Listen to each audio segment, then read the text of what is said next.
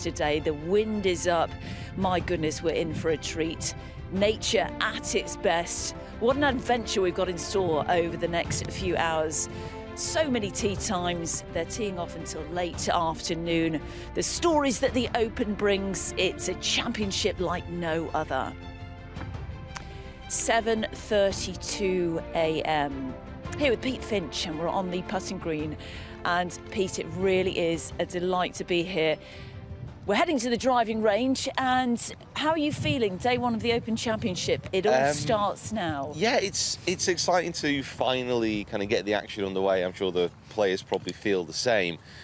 I would expect that they'd hoped for slightly warmer and slightly stiller conditions. Normally a links course in the morning, it can be quite calm, it can be quite pleasant.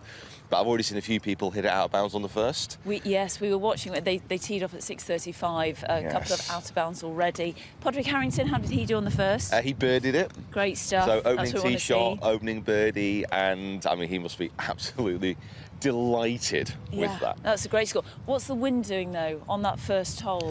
So, as people might know, it's out of bounds on both sides. The wind is off the right-hand side, and it is cold. As far as an opening tee shot goes, it's probably not the one that you wanted first thing. No. Just looking at Lee Westwood to our left, Pete, getting ready for his tee time. Looking at the tee times, Westwood is off at 8:14, so he's come down to the driving range. Would we expect him to come a bit earlier? No, I think that's about fine. 8:14, yeah, because what you want to be doing, especially in temperatures like this, is getting to the first tee still warm. You don't want to have any chance to cool down. You want to be able to go. You don't want to be having that weird kind of wait while you look over that first tee shot. You want to be able to get on that tee and go straight away. Really great to see Lee here at the Open Championship. He did unbelievable in Open qualifying. So he was playing in a live event in Dallas. He flew in, got there on the Monday, the Open qualifying's on the Tuesday, and he arrived about 7 p.m. in the evening. It was hammering it down with rain. We were all having nice dinner in the clubhouse, and he wandered around the golf course, checked it out, went the next day, shot 7 under over 2 rounds, won qualifying, and it's his first major in about 4 years, I think it is. Absolutely brilliant performance. Let's go further down. Just spotted Cam Young. He's getting ready for his tee time. He's off at 8:25. Of course, came so close to Open Championship victory in 2022 when Cam Smith was victorious at St Andrews. But this is where you're just getting warmed up. I mean, you've got to do your stretches. You've got to get the body ready because you're going to tense up in this cold, aren't you?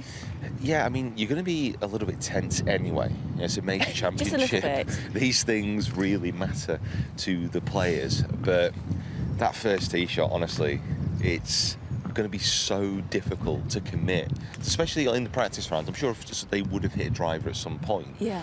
But most of the time it's an iron or a fairway wood off that tee. Yeah, that's why you have to come here a couple of weeks before, come and play in different conditions. Absolutely, because it can change so quickly around here as well. Like the wind can switch, the rains can come in, which is expected to happen a little bit later on today as well. So yeah, you've got to be prepared. That bag is going to be full of everything. Waterproof to short sleeve tops. Just looking at that amphitheatre around that first tee now, and the crowds, they really are swelling. So many avid fans who are queuing from 5:30 this morning to watch, to get their spot, to get their seat on the front row, the best view. And looking down that fairway, the clubhouse is just to the right-hand side, and the clubhouse has got a little balcony actually where a lot of members will be applauding the shots as they go down. They won't quite be able to see that back tee. It's so far back because the members normally play from a lot further forward, so it's a completely different ball game. But great to see so many crowds in force today. These tee times, I'm looking at some standout ones. Shane Lowry, he's off at 10:09 with Colin Morikawa and Scotty Scheffler. What a three-ball just before then. It's the defending champion at 9:58. Make us write these down so you can check out all their scores. Anders Schauffele, JJ Spawn and Jon Rahm. Many people tipping Jon Rahm for success this week. What are your thoughts? I think so. He was my kind of pre-tournament pick. You did all right last year, didn't you? Yeah, you know what? You picked the winner. It's kind of difficult with the Open because the clue is in the name. Yes. And something which really makes a difference is the draw. And it does appear that a morning draw and an afternoon draw, as far as tee times is concerned, is going to be a benefit. Because I think when Rory tees off, for example, it's still going to be the same wind today, but it's going to be wet as well. So massive following for Rory, who's playing with Justin Thomas and Tommy Fleetwood.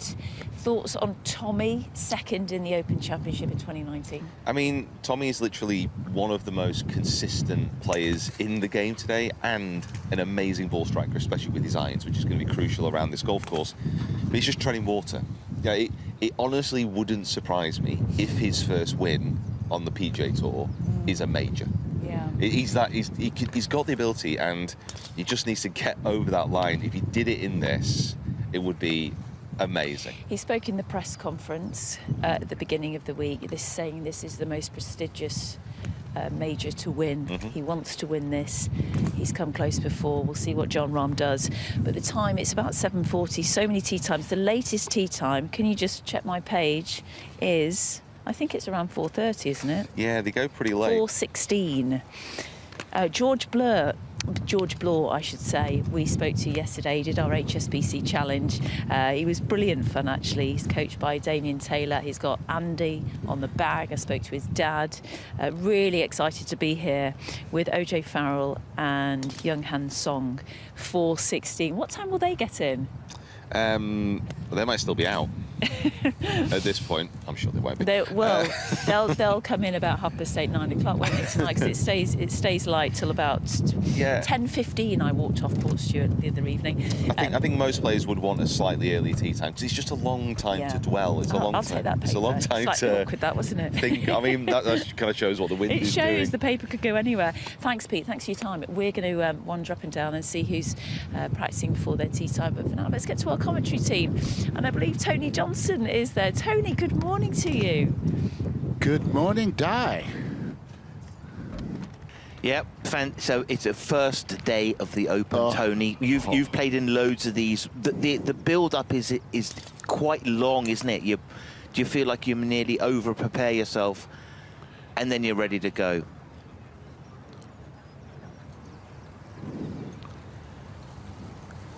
That's so true. All the planning, all the preparation, and then you wake up on the Thursday morning and why am I shaking? why are my trouser legs fluttering and there's no wind yet? I'm still in my bedroom. Yeah. But it is the best feeling in the world, getting on that first tee of the Open Championship. Oh my goodness, it's heaven. Can you remember your first one? I remember the couple of qualifiers that I missed very well, because I missed the first one by about 40, then 30, then 20, and finally made one, and it was just the best feeling in the world.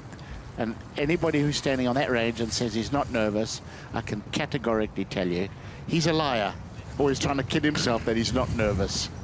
So how do you deal, like, say, for example, many of our viewers play competitive golf. How do you get over that first tee nerves? Or do you not? Do you just have to deal with it? You've just got to deal with it. And deep breathing, deep breathing sounds, pretty simplistic, but it's a fact. Deep breaths, try and calm your mind, and just tell yourself that, yes, it's right to be nervous, because I've always wanted this. I love being on this first tee. And if you weren't nervous, it doesn't mean enough to you. Yeah. Pack your bags and go and play bowls or something. Yeah. Now, Lee Westwood did very well, as we heard earlier, to qualify. That shows his love of it, doesn't it? It absolutely Went to qualify. I'd have to take my hat off to that. Without question. And I mean, it's still quite hard to believe that he never won a major. I mean, his weakness was always his chipping. And the problem is, in all the majors, and particularly the Open, where you've got runoffs off greens, firm greens, smallish greens often, you're going to be chipping a lot. And you can rely on the putter often, putting up hills and humps and through hollows. But, if you've got one glaring weakness, it does show. But, you think how often he came close in majors. Yeah. And primarily down to this department. The long game, he's been as good a striker as anybody on the planet for the last 30 years. He had 15 years, really, of playing golf from the middle of the fairway, 280 yards off the tee. That's amazing, Which was long. He just played golf from there. Not a great bunker player either. Recruited Pete Cowan, who's sitting in the background, who he's just walked past. Pete huddled up in his traditional black outfit. Yeah, I don't think he owns. I think literally his entire wardrobe Is black. is black. Yeah. He wakes up in the morning. He doesn't have to worry about, does this colour go with that? No. Right. Which black trousers will I wear? Which black shirt and which black sweater? Right. I'm ready to go. No. Thomas Dietrich. What a success he's had in the US. Amazing. Blossomed, didn't he? Blossomed when he went to America. Because Amazing. We kept wondering why he hadn't got across the line in Europe. And, I mean, so talented. Maybe an indifferent putter, which I think he's worked very hard on. But, yeah, he went over to America and just turned into, you know, the player we expected him to be. Yeah. Very solid. Worked through a lot of drills. 30 minutes before he heads out.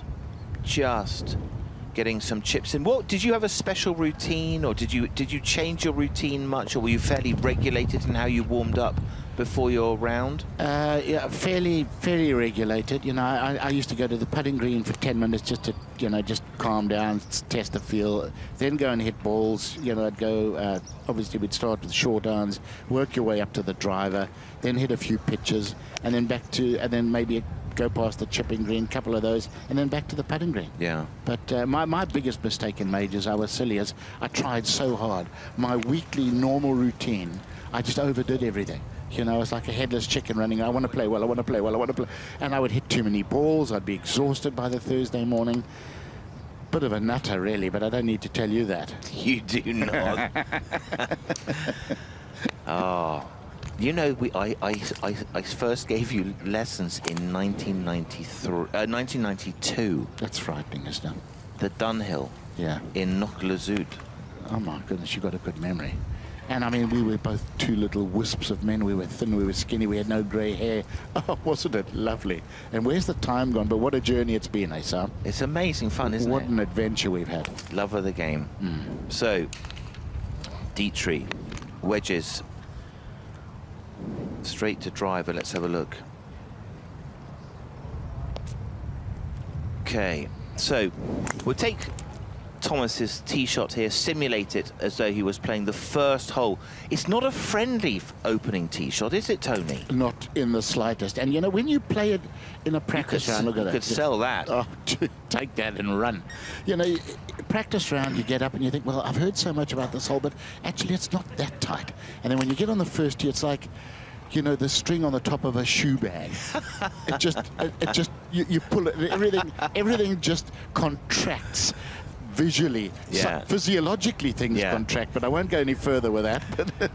But man, just everything narrows down. And suddenly, oh, hang on, there is out of bounds left. There is out of bounds right. Oh, help me, somebody. Yeah, no, there's a trap up the right, which is 270, and there's a trap up the left, 295. Well, how would you play that? Would you go? I mean, I think it's into the wind here. You've probably got to hit a 3-wood minimum, which isn't a great flighted shot on the first hole, is it? No, it's just stinger a driver. Patrick Cantlay, he's off at 825. It's not a friendly. It's not a friendly start. It's not sort of a loosener. No. And that's a nice way to get into the competition. It's nothing like the tee shot at St Andrews. Exactly. You get on the first tee and your heart rate's up to 120 already. Yeah. And then you look down there. Normally the first is downwind, so you can nudge it down there with an iron. These guys are going to have to hit woods today. I think so. And the heart rate is immediate up. You know, try not to have a palpitation. Now, Patrick Cantlay, another guy similar to sort of the Westwood style when Westwood was in his pomp. Superb tee to green, good at everything else. Hasn't really impressed in the majors. No, not really, but you have to think that the time is coming. You know, he's good in every department. Yeah, you would expect him to have a better record. Yeah. I think. Got Joey LaCava on the bag. Oh, has he? Yeah. Has he? So, Yeah, Patrick Cantlay, let's have a look at his swing. So, everything very well proportioned. You know, one of those guys who just, when he stands to the ball, you go, oh yeah, I can see that. Have a look at that. Just looks ready to pull the trigger, doesn't he? Great posture. Yeah. Watch that kind of left shoulder aim down at the ball, and then off he goes. So just very clean angles You know, I think that's one of the things, you know, being able to turn around your spine like he does. You know, you've got your spine angle hangs over the ball from your hip hinge, and then when you turn that chest, that left shoulder's got to aim down. There's so many times that left shoulder kind of pulls up, and then you're going to get stuck under it. So, yeah, those his record. That's the 2025 season. The Masters, his best finish, a 36, which is very ho-hum for him. And then 2 missed cuts. He's a better player than that, isn't he? Yeah. He really is. I wonder if he's a guy that tries too hard. Yeah, it's easily done. Majors, it's so easily done. Yeah, when you want something so badly, so badly, and then the better you get, and you don't get a major, and the longer the run goes, then you start to be there's a sort of that terrible. Who's the best player to have never won a major? Which is a terrible question, isn't it? No, that's not a nice. Monty. Westwood. Yep. This guy, Fowler. There's a bunch. Oh, there's a bunch. Well, you know, there's only 4 of them. That's it. You get 4 shots in there. And, you know, it's a question of timing. You know, we've seen guys who haven't had great careers but have won majors. Yeah. You know, just that particular week, everything falls into place. Brian Harmon. It's a jigsaw puzzle, isn't it? Yeah. There's so many moving parts. Yeah. You know, so many departments, and they've all got to just meld at the right time in the right week. Yeah. And, you know, sometimes it just doesn't happen for fantastic players. Yeah. No, I remember talking to Ernie Els about it, and he just said, you know, it was so hard because Tiger felt like Tiger was going to win 2. You know, it was like, how many chances am I going to get? And if I'm going to win one, I got to beat Tiger. Yeah. You know. And the elite, the real elite, are just, you know, they're just that much better than the pack, aren't they? You know, they're up there every major. Yeah. They've found a way to do it. They found a way to contain the nerves, keep their natural game. And I think we've got Billy Foster on the camera there, have we?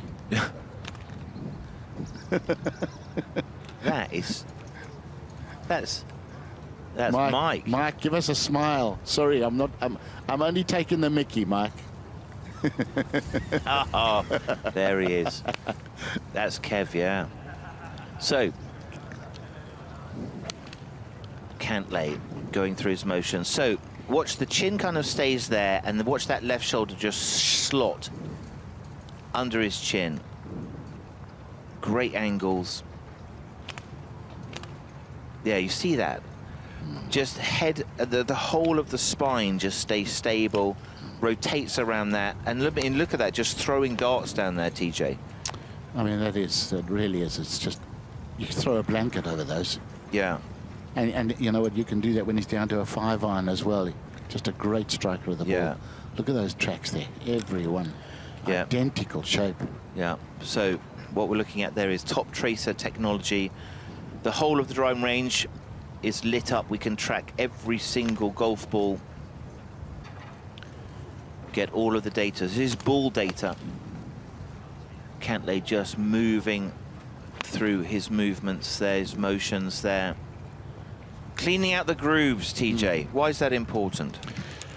You know, I mean, obviously the grooves, they are what grip the ball, produce the spin, and you want them clean at all times. That's the caddy's job generally, but when you're on the range, you do it yourself. So just watch those feet. Move a little bit into the right, early to the left. Very balanced, isn't it? Very, very clean looking action. The rhythm the same. It's not a hit. There are swingers and there are hitters. You know, Rahm is a hitter. Yeah. Rory, swinger, blend. So yeah, Cantlay very much a rhythm player. There it is. There's the look. Now we are actually on the 4th hole. There, and there it is, the beach, and then up over the dunes to the magnificent Royal Portrush Golf Club.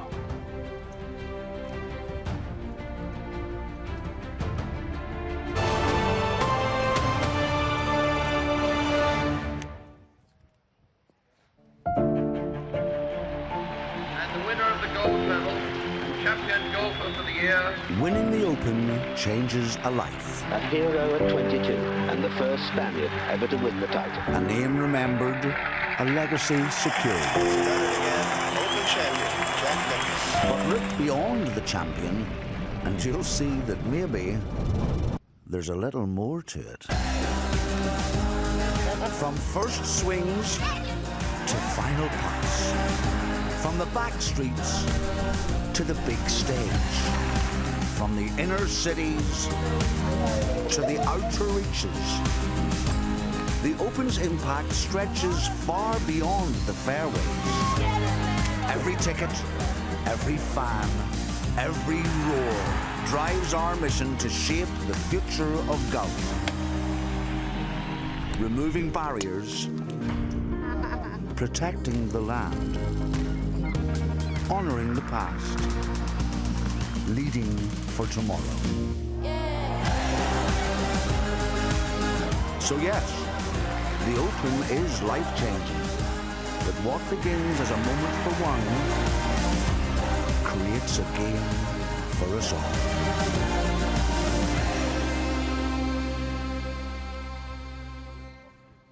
My business has taken me all over the world, and one day, my son will take over. The family business just wasn't for me. I wanted to build something of my own. And when my father saw how passionate I was, he did everything to support me. Now I have a daughter. All I want is for her to be 7,000 miles from home, but this is exactly where I need to be, and no one understands that better than my dad. Wherever life or business takes you, HSBC can help.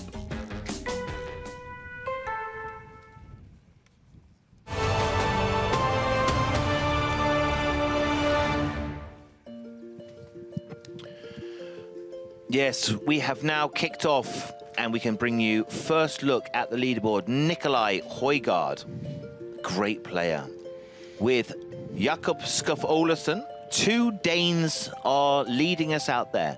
And to my Danish buddies, Skidegaard. So, Marco Penge, amazing young player. Phil Mickelson, all the way down. Danes are doing well, aren't they? The Vikings. Hey, the Vikings are coming again. So, yeah, that's it. It's the Open. The best major. Tony, where would you rate it? 100% top? No question. The Open Championship is majors. Oh, off the charts, number one. Without question. It was a trick question. The greatest. No, I'd have had to take you out if you'd have told me. You know, I know a lot of the Americans tend to say the Masters, but no. You know, if you were going to win one major in your life, this is it. Yeah. This is it. Now, Cam Young off at 8:25. Earpods in, listening to music. Is that something you could have done, or would you have needed to hear the ball hit off the face? Absolutely. You know, they did a test a long time ago in the 80s. They put earplugs in players, and I mean, they were like lobotomized baboons trying to hit the ball, seriously, because you couldn't hear the strike, you couldn't hear anything, and it was absolutely, it was gruesome, duffing and thinning, and no, I couldn't do that with him. I mean, look, he's only got one end, but you know, is it just to relax, or are they playing stuff from their sports psychologist? I don't know, but no, and you know, you need to hear the wind. Yeah. You know, especially, obviously, when you're playing, you need to hearing the wind is a large factor. Gives you a sense, doesn't it? Yeah. Cam Young, I mean, he nearly won the Open. He was amazing at St Andrews, and not really kicked on. Doesn't have a PGA Tour victory yet. Got a great looking swing. Got a long pause. Yes. Have a look at this. It's loose, isn't it? Beautiful, loose. Yeah. But look at the pause. It's like the club stops. I mean, there you could actually read the marker on the driver shaft, on the 3-wood shaft. There, it's a total stop, isn't it? Well, I mean, Hideki had a full stop, didn't he? A complete, yeah. Right? Yeah. And this is I'd say that's a full stop. This is a full Hideki. You see some players with sort of a semi-Hideki. Yes. This is a full Hideki. And I agree with you. You know, the nice thing about this is you can read the writing on his driver, because you used to say to me that you could read the writing on my shaft at impact. It was so slow. Here we go. So if we superimpose this is the 5th hole. We can take his shot there. There it is, the 5th. drivable sometimes, but with a lot of risk over the back there, Tony. OB just at the back of the green there. There's a bit of risk reward. How would you rate this golf course, TJ? You've played a load of these links courses, which are beautiful. You know what? I would rate St Andrews as my favourite to play because it's St Andrews and it's the home of golf, you know, etc., etc. But in terms of links courses, in my book, now this is a big call. This is unquestionably, visually, the best of them all. And I'd have to say, I think this is the greatest links course I've ever been to. Yeah, we've been around the block a few times. Yeah. It is absolutely stunning, and what a test, my goodness. Yeah, no, I do agree with that. I think, you know, it's a hidden gem. If it's not on your bucket list, you really should have one game around here without any doubt. So here we go. Cam Young, up and stop and go. Very distinctive, very disciplined. Do you think under pressure, like the competition pressure, as the tension grows, that's an artificial thing that he's hanging on to? Do you think that's a natural thing? Could that be something that's missing in his game? His iron play's been awful this year. Yeah, that's a very good question. You remember Bobby Clampett? Yeah. I mean, he had a massive pause. I mean, it was twice as long as this. And he actually led the Open one year. And then on the weekend, it was almost like he'd get up there, pause, and then things went out of sync. Yeah. So yeah, it's a very that was good heartbreaking, question. wasn't it? Yeah. Heartbreaking. Yeah. A lovely man, too. Yeah. Did Nick Price win? No. No, Watson won, I think, that Open. When Pricey messed up at the end, anyway. So, Cam Young, watch the movement here. So it's very high, and it totally stops. Watch that mark on the shaft. It stops. It's very fluid, isn't it? So when he's looking over his left shoulder there, what he's doing is he's looking to the huge scoreboard, which is where we store all of the top tracer data. So we're showing you, there it is. Oh, amazing. How on top of it is our production. So there you go, Cam Young. You can see his shots. And so technology has become a very important part of the game. And so we're bringing you the same technology. So you are watching at home what they are looking at when they look down at the monitors or they look down over onto our scoreboard. So here we've got a little contest here. Here's the warm-up of Cantlay versus Cam Young. Cam Young sends one down there, 182. I'd say he's just moved into driver. Cantlay probably 8 degrees, 72, probably a driving iron, I would think there. 301 yards of carry, TJ. It's unbelievable, isn't it? I prefer the old technology. You know, when you used to coach me and you used to just stand there and go, that's rubbish. That's rubbish. That's rubbish. That's less rubbish. It was fun, wasn't it? Oh, wasn't it just? Hey, so Cam Young looking for his first win, and you just feel like, you know, he showed a sign of something. Wake Forest graduate. Great place in North Carolina. Beautiful college. And so even with the driver, it's very deliberate, isn't it? Very, very interesting to see that pause. He's kind of a laid-back character, isn't he? He doesn't look as though there's a huge amount of up and down in him there. No. So it is, I suppose, you know, be your nature, isn't it? I mean, you were sort of a bit shorter and faster, and that's Pricey was shorter and faster. Yeah. Yeah, I think Ernie's slower. Your swing has to match your personality. Yeah, the Ernie rhythm was in particular. The long, languid walk, you know, and the swing matched it. You know, Nick Price was, you know, a faster walker and a faster talker, fast swing. Yeah, I don't think you can fight your natural instinct. Yeah, so maybe this is his natural instinct. Yeah. It's certainly interesting to see these kind of, I mean, who's got, let's think here. But I mean, that is a full stop, isn't it? So that's kind of his stinger shot, you can see. So he's just dropping the apex. That's a link shot.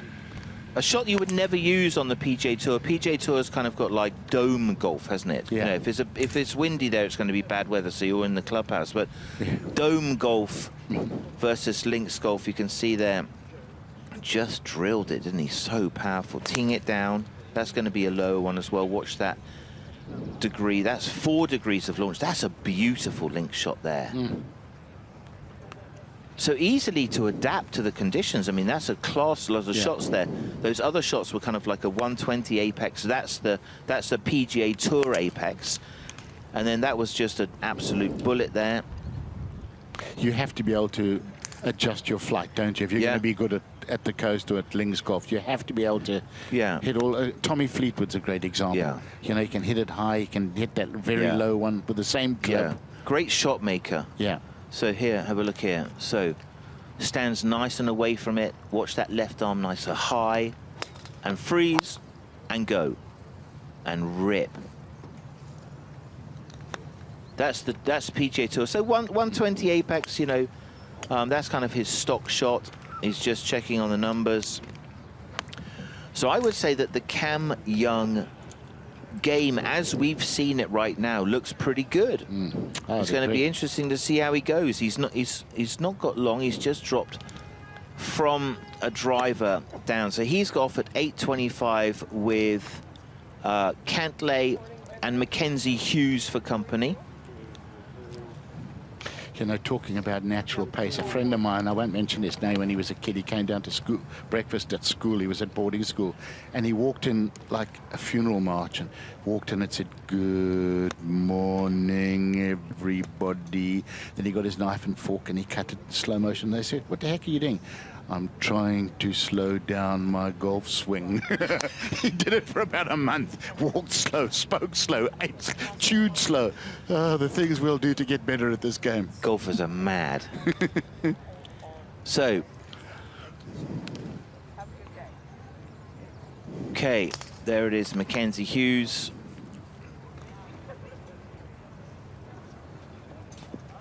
Just tucking in that left and right sleeve there. That's just a connection drill.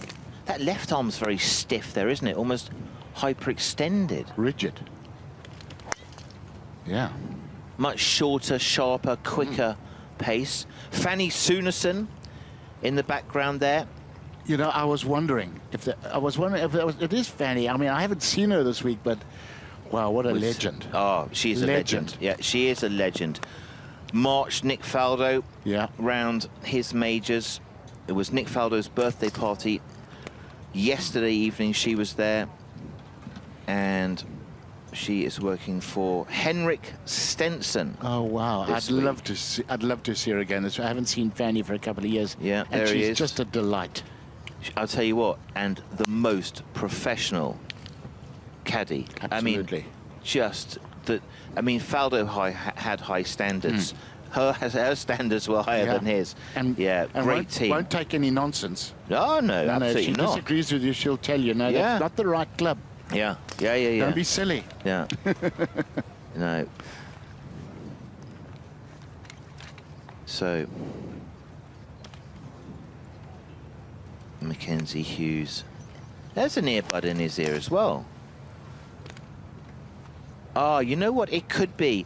They could be tied up to their ball measuring machines, listening to the ball data off their devices. I wonder if he's got his machine. No, I don't think he's got that. I don't think he's got one. Is it just music? What music would you be listening to, Tony, 15 minutes before you tee off? If I had to, I would probably have chosen somebody like Bread, the group Bread. Oh, really? Yeah, absolutely. I was thinking more Thunderstruck I by would give AC/DC everything or something. I own. Oh, really? Yeah, no. Don't start singing. Because I needed calming down. Down. Yeah.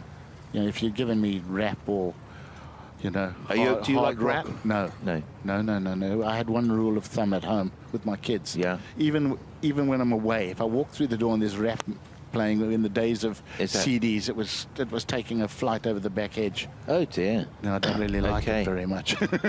Wow. Okay, now this is the par 5, longest hole on the course, an absolute beauty, a new creation. Martin Ebert, genius. Work he's done here, the work he's done at Turnberry, where you take a classic gem and you measurably improve it. Astonishing work. The work at Turnberry is just off the charts good. I was there this year. I couldn't believe how much better it was. It's off the charts. Now you see the sea on every single shot. Just an absolutely spectacular competition course. And this one as well, magnificent. So Mackenzie Hughes, we wish you well. Great job. Here we go. So it's a very complex golf course. You know, St Andrews is very much like straight out, straight back. Just a little loop at the end and back you come. Not this golf course. Moves all over the place. Lots of dog legs. Lots of different directions. Yeah, and lots directions. of different winds. Yeah. Let's perhaps have a look at some of the holes the players will have to negotiate during the competition. Huey's. One of the most difficult opening shots on the Open Rota. Any player will be happy to simply avoid crossing the white stakes, which line both sides of the fairway. Echoes of Rory McIlroy's opening iron in 2019 will remain in the minds of players and fans alike.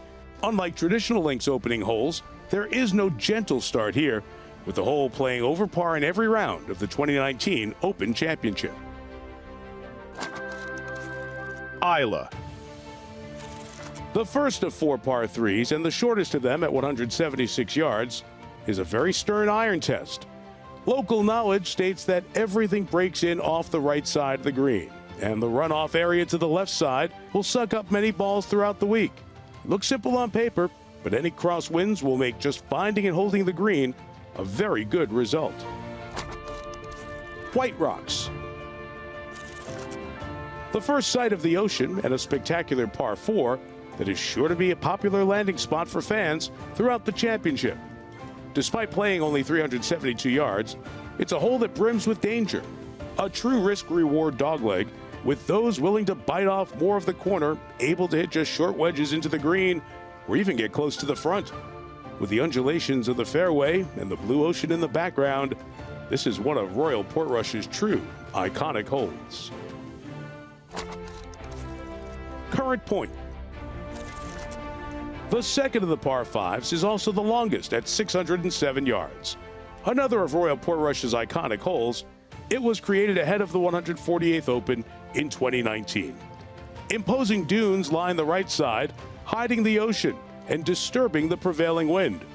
A huge fairway bunker guards the right side, and anyone who ends up in here will play it as a true 3-shotter.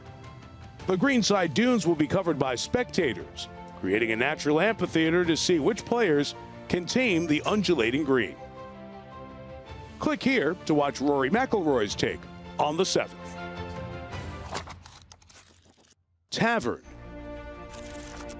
The final hole on the outward 9, and things don't get any easier. The hardest hole on the front side in the final round of the 2019 Open. At 432 yards, it can feel like much more when the wind is hurting. Sweeping from right to left, the sight line off the tee is nothing but thick rough and some pot bunkers at the turn of the hole. The large green has 2 tiers, meaning many will be tested on their lag putting. A par at the 9th should not be taken for granted. Calamity Corner. And then we come to Calamity, one of the Open's most iconic and fiendish par 3s. 236 yards of pure terror, the valley to the right constantly in the mind as the wind blows directly into your face. Expect to see players take a lot of club into this green. Many will bail out left, where swales await to absorb any balls that miss the green. This hole is sure to play a leading role in the drama that will unfold at the 153rd Open. Babingtons. Those seeking to secure the claret jug and a place in history face a demanding final challenge on the 18th. with the biggest obstacle being the landing zone from the tee. With dune land to the right, the players will favor the left side, which also opens up the view to the green. A large bunker short right may tempt players to take more club. Come Championship Sunday, one player will take the greatest walk in golf, heading into this spectacular arena, about to be crowned Champion Golfer of the Year.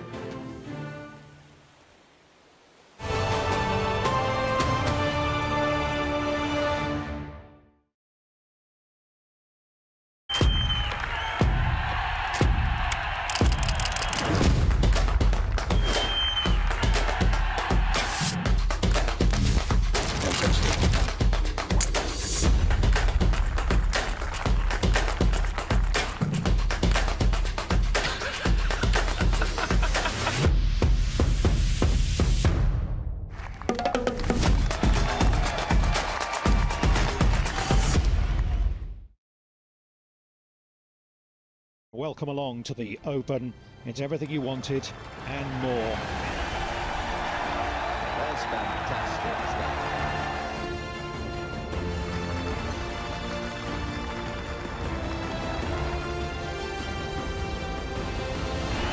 Absolutely brilliant.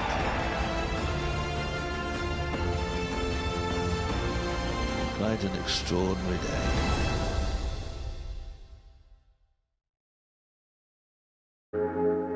On the tee. Yeah, she was staring this one down, and for good reason. Look at this.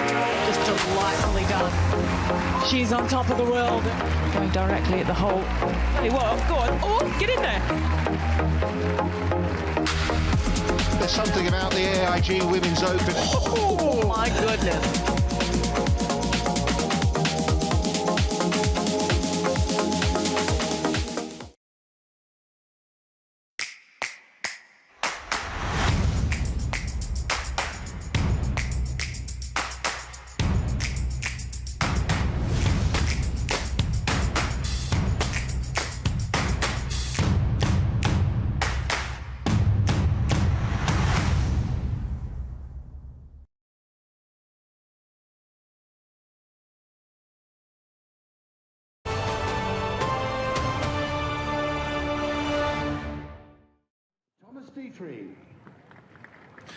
Good morning, everyone. George Harper Jr. here, and I am back on the ground. It's been a busy few days. We've had such great access to all the players, so once again, thank you to the lads who got involved throughout the last 3 days. But now it's tournament time. The putting green is quiet because the first wave of players has just gone out, but there'll be plenty more to come.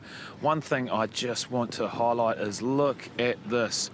It's already so early in the morning, it's just gone 8 o'clock, and the crowds are hissing into the Open Championship Day 1. This is what it's all about. It's all about the fans, the global fans as well. So many people from so many different parts of the planet are here to watch the best in the business. And this, as we showed you earlier in the week, this is the walkway that the players will go to get to their first tee. There's Akshay. Play well, my man. He's been looking fantastic in the warm-ups as well, but this is just beautiful. So they come charging down here, and then forged by nature, won by champions. That is where they take to the first tee. We saw Padraig Harrington get things off in fine style this morning, 6:35 a.m, and you know what he did? He went and birdied the first hole. How good is that for the local crowds? But I'm going to be hovering around here a little bit today, and I'm going to make sure I'm back here for one of the feature groups of the morning. Shane Lowry, Colin Morikawa, and Scotty Scheffler. They're off just after 10 a.m, so I'll make sure we'll try and find them for you, get behind the scenes and get you G'd up, because it's only going to get better throughout the afternoon. So I'll keep an eye on things down here, but Simon, you keep an eye on things up there.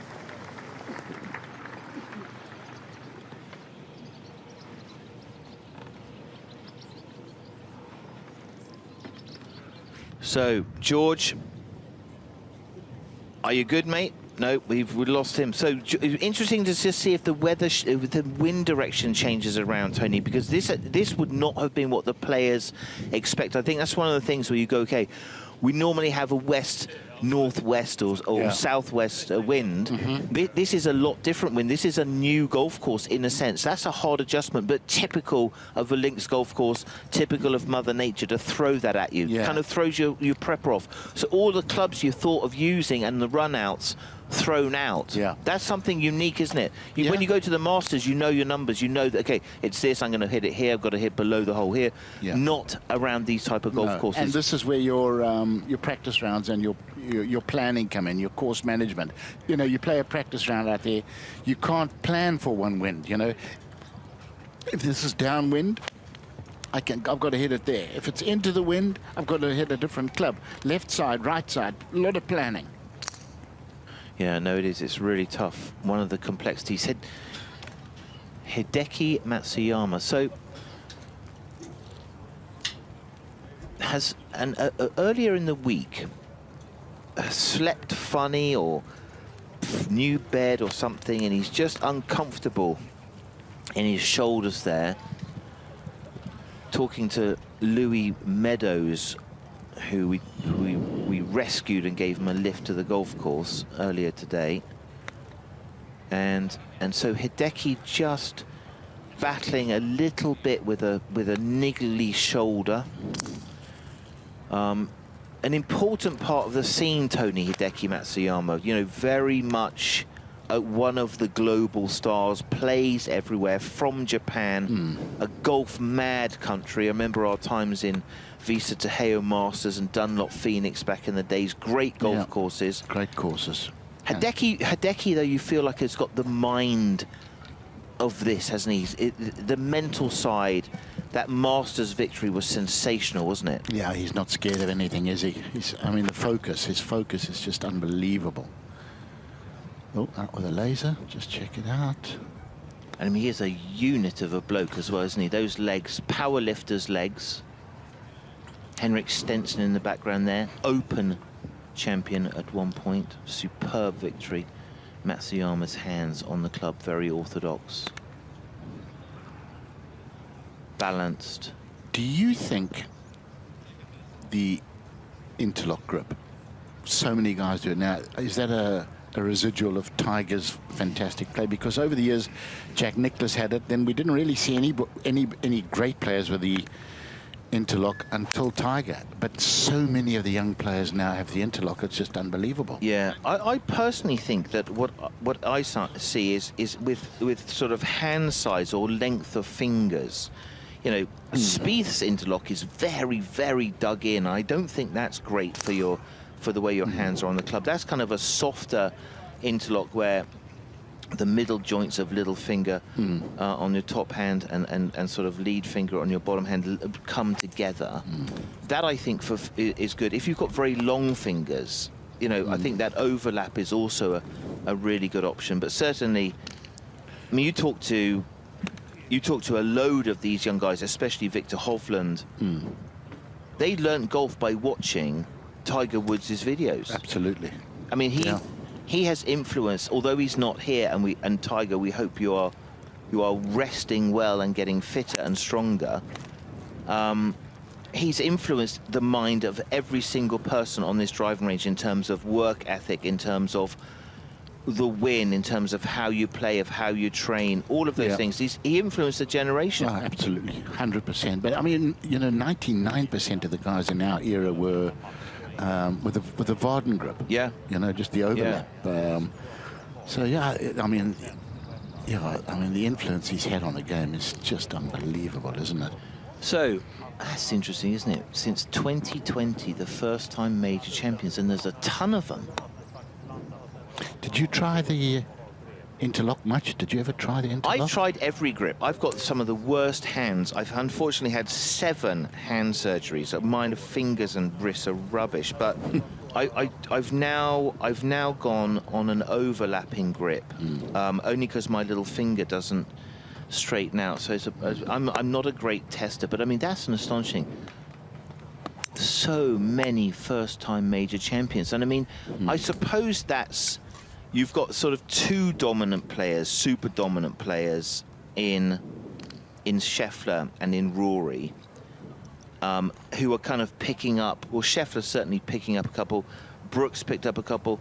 The Tiger Woods period was a much more difficult time period. So there are rich pickings for those who can take it at the moment. So Matsuyama, yeah, just he was completely... Got a problem, hasn't he? Yeah, we heard that earlier, so... Left pec up there somewhere. Yeah, so just kind of... That must hurt at the top of the backswing. Yeah, or just, you know when you've got a niggle, though? Oh, you had a load of niggles. Yeah. You were... Mainly mental. Well, there was no... I can tell you, I actually can't tell you, the madness of the professional golfer's psyche. Anyway, so Hideki is just, I think, well, first of all, he's just waking up. Just waking up. It is 8:22 in the morning. Came in from Japan, maybe feeling just a little bit of lag there. So he's just going to put some... And the reason the guys are doing that is just to see the impact of the wind based off their normal numbers. So they'd be very, very specific on their normal numbers, and then hitting into this wind just to see the impact. It's a heavy wind, a links wind. It does influence massively the carry numbers, Tony. Yeah, no question. Yeah, and they talk about the heavy wind, and it's a fact. The air just feels heavier. You know, if ever you're going to jog, go and do it down here because you're getting twice as much oxygen. Yeah. It feels like. Woolly hats.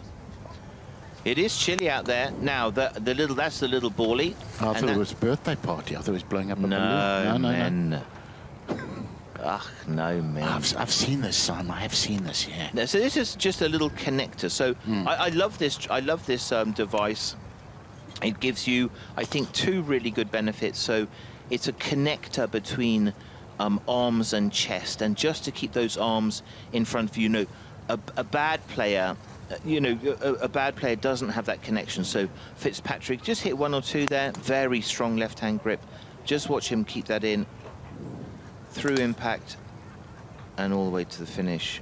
So just to get a sequence feeling, it's like a tempo beat.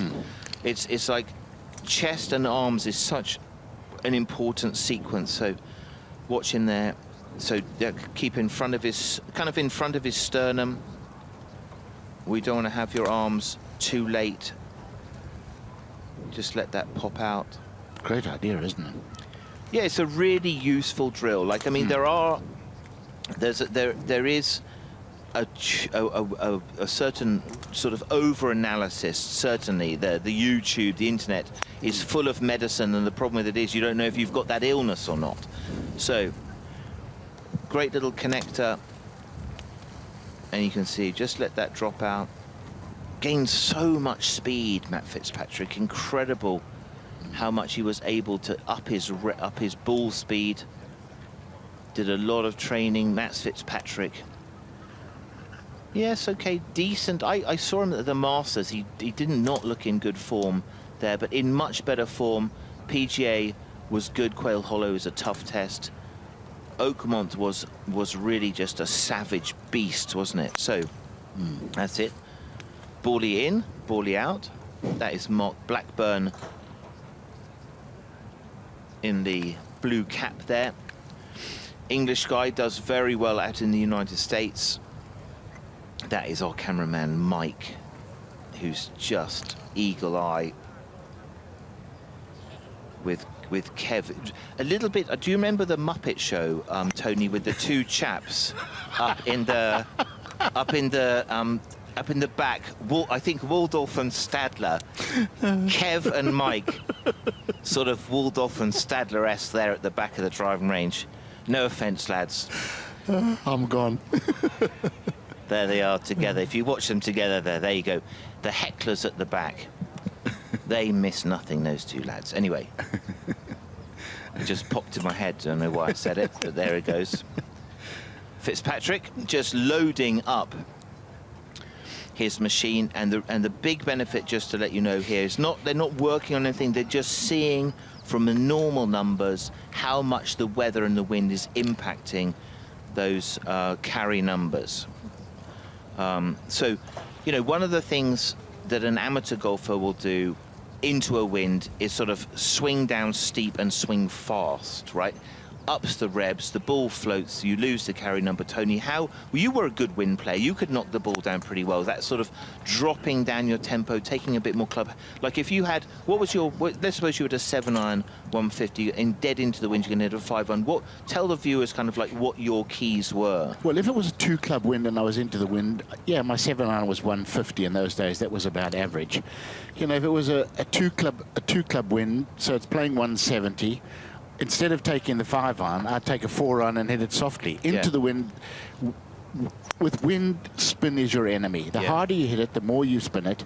Take a club extra, hit it softly. I'll probably subconsciously shorten the swing a little on the way back and the way through, and just hit it softly. Take spin off it.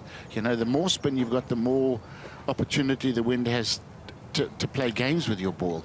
You know, a lot of guys who haven't played in a lot of wind, they go, oh, it's a 2-club wind, I'll take 2 clubs more and just hit it hard. You know, and it goes up in the air balloons, and the wind ends up turning out to be 3 or 4 clubs. And, you know, they keep scratching their head, why am I 20 yards short of the green all the time? Yeah. Get rid of spin. Simple. Yeah, it was very interesting. We were watching Bryson DeChambeau hit during the week, and he's obviously got, I mean, incredible speed, super high apex. Spin management is a lot of what he works on.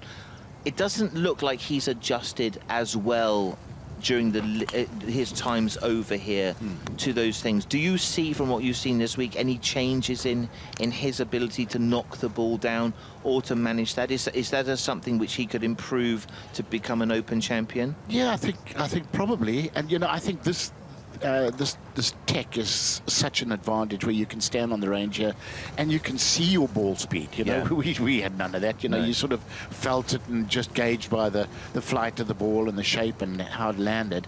I mean, the technology is just amazing. Yeah. Well, we have that technology here, Top Tracer, just to give you all of the data. So Fitzpatrick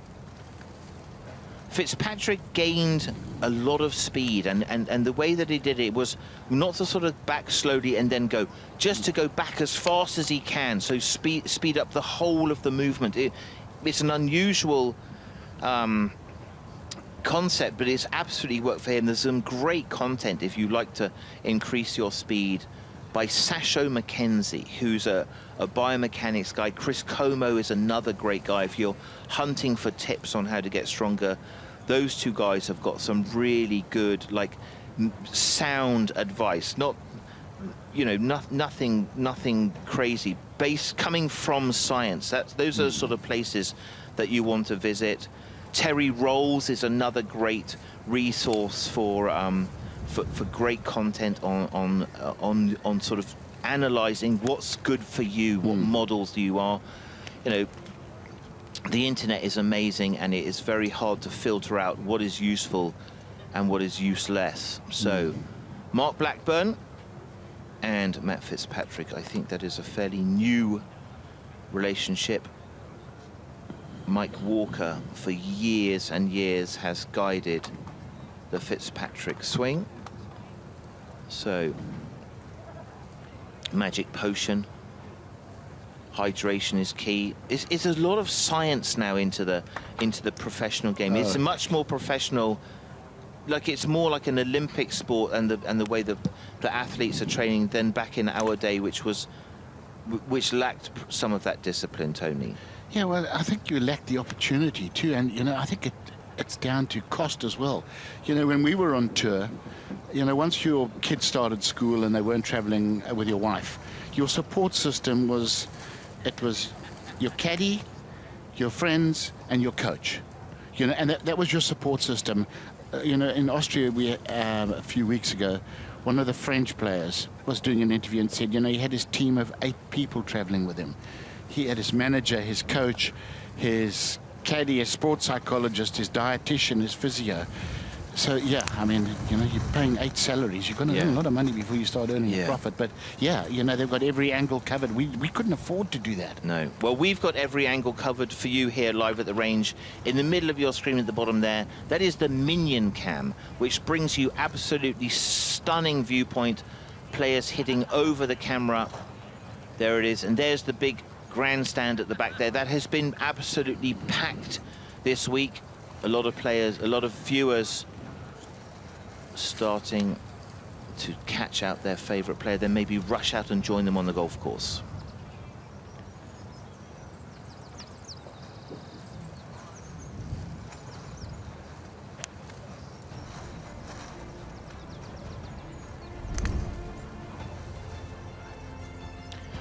Absolutely fantastic views. This is a piece of paradise.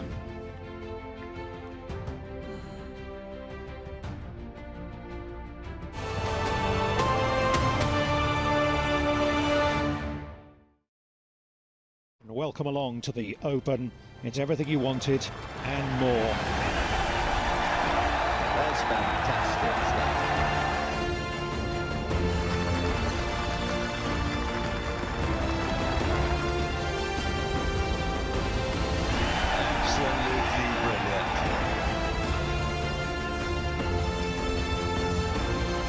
Quite an extraordinary day.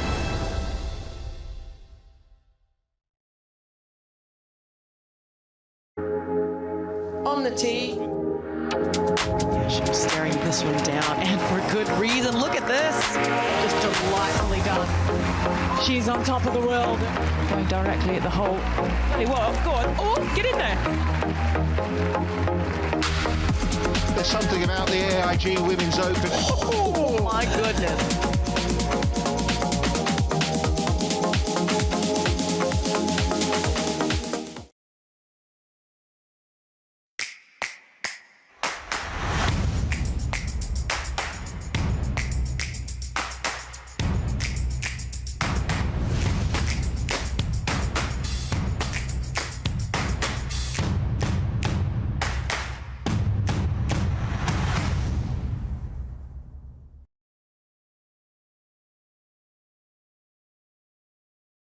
Just swing.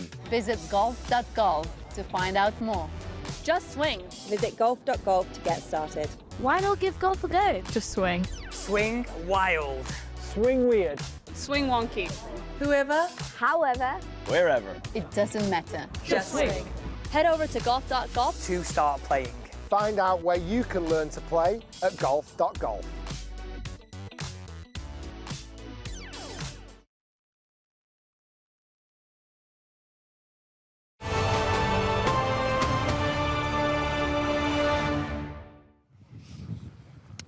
Welcome back to Live at the Range. Play is underway. Day one of the Open Championship. Pete, it's a little bit chilly, so I want to keep moving our bodies. Let's walk down here. We just had a massive cheer about 5-7 minutes ago from the third hole. Phil Mickelson. We did see it. He managed to save par. How did he do it? He left his first shot in a bunker, Yeah. which isn't great, and then you know- hold his second, which is great. It was absolutely sensational. So Phil Mickelson saving par on the third hole, par 3. The crowd went absolutely wild. We could hear it from here, from the driving range. There's so many different amphitheatres here. It was the first proper roar of the day, and I think great. this morning, because it is a bit cold, because people are a bit kind of hunched, it needs shots like that to get Yes. everybody going. Certainly does. Who have we got on the range? Got Matt Fitzpatrick just behind us. Made some positive steps at the Scottish Open last week. Had a good result there, top 5. Yeah, he did, and as far as like ball flight wise, he can manoeuvre the ball around really, really well, and like these conditions should suit him. He can get it out there distance wise as well. Kuvra next to him as well. Very, very good young French players, already won this year in Turkey. Really want to watch out for. He could be a great kind of outside pick, actually. Yeah. I really enjoyed speaking to Matt Fitzpatrick a couple of weeks ago. He was enjoying the British summer. He went to Wimbledon, went to Silverstone, enjoyed the Formula One. It's really lovely to see golfers doing stuff away from the golf course. I'm finding here at the Open lots of Q&As going on. We're hearing about what the players do in their spare time. Victor Hovland likes to buy a few things at the moment. He's just bought a barbecue and a blender.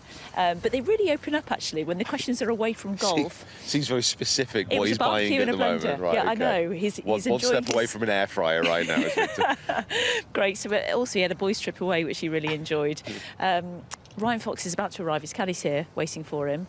He'll be here soon. But my goodness, what form is Ryan Fox in right now? Oh, he's quite a funny golfer in many respects because he can just go through these phases of playing some of the best golf you'll ever see.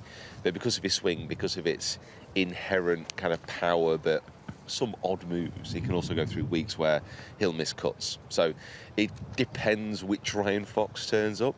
But again, great off the tee, incredibly powerful ball flight, and can hit it super low. Yeah. His caddy is just waiting. Brian Newman, 2 bays down. We've chatted to him a couple of times. Obviously, he won the Africa Amateur Championship and is one of 9 amateurs playing in the field this week. 17 years young. He's the youngest player to play in the Open Championship, here with his dad. And yeah, he did the 160 challenge yesterday. He was very gracious. He made 158. He was very close at the top of that leaderboard. But right at the top of the leaderboard at the moment, at the Open Championship, is Nikolai Højgaard. 2 under par through 7 holes. And he got a place at the Scottish Open last week, a final round of 64. So Nikolai will be absolutely delighted at the moment. Yeah, and he's, in all fairness, he's way too good of a player to be qualifying in this late. I have to say, I think with Nikolai and with Rasmus, in all fairness, like they're 2 players who they've won on tour before, they are good players. Just finding that level of consistency with those guys. You know, they're one of the group of young Europeans who have the ability to break through. We just need to find that, that little bit more form across an entire season. There's Phil Mickelson, who got that par save on the 3rd hole, 1 under through 4 holes. DJ, he was grinding on the range with Claude Harmon the 3rd late last night. Marco Penju, we spoke to on day 2. That was Tuesday, just 2 days ago. Marco with his whole family here, his wife, his father-in-law, Phil, who's given me some hand warmers, which I'm using today. Darren Clark, the crowds will be following Darren. He's got his house just up the road and only spent 6 days in the country last year. Where does he live, remind us? Yeah, he lives in the Bahamas, mostly full-time, which is something you can tell he's looking very healthy. I'm incredibly jealous of. I must admit. Can we go to the Bahamas now? It's cold. When he turned up this morning, it wasn't the Bahamas then, was it? Oh my word. He needed to put a few layers on. He was putting more layers on as he went down the first. We're talking about the British summer side. I don't think I've ever seen this many snoods on a July morning before. Yeah, it is chilly. And if we actually, Kev, if we can pan round to our grandstand here, the crowd, they're still optimistic. They've still got their shorts on, Pete, some of them. Optimistic, isn't it? Yeah, that's what we like. That's what. Maybe I think we're going to go up and chat to a few later on and see who they're following, who they're cheering. I've spoken to some South Africans, to some who've flown in from France and Germany, Norway, Victor Hovland fans. It really is great. It's an international scene here. The bars are absolutely packed. If you walk down the high street here at Portrush, I know you frequented the Harbour Bar last night. Did that go well? Well, I thought I would take in the local culture. Yeah. And the local Well, you're doing cuisine. it for the show, Pete. I am. It's called research. Yeah. And I take my job really seriously. What did you find out? What did you learn? What I found out is that after a certain amount of time, like things, you can forget things. They get loose. The harbour is a beautiful place to be, though. It is. It's brilliant. Wonderful views. And they've done, on a serious note as well, I know you did a lot of research. They've had lots of corporate events there. Niall Horan was down there the other night. So big brands like to use it. But Portrush, it's a hub. It's a hub right now, as is the range. It's going to get really busy very soon because Shane Lowry, who won here in 2019, he's teeing off shortly, as is Xander Schauffele, the defending champ. So we'll stay here. We might do some star jumps or jog on the spot. Pete, do you do exercise? No, I've still got a jacket on from last night. Okay. So I'm fine. Let's get to our commentary team. Tony Johnstone, Simon Holmes. Simon, have you been to the Harbour Bar? No, just really discipline, actually, Diana. I've been to the gym and Pilates studios, been hunting out the local Pilates studios, and yeah, just picture of health, really.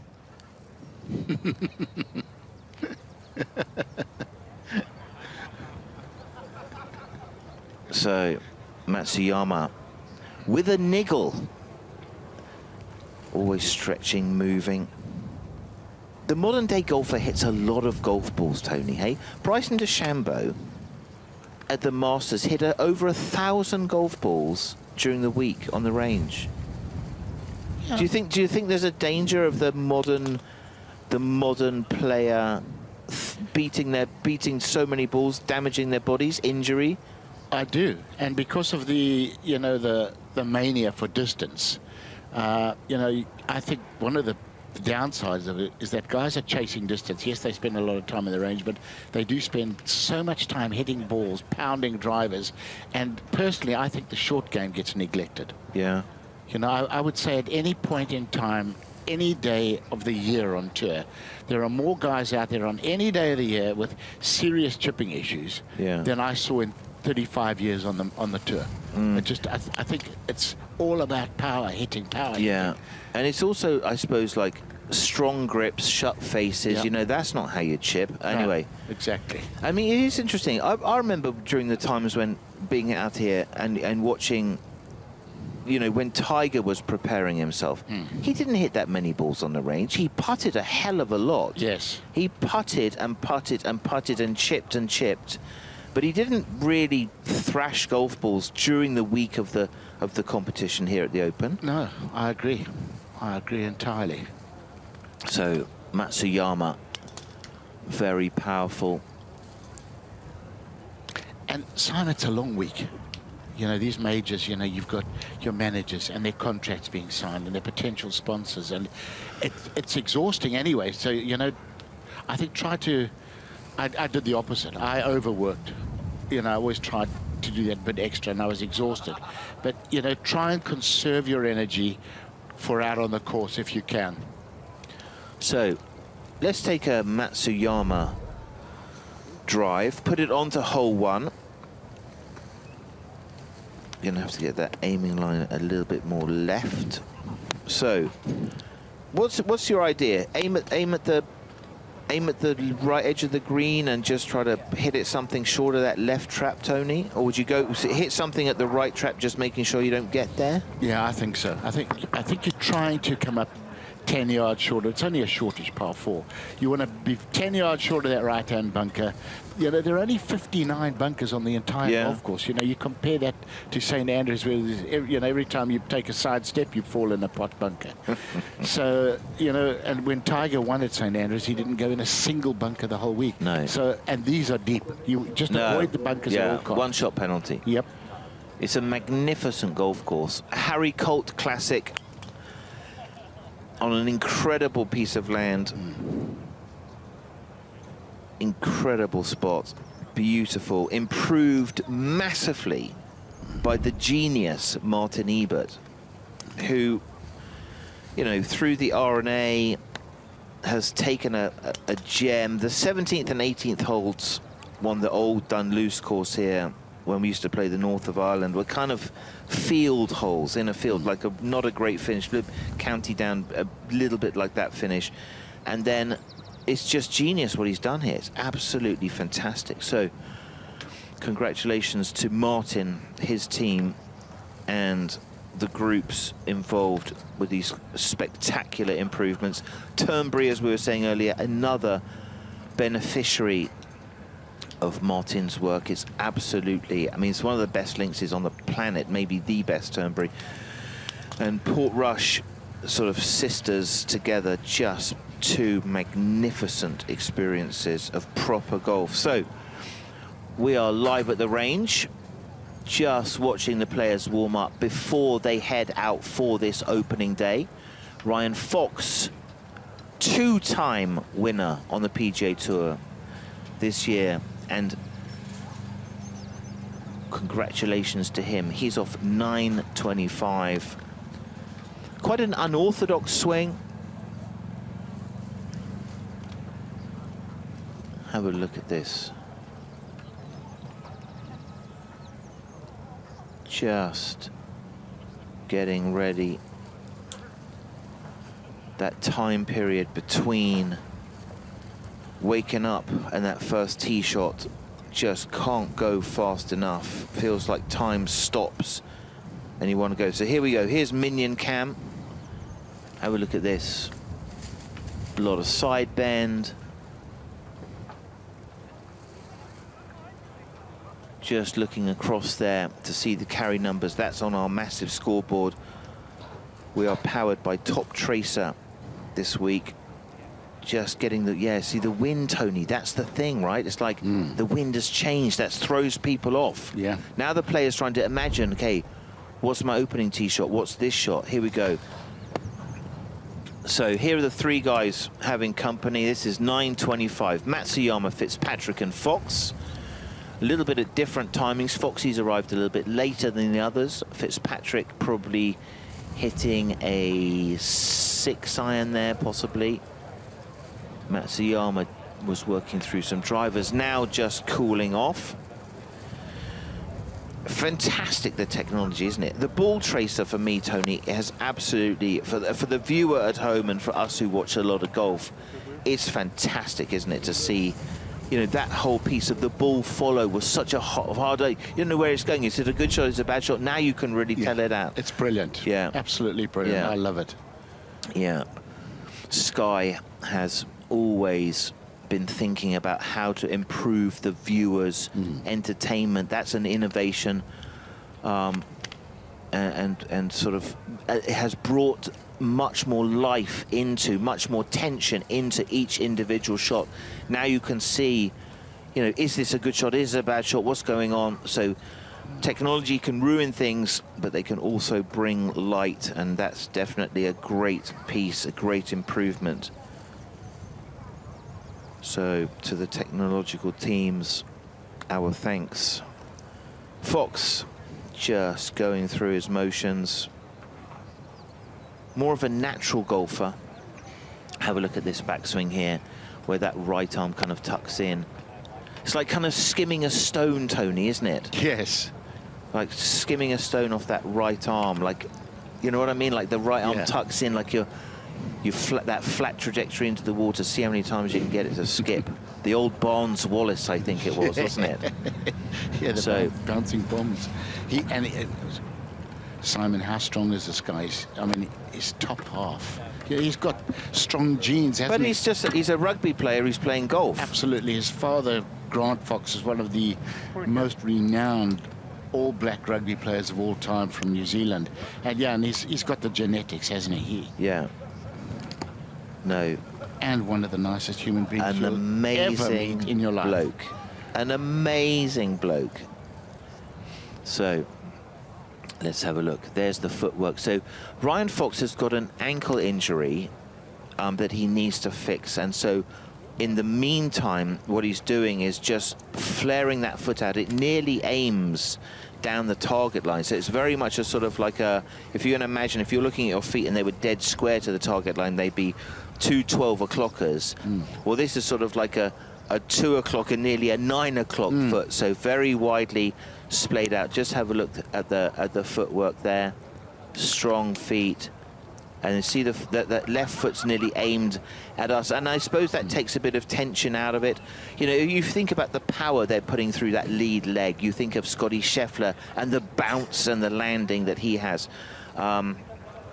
There's a couple of others who kick out. Justin Thomas, you know, for Foxy, who's using the ground to sort of like create a torque against the ground and then wind against that. Footwork is absolutely crucial. That's one of the things I think professionals are very aware of. Amateurs play golf more with their hands and their club face and their eyes, don't they? It's much more hands. A professional golfer's hands only hold the club. That's all they do. Yeah, that's quite right. You know, it's very unusual, almost sort of duck-shotted, isn't it? Charlie Chaplin's walk. Chaplin's walk, exactly, yeah. But, you know, isn't it amazing over the years, you know, the individual trademarks of swings. Yeah. You know, when we were out on tour, you could see a guy swing 200 yards away. Know it. And you knew exactly who the player was just by, you know, their unique method. Yeah. We're all looking for the same goal. You know, same strike, but so many different ways of doing it. Yeah, I think that's right. You've got to swing your swing. You know, that's a danger. You know, I think a lot of players copied Faldo. A lot of players copied Woods. You know, now I think there isn't a clear one to follow. There's not a swing to to guide. Now I think the technology is the guide. It's like, okay, how can I move? What's the best way for me to move? So Ryan Fox, 2 magnificent successes on the PGA Tour. And you would think his game suited for America, suited for PGA with the power that he's got, Tony. Yeah, I mean, he is seriously long and very straight too with the driver. It's quite a nice combination, long and straight. So, look at this. It's a magnificent sky, isn't it? It's just moving around. We are forged by nature at the Open. The links golf courses, the wind, the elements. We understand that rain is coming later during the day, so there could be an advantage to an early late combo. Fox. That's a link style golf shot there. Beautiful. The advantage of having played in Europe for so long. Yeah. You know, because there's no question you learn the full skill set of ball shape, ball trajectory. Well, one of the guys who said that, you know, he learnt how to play golf was Brooks Koepka, who came across and played on the Corn Ferry and just worked different. I have a lot of respect for the way that Brooks Koepka goes about his work and his game, and he'll be out later on today, but always seeking to improve himself. I'm always impressed by that. He spent so much time in Europe. He's a really proper bloke, Brooks Koepka. He's a gritty guy under pressure. Sort of became like a bit of a major specialist, didn't he? Yeah, kind of had that psychology for it. Well, it almost got to the point where it looks like the rest of the tournaments not particularly interested in the rest of the tournaments. You know, just build up for the majors. Yeah, it'd be nice if you win a couple along the way, but the majors were his focus. And my goodness, so good at it. Yeah, he was, no doubt. So for Brooks Koepka fans, he'll be out later on today. Now, Foxy, this is, what is 210 carry? Is that a 6-iron for Ryan Fox? Just working through his numbers there on the right side of the screen. That's Top Tracer technology, bringing you all of the ball data. New innovation.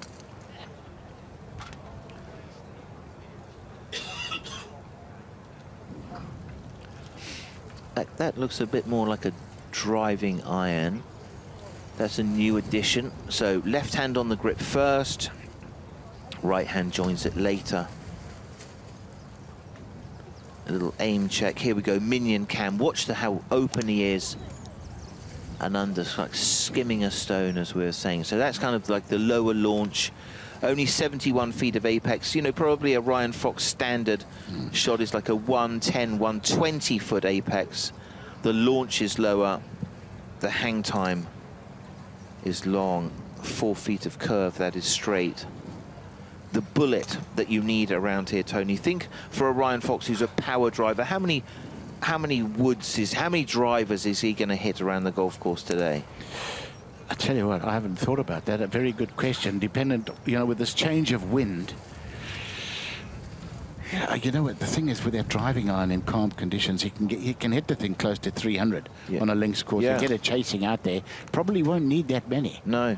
And you know, we said earlier, you know, avoidance of the fairway bunkers on the pot bunkers is essential. And the thing is, you know, if they lay it up from those bunkers and they're leaving themselves 200, they can never go with driver and give themselves 100. But from 200, these guys are, you know, they're hitting a 7-iron or a 6-iron. Yeah. You know, what is the point of taking the risk of an automatic penalty going out sideways? Well, this is a proper rough. This is a proper fescue links rough. You know, this is a type of rough, the only rough you'll see where they'll have a go at something and actually snap hook it because the face closes on them. You know, not even these guys are strong enough. I mean, they're brilliant players out of the rough, but this is a rough no one can conquer. So the fairway bunkers, all one-shot penalties. I think this is a chess match. You've got to maneuver yourself around. The person who wins this competition will have to have displayed so many skills to pick up that. It's not going to be a one-dimensional golf game that gets around here. And it's going to be a thinker. You got to think, you can't just bully your way around this golf course, because if you do, you've got to start planning what you're going to be doing on Saturday morning. Are you going to go to the beach or sleep in? Because you're not going to be here. You're not going to be here. You're not going to overpower this golf course. How important the role of the caddy around this golf course? I mean, you know, you go to America, you're just popping down numbers. Here, there's a lot more chat, isn't there? We do see that. Absolutely. You know, a guy like Scotty Scheffler, you know, they're a great team. They've been together, and you almost need telepathy when in these conditions between you and the caddy. You've got to have an understanding. You've got to have, you know, a description of shots, a code of how you describe the shots. And I think caddy's vital around here, especially down the stretch. You know, if you're in contention and the mind is racing, you need somebody to just calm you down, to help you think things through. Yeah. Well, Sepp Straka, the Austrian, who has been so superb in the US, he is out with Ben Griffin and Akshay Bhatia. That is the 9:36 slot, looking very relaxed. Is that good to have someone to chat to and kind of take a bit of the tension out of yourself before you get going? Yeah. That's another part of the caddy's role, isn't it? Absolutely. You want to keep your guy calm. And, you know, some guys go out there and they don't talk to anybody. You greet them and they walk straight past you because they're so focused and don't want to talk. But I always thought, I mean, as you well know, Simon, I'm quite prone to a lot of talk. You know, most of it complete nonsense, I know. Before you put that in, I thought I'd just chuck that in there. But I like chatting on the range. Yeah. You know, just stay loose, stay calm. Maybe less so on tournament days, but... Yeah, you need a caddy, you know, that can read you. Yeah. Is he uptight? Maybe I was telling a little joke I heard last night. Loosen him up, calm him down. The role of the caddy. Psychologist. Babysitter, psychologist, raconteur. Yeah. Yeah. Got to know when to hop in and when not to hop in. Kind of a darkening sky there, Tony. It's forecast. From midday, they're forecasting rain, potential bit of lightning, which we really don't want. We don't need stoppages. And then getting progressively better late in the day, but we'll see. And the wind is going to turn almost the full circle of the compass this week. So it's really going to test their planning and their course management. Yeah, the RNA and the organisers have really set up a fantastic test. Sepp Straka, now really one of the pillars of our European Ryder Cup team, plays in the United States on the PGA Tour with great success. Superb victory at the Truist this year, head-to-head with Shane Lowry, who won here the last time the Open was played. Just kind of a sequence swing there. Does tend to get his arms a bit slow, to try to keep his arms a bit quicker in that takeaway so that they catch up to his chest. He's only a medium hitter. He's a big old unit of a bloke, but he is a flusher. And after the Genesis last week, those are the official world rankings, led again by Scotty Scheffler, Rory McIlroy getting closer, but still quite a big distance. Xander has had a difficult season. Justin Thomas is back in form. Russell Henley, the putting machine. Morikawa, the iron machine, with Billy Foster, Keegan Bradley, who has at some point got to make a decision if he's going to play golf at the Ryder Cup or captain golf. He's within the top 12 players of the US team. He has to go and play. Let's call up Tiger Woods to take over his captaincy. I think that would be an interesting thing to see it in New York. Ludwig, we need Ludwig. Ludwig he's had a nice competition. He played well in Torrey Pines, but looking for him to pick up a major fairly soon, maybe this week. Very clean action, Tony. Yeah, and got all the whole game, hasn't he? He's good in every department. Yeah, that's a matter of time. You'd have to think. Charming guy. Yeah, absolutely. Charming guy. That's what we always forget is, you know, you do an interview with him, and his English is better than the interviewer. Yeah. The Swedes are unbelievable at learning English, aren't they? Same, the Højgaards, they speak better English than us. Yeah, that's a very good hats off to them. Yeah. Akshay Bhatia, the lefty, superb player. visualise it. More of a shot maker, Akshay Bhatia, coached by George Gankas, who's an absolutely fascinating guy to watch his philosophy. Very slightly built, isn't he? But you know what? I think that's a disadvantage if the wind really howls, but it's not going to this week. It's going to be between 10 and 15 miles an hour most of the week. But it's a lovely action. Yeah, great short game, great visualizer of shots. Yeah. I was watching him catch a little chipping lesson off Phil Mickelson earlier this week. Could teach him a trick there, though, son. Those short socks are not good in this cold weather. The short socks. Keep those ankles warm. Oh, are you thinking? Yes, I see what you mean there. That's very well spotted, Tony. I've been around a long time, you know. But I mean, the socks spot is very impressive. There they are. Yeah, no, the little anklets. But I suppose, you know, if you're in America, that's what you wear, isn't it? That's what you wear. Yeah.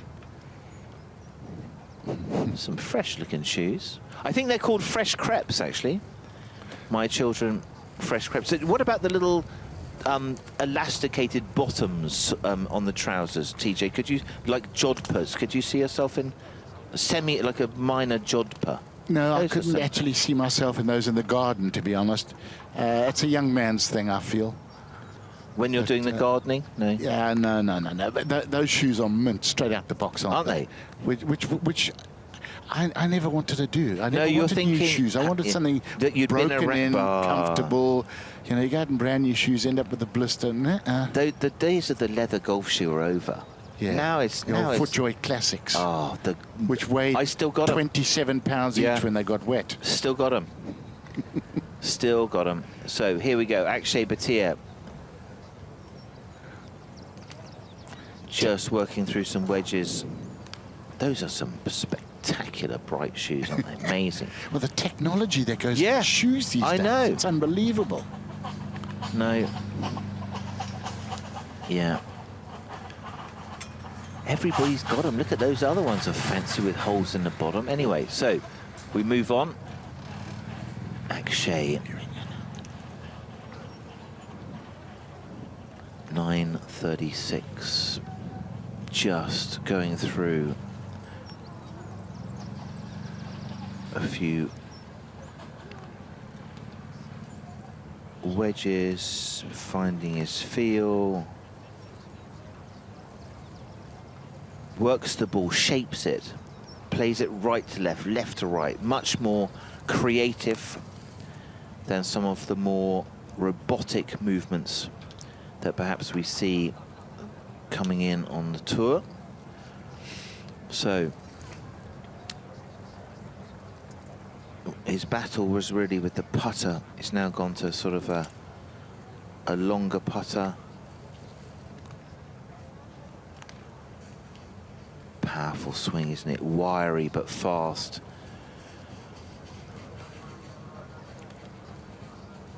Interesting to see.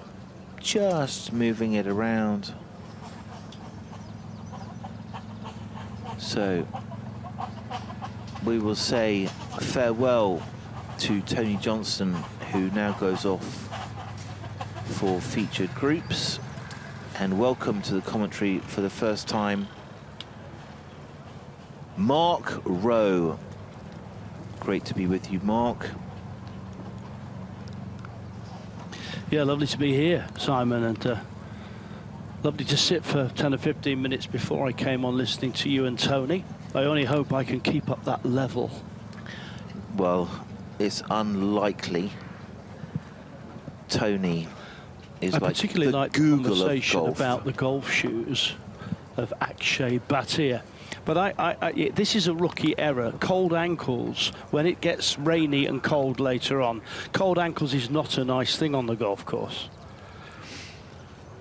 I think that's true. Yeah, if you are, there's thistles in the rough, there's all sorts of stuff. Almost like little, what were those things that you used to have in sort of the 80s? Olivia Newton-John used to have them, like little sock things that came up to your knee.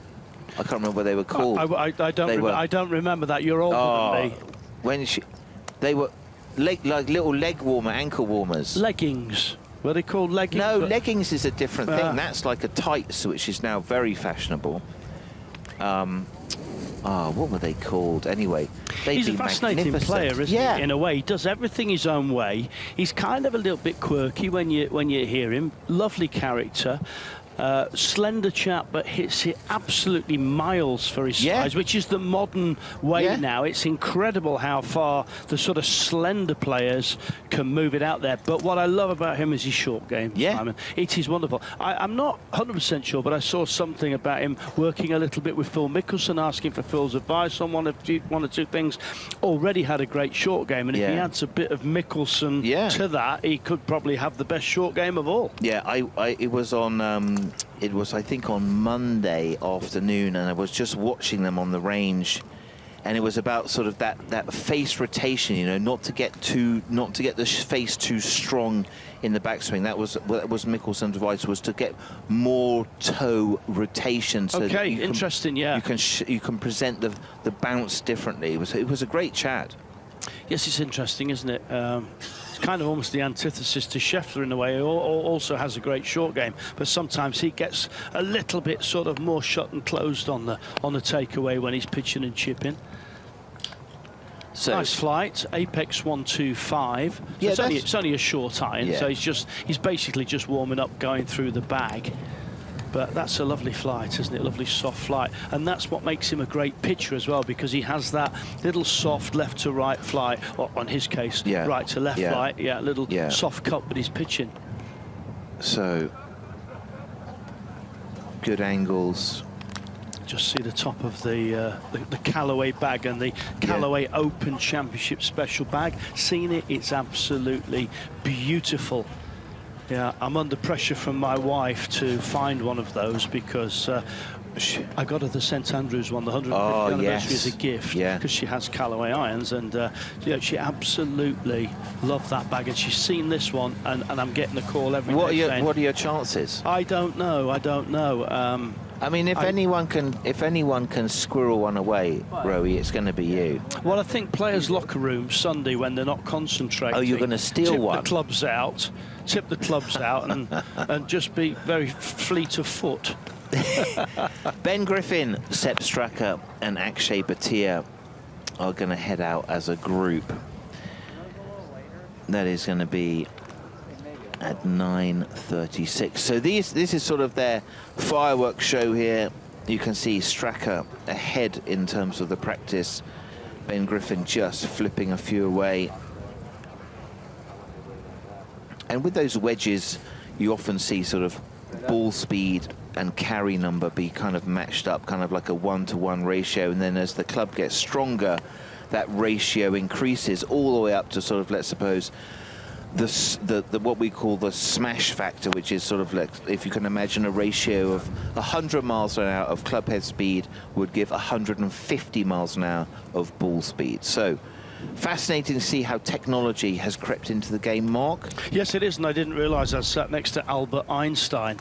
You lost me about 10 minutes ago, but it's interesting, because the use of data, the use of numbers, obviously, you're brilliant at this. I'm sort of more focused on short game, and I tend to like the idea of using the data just for, it's more feel for me. Yeah. You know what I'm saying? Yeah. You know, the numbers, it's very hard to differentiate numbers for the smaller shots. Yeah. There we go. To the Open. Welcome indeed. That is our massive scoreboard. Yeah, it's over on the left side, isn't it, of the range, and it's fabulous for people watching to have that data. It adds so much more interest. Yeah. It's really cool. Yeah. So we will leave Akshay for a moment. He is getting ready to tee off, and it's a fairly ferocious front nine at Royal Portrush. Let's have a closer look at it.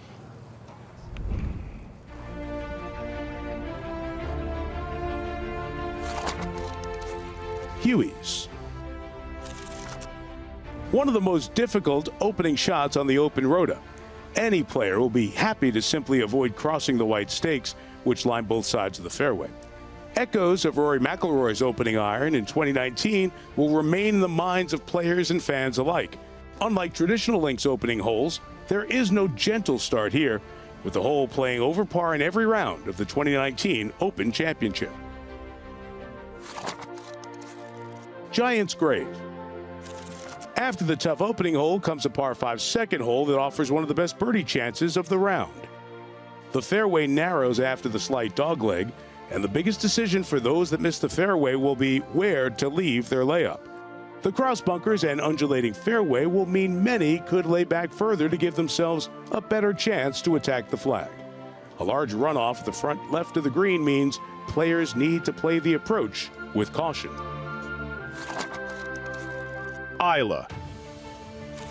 The first of 4 par 3s and the shortest of them at 176 yards is a very stern iron test. Local knowledge states that everything breaks in off the right side of the green, and the runoff area to the left side will suck up many balls throughout the week. It looks simple on paper, but any crosswinds will make just finding and holding the green a very good result. Fred Daly's. A challenging hole in 2019, now poised to play even tougher, having been lengthened ahead of this year's championship.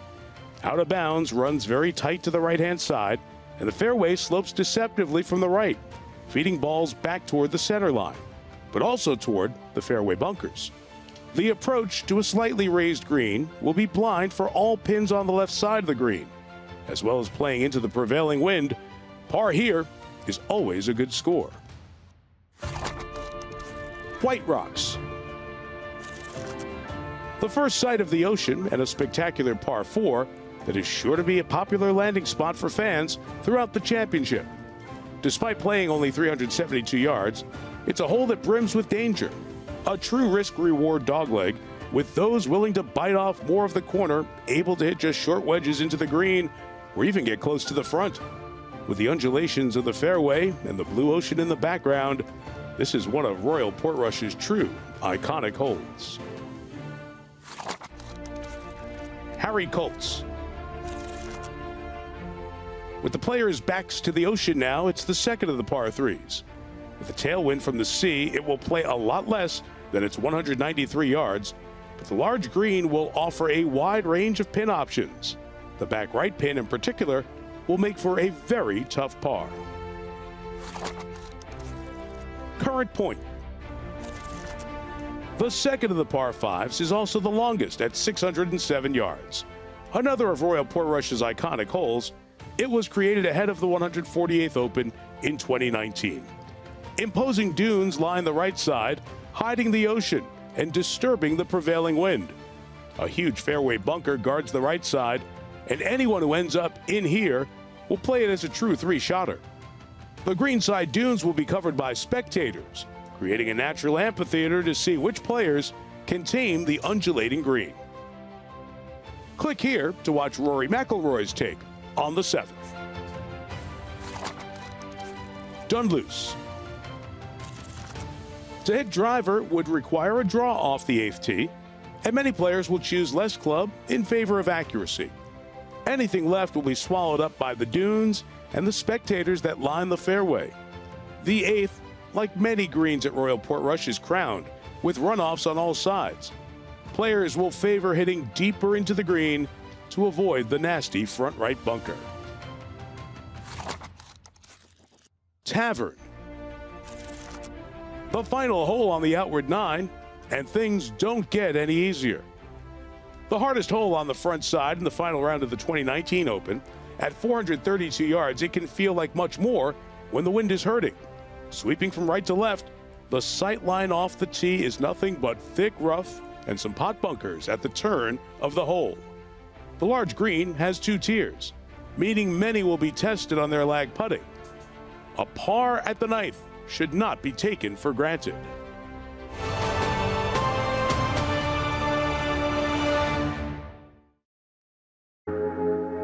On the tee. Yeah, she was staring this one down, and for good reason. Look at this. Just delightfully done.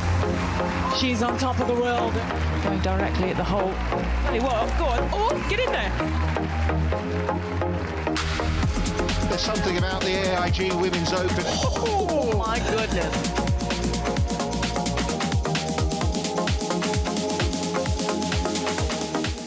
Just swing. Visit golf.golf to find out more. Just swing. Visit golf.golf to get started. Why not give golf a go? Just swing. Swing wild. Swing weird. Swing wonky. Whoever, However, Wherever. it doesn't matter. just swing. Head over to golf.golf. To start playing. Find out where you can learn to play at golf.golf.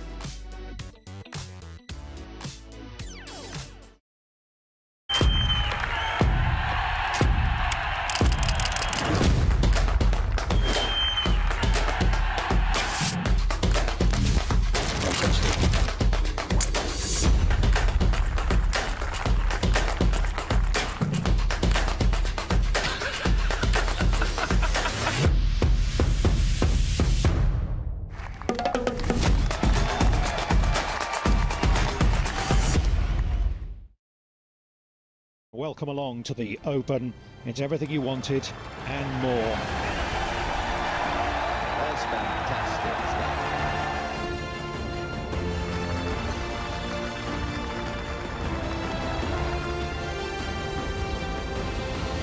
Absolutely brilliant.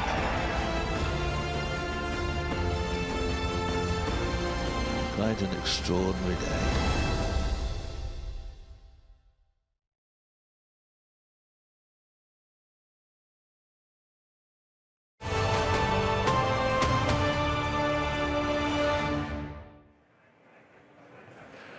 Well, it would not be the Open if you did not visit the shop. You think the fairways are busy? My goodness gracious me, come here and check this out.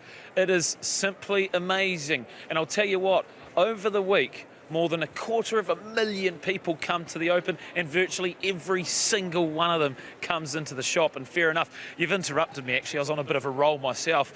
And if you do come in here, one of the most popular items, if not the most popular, is obviously your pin flags. You can't come here and not get a pin flag. There's so many kids out on course getting autographs galore. All the players have been so great in handing them out, so make sure you grab one of those. And then look at all this. The partnerships are amazing. There's so many brands involved with the RNA and the Open. We've got Reflow over here. They're celebrating the Giants Causeway and Portrush. It's what it's all about here. So many great themes. I've been over to the Melbourne. And look at this. We've got Buckets here. He's dressed for the Open. This is very cool. I actually think this might even be the last item on the shelf, so hard luck. I'm going to take that for myself. But look at this. It is pandemonium in here. So many people. And I was going to show you the entire store, but to be honest, it's an absolute avalanche. I don't think I can get much further than this. So make sure you do come down as soon as you can, because this place is getting cleaned out. It doesn't get much better than this here at the Open.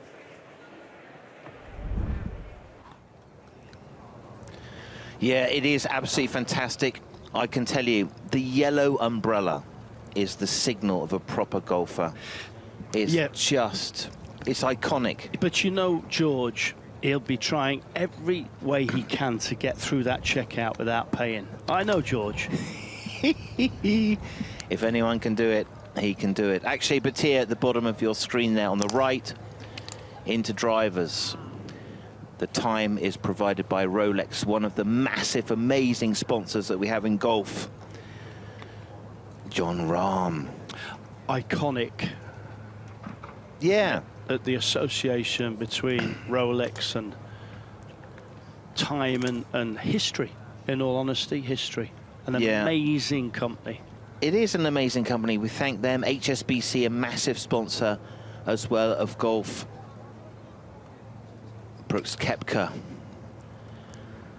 9:47. He's looking very relaxed, isn't he? Nice smile. Yeah, he is he's a working hard. Major man, isn't he? You know what? The 2018 and 2017, 2018 US Opens back-to-back, 2018, 2019 PGAs back-to-back, and then a very gritty performance at the 2023 PGA. He has got 5 major trophies in his cabinet. And if he stays healthy, there's absolutely no way he's not going to add more to that tally, because he has something incredibly special when you get to the back 9 of a major championship. If he is head-to-head with anybody back 9 in a major, I'm backing him every time. He just has a steel mentality. Yeah, the last guy you want to meet in a dark alley. So, Koepka working on his tee shots. He is looking at the same data that you are looking at. That is our top tracer technology. Koepka ripping one down there. 302, and I can tell you the wind is definitely picking up. There is Pete Cowan, who has been guiding the Koepka short game, now the Koepka long game for many, many years. You know, it's amazing. I don't think I've ever seen Pete in anything but black, and I'll give you a little something that you didn't know. Peter Cowan lived in the same village as me as when I was growing up in Drumfield, Sheffield, in the north of England. And Pete, by the time I was probably just getting on tour, he was so successful at coaching, he bought the entire road that he lived on. He got every single house on the road, one for each of his family. They call it Cowan Crescent. He is a great man, Pete Cowan. Yes, he is. He's a wonderful knowledge. And you know, the thing with Pete Cowan is it's what I call a coach and a mentor. It's not just about the golf swing. It's not just about the technique. It's the advice along the way. It's the mentality of a champion. He's used to working with champions. And the advice he gives to the younger players is that of a champion's mentality. Yeah, I've known him a very, very long time. And I think for me, it's the most wonderful kind of, if a way, beautiful sense of humour, gorgeous dry sense of humour. You don't really get too much more than you see there, but underneath is just a superhuman being. Yeah, totally agree with that. Pete Cowan loves the game, absolutely loves it. Just needs to work on his posture a little bit there. It's a little bit stooped over. Anyway. Oh, that's a bit better. I mean, you've been a coach for many, many years, Simon. You've done many, many Open Championships. You've helped many, many players. I had that sort of 5-6 year spell where I was coaching short game at the majors and the HSBCs and I would try to just one day, only one day in all of that time, get to the range before Peter Cowan, and never managed it. No. I would think, right, I'm here, 6:30 in the morning, I'm ready to start work, I have beaten Pete here, and then I'd walk around the corner and there he would be. Yeah, having nearly finished his day. Well, so I think he sleeps on the range, doesn't he? Yeah. Koepka's got, look at that, you know, he's got, you know, he's got the game for a links. Do you agree with that? Absolutely, 100%. But I think he's one of the rare players that has the ability to adapt almost immediately to the conditions that he's faced with. Yeah, he's got an interesting action. So, kind of steep, quite steep through the ball, takes quite a heavy divot, spins it quite a lot. So, it'd be interesting to see. A new power player, Aldrich Potgieter, who has won the Amateur Championship from South Africa. A long line of amazing South African golfers. Now, this is the most powerful swing in the golf game at the moment. Justin Parsons from Ireland, who now lives at Sea Island and coaches many players in the Titleist hat there, just taking Aldrich through his moves. So, interesting, Aldrich was watching one of his swings from the amateur and noticed that he had the ball way more further forward, way more outside his front foot, and that it had crept back a little bit. I mean, you coached me for some time on tour. Yeah. Does that remind you a little bit of my swing and my distances that I hit the driver? Driver 9-iron, I'd say. Yes. A little. Yeah. So the game has changed. It's an easier game, Rory, than when you were playing. It's an easier game. I love watching. I must say I do really love watching Potgieter, because for all the power, he's actually got a beautiful little putting stroke. He holds out well. Yeah, I think the short game can be improved in certain areas, but as you say, for a guy with this power, a guy with this size and club head speed, it's very hard with the guys that have this club head speed to get them to pitch the ball well. And I don't say short game. His short game is good in parts, but I think pitching, because he's going to leave himself so many times 100 yards and in, I think the distance control for him. It was the same for DJ before he went to work with Butch Harmon. It's been a little bit for Rory as well over his career. I think for the really strong long hitters, that sort of 100-yard, 120 and in has been their sort of the area where they can all improve. And I think with DJ particularly, when he went to Butch, that the big key was to soften the flight out and get it dropping a little more left to right. Yeah, no, it is. I think when you have a lot of lag and you're coming off a very strong grip and a very strong club face, have a look at that. Oh, hold on. No, hang on. 370 yards is it carry. Is it downwind? Please no, tell wait me a second. That's over the driving range. I watched him. I was lucky. I was in the studios at Sky Sports to watch him win the Rocket Classic, and that was just here we go. Unbelievable. This is it. Let's take his shot here. Ball speed 190.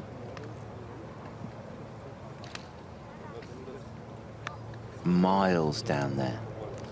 Miles down there. Look at that. And the magnificent 7th hole. 601 yards. Beautiful. So this is how his drive would look. The 7th hole.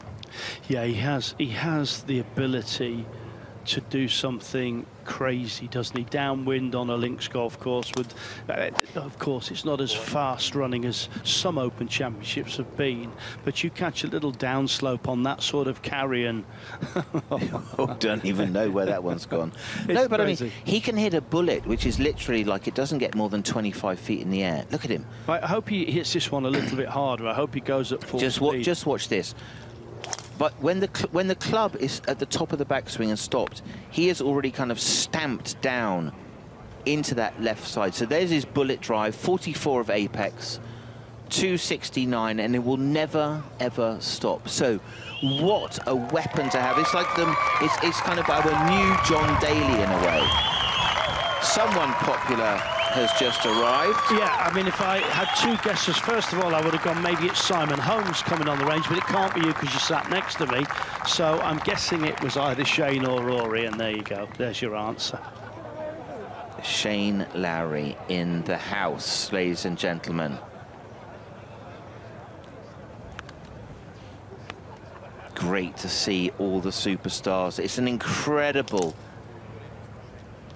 I can tell you what he's watching. He's watching Potgieter's driver. Yes, he is. Yeah. When people actually stop and go, you know when you're good. He's the new Daly. He's the new, like, what did he just do? 200 ball speed. Yeah, that's the thing with Potgieter. There has been a few guys over the years, isn't there, that have that sort of power, but they don't have the all-round game. Potgieter has it. And this is obviously the part of the game from Shane Lowry that everybody wants to emulate, everybody wants to watch. His pitching and chipping game. He's a great driver of the ball, of course. He's got an all-round game. If anything, his putting can be inconsistent. We've seen that over the years. But this part of the game is right up there, top draw, very best in the world, pitching and chipping, the most gorgeous rhythm, the most wonderful connection. Just the lovely harmony of the arms and the body turn. You watch the left hip. There's no slide in this motion. No. You watch him hitting bunker shots. You watch him hitting chips. There's no left hip slide. It's the most gorgeous rotation. It is. And who can forget the Open of 2019? Let's give you a little reminder.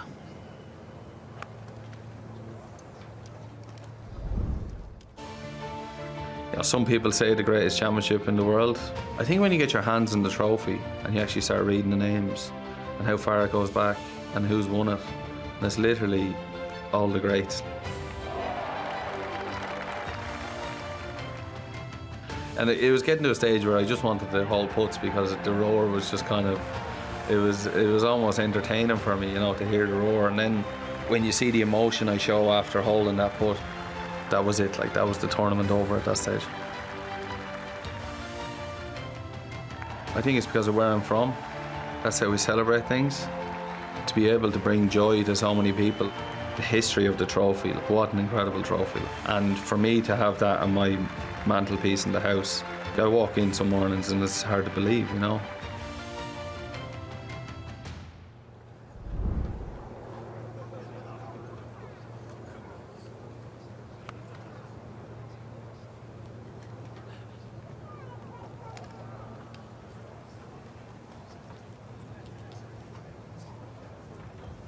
Scotty Scheffler and Lowry. Lowry, what is he thinking this morning? Lovely soft arms, you know, not the rigidity that you see from the modern day tour players. Oh, no, softer arms, more flow. I think we can learn a lot from that. You know, all of the chat, Rory's been all about your arms, don't just keep your arms connected, don't use them. And I don't think that's always universally such great advice. So watch Shane's flow of rhythm here. The arms aren't stiff, they're not rigid, the left arm isn't straight. It flows around him. A little drop of the pelvis and a rise of the pelvis, and he just works the face. Scotty Scheffler to the left side of your screen, very similar. Great calibrator of the face as well. But you know, Simon, in short game and pitching, what controls your control of distance is the flow of the club head. Yeah. It's quite simple.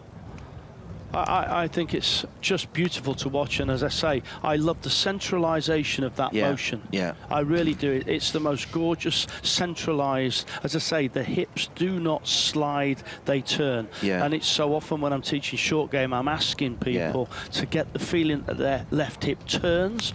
You're always moving, you're always turning your torso. Yeah. If you look at it, it's almost pretty much from his knees up to his chest that turns. Yeah. Yeah. No, great It's beautiful. flow. Yeah, Shane Lowry and Shane Lowry fans, we wish you well. Magnificent champion, lovely, lovely person. Has had a frustrating year, just looking for that first win in America. Came very close at the Truist. Here we go. Xander Schauffele, defending champion. He's a lovely guy, isn't he? Golf has been lucky that so many of our superstar lead players have been such great ambassadors for the golf. US Open champion in the white there, coached by Adam Bazalgette, which is a very, very old friend of mine from Lake Nona, in the poncho there, in the green and the woolly hat. So JJ has arrived. You know you're doing something well when you go out with a defending champion, don't you? So let's have a look at Xander. Trying to work on his game. He felt as though, you know, as he got injured, the club got a bit more closed, a little bit more across the line. Now he's trying to get it a bit more laid off and kind of rotated. He's a drawer of the ball, so he needs that. Just an injury, a gym injury. Wow, that looks like a tornado coming down from the sky, doesn't it? Well, it's just possible. A bit of the... you never know. Just a mark on the roof there. So, Xander, let's have a look. So swings more around him. He's a drawer of the ball, so stands further away, swings it more around his body. Kind of that legs leading, upper body leaning back a little bit, call that kind of like side bend. I like the way, I mean, I look at his grip as well. I love his grip. You know, it's very conventional. There's nothing strong, nothing weak in either hand. It's just a lovely, it sits beautifully on the club. I think, you know, we talk about so much about technology nowadays, so much about data and all sorts of information that we have, but it's still a game of balance, posture and rhythm, isn't it? It always will be. Well, look how the tour players are practicing. You know, we saw it all week since Monday, if you've been joining us. Aiming club on the ground, ball position club in between the feet. Lots of chat between the coach and the player. Have a look at that. So Xander from face on here. Just watch his head. His legs will lead him through, his hips will lead him through, and watch his head just a lot of re-gripping on that right grip. Have you noticed that? Yeah. I don't remember seeing him doing that as much before. Yeah. So very slightly built, but very, very powerful. And he was masterful when he played around Troon last year. Hard links, isn't it, Troon?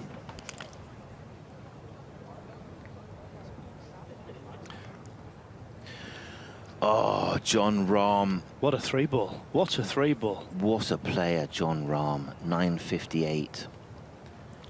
Just a bull. Chevrolet Spawn. Rahm. Yeah, that's worth going out to watch. 100%. They'll take a big chunk of spectators out with them. John Rahm is just a magnificent golfer. Just soaking in some coffee And look at that. Got a great game. I'm amazed he hasn't won an Open Championship by now, because his ball flight and his ability to change ball flight, his ability to manoeuvre, particularly the low draw and a low fade. Yeah. I'm amazed he hasn't got a claret jug in his locker room yet, but I mean, it's impossible to think that he'll go through his career and not do that. No. Dave Phillips from the Titleist Performance Institute is the coach of Jon Rahm, so stands very close to it.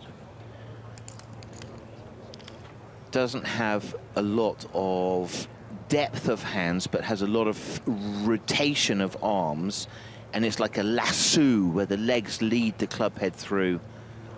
Great ball striker. I love the creativity. So Xander on the right side, 2 different shot shapes, stands much further away from it, much more around him. Rahm, fader by nature, just a little closer.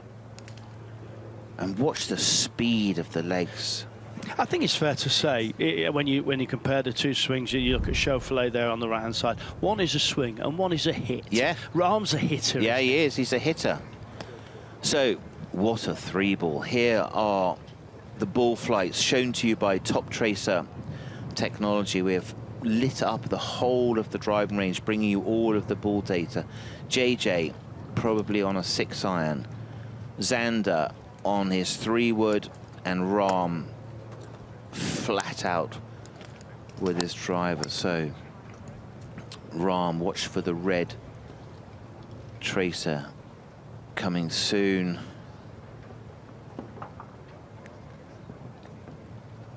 So fascinating to see Rahm just about to get the green light going.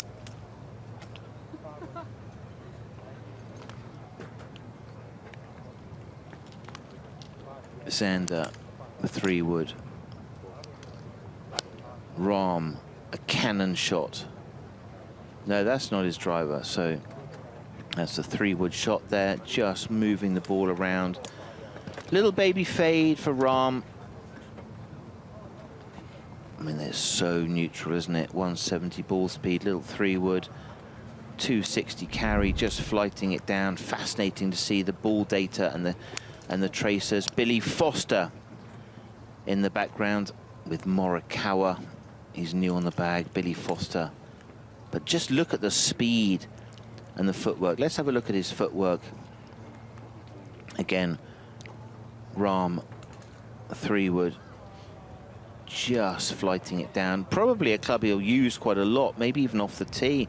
So just watch the feet there. That's left foot. He's got a problem. Had a problem with his feet when he was young, and then just bang.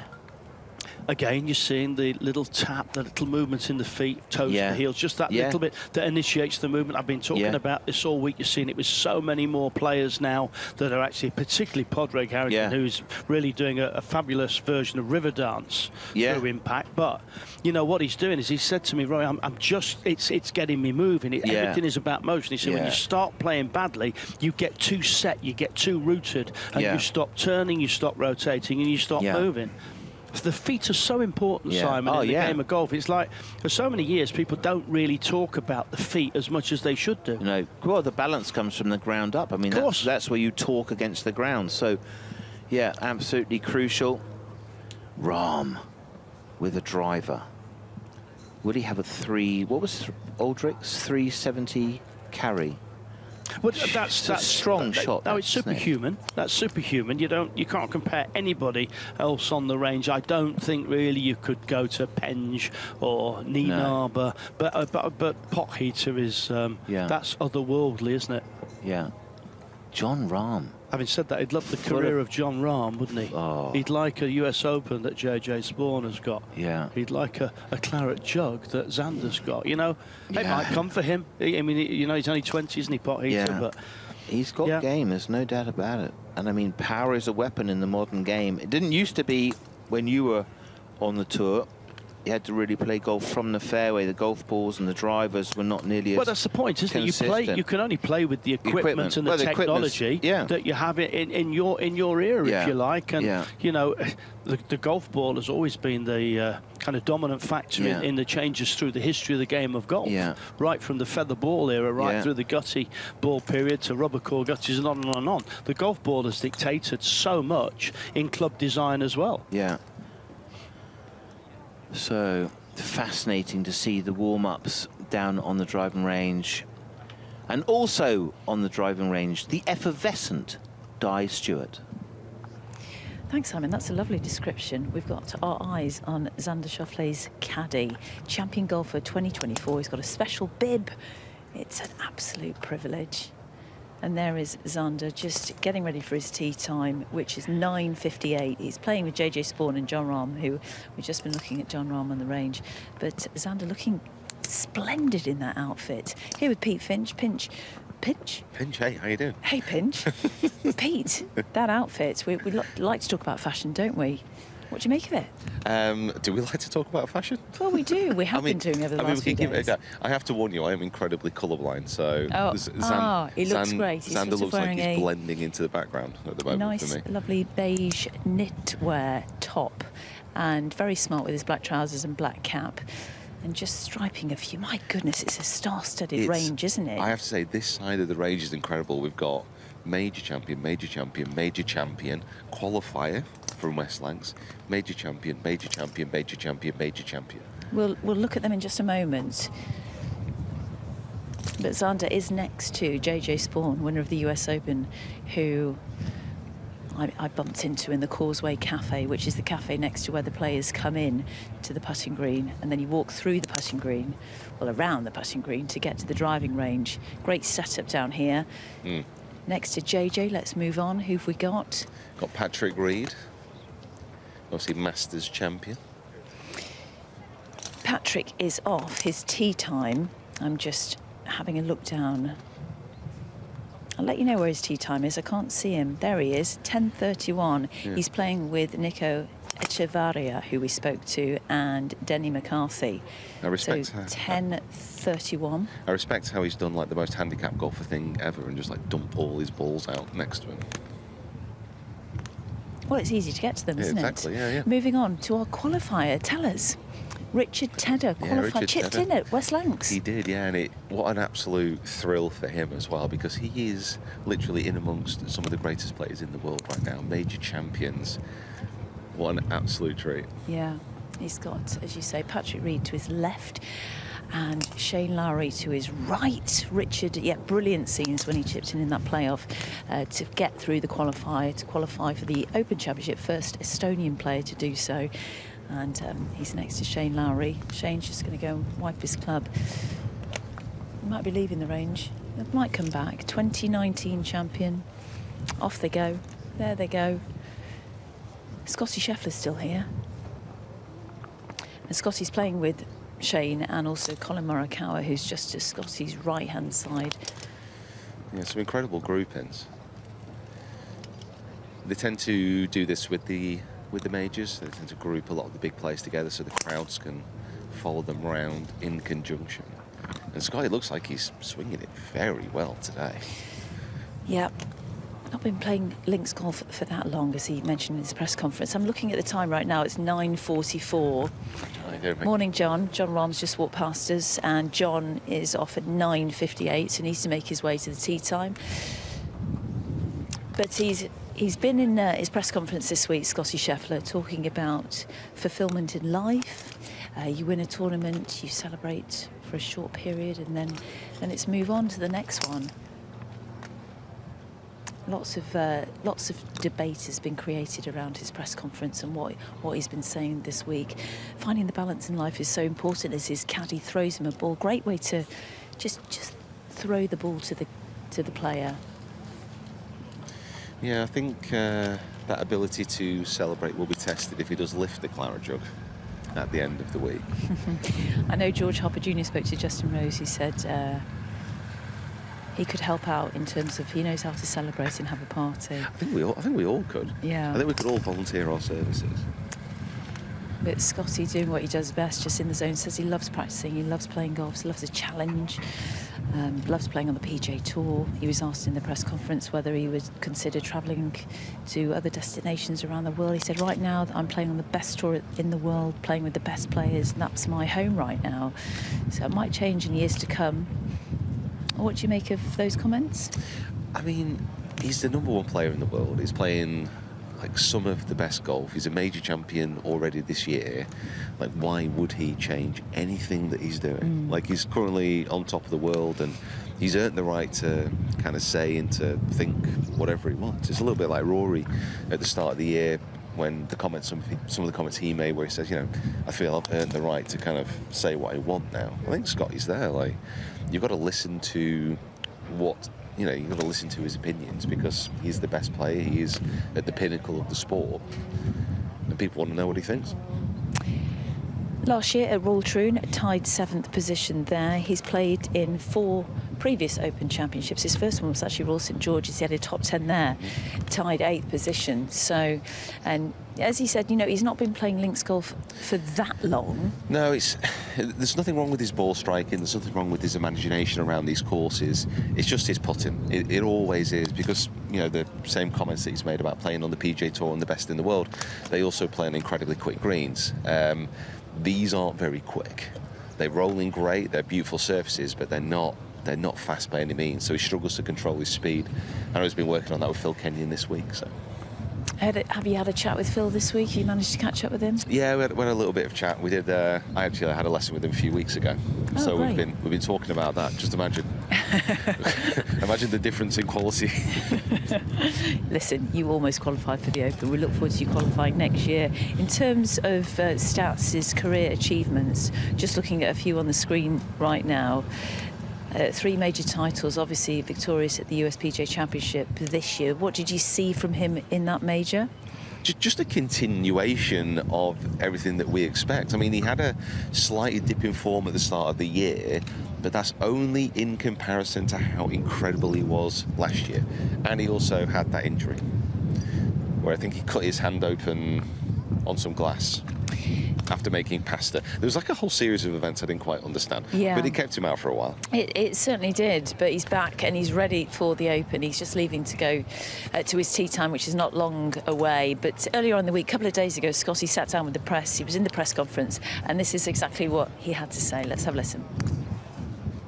You know, I think it's kind of funny. I think, you know, I think I said something after the Byron this year about, like, it feels like you work your whole life to celebrate winning a tournament for like a few minutes. It only lasts a few minutes, that kind of euphoric feeling. And like to win the Byron Nelson Championship at home, I literally worked my entire life to become good at golf, to have an opportunity to win that tournament. And you win it, you celebrate, get to hug my family, my sister's there. It's such an amazing moment. And then it's like, okay, now what are we gonna eat for dinner? You know, life goes on. Is it great to be able to win tournaments and to accomplish the things I have in the game of golf? Yeah. I mean, it brings tears to my eyes just to think about, because I've literally worked my entire life to become good at this sport, and to have that kind of sense of accomplishment, I think is a pretty cool feeling. You know, to get to live out your dreams is very special. But at the end of the day, it's like, I'm not out here to inspire the next generation of golfers. I'm not here to inspire somebody else to be the best player in the world, because what's the point? You know, this is not a fulfilling life. It's fulfilling from the sense of accomplishment, but it's not fulfilling from a sense of like the deepest, you know, places of your heart. You know, there's a lot of people that make it to what they thought was going to fulfill them in life, and then you get there and all of a sudden you get to #1 in the world, and then they're like, what's the point? And, you know, I really do believe that, because, you know, what is the point? You're like, why do I want to win this tournament so bad? That's something that I wrestle with on a daily basis. It's like showing up at the Masters every year. It's like, why do I want to win this golf tournament so badly? Why do I want to win the Open Championship so badly? I don't know. Because if I win, it's going to be awesome for about 2 minutes. And then we're going to get to the next week, and it's going to be like, hey, you won 2 majors this year. How important is it for you to win the FedEx Cup playoffs? And it's just like, we're back here again, you know? So we really do. We work so hard for such little moments. And, you know, I'm kind of a sicko. I love putting in the work. I love being able to practice. I love getting out to live out my dreams. But at the end of the day, sometimes I just don't understand the point. You know, because I don't know if I'm making any sense or not, but am I not? It's just one of those deals. You know, I love the challenge. I love being able to play this game for a living. It's one of the greatest joys of my life, but does it fill the deepest, you know, wants and desires of my heart? Absolutely not. I mean, I love playing golf. I love being able to compete. I love living out my dreams. I love being a father. I love being able to take care of my son. I love being able to provide for my family out here playing golf. And, you know, every day when I wake up early to go put in the work, you know, my wife thanks me for going out and working so hard. And when I get home, I try and thank her every day for taking care of our son. It's just, you know, that's why I talk about families being my priority, because it really is. You know, I'm blessed to be able to come out here and play golf, but if my golf ever started affecting my home life, or it ever affected the relationship I have with my wife or with my son, you know, that's going to be the last day that I play out here for a living. You know, this is not the be-all, end-all. This is not the most important thing in my life. And that's why I wrestle with, why is this so important to me? Because, you know, I would much rather be a great father than I would be a great golfer. You know, that at the end of the day, that's what's more important to me.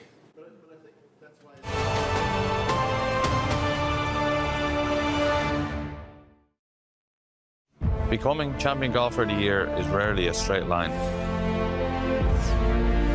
I got to play my first Open, very fortunately, in St Andrews. As a golfer, it's the most special place in the world. To play an Open there is incredible, and I actually played quite well. Nicely done. 3 under through 10. I didn't qualify in 2011. I didn't qualify in 2012. 2014, I shot 65 in the final round, actually to finish 9th, which was pretty cool. That was my best finish ever in a major. And then from 2015 onwards, it's kind of all downhill at the Open Championship. You break a few eggs before you can make an omelette. I was just going through such a bad phase in my career, and then 2018 was Carnoustie, where myself and my caddy split up, and probably one of the lowest points in my whole career. I don't think I've ever been in such good form going into an Open. What a start. Shane moves to 11 under. He's leading the Open Championship.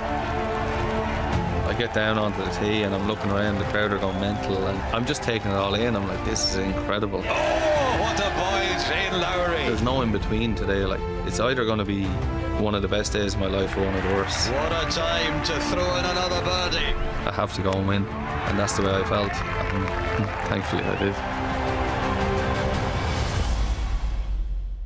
Just swing. Visit golf.golf to find out more. Just swing. Visit golf.golf to get started. Why not give golf a go? Just swing. Swing wild. Swing weird. Swing wonky. Whoever, however, Wherever. It doesn't matter. just swing. Head over to golf.golf. To start playing. Find out where you can learn to play at golf.golf.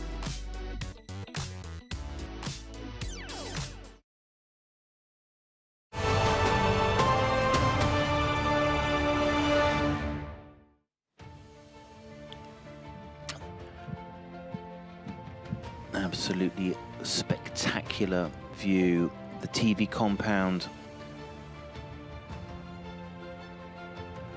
The amazing media centre. Spectator stands. And there, Phil Mickelson leads with Lee Hartong Lee and Lee Westwood, all 2 under par. Brilliant performance, isn't it? I think he finished 4th here. Last time the Open Championship was here, he qualified, didn't he, number 1? Yeah. At Dundonald Links, so obviously finding some good form, Lee Westwood, and Jakob Skov Olesen has got a great short game, and I think you have to have a great short game around this golf course, particularly because the greens have got so many runoff areas, so many little creative shots that you have to have an imagination for. So I think a great short game is essential, and of course we're seeing that right now with Mickelson at the top, one of the greatest short game exponents. Yeah, very interesting. Wyndham Clark won superbly at LA Country Club. Has not had great form and has caused some frustration, took out some annoyance on a couple of lockers at Oakmont Country Club. But that's Wyndham Clark all over, isn't it? I mean, that was the whole reason why he came through and won that US Open, because of the work he did with his psychologists and his sports therapists to control that temper, to get that self-belief. But it's always bubbling under, isn't it? You know, and I think that's the thing, is when things start going not so well, that kind of frustration with him returns. But I always argue that you have to have that passion, and it's okay to have that little bit of anger inside you, because that can create great things.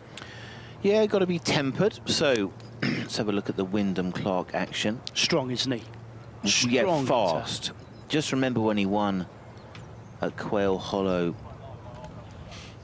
as well, was superb. But how he played those last few holes, LACC, remarkable. So kind of whippy at the top. Can see really kind of creates a lag. Looks like a fader by nature. Not much club face rotation there. Body very much leading, the hands going through. Let's have a look at his swing. So that's interesting. Just he had a very look at on the ground there. Look at those tees.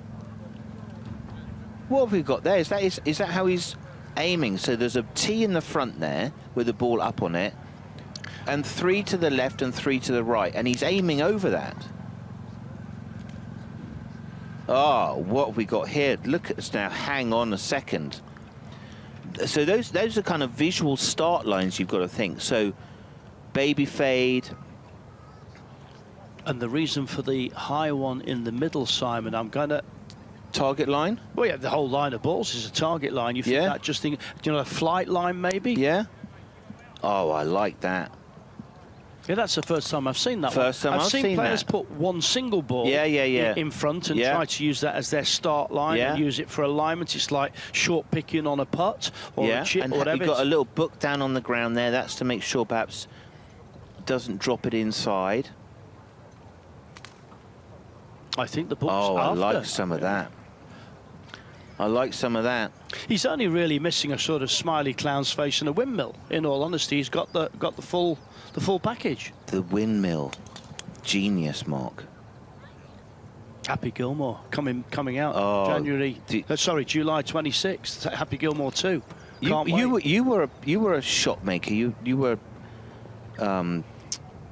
good at all of the tricks in the game. Would you? Are you can flush it, Happy Gilmore?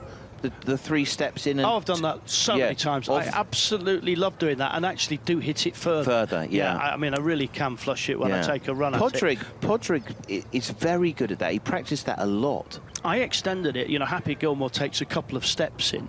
I extended it to about a 10-yard run at one point, just to see if I could get even further. And?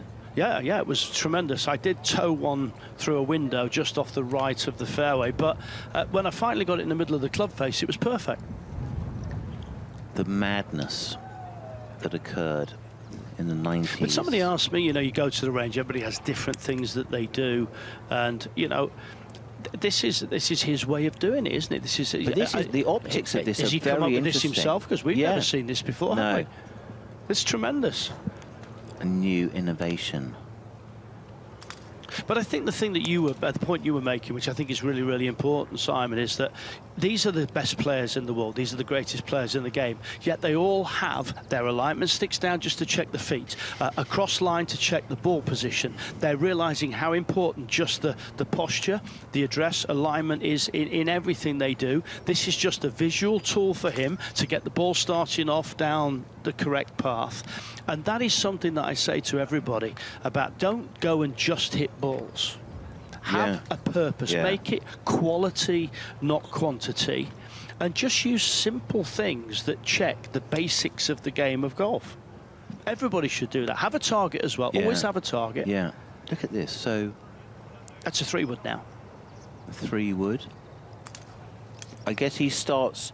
The draw starts to the ball of the right of the ball that's teed up. The fade, the ball on the left, and then some bigger shapes as well. Maybe that represents the fairway. You know what I mean? Like if you continue those arrows out, maybe that's the fairway. So he's trying to keep it within a corridor. It's kind of creating different corridors. Here's the driver. I think you're overanalyzing the draw and the fade, but I think it's just a straight line. Yeah. I think he's just literally, it gives him a great maybe he's playing delivery of the now. club head as Yeah. well. No, he's not. He's on the range. But in his head, I think he's just checking the wind direction, see if it's moved at all. Darren Fickhart of the flying right elbow. Wyndham Clark. Very lasso-y, isn't it? Very much like impact location there. Oh, you know what? Yeah, maybe got a slider from a wet ball and a wet face there. So, yeah, you need to have a really, really dry face. Otherwise, there's not that much grip on these new faces, and you can catch a slipper. A slipper? Slipper. Do you know have a look at this. Oh, Robbie, here we go, here we go. Okay, good here luck, we go. good luck. Oh, no, this season, there we go. So, well, I mean, how would you like to do that just once? That must be an incredible feeling, 187. So he's looking over to see our stats. Top tracer technology. So, like a little corridor there.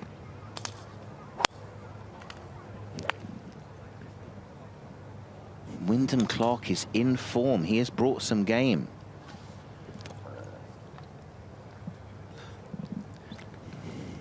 Yeah. Rowie, so if you had a setup like that, the way that your mind works, you would be trying to knock those balls off like Skittles. Am I right? yes, correct. That would be the game. I love to play games. You know, at the end of the day, somebody once asked me, when you go to the range, what do you aim at when you have your practice? If the guy's collecting the balls in his cage, the ball collector, I aimed at the ball collector, moving target. How much harder to hit a moving target? So much more of a challenge. I love the creativity. I gotta say, I remember in Madrid one time down the practice range, the caddies had a caddy shack where they were having a cup of tea and biscuits down the right side at about 180. I was trying to cut 3 irons along the ground and run them into the area where they were having the tea and biscuits, you know. But it's creativity, and what I loved is that's why I love the short game. So I love going chipping, because it presents a myriad of opportunities to test yourself and challenge yourself. Yeah, I got bored putting, to be honest with you. I wish I didn't, but the drills they do on the putting green nowadays, you know, I couldn't spend an hour or 2 hours like David Howell or some of the guys used to do from 10 feet just holding 10 footers. I got bored. I wanted to go to the chipping green and start hitting buried bunker shots and high lob shots, and because I got pleasure from that, and I got a joy from the creativity. And I wish I hadn't. I wish I'd been more drill orientated on the putting green, because that would have helped me, because I wasn't a great putter. I was a streaky putter. And if I'd done maybe a little bit more drill orientation, maybe I would have had more consistency on the greens. You don't know. You ask those questions all your life. Even when you retire, you still ask the question. Yeah. No, you've got to make your practice games, especially for young people. If you've got a young son, a young daughter, make the game a fun game. Like, don't have any rules in it. All right. But speaking about golf buggies, I was at Lake Nona 89, 90. And I used to pick up the range balls. And Paul Azinger and Payne Stewart used to try to hit my golf buggy, picking up the balls all day long. Azinger, in particular, amazing. Had like this little Stinger 2-iron. And the thunder noise that it makes that shocks you into reality. Yeah, so... yeah, make the games fun. Yes, and I must say at this point, I don't recommend that you go out onto your local range and aim at the ball collector. What I'm talking about is when it was a very strong steel cage and there was no way for anybody to be hurt. Yes. I mean, if it been you, I would have liked the door to be open. Yeah. On your side, driver's side, then it would have been more fun. Yeah. Yeah. I would have liked that. I'd have been there with them. You weren't the only one who enjoyed it. It was pretty chaotic. Anyway, Wyndham Clark. Have a look at this change of direction. It's so good, isn't it? So, like, the chest and the club are still going back and the legs have already started coming back towards us. It's very, very clean, that action, isn't it? Yeah, it's lovely, isn't it? Beautiful golf swing. He's got great balance, hasn't he? There's a lot of power in there as well. But I see him as a very strong and athletic golfer. I mean, you can see his triceps when he sets up. You see there's a physicality to his game, strong legs, strong through the core. Very much a modern-day athletic. Well, there's such a massive premium on being powerful nowadays. There wasn't such a massive premium back in the day. You used to have to hit a ball, wooden driver. You couldn't hit it that hard. If you missed the sweet spot, it went all over the place. It didn't even fly. So, Wyndham Clark. Looks like he's just kind of like playing a game here. Hit a driver, hit an iron, kind of maybe recreating what he's doing out on the golf course. Here we go, 184 ball speed. That's just a little cruiser. There's his flight. Now he's just picking out different targets. So now really working on his visuals. So now he's gonna, I think, aim over that kind of like that left ball here. Everything gets shifted. Maybe this is the stinger. Let's have a look at that apex. That's kind of like PGA Tour apex. 70 is a stinger. 70 or under. Yeah, there it is. 5 degrees of launch. 53 apex. 258, and will run 50 yards. Yeah, that is low. That apex is low for a drive. Yeah, that really is. I've seen. I'm trying to think the lowest I've seen with a properly hit shot. I think was about 38 feet. The lowest I've seen on the coverage. Yeah. The boss of the Moss, Denny McCarthy, the best putter on the PGA Tour. Still looking for his first victory. 200 starts he's had. How about that? I mean, can you imagine 200 starts and being the best putter on the PGA Tour and you haven't won yet? Yeah. I mean, he's come close a couple of times, hasn't he? Yeah, I mean, he's had a few good opportunities. Yeah. But it's funny, it's like, if you're the longest driver, people admire you. If you're the best putter, people hate you. No, they envy you. Envy you. But it's like a dark art, isn't it? Well, it is. It is. I mean, I remember Dennis Pugh, our great pal Dennis, once saying to me that really putting is the poison chalice of coaching. And I thought, because there's so many different ways to do it and so much psychology involved in it. And it isn't always just technique, is it? You know, I mean, you remember Brandon Grace's stroke. You look at Brandon, how much it loops inside so quickly, and the toe rolls over. You think, well, I'd never coach that. How can anybody say to me? Was it Bobby Locke who was the... Oh, yes. Yeah. He used to almost down and draw his putts. Yeah. But don't forget, Bobby Locke played on greens that were very much slower in those days on the stimp meter on the green speed because of greenkeeping equipment. Here we go. Ooh, Nico Echevarria is a superb ball striker. Denny McCarthy, a superb putter. And Patrick Reed is a superb competitor, I would say. Won the Masters, was amazing in the Ryder Cup. Well, Patrick Reed, you've got to be honest. And Patrick a great Reed, chipper. Yes, there you go. I mean, you've got to get, as soon as you get to Patrick Reed, I mean, yes, major champion, controversial character.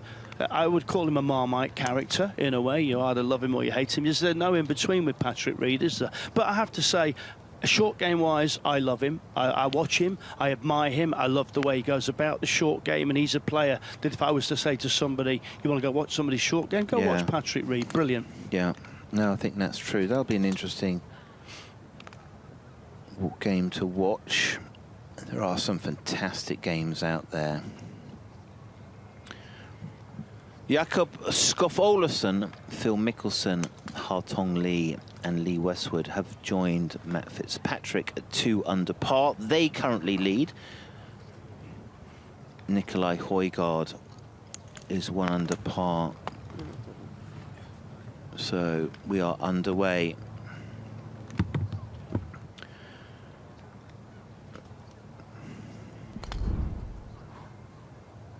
So Denny McCarthy working hard, trying to find the feel. Little posture squat there. Pretty neutral grip. Let's have a look at the strike. I like looking at the feet settling into the dress. I'm always watching to see where as long as you can lift your heels, as long as you can lift your heels all the time in the dress, then you're in a decent balance. Yeah, that's right. Yeah, you don't want to be on the heels. No squat, no heels. Interesting, it's like... Oh, what is this? So Strictly Come Dancing? No, this is actually just a torque drill. So what you want to have happen at the end of your backswing, the thing that leads you down is kind of a pressure. So you want to feel like you're back to the target, and it's there's a lateral drop into that left side, just a couple of inches, and that's what starts. So you don't want your chest to come too early. So that was a fascinating little drill, just to give him a bit of resistance, just to find the field. It's a busy posture, though, Mark, isn't it? There's a lot of stuff going on there. At this point, I'm saying, come on, will you please hit it? You know, but I do like the way you explained that, and I had never seen that drill before. No. Excellent. Yeah, resistance drill. So what you want to do is you don't want to have a swing gadget that makes the gadget does the work for you. You want to do it the other way round. So, you know, if you're trying not to sway, keep a club on your left ear and then try to keep the pressure on it so your body learns the movement you're trying to make. Do you know one thing I would say at this point, watching him? It's only an assumption. There's too much going on in his mind right now. He's getting stuck, and there's. I mean, look how long it's taken him to actually release the club head. Look at this.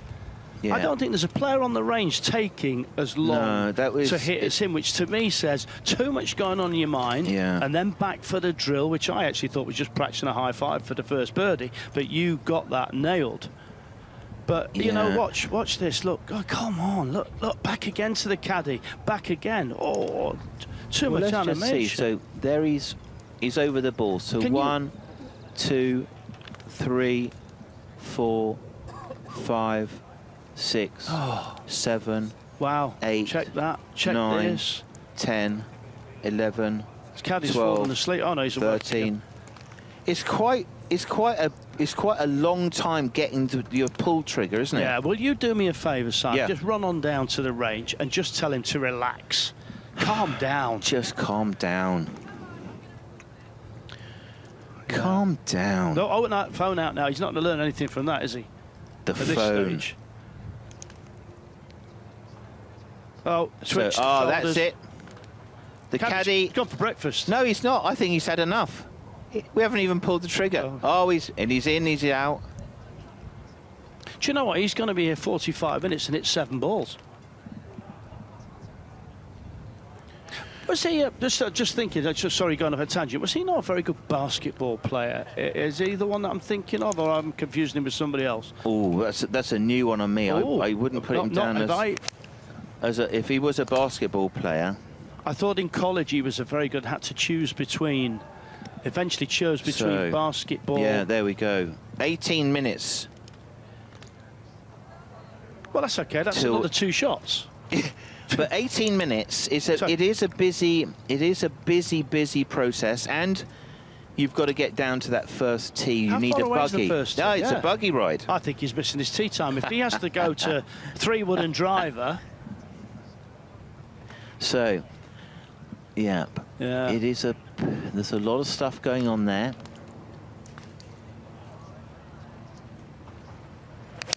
I think in terms of shot penalties, right, by the time, I mean, I think 3 holes in today, if anybody's timing him, he could be 5 over. But that's a shot penalty every swing. Here we go. So, let's have a look. Okay. 17, let's give him 1743. That's when he gets ready. So everything looks good there. Then with 47 wiggles of the shoulders, and check the backswing. Check the backswing again. Oh, are we going? Are we? No, not yet. Oh yes. 20 seconds. You know, 20 seconds kind of. Yeah, it's interesting. I mean, everyone's got their own way. Yep, and you know what's going to happen, don't you? He's going to shoot 9 under par. Correct. We're having fun. We're having fun with him. He's a brilliant player. He's the best putter in the game. Yeah. He's a lovely, lovely guy. He's a great guy. And I tell you what, because we're having this fun with him, it's guaranteed he's going to be 6 under through 7. Oh, I'm thinking, I think he goes... Oh, what's the... Okay, that's it. Just give it a little... That's a Laura Davies. Do we call that a Laura Davies? Yeah, with a driver. Yeah. Laura does it with a driver. Yeah, there it is, bang it up. I tell you what, it'd be banging hard because it's still quite firm underneath that turf. Here we go. I'm worried about his tee time, I really am. I mean, do you think they're aware? So.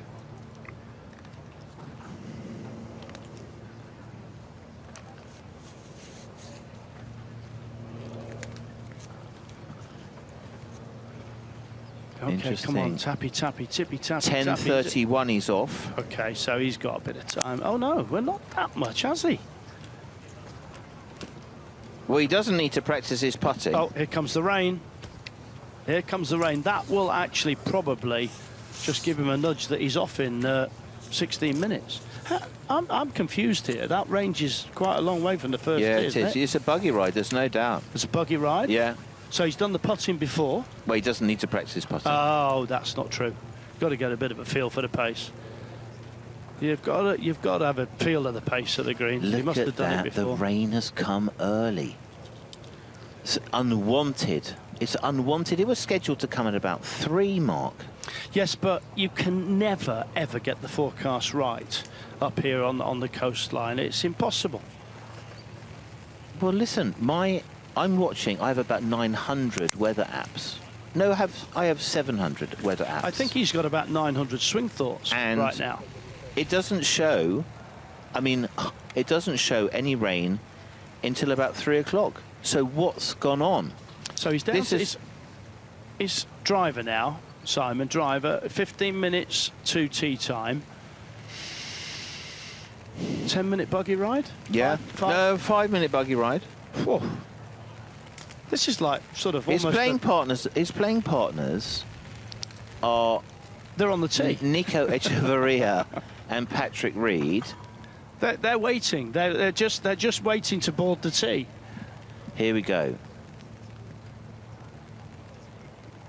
Here we go. We've got a countdown to this.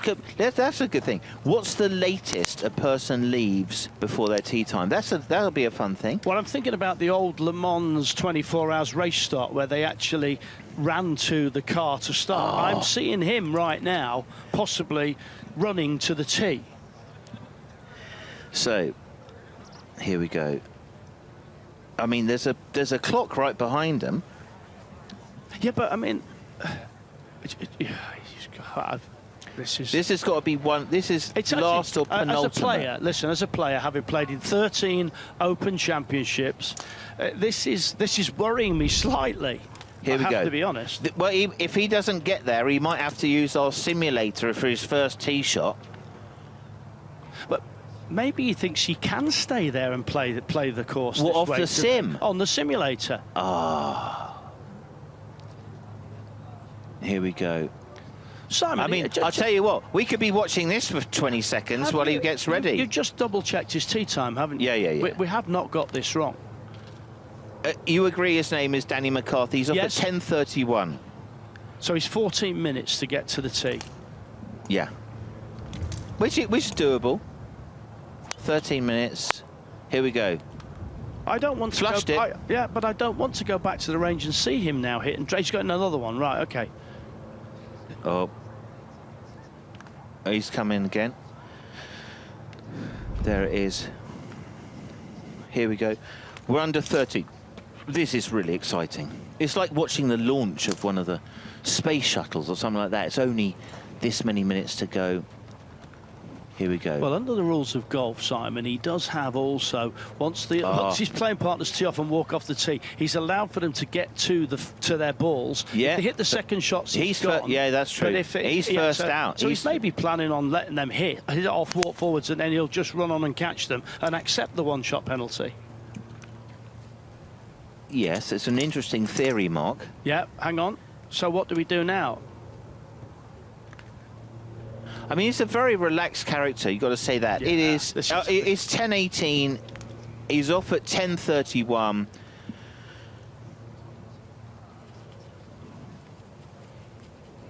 Oh, he's just checked the phone to check the time. Yep. 100%. Yeah. So he is just looking at the time. He's probably gone in 10 minutes. He maybe doesn't want to hang around on the first tee waiting about. He just wants to walk onto it, hit his first tee shot, and off he goes. But he does have to get his scorecard, which is something I know a lot about after 2003. Mark. About making sure you get the right scorecard. It doesn't matter nowadays, but it did in those days.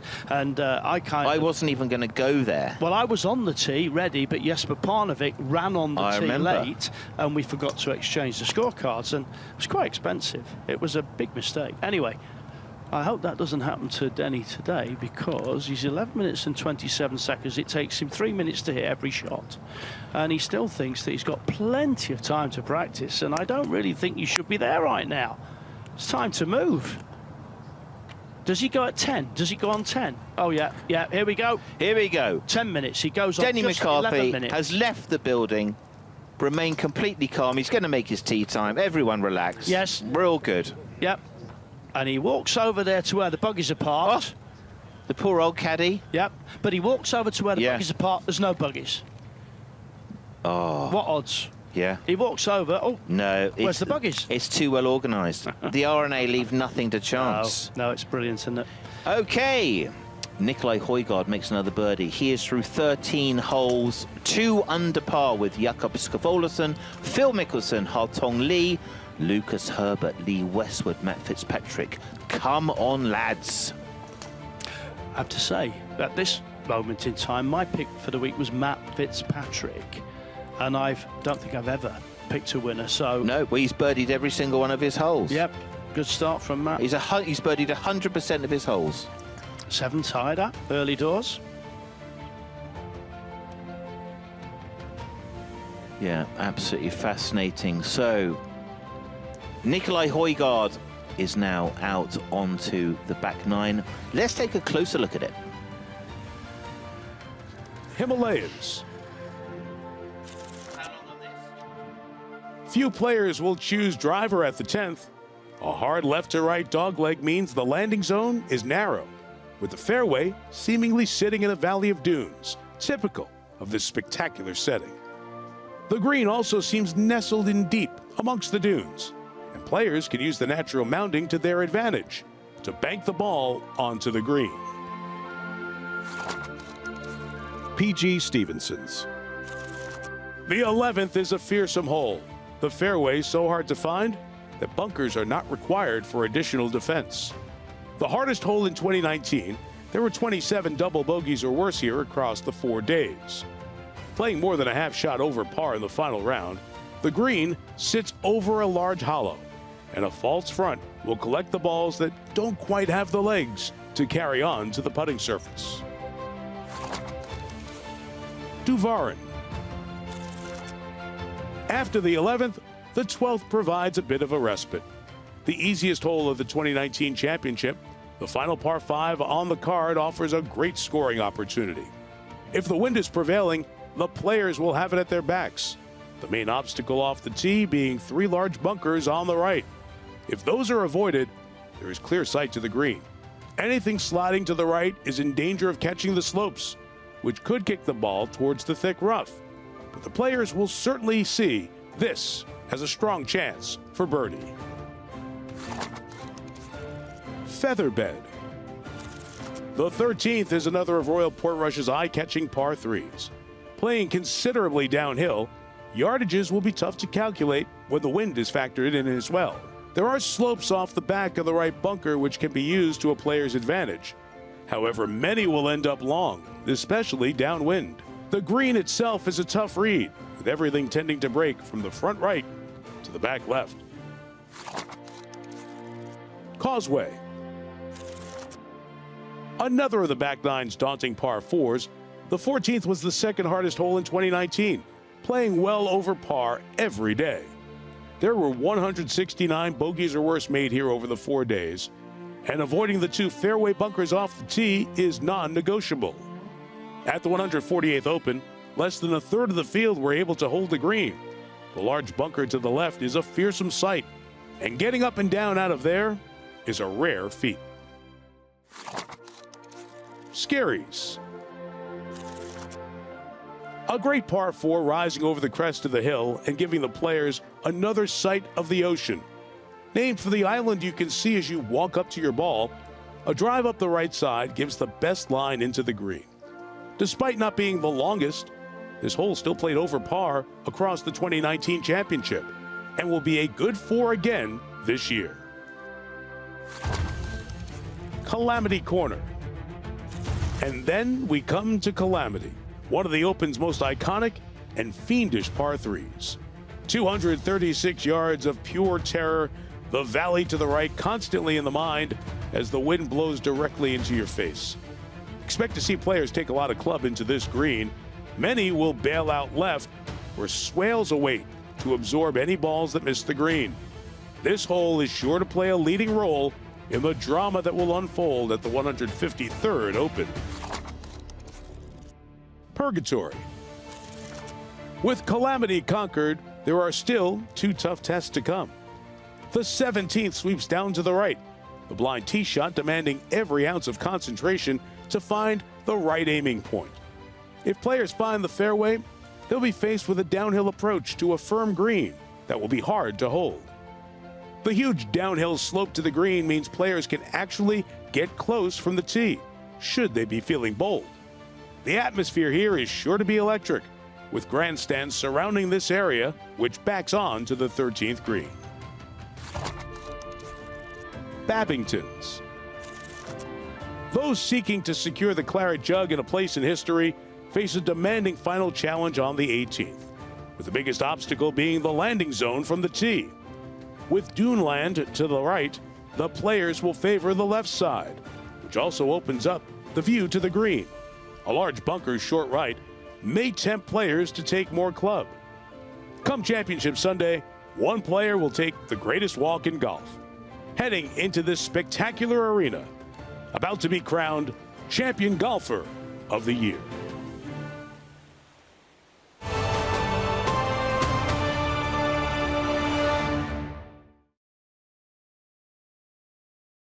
Welcome along to the Open. It's everything you wanted and more. That's fantastic stuff.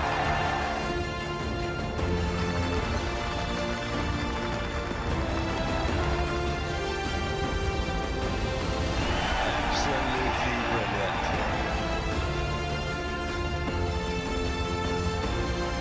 Quite an extraordinary day.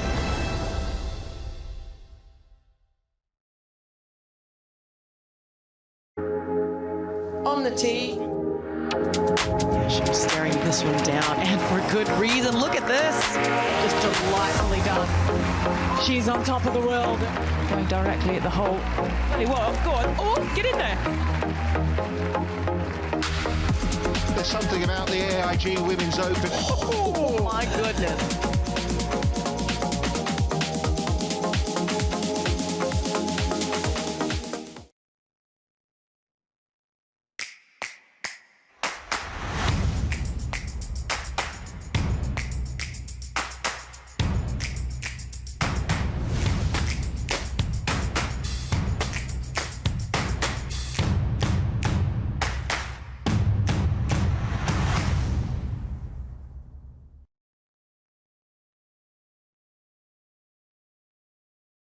Just swing.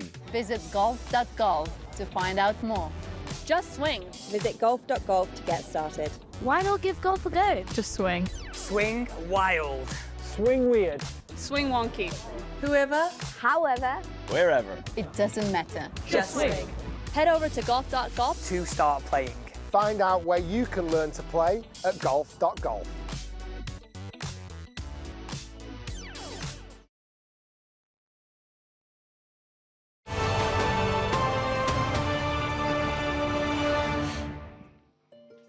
Yeah, there it is. Overhead view. What a shot it is. The little peninsula there. The 2 courses of Royal Portrush. The Dunluce, the championship course, but also the Valley. Fantastic golf courses in this area. If you haven't made the trip, you can't miss it.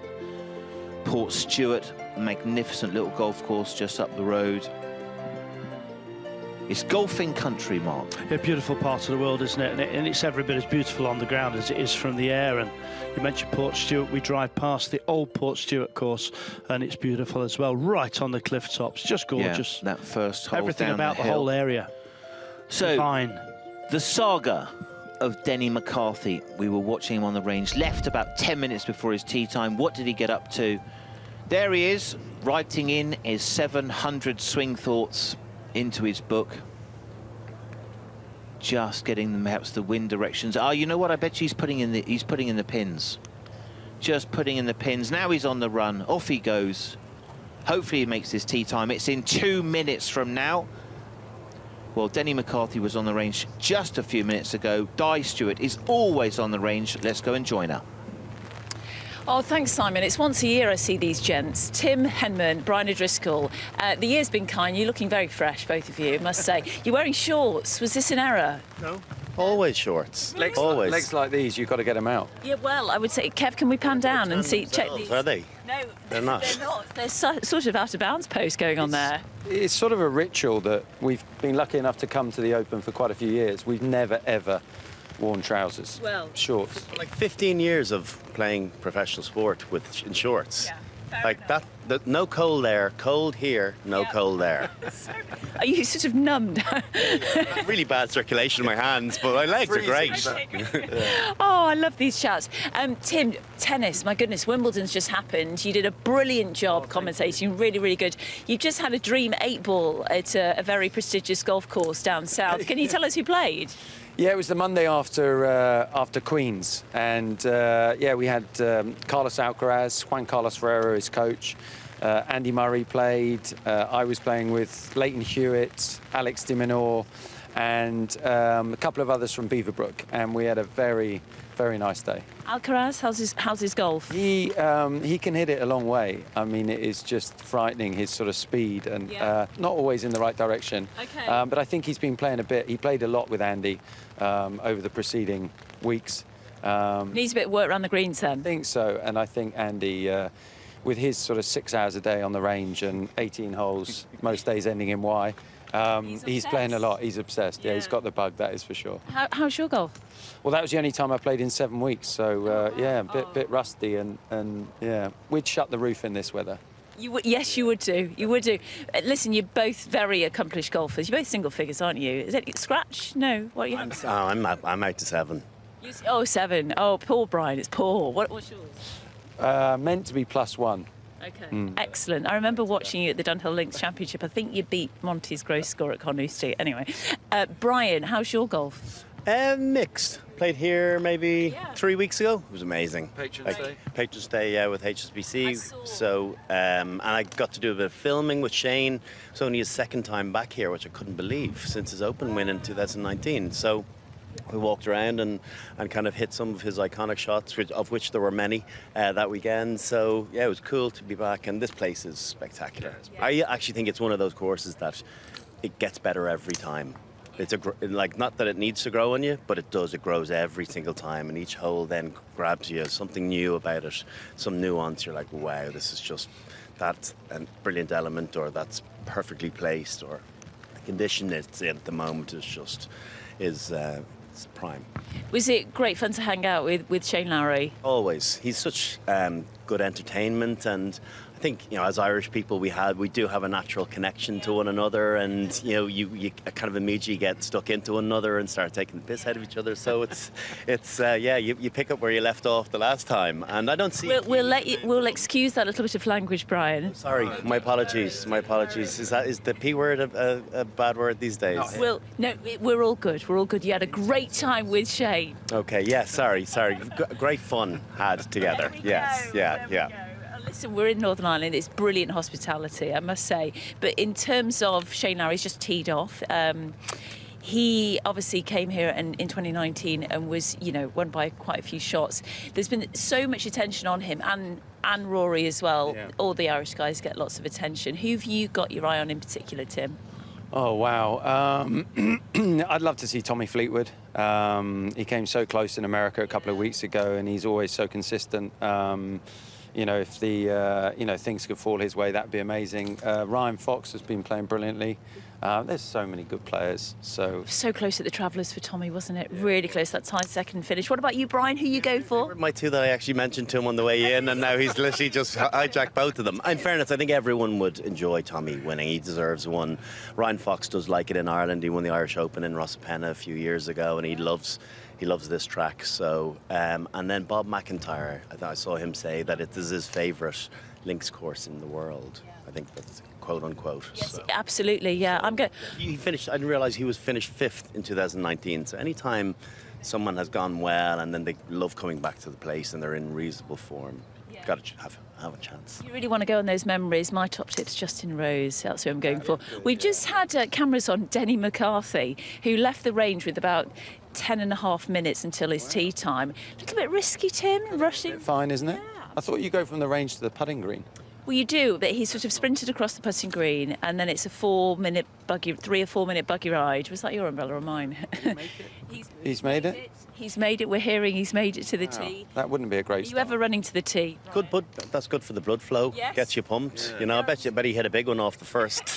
We'll update you. Listen, the Lions is happening in a couple of days' time. It's the first test of 3. How's Andy Farrell doing? And Maro Itoje, do you think it's going to be 3-0? I'm hearing from, I spoke to Anthony Watson last week, and he was convinced it's going to be 3-0. I don't see it. I don't see it. It's been a strange tour because obviously the Australian provincial teams probably haven't quite been the quality that you would expect or that you'd see in New Zealand and South Africa. So I think sometimes the series in Australia doesn't properly get going until this week, and then everyone really dials into the test series. The squads have been announced, a couple of contentious issues, but for the most part it looks like a really solid Lions squad, and I think it might be 1-1 after the first 2 tests. At least I need it to be, because I'm going to Melbourne on Tuesday, so I need some jeopardy there for the third test. Yeah, to make it exciting. Give our viewers a standout player to look out for. Well, there's plenty. I think there's guys like Tommy Freeman on the wing, who's been in scintillating try-scoring form for Northampton Saints and England, although it probably quite hasn't happened for him yet. Finn Russell at 10 is like box office to watch, and his halfback partner, Jameson Gibson Park. So there's 3. We've got 3. I was going to ramble another 2 or 3, but there's 3 good ones. Our viewers. And all backs, of course. Yeah, of course. Yeah. Good stuff, which is obviously the best position. Our viewers will have written them down, I'm sure. We've just had Scotty Scheffler on the range, the world #1, who's quite actually relatively new to links golf, but playing Portrush for the first time. Do you watch these guys and sort of practice like them, Tim? I'm not sure I practice like Scotty with his footwork, but no, they're amazing. And I think we both love coming out and watching on the range, and you can just hear it. You can hear the ball striking. It's just absolutely amazing. And when they play in these types of conditions with the wind and the way they flight the ball, it's just amazing. It's 2 different sports. It's brilliant, isn't it? Oh yeah. What's your plan today, Brian? We're going to be up in the Swede with HSBC clients, and then hopefully we're going to. Yes. Yeah. It's nearly 12 o'clock. Oh, well, it will change from sparkling water to something else. And then we're going to be down doing a little bit of golf routes, and I think you're doing the challenge as well, the 160-yard challenge. Yip a few putts. Yeah. Absolutely annihilate a 9-iron 60 yards left and think that you can get a 160. Perfect. I can see it already. I can visualize that already. We can only dream. Padraig Harrington on our 160 challenge to carry exactly 160. He did it first time. So I was watching. Well done. Yeah. Pretty impressive, isn't it? But then the wind picked up and some of the players found it really hard. Listen, Brian and Tim, thank you so much. Go and enjoy hospitality, and great to see you. Nice to see you too, Di. Thanks for having us. Okay, back to you. Yeah, fantastic to hear 2 legends of the game, and I can tell you, Tim Henman is a really proper golfer. You need noise-cancelling headphones if you are going to play with him, because there's a lot of chat, but a very good bloke to be with. Same with Brian O'Driscoll. Jakob Skafolason out in front for the first time. He is 4 under par after 12. I think that's a very good score. Lee Westwood is doing fantastically well, 3 under through 7. That's a great start. Nikolai Højgaard is back to 2 under. Look at those names, just legends. Mickelson, Cantlay. It's all heating up here on the first day of the 153rd Open. We are live at the range, just watching the players loosening up, getting ready. See who we've got down there. That's who we've got, Mark Leishman. Flusher from Australia. Looking over to see his numbers. Off at 11.26. Mark Leishman. So nothing like the mad dash of Denny McCarthy. Leishman smooth of swing, And he will go out with Stuart Sink, unforgiven winner of the Open in a playoff with Tom Watson. Matteo Manassero, the youngest winner at 16 of the Amateur Championship. And Leishman, who now is on the Live Tour. So those guys were in Valderrama last week, came up from the heat of Andalusia to the variable weather of Royal Portrush. Let's have a look at the Leishman action. Very much a flow, a swinger of the club, a one-handed swinger of the club. A swing and a miss there from Leishman. So look, second serve. Aussie champions. Aussies have had fantastic golfers. Cam Smith, amazing at St Andrews. Norman, the amazing performance at Troon and then again at Royal St George's. Baker Finch just ripped it on that last day. Ken Nagle, and then the magnificent five-time winner, the flusher supreme, Peter Thompson. Yeah, the golf courses in Australia, especially that Melbourne area, fantastic. Very similar in a sense, Sandbelt golf courses, Royal Melbourne, Cosmopolitan, Kingston Heath, Victoria, just magnificent. Aussies, a crucial part of the golf game. A little bit isolated perhaps just because of the geography, but very much a heartbeat of our game. Confirmation, game 27, Sink, Manassero and Leishman. So Mark just warming himself up here. Let's have a look there. Just a freedom, isn't it? Freedom. Very rhythmical.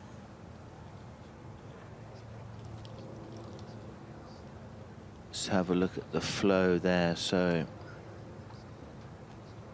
very balanced swing. Weight moves a little bit into the inside of that right foot. A little stronger hands there, and then through. So does let that left toe kick out. You can see that foot kind of aiming at the target. He's looking at the numbers. Those are provided for you at home by Top Tracer Technology, one of our key partners. Nikon in the background. If you want to go out to their viewing center between 6 and 12, I think it is. Great to see all of the technology, but look at that left foot kicking out there. Yeah, our partners so crucial, and their support to this competition most welcome. Rolex, HSBC, there we go. So that right hand kind of underneath there, and we call that a strong grip. Very much a flow. So fascinating to see the action from the players. Leishman just going through his. Let's find Di Stewart. Just been he's still talking. John Bishop, comedian. John, good to see you. We're live. I know. Oh, we're live. All right. Well, I'll stop swearing then.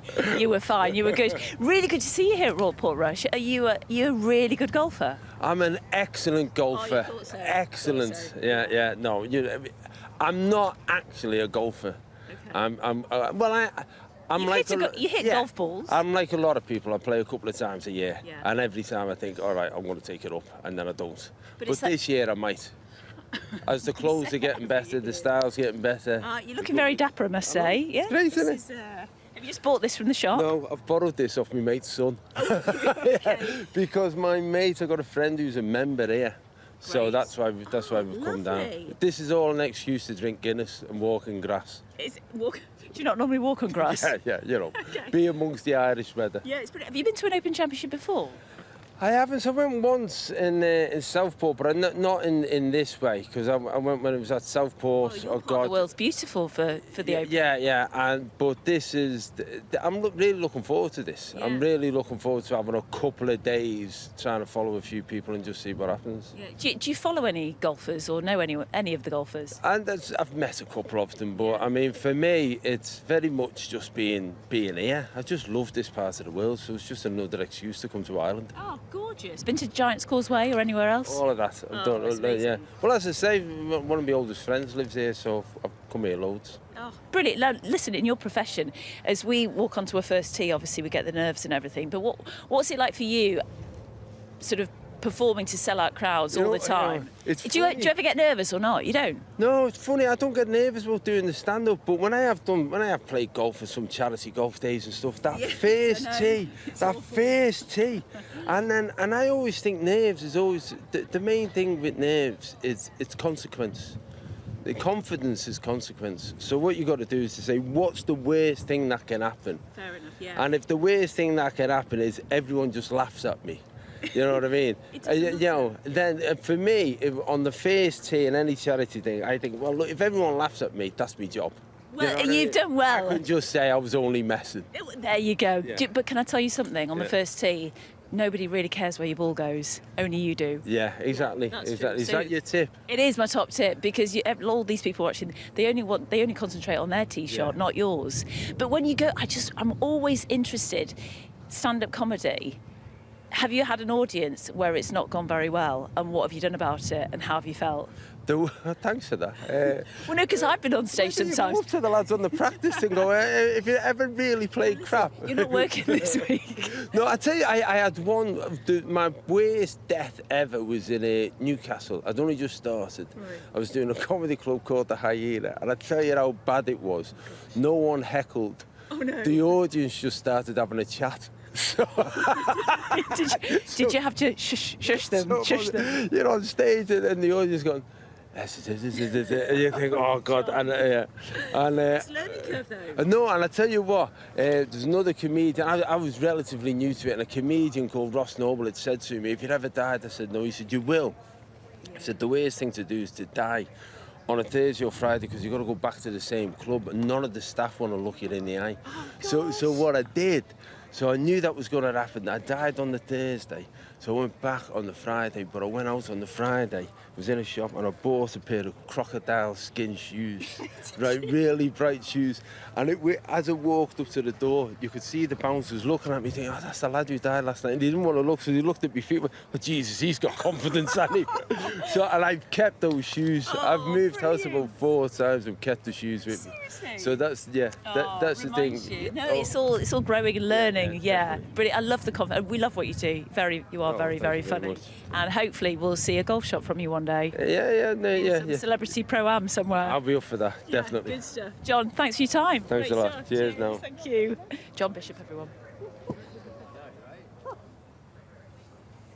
Yes, very interesting to hear from all of the different fans. You know, that's one of the things you have, this massive solidarity. We saw Henman in tennis, Brian O'Driscoll from the rugby world, comedian world, entertainment world, all come together in this big melting pot, which we call golf. So, delighted to say, fresh from the driving range and slightly damp is Peter Finch just joined me. Peter, what's the conditions like?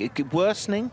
I would say changeable is a very correct word to use in this situation. It's a bit windy, it's a bit cold, rain is coming in and out, but I've got a feeling that the rain will actually start in earnest as Rory tees the ball up. So, okay, well that's not amazing news for Rory fans, and there are many up here.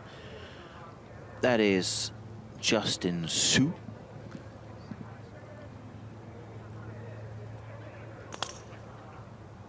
I can tell you, for those anxious about the fate of Denny McCarthy, who we were worried wasn't going to make his first tee, he's made his first tee on time. Not only that, he stands level par after the first. Everybody relaxed, it was totally fine. But anyway, that was a bit stressful, wasn't it? Like, we were on the range and kind of watching, and I was trying to figure out what was going on. Not only that, but why was he taking so long over his shots? It was incredibly stressful. We counted 20 seconds from the address to the strike. So definitely some stuff going on there. Justin Su.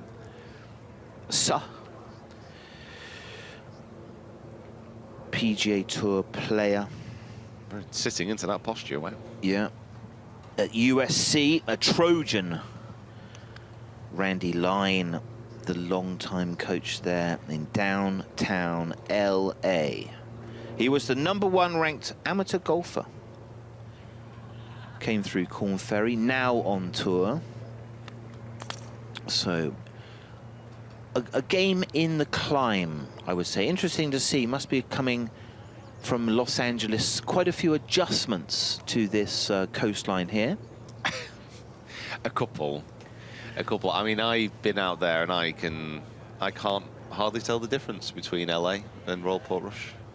No. With the So many temperature, any similarities. changes? No, not really. So, not many palm trees, admittedly. No. Interesting posture. A little bit more handsy action there, kind of a more wristy player, kind of an old-fashioned way through the ball there.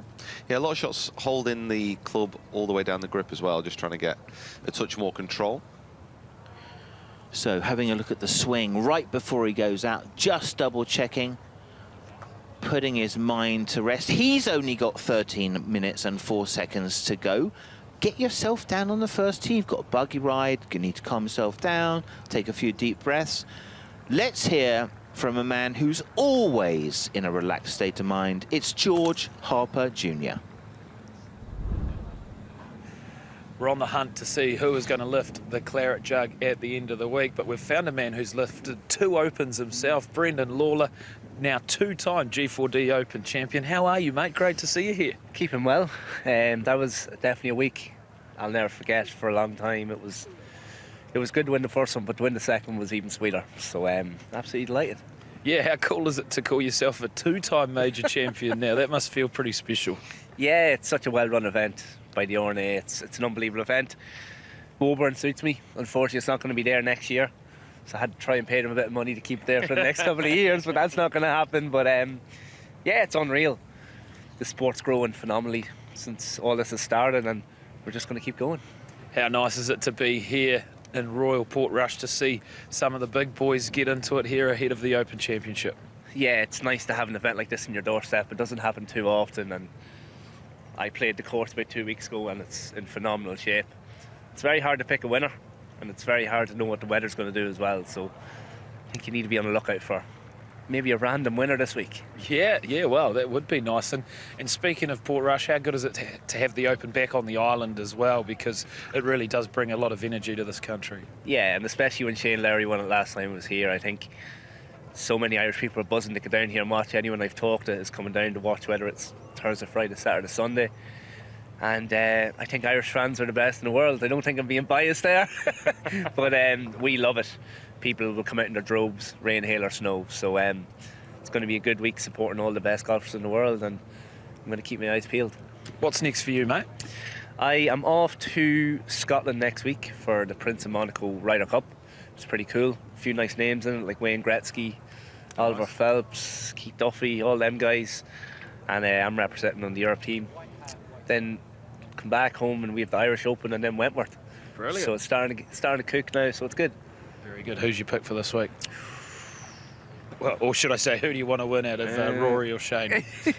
I'd love Rory to win, but I'm also going to say Fleetwood.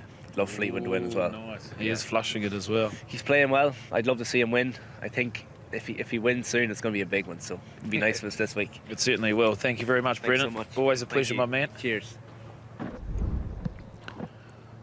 Yeah, fascinating to hear. Brendan Lawler, superb golfer. That circuit really building nicely. There is a view. Lovely to see the caddy just lifting the tee balls off just to keep them dry. That is Soren Hansen in Titleist hat there in the back. That is Matteo Manassaro, who won the amateur at age 16. Interesting variations. Exploded, Peter, and then dropped and now returned to form.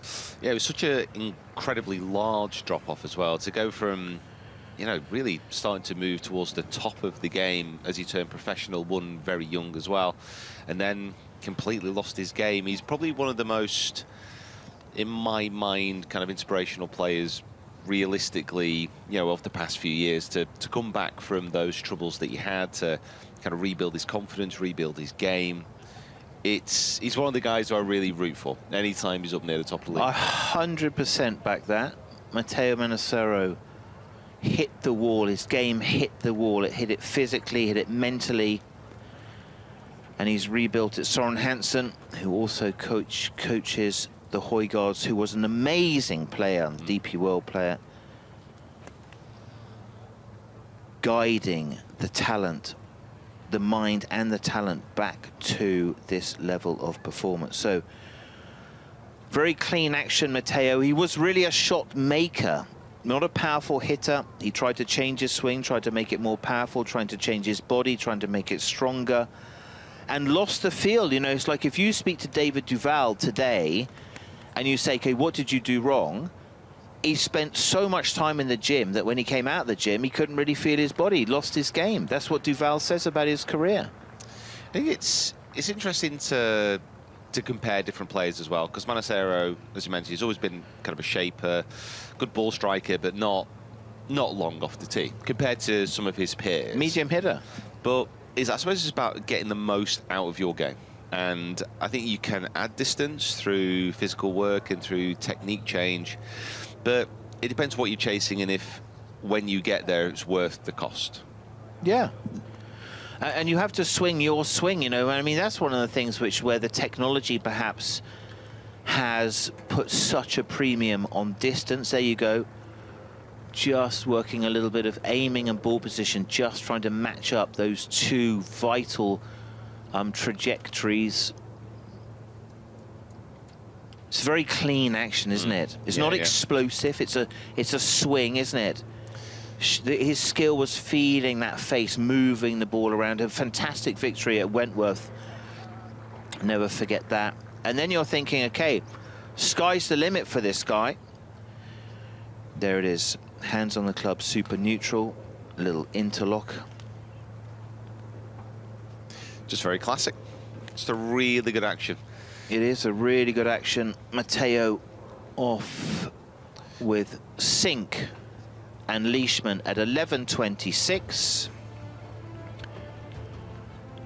The storm that came through has gone. The weather has dropped and improved.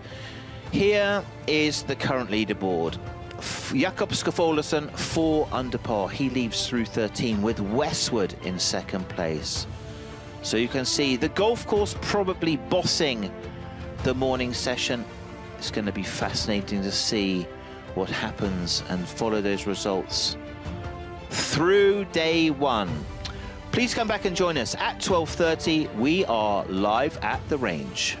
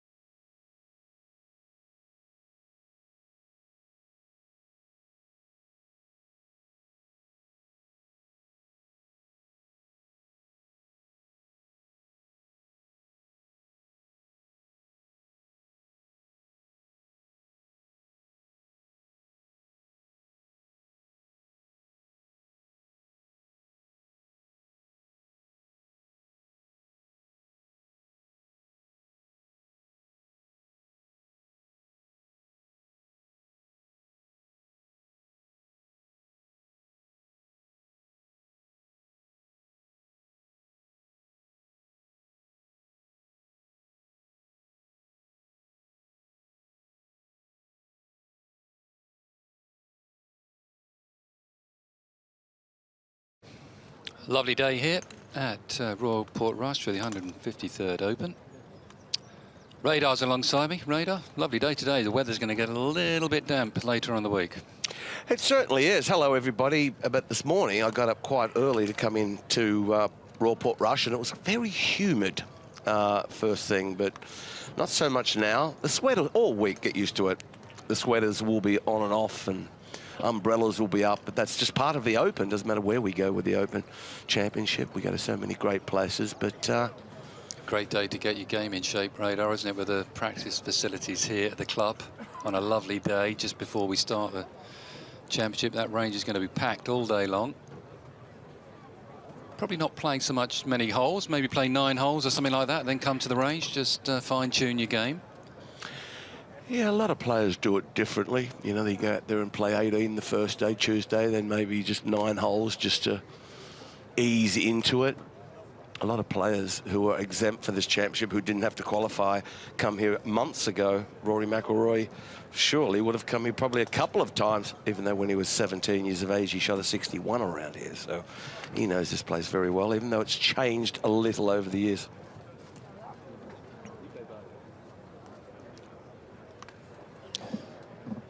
Good crowds watching the players hit some balls, and about half an hour earlier, well, the world #1. Here he is, Scotty Scheffler. Oh, standing behind him last week over in Scotland, Genesis Scottish Open, watching him hit balls. It's quite a treat. Yeah, it is. It's a great thing. He hasn't got that reminder grip that he has. He practices with so very often. I had one of those when I was a youngster, and then they just disappeared. And I think Scotty Scheffler has brought that back. It's just a rubber grip that has moulded into what they say is the perfect grip. Yeah, he's using that now, isn't he? Yeah. Has he got it? Yeah, he's got it, yeah. Cool. They were sort of poo-pooed, weren't they, back in the day, as a bit of a gimmick, but not anymore. Not anymore, no. Not anymore, no. No, I had to work in a pro shop, and my boss, Ian Brander, he had one of those, and I used to get out the back there and... Isn't it amazing? Right. Isn't it amazing that even the world #1 still working on his grip? Yeah. We try and impress the importance of that to people at home, to amateur golfers. Grip and alignment, Jamie. Yeah. As you know, it's so very important in our game. And that grip, really, I'm going to say it's not a 2-knuckle grip. When you look down, when I say as a right-hander, you look down and you can see 2 knuckles, the one on your forefinger and the other one, and you know, it's probably a 2.5. It's not quite a 3er. It's not a Langer strength grip. It's not an Azinger strength grip, which is like almost a 5-knuckler. What were you? I was about a 3, I reckon. Well, well, that's good. Nothing wrong with that. Yeah. I tried to weaken it off as it went on.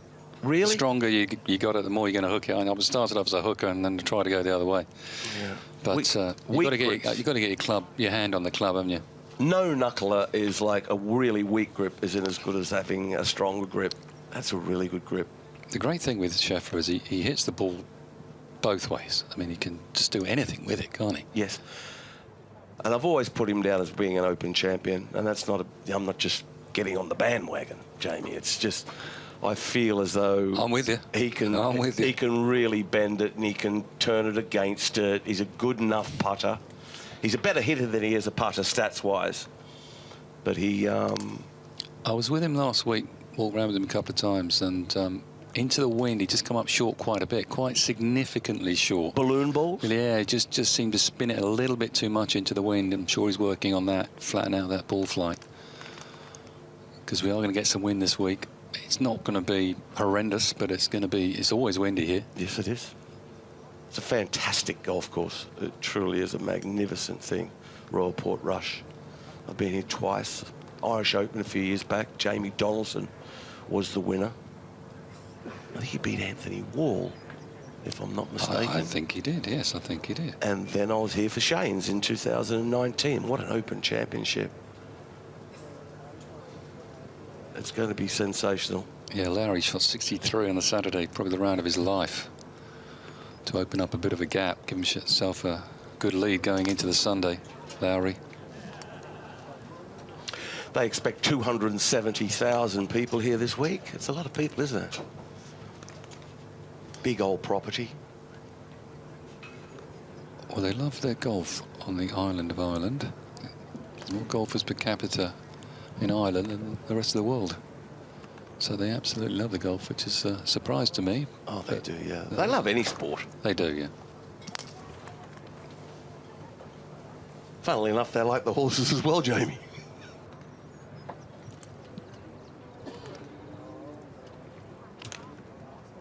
He works so very hard, does Scotty Scheffler, on his swing. Always practicing down in Dallas.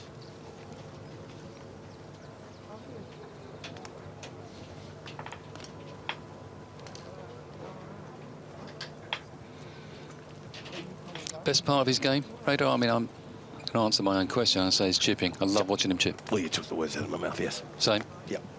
His chipping is unreal. If you want to watch him, ladies and gentlemen, boys and girls at home, when you watch it on TV, you have a look. He doesn't really, with a pitch, from 40 yards even, he picks it. He just bruises the turf. There isn't a gouging divot. It's a clip, isn't it? There's no lean into it. No, not like us. No, it's not so, oh, God, get out of there. I mean, it's like, but he just clips it off there and he can spin it so well. That's why it chips in so Well, he's trying to hold it, isn't he? He's trying to hold it, isn't he? From wherever. Quite incredible. Did you see his interview yesterday when he said... I did. Did you watch that? I thought it was fascinating. I really enjoyed listening to it.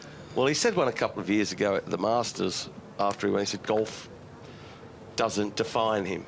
I mean, it's... and what he said yesterday was equally as sensational. Like, I think it gives him some freedom. I think it gives him freedom because it seems like it doesn't mean everything to him. Do you feel as though it's reverse psychology? Possibly. I don't think it's on purpose, but he obviously, there's more to his life than just playing golf. It's more important than his golf. But you still get the impression that golf means so much to him. He's passionate about it. He's obsessive with it.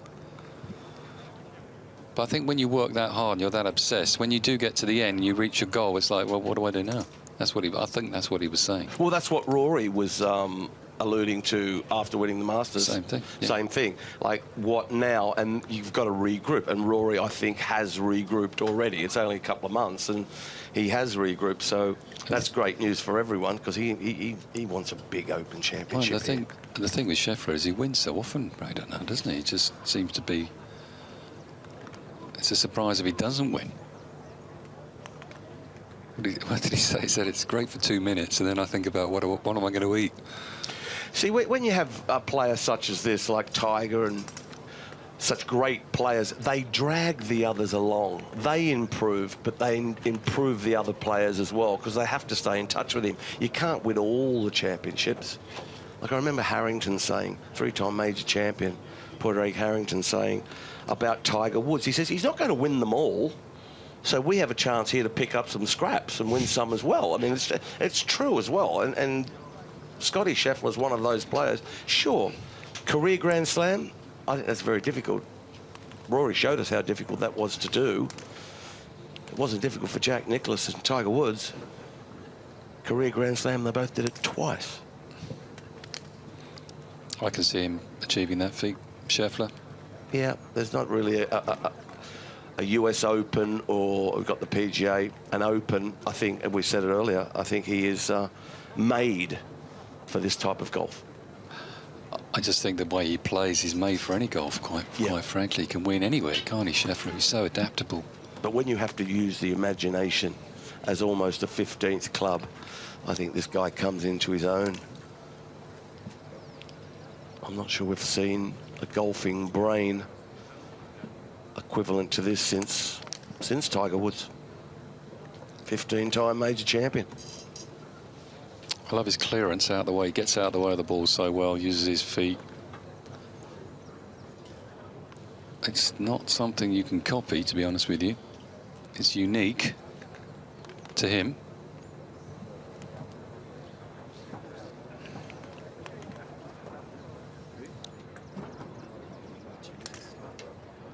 Into the long irons already. They'll come in handy this week. Usually downwind on some shortish par fours, you'll see those, and now he's straight into the 3-wood. But we'll see a lot of driving irons here at Royal Portrush this week. And as I say, when the wind's at your back, You don't want to get too aggressive because a lot of the fairways out there, I had a look yesterday, they bottleneck a little.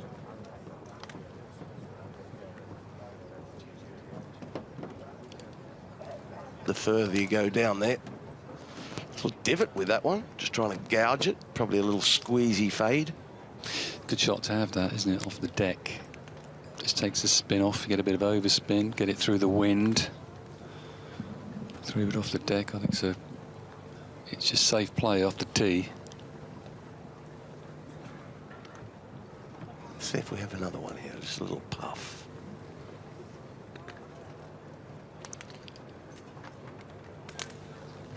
Yep. That means he's just trying to hold it off a little and just hit it, just a little leaker from left to right. Not a huge one, but he wants it to fall that way. He doesn't want to see it falling from right to left. Look at the grip, see? He goes in there all the time. A little like Adam Scott has over the years as well. It's the first thing they do. They grab the club and set it in their fingers on the left hand, being right-handers, and just put it in position. Get the grip right where they want it. Look at the bow on that left ankle. Incredible, isn't it? Yeah. Carrying that 280 with the ball speed of 169 for 3 with, that's impressive.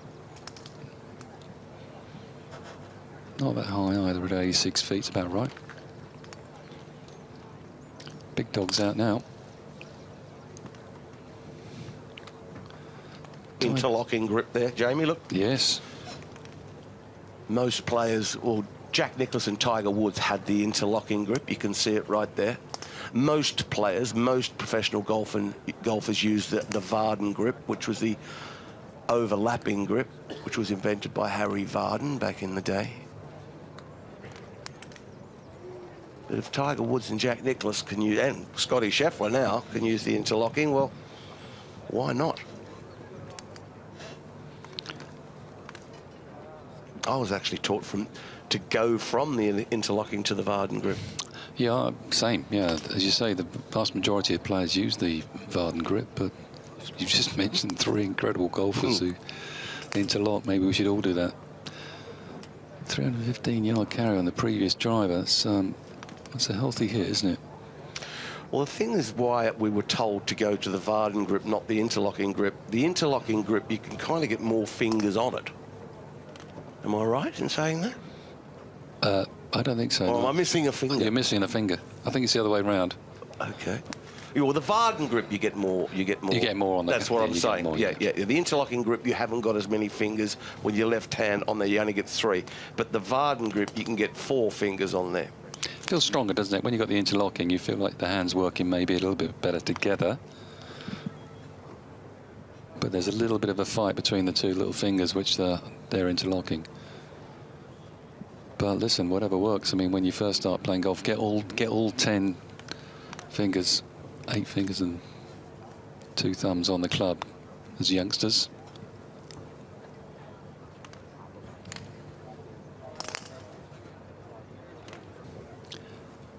Pretty effortless, that.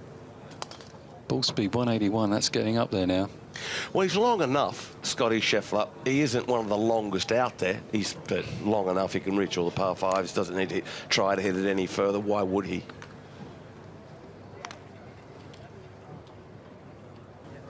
I walk around with his dad a lot out there, Jamie. Yep. Scotty Senior, and he's a wonderful fella. Really nice man, funny man. He can't watch him putt. He can't watch him hole out. A lot of the time he comes over to me and says, well, did he get it? I'm like, yeah, well, yeah, he holed it. I mean, it's incredible to watch. The Scheffler family, they are all such a great unit. Yeah, it's very difficult for the families, isn't it, as well? I mean, my dad watched me at Birkdale. He only watched me in 1 opener, played in 8, and after 3-4 holes, I wasn't having a good time, and he cleared off. He just couldn't watch anymore. No. And of course, I made a few birdies on the back 9 and suddenly reappeared, but it's pretty difficult for your family to watch you. Here we are at Royal Portrush. This is the scene overlooking the range, and we are live at the range in the gorgeous county of Antrim along this rugged stretch of Northern Irish coastline. Absolutely delighted to be here. It's such a spectacular day. The sun is out, blue skies above, a little bit of wind. I'm here with Pete, and it's all set for a fantastic less than 24 hours before that first tee shot is hit tomorrow morning by Padraig Harrington, who we spoke to on the range yesterday. He said, well, I'm not normally an early riser, but I'll get up for the Open Championship to hit that first shot. And this is what he's won a couple of times, hasn't he, in the past? And my goodness, what names on this claret jug. Don't touch it, Pete. You're not allowed. Well, it's a little bit too late for that, I'm afraid. Yes, you've had your mitts on it. But Xander Schauffele, obviously the defending champion, gave it back earlier on this week. And yeah, quite a few press conferences yesterday. Really fascinating information to come out of so many of them. And one of them, the world number one, Scotty Scheffler, didn't hold back, gave some fantastic insight into what he thinks about the game of golf and his life and his career. Let's hear from Scotty. We can speak off the back of that. You know, I think it's kind of funny. I think, you know, I think I said something after the Byron this year about, like, it feels like you work your whole life to celebrate winning a tournament for like a few minutes. It only lasts a few minutes, that kind of euphoric feeling. And like to win the Byron Nelson Championship at home, I literally worked my entire life to become good at golf, to have an opportunity to win that tournament. And you win it, you celebrate, you get to hug my family, my sister's there. It's such an amazing moment. And then it's like, okay, now what are we gonna eat for dinner? You know, life goes on. Is it great to be able to win tournaments and to accomplish the things I have in the game of golf? Yeah, I mean, it brings tears to my eyes just to think about, because I've literally worked my entire life to become good at this sport, and to have that kind of sense of accomplishment, I think is a pretty cool feeling. You know, to get to live out your dreams is very special. But at the end of the day, it's like, I'm not out here to inspire the next generation of golfers. I'm not here to inspire somebody else to be the best player in the world, because what's the point? You know, this is not a fulfilling life. It's fulfilling from the sense of accomplishment, but it's not fulfilling from a sense of like the deepest, you know, places of your heart. You know, there's a lot of people that make it to what they thought was going to fulfill them in life, and then you get there and all of a sudden you get to number one in the world, and then they're like, what's the point? And, you know, I really do believe that, because, you know, what is the point? You're like, why do I want to win this tournament so bad? That's something that I wrestle with on a daily basis. It's like showing up at the Masters every year. It's like, why do I want to win this golf tournament so badly? Why do I want to win the Open Championship so badly? I don't know, because if I win, it's going to be awesome for about 2 minutes. And then we're going to get to the next week, and it's going to be like, hey, you won 2 majors this year. How important is it for you to win the FedEx Cup playoffs? And it's just like, we're back here again, you know? So we really do. We work so hard for such little moments. And, you know, I'm kind of a sicko. I love putting in the work. I love being able to practice. I love getting out to live out my dreams. But at the end of the day, sometimes I just don't understand the point, you know, because I don't know if I'm making any sense or not, but am I not? It's just one of those deals, you know. I love the challenge. I love being able to play this game for a living. It's one of the greatest joys of my life. But does it fill the deepest, you know, wants and desires of my heart? Absolutely not. I mean, I love playing golf. I love being able to compete. I love living out my dreams. I love being a father. I love being able to take care of my son. I love being able to provide for my family out here playing golf. And, you know, every day when I wake up early to go put in the work, you know, my wife thanks me for going out and working so hard. And when I get home, I try and thank her every day for taking care of our son. It's just, you know, that's why I talk about families being my priority, because it really is. You know, I'm blessed to be able to come out here and play golf, but if my golf ever started affecting my home life, or it ever affected the relationship I have with my wife or with my son, you know, that's going to be the last day that I play out here for a living. You know, this is not the be-all, end-all. This is not the most important thing in my life. And that's why I wrestle with, why is this so important to me? Because, you know, I would much rather be a great father than I would be a great golfer. You know, that at the end of the day, that's what's more important to me. Really, really extraordinary. Such an insight there from Scotty Scheffler about the way his mind operates and the way he thinks. He loves playing golf, he loves the challenge, but sometimes I just don't understand the point, he said. What did you make of his comments? I mean, listen, I've never seen an open therapy session quite like it before. He's obviously got some things on his mind, and he's questioning, like, what is the point of doing all this? I think for golf, because of the consistency of it, like the Open Championship is the last major of the year. You know, this is something which is going to be built up for. But if you think about the Open Championship, straight after this, he'll be doing FedEx Cup. And straight after that, we've got Ryder Cup. And then straight after that is something else. So there's a consistency to it where you just have to be at the top of your game all the time. And maybe he feels that he doesn't have that moment to really enjoy the victories that he's having.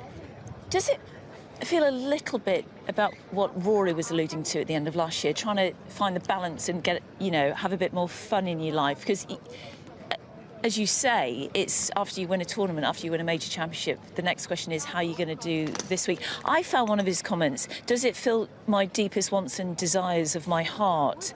Absolutely not. So he's done a bit of soul searching recently, hasn't he? Yeah, I mean, it sounds like it. Because we don't normally hear that from Scotty Scheffler, but we love the honesty as well. Yeah, and this is what we want. You know, we want players to be coming out and speaking openly about how they feel. You know, totally. I think many people believe that a lot of tour pros are very trained, very vanilla, and not expressive with their feelings. So for Scotty to come out and say stuff like this is great. If you agree with it or not, is an interesting one. Rory's quite an extreme example where, you know, that was his Everest as he described it. Yeah. You know, he was waiting over 10 years to win that Masters, a tournament that he should have won ages ago. So the emotional come down from that was probably quite extreme. With Scotty, because he wins so often, maybe he just doesn't know how to celebrate. But can you help him with that? I mean, there's a little place called the Harbour Bar. The Harbour Bar, if, you know, if he does lift this at the end of the week, maybe we should just invite him out. Do you know, a great idea. But you do hear it from sportsmen, men and women all the time, when they've achieved so much in their career, winning a World Cup, an Olympic medal, or the goals that they've set themselves. What is next? How do you big yourself up again? It's a bit like Rory after the Masters, you know. That competitive vibe came back a little bit at the Scottish Open, and I'm sure we hope to see it this week.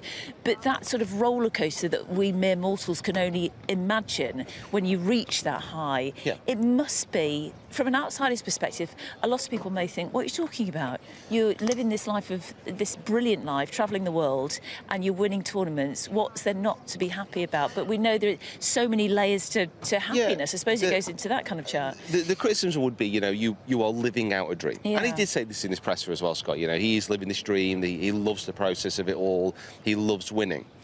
And he'd love his name on this. Yeah, absolutely, yeah. And then he did allude to that. He did allude Yeah. to that. And that's a criticism. You know, you live in this dream, like, why would you be almost complaining about it? But in any walk of life, like, if you fulfill a dream, it is that question of, well, what's next? Yeah. I can't dine out on this forever. Well, you could. But could you? Well, I'd probably bring it up a few times. I think I could as well. But no, seriously, it's fabulous to hear from Scotty, and I'm sure there'll be so much debate. This is all we were talking about this morning on the drive-in. So many different opinions, and really good to hear someone's raw thoughts. OK, well, we've got our reporter George Hopper Jr. out and about. I'm sure he'd be like to be near this. He has been a few times this week. George, where are you? What are you doing? We want to know. Good morning and welcome to the first tee. The sun is shining down on Royal Portrush. It is a beautiful day on the eve of the 153rd Open Championship. And what a great all-English affair we have here. Justin Rose, Matt Fitzpatrick and Marco Penge. Justin Rose, hello mate, you are back in action. Always a pleasure to see you. A little bit less stressful this year, cruising into the Open rather than FQ. Definitely. I mean, I was grateful for that. Obviously, it turned out to be great preparation last time round. You know, got me a few extra links rounds in the qualifying, which served me well. But yeah, nice to have a bit more time over the summer. Nice, and also, it's Matt Fitzpatrick dialing in. What's the key to this tee shot, Rosie? You know, stay out of the bunkers. Like every links hole, really. But yeah, there's a bunker on the right, 270. Looks like 5 wood for him bringing it in, so he's trying to hit it up the left half. There's a bunker up there, more like 300, so it looks like he's tried to favour the left side. Yeah. Looking for a commentary job after this, eh? Well, you never know, mate, you know. Mate, how good was it last year? T2, your second time you've come close to the Open. Must encourage you and inspire you this year as well to know that you can keep it up.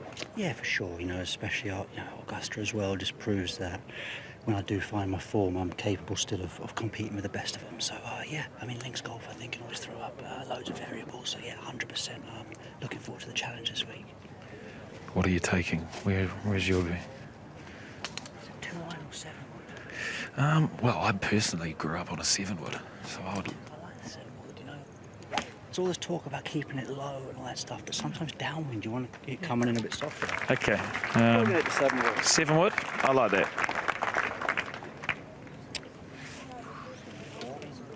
It's got a great looking gear bag here as well.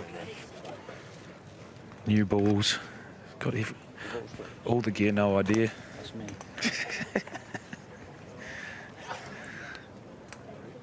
All right, driver option here.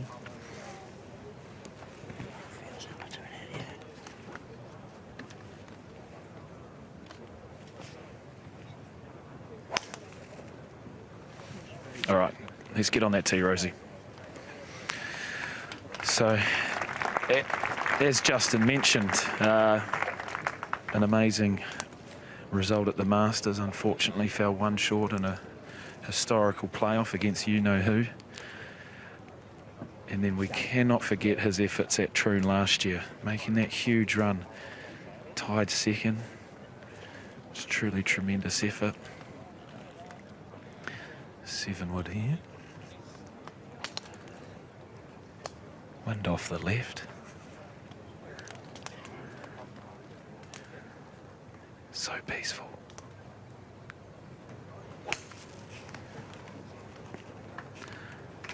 Delightful swing.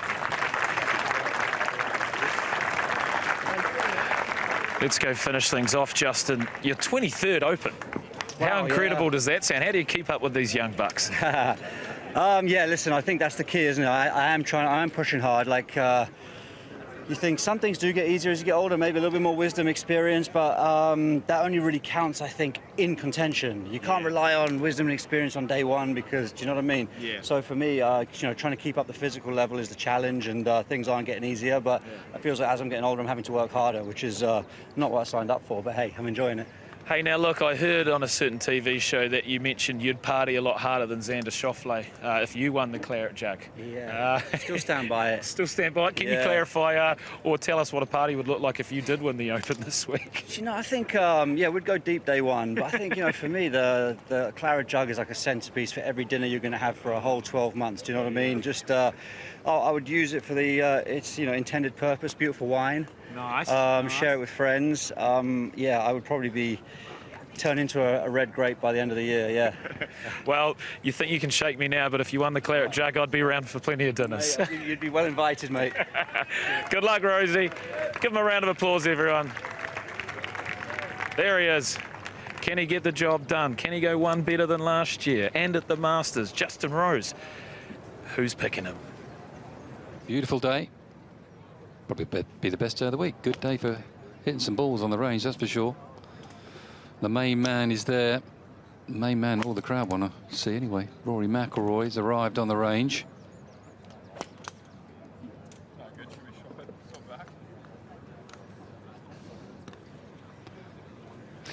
How do you think Rory's going to feel on that first tee? Radar.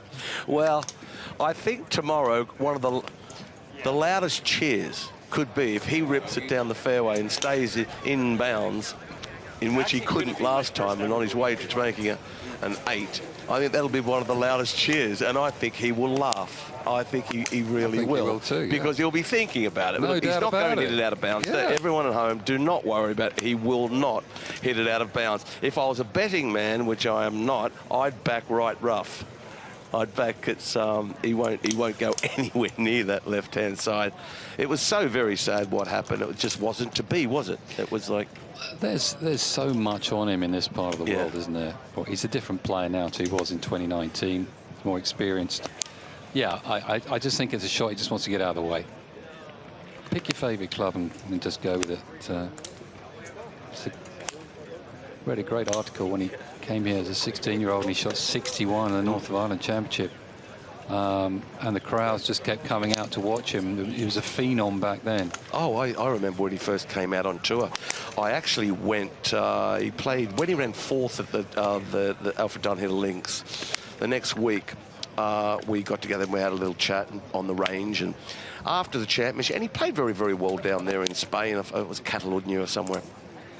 And I remember going to the airport, and we're both on the same plane. And I went to the restaurant, and he says, "I'll buy dinner." I said, "Rory, you're 11. I mean, come on, stop it. I mean, I'm going to buy you some dinner." "No, I'm buying dinner." So we bought dinner. But everyone, all of our island, because it was a place where all the charter planes come in. And he was so very famous, as you said, as an 18-year-old kid. It was just, you know, well, he was on television chipping balls into his mother's washing machine when he was, you know, tiny little guy. So he's had to live with it all his life. He's used to it. And he's had to get used to winning the career Grand Slam as well. That's taken a little bit of time just to sink in, I think. Yeah, well, let's hope so, because I always had Rory McIlroy. He's got 5 now and the career Grand Slam. I always had Rory McIlroy of getting to a Tom Watson number of majors, and that's 8. I just hope I'm right, I think. A lot of people might look and say, "Oh, no, Rory's got 10 in him." It's tough now. It's tough to win majors. Well, he's won this great championship. He's won this great championship before, Radar, 2014, Royal Liverpool. Let's have a look back at it.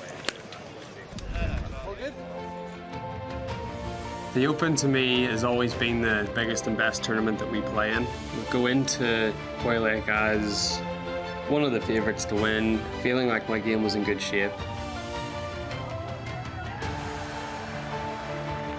72nd hole at Hoylake, the massive grandstands, you know, the standing ovation. Even just thinking about it now, I get goosebumps and hairs in the back of my neck stand up. It's a memory that will stay with you for a very long time. Champion golfer of the year and the winner of the gold medal, it's something you dream about. I think the most famous trophy in golf, one of the most famous trophies in all of sport. So to be able to have my name on it, you know, with so many other greats of this game, you know, it means an awful lot. Yeah, great memories there for Rory. I can't believe he's only won one of these. I would have thought he's going to win another Open Championship. I mean, if it's this week, this is the fairy tale, and this is the one he'd have been dreaming of as a young man, young boy on the putting green. This is for the Open. And St Andrews a couple of years ago, he had the lead going in there. Cameron Smith won that one, and Rory, a lot of people discussed it, and they said, "Oh, well, he just wasn't up to it the last day." That isn't true. What happened with Rory McIlroy? I was with that group, that last group on that Sunday, and at St Andrews, and he didn't hit it too bad. He just didn't hit it close enough, Jamie. Like, kept on hitting it to 30 feet. Now, you can't hold it from there, can you? Yeah, no. Well, you're not going to hold as many. You could go out and have a day out, but... And Cam Smith hold everything. Yeah, I was with Cam Smith's group. Yeah, well, there you go. Rory McIlroy didn't play badly and didn't suffer... I feel like he left it all on the Saturday, you know. He played so well Saturday, and then he gets to Sunday, and he's just a little flat. Just a little. No. Just wasn't to be. And he was upset about that. He really was. He thought it was his time. And some say, you know, if you're going to win the Open Championship, if you want to go down as one of the greats, listen, you win at the old course at St Andrews. But I don't care where you lift the claret jug. Doesn't matter which place you lift it. You can't win them all, can you? But St Andrews would be special. Would he rather win here or St Andrews? Not that you've got a choice. Just a great question. But it's an interesting little subject. Well, I know I know one thing. He's so glad to get that 2025 Masters. It's a long, long wait for drinks, isn't it, after that 2014 PGA Championship? Yep. Yep. What a day's golf that was. Just, it was sensational. Yeah, me as even an on-courser and you as an on-courser, me walking around there, I just didn't want to think about it.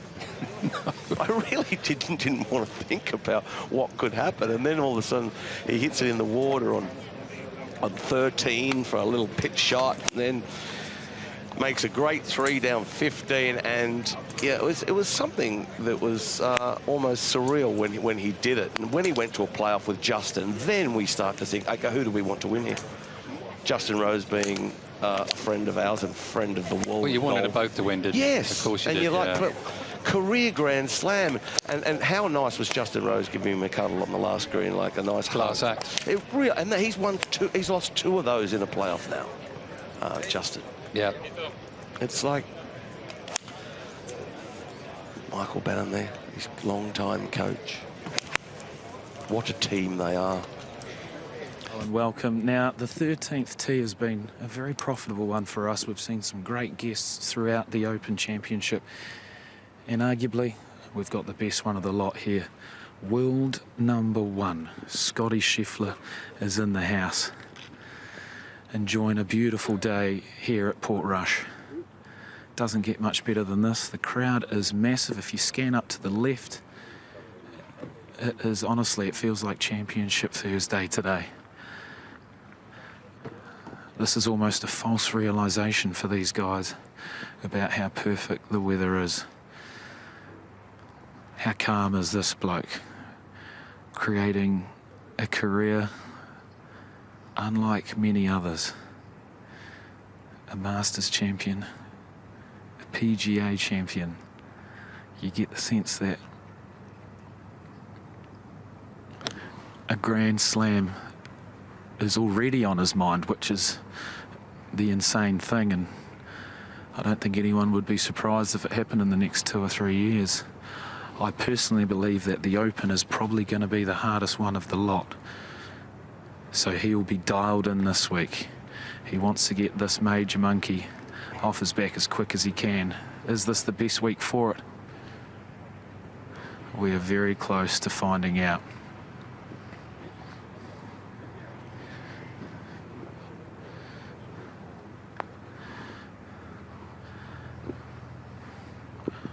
Wind slightly off the left of these guys. Svensson here, enjoying a little walk around with the best in the business. How cool is that about the Open as well, the practice rounds where players just rock up on a tee time and you get interrupted by the best in the world. Very, very cool. Torbjorn Olsen as well. Good to see him at the Open. Finding some nice form over the past few seasons.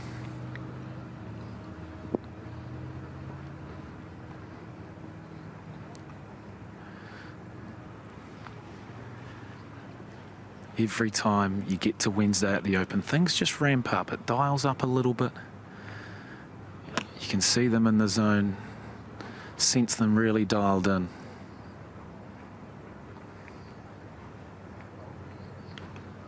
Some lovely golf swings here as well.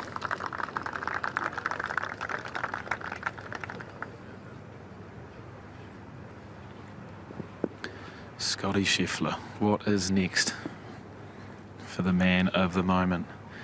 How quick did he respond to Rory winning the Masters? Bang, I'm going to take the next major. The PGA Championship is mine.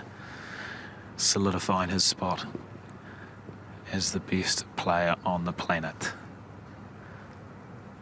Amazing demeanour, calming manner. And he's going to hit one more for us as well, you little beauty. Hey mate, how are you?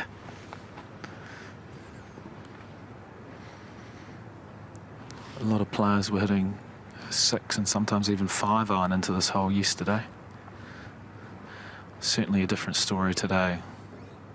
Looks to be a silky smooth 8 iron in his mitts.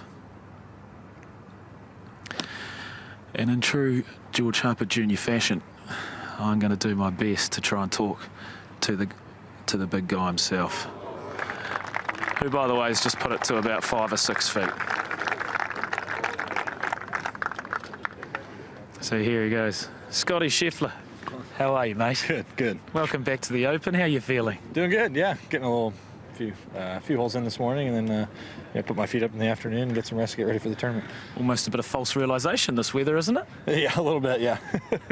Yeah, it's a little too nice right now, I would say. Yeah, nice. And how are you enjoying it? I hear your family's here this week as well. You must be loving it out here. Yeah, my wife and son are here, and so that's always nice when they're able to travel with me. And then my parents came over for the first time as well, so they're enjoying some links golf for the first time. We were joking off camera about one of my first interviews with you. You'd just won on the Corn Ferry and come onto the PGA Tour. It actually wasn't that long ago. Can you tell me about, I guess, your rise to where you are today, and how do you feel about it? Because it's happened quite quick, hasn't it? Yeah, I mean, it's been a fun stretch. I've played some nice golf, and it's I'm fortunate to get some wins from some of the nice golf that I've played. But like you said, I don't really put too much thought to it. I just try to practice and work hard, and see where that gets me. And so far, it's been doing pretty well, and I just try to do my best to stay in the present. So this week I'm focused on getting used to this golf course, getting adjusted to the conditions and getting ready to play a tournament. Nice, and we've heard a lot about Rory's Grand Slam. Is the word Grand Slam in your mind at all? And if so, would the Open be potentially one of the hardest legs remaining of your Grand Slam? And I'm not really sure. I don't put a lot of thought to that stuff, to be honest with you. You know, I'm out here focused on this week. I'm not thinking about any sort of career accomplishments or anything like that. Right now I'm focused on the Open at Portrush, and then next week when I'm at home, hopefully I'll be focused on being at home. So in other words, you're a pretty relaxed guy. Try to be. Mate, I really appreciate the time. It's always a pleasure to have you. Thanks so much. All right, good luck this week. See you later. Yeah, I'll see you at the end, eh? All right, so there you have it. Scotty Scheffler's feeling pretty relaxed, as per usual, but what a gent. And as you can see, for someone with so much riding on it, so much on the line, it just seems like absolutely nothing phases him. So, is it his week? Is he going to do it again? I'll give you the red hot tip. No one on planet Earth would be surprised to see his name at the top of the leaderboard later this week. Here with Harry Hall. Yes, Cornwall's finest. Loving the cap, winner on the PGA Tour and qualified at Burnham and Barrow, which is a place you're familiar with. Yeah. Harry, can we grab a quick chat? Is that okay? Looking good, looking great. Can you stand in the middle for our camera shot? Kev, get us in vision. Good to see you, Harry. Qualification at Burnham and Barrow. How delighted are you to be here? Yeah, really excited to play Portrush and have a good week. Did you play it yesterday, day before? Played 18 yesterday. Yeah, I think I'm going to not play today, just refine a few things and then be ready for tomorrow. Do you know, I'm feeling very, very chilled speaking to you. I'm feeling feeling very calm, which is what you need around Portrush. Now, Burnham and Barrow, did you know this gentleman had a hole-in-one on the 16th? There's a plaque there. Tell us the story, David. Did you see my plaque, Harry? I didn't, unfortunately, no. 16, though. 16. It's a short par 4, isn't it? Yeah. Last hole of the week, 3 up with 3 to play, foursomes in the afternoon. Thought I'd lost my ball. We walked to the 17th to get on with things, and there it was in. Job done, game over. And they gave me a plaque. So that's my Burnham and Barrow story. I birdied that hole twice in the 2 rounds. So. How did you feel playing in the qualification? Any nerves? No nerves. No, I felt really good. I had a nice week at the Rocket Mortgage prior and flew straight there and played some golf. Great. You did all right in the Scottish last week. You were watching, David. Yeah, you played quite nicely. Yeah, I was in the final group on Saturday. Didn't have a great weekend, but I'll learn from it and hopefully correct it this week. Harry, we're calm and moving down the range. You're looking very dapper. Just tell us one about what's the hat. What's the story with the hat? That's got open connotations, hasn't it? Yeah, Jim Barnes wore a hat like this. He won the Open 100 years ago this week. Fantastic. And I just like the style. That's written in. I'm not allowed to bet, but if I was allowed to bet, that is written in the stars. Yeah. Just had Dan Brown walk past us, winner of the BMW International Open. What was it, just last week, wasn't it? A couple of weeks ago. 2 weeks ago, which is a tournament you've won, BMW. I have. Yes. In Germany, and a great story as well. And he's really proving himself as a brilliant player. How do you think he'll get on these links over the next few days? I think he'll play very well. He had a chance to win last year. It was a really emotional victory for Dan, no doubt about that. He had some, sad loss in his personal life in the week leading up to it, and to control his emotions, and he played beautifully. Yeah. And I like what he said. He said he just tried to play the course on Sunday as he would have done on Thursday. And he had an amazing 3-wood to the last. What a great mentality. Just don't change a thing. Yeah. Easier said than done. But he's a classy guy. He certainly is. So hospitable as well, and always stops by and has a quick chat with us. Just spotting Zach Johnstone, actually, who's behind us. Looks a bit confused. Got a lot of tape on his elbow, on his right elbow. Former Open champ. Yeah, he's getting to that age, isn't he? I know. I know that feeling. He's literally sticking himself together by the looks of it. It happens, though. He's always been very diligent, though, always stretching in the mornings. And he's like a busy bee before he goes out to play. It's what you've got to do. Top tip to everybody before you play a round of golf: go and stretch. Let's walk down here as we walk towards the massive dunes in front of us. You've played this course. Tell us a little bit about what you love about it. Well, first off, it's very scenic, which is always nice. And we are literally right on the coast. The dunes are incredible. They're just magnificent. They catch your eye. Point out as well, magnificent crowd. If Kev can pan, look yes. how busy it is, David. Yeah. There we go. Brilliant. Can you give us a wave? Yeah, give us a cheer. Can you give us a cheer? OK, we'll do that again. After 3. 1, 2, 3. Oh, they're excited, aren't they? We can't wait. We'll get them louder this afternoon. We're back at 2 p.m. Have they just seen me? Is that why they cheered? Well, they did. That's... They said, is that David Howell? It was just like Rory McIlroy's cheer. It's a great setting, though, and these guys, a lot of them will go out and play just 9 holes. I spoke to Harry Diamond earlier. If you missed that, you can watch it on YouTube, RNA channel. They're just going to play 9 holes this afternoon. David, thanks so much for your company. You can have a little bit of a respite, but hope to see you later on for Live at the Range. Back at 2 o'clock. We're not going anywhere. We're staying right here. Here with Pete Finch. And Pete, we're just absolutely loving the sunshine, loving being here, seeing the best swings in the world for the final major of the year. And a gentleman I was with last week ahead of him going to the Formula One at Silverstone, Matt Fitzpatrick, he's an F1 fan. He's coming into a bit of form. I said to Matt, you're playing rather nicely at the moment. Decent finish, top 5 at the Scottish Open.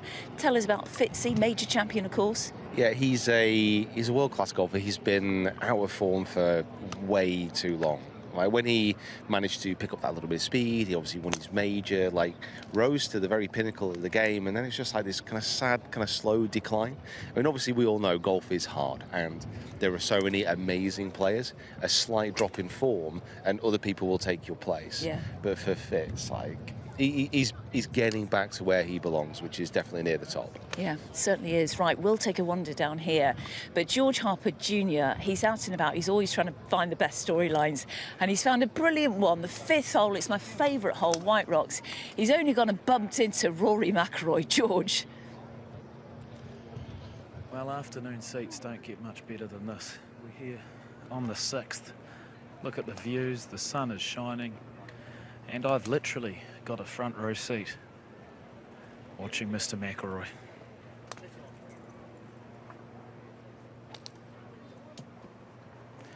Here he is. The crowd is absolutely heaving. Barely a breath of wind. This is just as peaceful as it gets. Playing in his own time.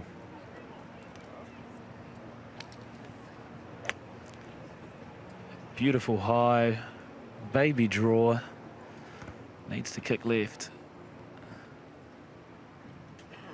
It's a lovely shot. He's done very well there, has Mr. McIlroy.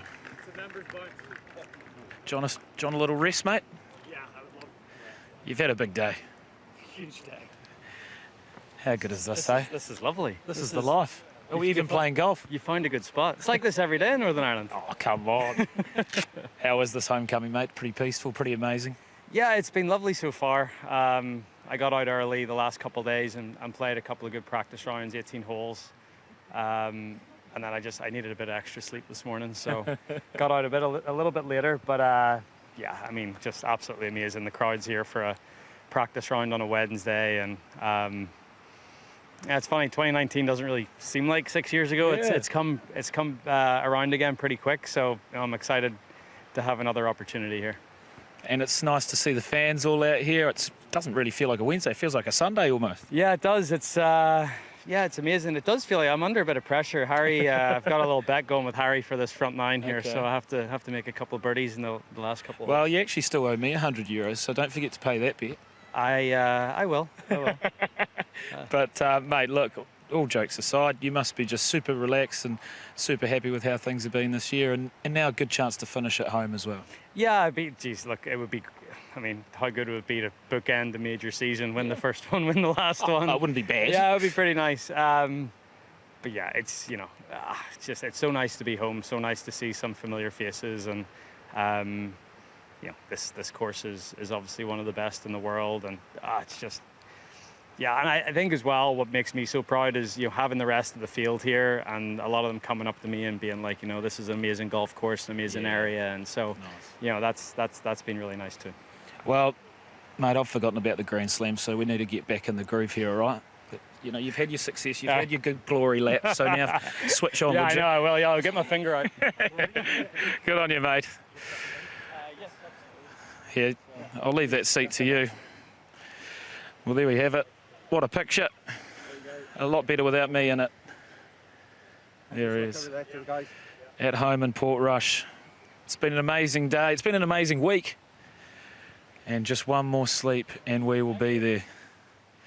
Thank you very much, Mr. McIlroy. Good luck. Rory McIlroy, ladies and gentlemen. Can he get it done here in his backyard? With Pete Finch, and it's been a really busy time on the range, hasn't it? It's been hectic today. Those last-minute preparations before heading out to the golf course, because now, if they weren't nervous before, the tension is starting to build. You know, we are less than, 15 hours away from one of the biggest tournaments in golf, and everyone knows here that they have a chance of lifting that trophy. JJ Spawn is there. I've just seen him in the Causeway Cafe. I got a cappuccino. He was just having a water. What does that tell you? It tells me that he needs to drink more coffee, obviously. But he might be trying to get an early night. You never know. Hydration is important, so I hear. Brilliant story this year, and really good to see JJ here going for playing in the Open Championship. And just talk us through what he's achieved recently and what you saw. JJ is one of those players who I kind of really root for, respect, and can buy into the story of, because it was only a few years ago where he was considering quitting. Like, he was not there with his game, he was quite ill, you know, he just wasn't prepared mentally or physically for professional golf at the highest standard. And now we're talking about him as the last major champion. He won the US Open in such amazing fashion as well, holding that putt. How long was the putt again? I think it was about 2.3 miles, I think, in the end. It was certainly 3-putt territory for most people anyway. Where's he off to now? He's off to one of the trucks, isn't he? Over there. One of the manufacturing trucks. We've got many, and chatting with his team. Pete, you go this side. You know I like the left. Let's go further down the range. Players out on the course. We know that Rory McIlroy, he played 9 holes today. Some players will maybe just do the back 9 or the front 9. Depends on your schedule, depends when you flew in. A lot of players like to obviously play the Scottish Open the week before. Some players don't. Shane Lowry doesn't really like to do that. He wants to play the Scottish Open the week before Hoylake and then miss the cut. Do you want to know the good or the bad news? Okay. So Rory... I always want to go the good news first. Rory has... And when you put your hand on my shoulder, it means there's some really bad news. It's kind of like it's bad news for me. So Rory has played the first hole 4 times this week, and he's hit it out of bounds twice. Stop it. Yeah, missed the fairway every time. Great, yeah. Where you get your info from? I have sources on the golf course tailing him at all times, and Twitter. On the left, out of bounds. I think you might have it in both ways. So there are other social media outlets as well. Yeah, it's not even that anymore, is it? What is it now? It's X. Oh well, it's there X. you go. Stay off it, kids. It's not worth it. He went out of bounds twice on the left. I think 1 left, 1 right. Okay. So which is great, isn't it? We'll get them out. Do you know, Shane said the few days before leading up to winning the Open Championship, he wasn't playing great golf. Get the rubbish rounds out of the way. You don't want to play brilliantly in practice rounds. No, but you don't want to be stepping on that first tee with memories like that either, do you? For those obviously, most of you are avid golf fans, and you've been messaging us, which is absolutely brilliant. Really lovely to get your interaction. You message Pete or myself. We'll ask as many questions to these guys as we can, and I'll ask Pete a few. But back in 2019, Rory McIlroy got the 8 on the first hole. Tomorrow he's teeing off at 3:10. He's playing with Justin Thomas and he's playing with Tommy Fleetwood. It's a very late tee time. I spoke to Howler before. David Howler, who's a big hit on the range. Ricky Fowler's a big fan of his. He's got the most amount of appearances on the DP World Tour as Howler, but he was saying that tee time at 3:10, Rory will be in the gym, won't he? Yep. He'll have a set plan of what he's doing with Harry Diamond. Yep. But it is rather late. He'll be coming in at what, 7:30, 8 o'clock? Yeah, it depends on each individual player, and it depends where the gym is, because I don't know if he's going to be preparing on-site. He might prepare off-site. You obviously don't know where the gym is. No. It's one place I actively avoid as much as possible. I'm pretty sure I know where he's staying over there, but he'll be in the gym early. He'll be there preparing and getting here with plenty of time. It's a difficult one, because obviously you get a bit more of a lie-in so you can rest. Yeah. Then you have that anticipation in that way. It might be better like teeing off early, to be honest with you. Yeah. Let's go over here. Let's see if Pete Cowan's been on the range every day, all day. He can see us walking towards him. I'm wondering, what stare do I get from Pete? That means Pete, how are you doing? I'm all right. Yeah, I'm all right, Di. See you once a year, looking fresh. Yeah. How are your players behaving? Not very well. Oh. No. He's walking off now. Yeah, he's going. Yeah. Henrik, thanks for doing the challenge. You did very well. He carried it exactly 160. Tell us for all our viewers, who your players are this week. I've got obviously Stenson, Westwood, Koepka, Neiman, Ortiz and Harrington this week. Podrick Harrington, first tee shot tomorrow morning. Will you be up bright and early? Will you be watching him? I'll be watching it, yeah. And he's still got the enthusiasm. He loves it. Can't wait. And at 6:30 this morning, it was really nice. So hopefully it's like that, but I don't think it's going to be. Well, we'll see what the weather forecast is doing. But I mean, Pete, Harrington is a real contender. You're a massive fan of Podrick. He can still do it, Pete, can't he? He thinks he can. He wouldn't be here if he didn't, that's for sure. He definitely wouldn't be here. Tell us about just seeing Brooks Koepka actually signing some autographs as he was going off the putting green. How's Brooks feeling about his game right now? He's all right. He's just his knee got a little twinge in his knee, but apart from that, he's good. Yeah. He's hitting the ball lovely. So, just need a bit of confidence, and off we go. 7:32 a.m. here with Pete Finch, and we're on the putting green. And Pete, it really is a delight to be here.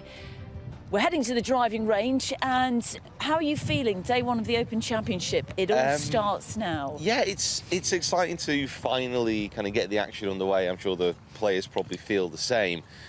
I would expect that they'd hoped for slightly warmer and slightly stiller conditions. Normally a links course in the morning, it can be quite calm, it can be quite pleasant. But I've already seen a few people hit it out of bounds on the first. We were watching it. They teed off at 6:35. A couple of out of bounds already. Podrick Harrington, how did he do on the first? He birdied it. Great stuff. So opening tee shot, opening birdie, and I mean he must be absolutely delighted with that. That's a great score. What's the wind doing though on that first hole? So, as people might know, it's out of bounds on both sides. The wind is off the right-hand side, and it is cold. As far as an opening tee shot goes, it's probably not the one that you wanted first thing. No. Just looking at Lee Westwood to our left, Pete, getting ready for his tee time. Looking at the tee times, Westwood is off at 8:14, so he's come down to the driving range. Would we expect him to come a bit earlier? No, I think that's about fine. 8:14, because what you want to be doing, especially in temperatures like this, is getting to the first tee still warm. You don't want to have any chance to cool down. You want to be able to go. You don't want to be having that weird kind of wait while you look over that first tee shot. You want to be able to get on that tee and go straight away. Really great to see Lee here at the Open Championship. He did unbelievable in Open qualifying. So he was playing in a live event in Dallas. He flew in, got there on the Monday, the Open qualifying's on the Tuesday, and he arrived about 7 p.m. in the evening. It was hammering it down with rain. We were all having nice dinner in the clubhouse, and he wandered around the golf course, checked it out, went the next day, shot 7 under over 2 rounds, won qualifying, and hit his first major in about 4 years, I think it is. Absolutely brilliant performance. Let's go further down. Just spotted Cam Young. He's getting ready for his tee time. He's off at 8:25. Of course, came so close to Open Championship victory in 2022 when Cam Smith was victorious at St Andrews. But this is where you're just getting warmed up. I mean, you've got to do your stretches. You've got to get the body ready because you're going to tense up in this cold, aren't you? Yeah, I mean, you're going to be a little bit tense anyway. It's a major championship. Just a little bit. These things really matter to the players. But that first tee shot, honestly, it's going to be so difficult to commit, especially in the practice rounds. I'm sure they would have hit a driver at some point. Yeah. But most of the time it's an iron or a fairway wood off that tee. Yeah, that's why you have to come here a couple of weeks before, come and play in different conditions. Absolutely, because it can change so quickly around here as well. Like the wind can switch, the rains can come in, which is expected to happen a little bit later on today as well. So yeah, you've got to be prepared. That bag is going to be full of everything. Good morning, everyone. George Harper Jr. here, and I am back on the ground. It's been a busy few days. We've had such great access to all the players, so once again, thank you to the lads who got involved throughout the last 3 days. But now, It's tournament time. The putting green is quiet because the first wave of players has just gone out, but there'll be plenty more to come. One thing I just want to highlight is look at this. It's already so early in the morning. It's just gone 8 o'clock and the crowds are hissing into the Open Championship Day 1. This is what it's all about. It's all about the fans, the global fans as well. So many people from so many different parts of the planet are here to watch the best in the business. And this, as we showed you earlier in the week, this is the walkway that the players will go to get to their first tee. There's Akshay. Play well, my man. He's been looking fantastic in the warm-ups as well. But this is just beautiful. So they come charging down here, and then forged by nature, won by champions. That is where they take to the first tee. We saw Padraig Harrington get things off in fine style this morning, 6:35 a.m, and you know what he did? He went and birdied the first hole. How good is that for the local crowds? But I'm going to be hovering around here a little bit today, and I'm going to make sure I'm back here for one of the feature groups of the morning. Shane Lowry, Colin Morikawa and Scotty Scheffler. They're off just after 10 a.m, so I'll make sure we'll try and find them for you, get behind the scenes and get you G'd up, because it's only going to get better throughout the afternoon. So I'll keep an eye on things down here, but Simon, you keep an eye on things up there.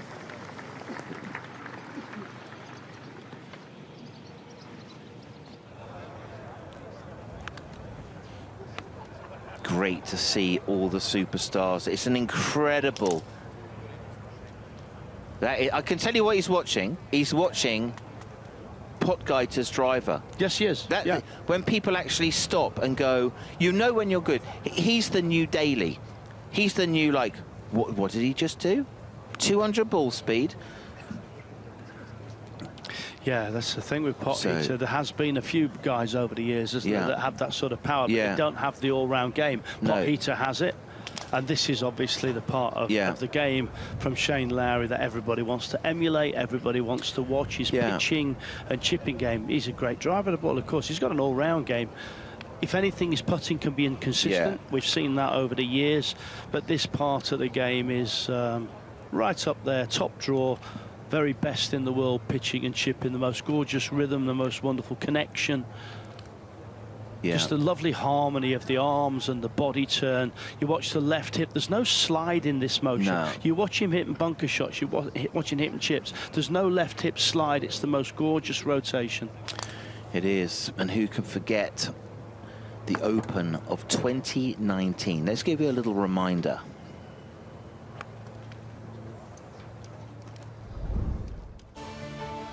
You know, some people say the greatest championship in the world.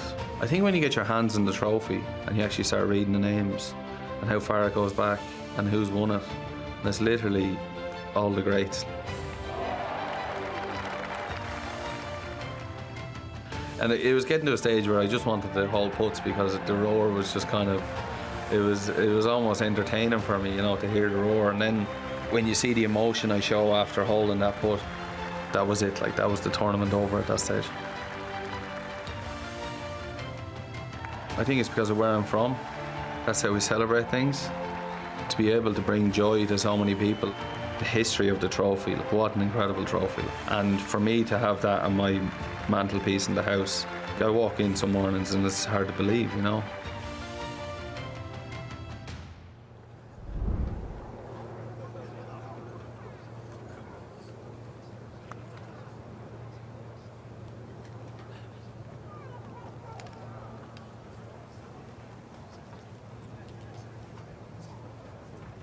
Scotty Scheffler and Lowry. Lowry, what is he thinking this morning? Lovely soft arms, you know, not the rigidity that you see from the modern day tour players. Oh, no, softer arms, more flow. I think we can learn a lot from that. You know, all of the chat, Rory's been all about your arms, don't just keep your arms connected, don't use them. And I don't think that's always universally such great advice. So watch Shane's flow of rhythm here. The arms aren't stiff, they're not rigid, the left arm isn't straight. It flows around him. A little drop of the pelvis and a rise of the pelvis, and he just works the face. Scotty Scheffler to the left side of your screen, very similar. Great calibrator of the face as well. But you know, Simon, in short game and pitching, what controls your control of distance is the flow of the club head. Yeah. It's quite simple. I think it's just beautiful to watch, and as I say, I love the centralisation of that motion. Yeah. I really do. It's the most gorgeous, centralised. As I say, the hips do not slide, they turn. Yeah. And it's so often when I'm teaching short game, I'm asking people to get the feeling that their left hip turns.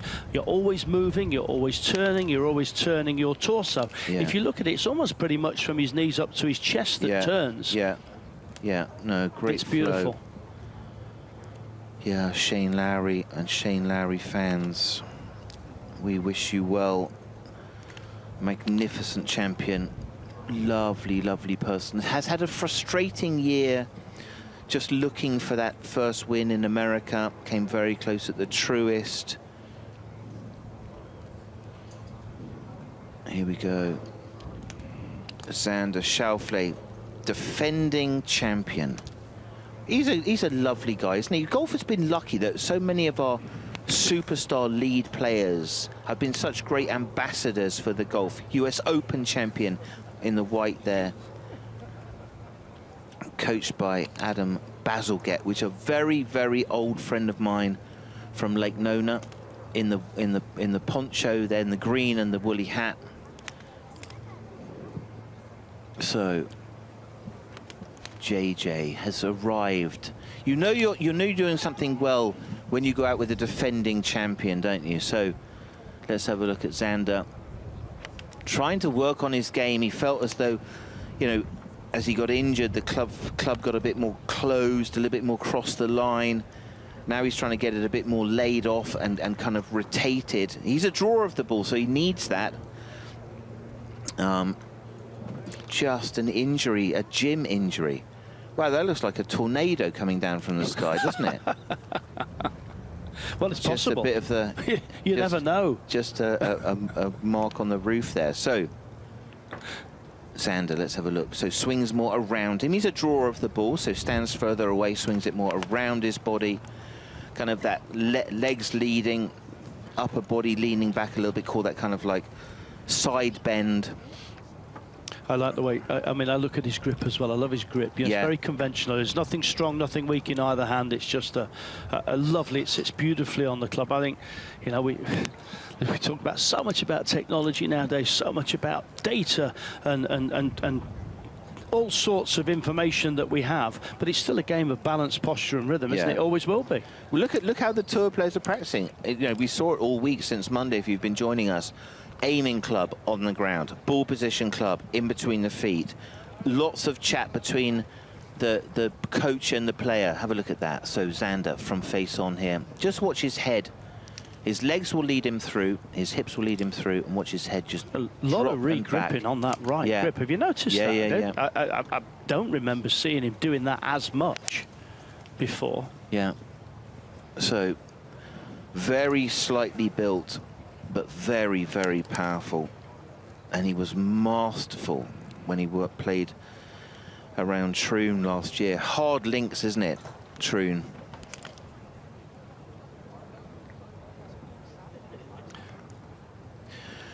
Oh, John Rahm. What a three ball. What a three ball. What a player, John Rahm. 958.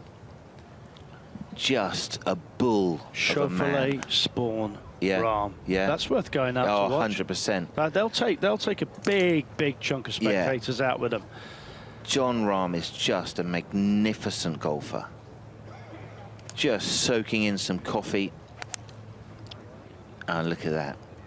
Got a great game. I'm amazed he hasn't won an Open Championship by now, because his ball flight and his ability to change ball flight, his ability to manoeuvre, particularly the low draw and a low fade. Yeah. I'm amazed he hasn't got a claret jug in his locker room yet, but I mean, it's impossible to think that he'll go through his career and not do that. No. Dave Phillips from the Titleist Performance Institute is the coach of John Rahm, so stands very close to it.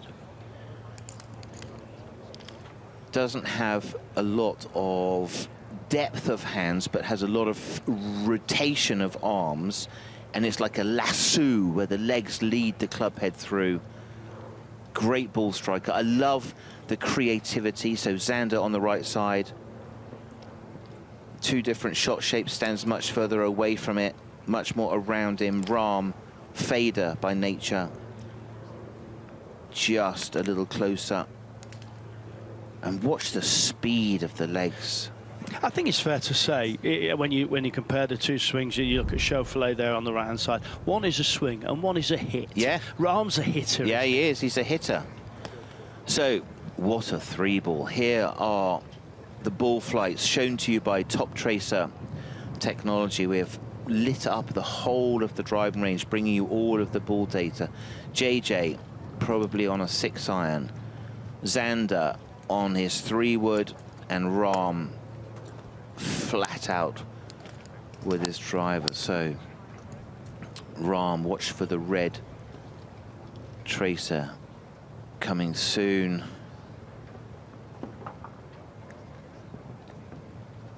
So fascinating to see Rahm just about to get the green light going.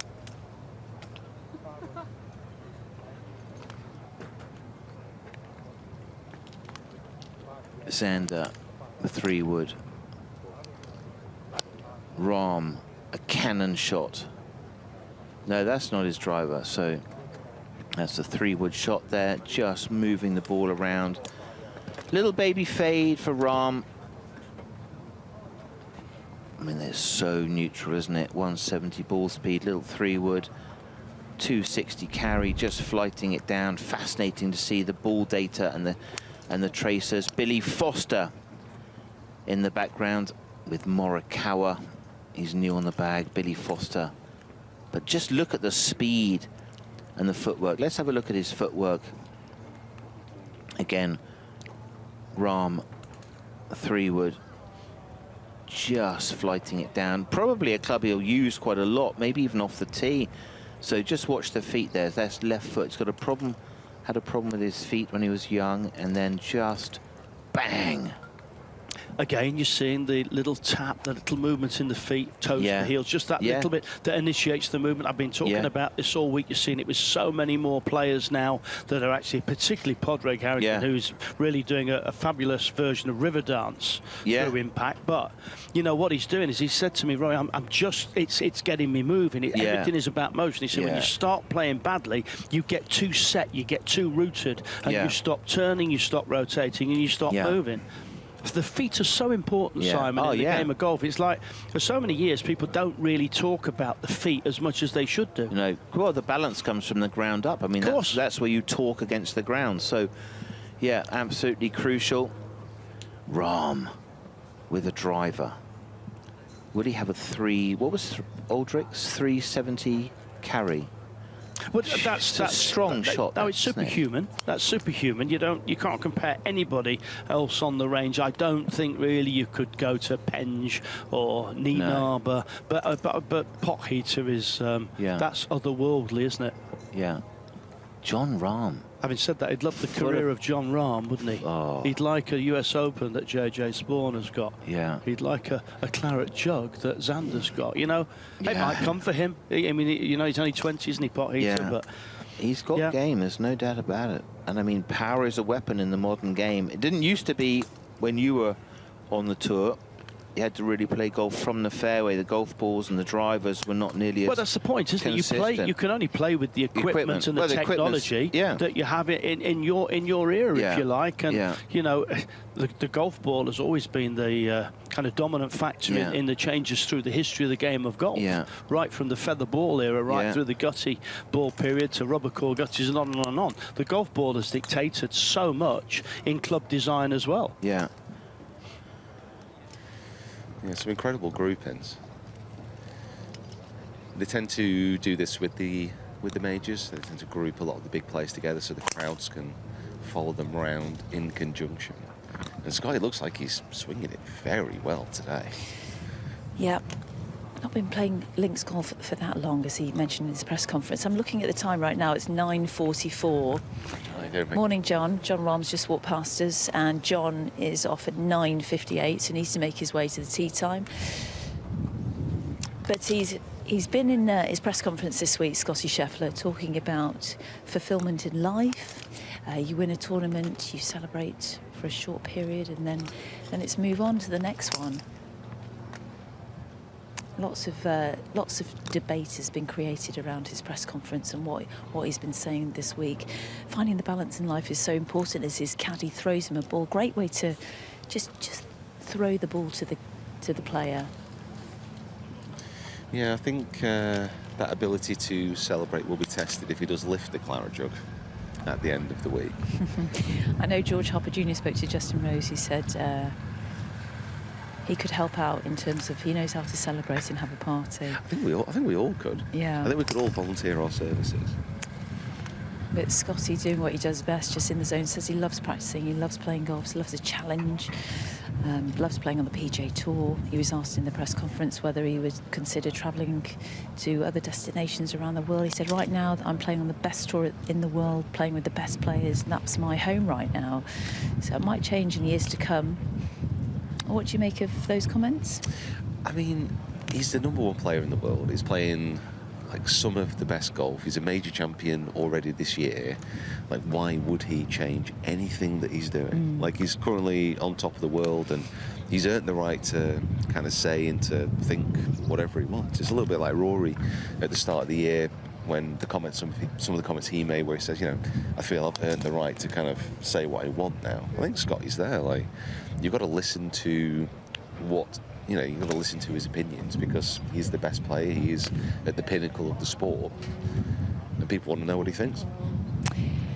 Last year at Royal Troon, tied 7th position there. He's played in 4 previous Open Championships. His first one was actually Royal St George's. He had a top 10 there, tied 8th position. So, and as he said, you know, he's not been playing links golf for that long. No, there's nothing wrong with his ball striking. There's nothing wrong with his imagination around these courses. It's just his putting. It always is, because, you know, the same comments that he's made about playing on the PGA Tour and the best in the world, they also play on incredibly quick greens. These aren't very quick. They're rolling great. They're beautiful surfaces, but they're not fast by any means. So he struggles to control his speed. I know he's been working on that with Phil Kenyon this week. So. Have you had a chat with Phil this week? You managed to catch up with him? Yeah, we had a little bit of chat. We did. I actually had a lesson with him a few weeks ago. Oh, so great. we've been talking about that. Just imagine, imagine the difference in quality. Listen, you almost qualified for the Open. We look forward to you qualifying next year. In terms of stats, his career achievements, just looking at a few on the screen right now. 3 major titles, obviously victorious at the USPGA Championship this year. What did you see from him in that major? Just a continuation of everything that we expect. I mean, he had a slightly dip in form at the start of the year, but that's only in comparison to how incredible he was last year. And he also had that injury. I think it's interesting to compare different players as well, because Manacero, as you mentioned, he's always been kind of a shaper, good ball striker, but not long off the tee compared to some of his peers. Medium hitter. But I suppose it's about getting the most out of your game. And I think you can add distance through physical work and through technique change. But it depends what you're chasing and if, when you get there, it's worth the cost. Yeah. And you have to swing your swing, you know. I mean, that's one of the things where the technology perhaps has put such a premium on distance. There you go. Just working a little bit of aiming and ball position, just trying to match up those 2 vital trajectories. It's very clean action, isn't it? It's not explosive. It's a swing, isn't it? His skill was feeling that face, moving the ball around. A fantastic victory at Wentworth. Never forget that. And then you're thinking, okay, sky's the limit for this guy. There it is. Hands on the club, super neutral, a little interlock. Just very classic. Just a really good action. It is a really good action. Matteo off with Sink and Leishman at 11.26. the storm that came through has gone. The weather has dropped and improved. Here is the current leaderboard. Jakob Skafolason, 4 under par. He leaves through 13 with Westwood in second place. So you can see the golf course probably bossing the morning session. It's going to be fascinating to see what happens and follow those results through day 1. Please come back and join us at 12:30. We are live at the range.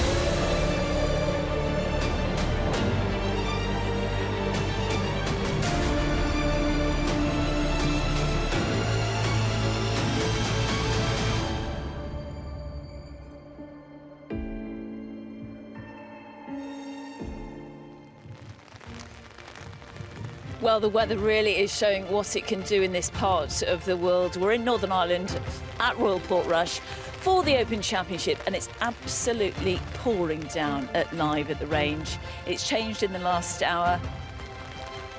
I'm with Trey, and Trey, you've just joined me. Where have you been this morning, and what do you make of this weather so far? Oh, it's absolutely changed. I mean, it was sunny 1 minute. I was out with the fans up around the hospitality first tee, and we were doing some little social bits of content as well. It was great fun. All the fans were in great spirits, and then all of a sudden we've had this big downpour, and it's really made everyone look a little bit miserable, to be honest. We're just trying to keep our umbrellas, keep hold of them. The caddies are going to have a really busy job today, aren't they? Octopus arms. Yeah, I mean, the wind's out as well. Wind, rain. It makes the caddies' job so much more difficult, keeping the grips dry and just keeping the player in good spirits, really. Yeah, absolutely. There's still some crowd in the grandstand overlooking us and watching some players warm up for their tee shots, for their tee times, I should say. The last tee time today is at 4:14 p.m.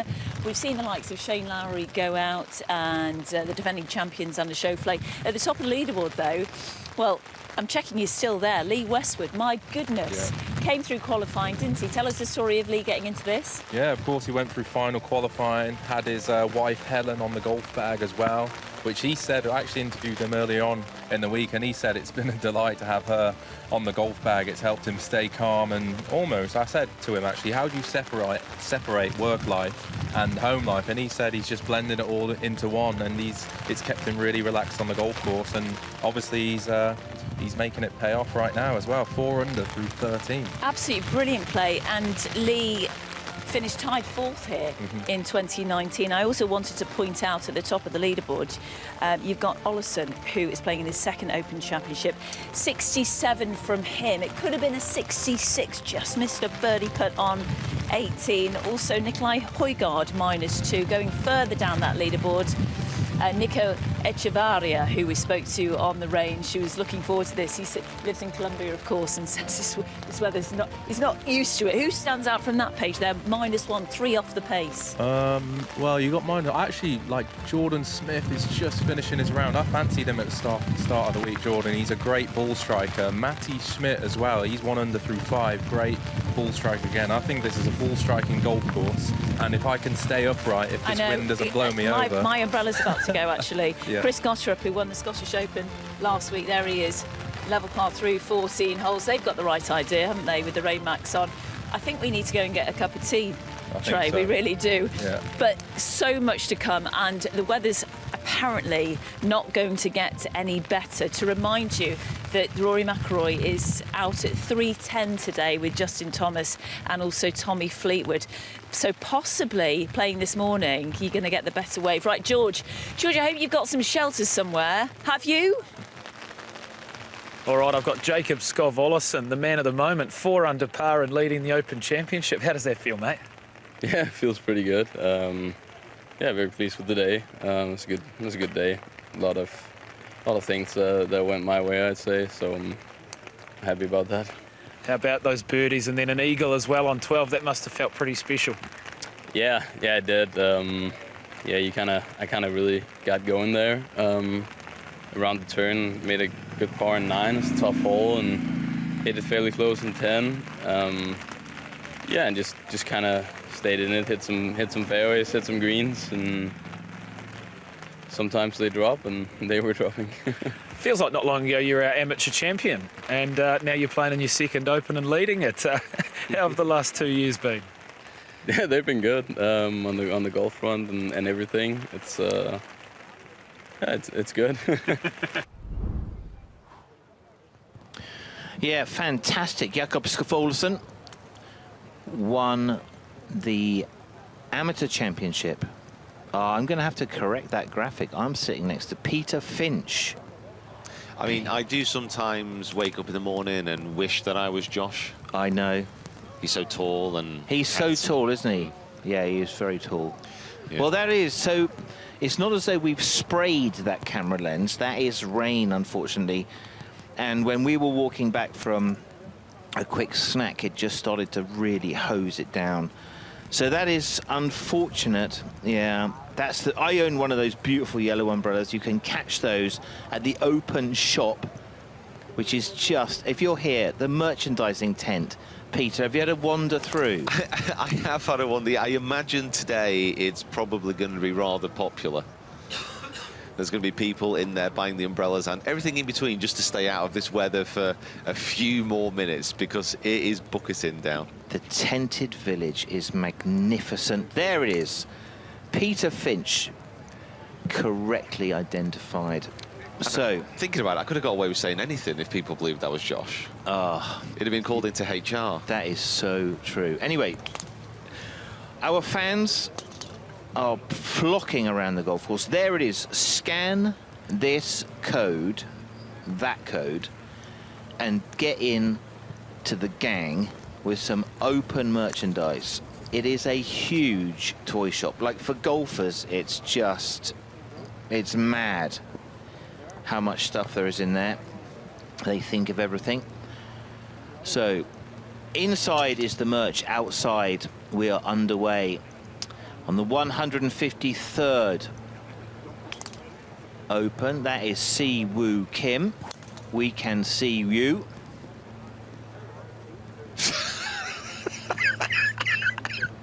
Sorry, that was pathetic. Oh, that was... I couldn't resist it. Simon. It just popped in my head. I'm so sorry. So... Right. Good player. Inconsistent player. When he's good, he's amazing.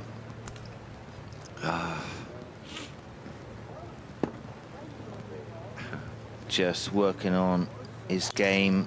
It's tough, Peter, when you warm up in the rain, knowing you're going to play golf all day in the rain. Only 14 minutes to his tee time. Yeah, I mean, playing in an Open Championship, playing golf at all really is a real pleasure. It's a privilege in many respects, but certainly when you know that this is what you're wandering out onto in one of the toughest environments in golf as well, as far as the course and the rough and how it tests you, you might have a sense that it could be quite a long day. It's going to be quite hard to stay positive in this. No. So the logo on his sleeve there is CJ. CJ, a fantastic South Korean conglomerate who supports so many of their golfers and so much golf around the globe.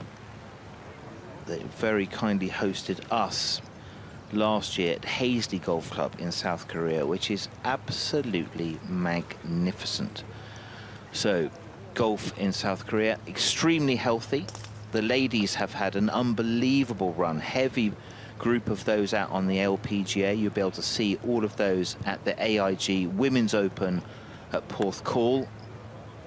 Our own Trish Johnson and Dame Laura Davies are part of that commentary team.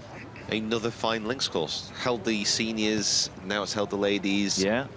Will it make another step? Will it host the men's? Is it long enough, do we think? I don't know. Yeah, it's one of those that's, you know, as the Open's got bigger and bigger, 278,000 tickets have sold this week. It's sold out. You have to enter the ballot if you're going to join us at Royal Birkdale, which will be amazing. Here's the top tracer technology on the right side of your screen. That is the ball data which we collect with our radar units. 250 yards of carry on the last one. Nice neutral pattern there. Just thinking about tee shots that are going to happen. You know, the wind has moved around and it's wet. Tee shots, the heavy fescue grasses with the rain will be brutal. Peter, even more of a premium on positional play. Do you agree with that? Yeah, and it just shows what difference the conditions make there. So Siwoo's hitting his driver. He's not a short hitter by any means, and in the rain, into a little bit of wind, that last one only carried about 240 yards. Yeah. So to put in perspective about how much sometimes the draw makes a difference at the Open, the plays that went out this morning, yes, it was windy, yes, it was cold, yes, it was tough, but they've had the best of the conditions. No doubt. So, Siwoo. Oh, look at that glove already, soaked through. Yeah. Lots of hard day for the caddy today. Got to keep the player dry, got to keep the bag dry, the gloves dry, the towels dry. Yeah, they are going to earn their keep today.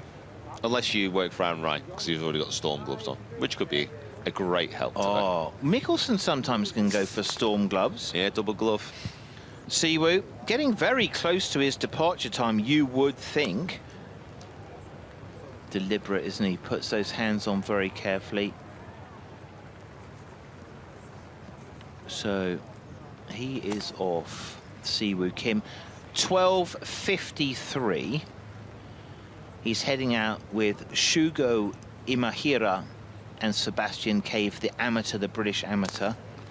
So going to be interesting to see how the amateurs do this week. But if you're a UK amateur, you were, I was, we played almost all of our competitions on links golf courses, so that's something you're familiar with. So here we go.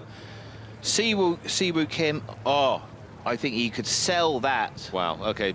Later on. Put the driver back, get to the first. No. Oh, no, he's going to do it again. Look at that, straight through. He's not got a huge amount of time. It's 12:42. He's off at 12:53, 9 minutes.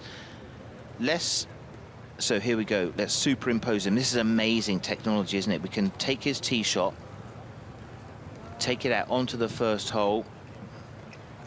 Out of bounds right, out of bounds left. Don't think about that. No, that's not too bad at all. It's very good, the range here as well, because they've used one of the holes on the Valley course, and you look straight down it towards the green, and it can help you before you go out to be able to picture that shot. I agree with that. Down a fairway. Yeah, we may be able to show you from behind the scenes the driving range shot,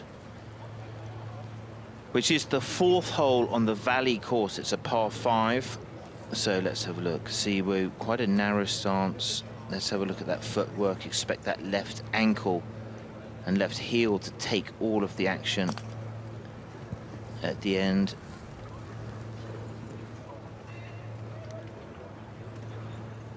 Just going to dry it off. That's absolutely crucial. If you are playing in the rain, you need some friction between the face and the ball, and a wet driver face and a wet golf ball is a very bad combo, Peter Finch. Yeah, it's, well, I mean, every now and again, if you get a little bit of water trapped, you can get that flyer, and all of a sudden you're like, oh my goodness me, I've just managed to knuckle a golf ball down there 280 yards. But more than likely, that lack of friction is going to move it left, or it is going to move it right. So we will say goodbye to Siwoo and hello to Henny, who is in the open zone. Jon Rahm has gotten his 153rd Open Championship underway, and he's a lot of people's pick to lift that claret jug on Sunday. Let's take a little bit of a deep dive into exactly why. Last time the Open Championship was here in 2019, he finished tied 11th and has had a pretty solid Open career since then. 3 top 10s in his last 4 appearances. Now, a big question mark when a lot of players went across to LIV was, will they maintain their sharpness? For Jon Rahm, it has been an undoubtable yes. In 22 starts, he's gotten 21 top 10s, and most recently he finished tied second in Valderrama with a 65 on Sunday, so he is a man in form. There's also something about his golf swing that lends itself beautifully to links golf. He really hits down on it with a strong club face, and that all starts with his setup and his left-hand grip. It's what's called a weak grip. If we look at that left V, it points towards his left pec to that logo. Now, a standard grip, a regular neutral grip, would be pointing that left V more towards the middle of the chest.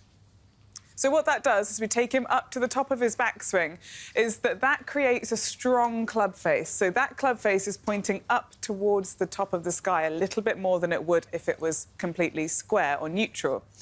Now, he has this incredible power move. You can probably already see it, that his left leg has already started to move and to shift. He's got a really short backswing due to his club foot.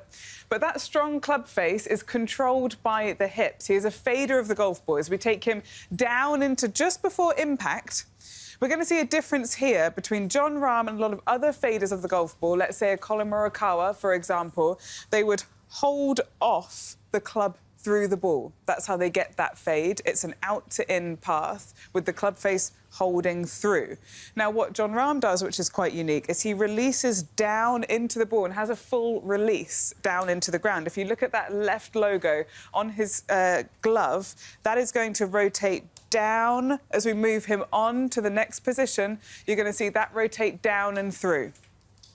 That is a real power move. He can only do that because his hips have cleared and shifted with speed. He has incredible separation out of the way to enable him all the way through to the top of his follow-through to get that nice full release. You've got a strong club face with a full release down into that firm links ground.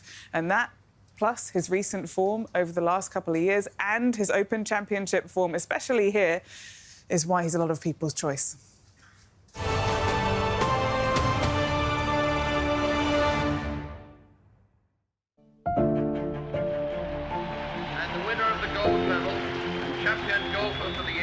Winning the Open changes a life. A hero at 22 and the first Spaniard ever to win the title. A name remembered, a legacy secured. But look beyond the champion and you'll see that maybe there's a little more to it. From first swings to final putts. From the back streets to the big stage. From the inner cities to the outer reaches. The Open's impact stretches far beyond the fairways. Every ticket, every fan, every roar drives our mission to shape the future of golf. Removing barriers, protecting the land, honoring the past, leading for tomorrow. So yes, the Open is life-changing, but what begins as a moment for one creates a game for us all.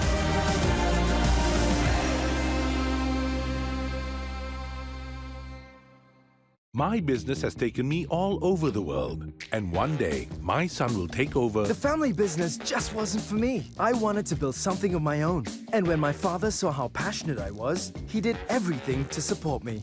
Now I have a daughter. All I want is for her to be 7,000 miles from home, but this is exactly where I need to be, and no one understands that better than my dad. Wherever life or business takes you, HSBC can help.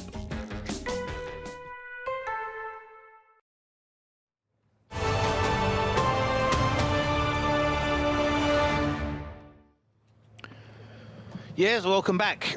We are live at the range, which maybe is looking a little clearer, Peter Finch. There were umbrellas all over the place. I see the players have basically tidied up that a little bit. It's a little bit clearer than it was.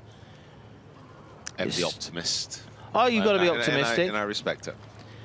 I wasn't going to say there was some blue sky, but I think that would be just lying. Yeah, it's shaky weather. It's not nearly as warm as 18 degrees, I can tell you that. The wind is much stronger than 50 miles an hour. So it is just a funny little storm that's just come popping through here. Hopefully not to blow us off course. There was a weather warning early. I think we've dodged that. Keegan Bradley, Ryder Cup captain. Can a Ryder Cup captain in today's massive drama and theatre that is the Ryder Cup play simultaneously? Can you do both roles? I mean, you can. It depends if you can do it well and if you can execute everything that you need to from a playing standpoint. But the captaincy calls for so much more stuff behind the scenes, not only with the actual team, but the press and the commitments that you have to do. I still think it is one of the weirdest decisions in recent history in the Ryder Cup to make him a captain. Like, he's legitimately one of the best players on the US team at this moment in time. He's in the top 10 players in the world. And if he's easily in the top 12 American players. I just think, so imagine he's on 15 in the middle of his match and they need to do the afternoon pairings and they need to ask the captain, what do you think about this? That can't happen. No, exactly, it can't. So those are critical decisions.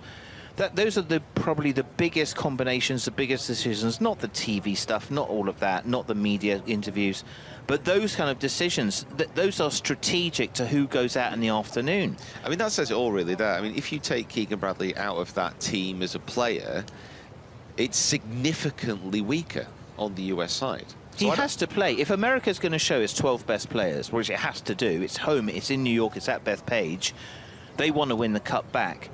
Keegan Bradley is absolutely playing golf on the Ryder Cup team. But this is why it was such a weird decision. I mean, no, it wasn't a weird decision. You can understand why. He should have gone to Rome. He should have been there. They kind of screwed him over a little bit, and almost as a, we'll make it up to you, Keegan, we'll make you captain, without realising the guy's only 38 years old and he's still got so much golf in him. It's a baffler for me. I don't understand it. What about this? Is this the time when Tiger Woods gets the call? Tiger, you're sitting at home. We know you can't play, but to guide America and the American team at New York, in Bethpage, at the Ryder Cup, could that be the guy could that be the next kind of chapter for Tiger Woods, leading America in a couple of months? I definitely think he'll be captain in the dare. Why doesn't he start now? It will be a great shout, but only if they keep it quiet and unveil him on the first tee. Oh. He walks on like Superman.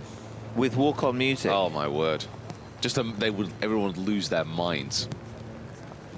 Oh, I quite like the drama of that, Peter. I mean, Europe is still going to win, so it doesn't really matter, but... I know. No, I know.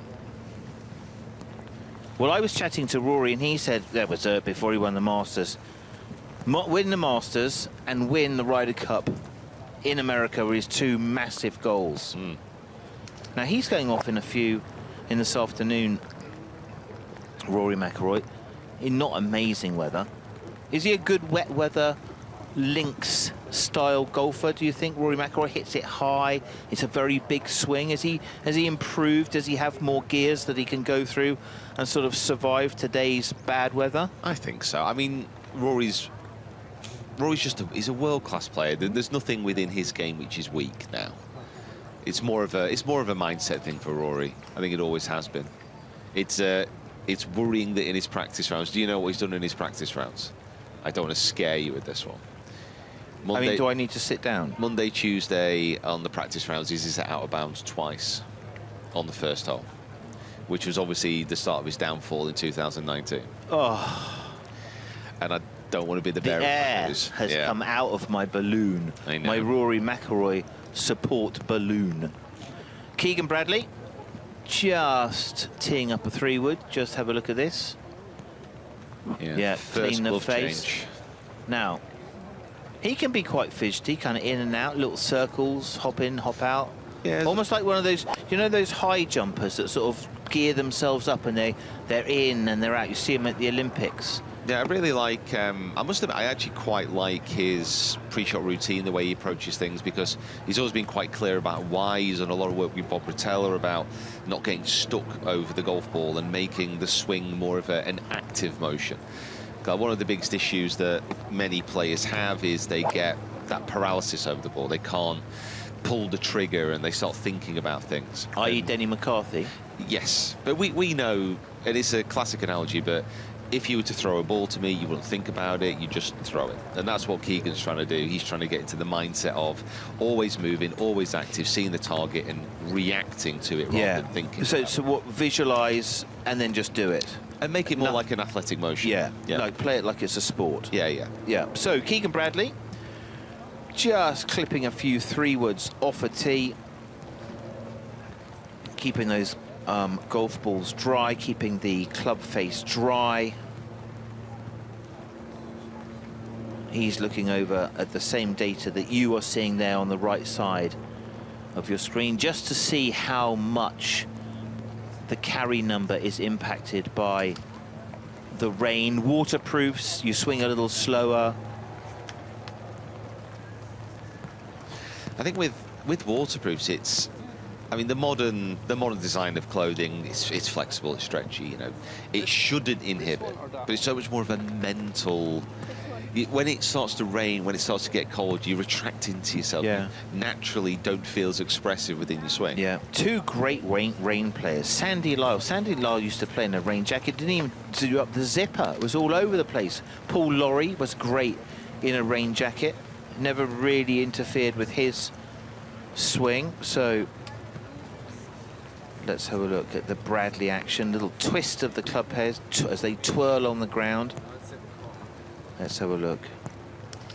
Low hands is sort of a squatty address position and then a jump to hit the ball. Quite a lot of curve on that 3-wood. So Keegan Bradley now with a driver.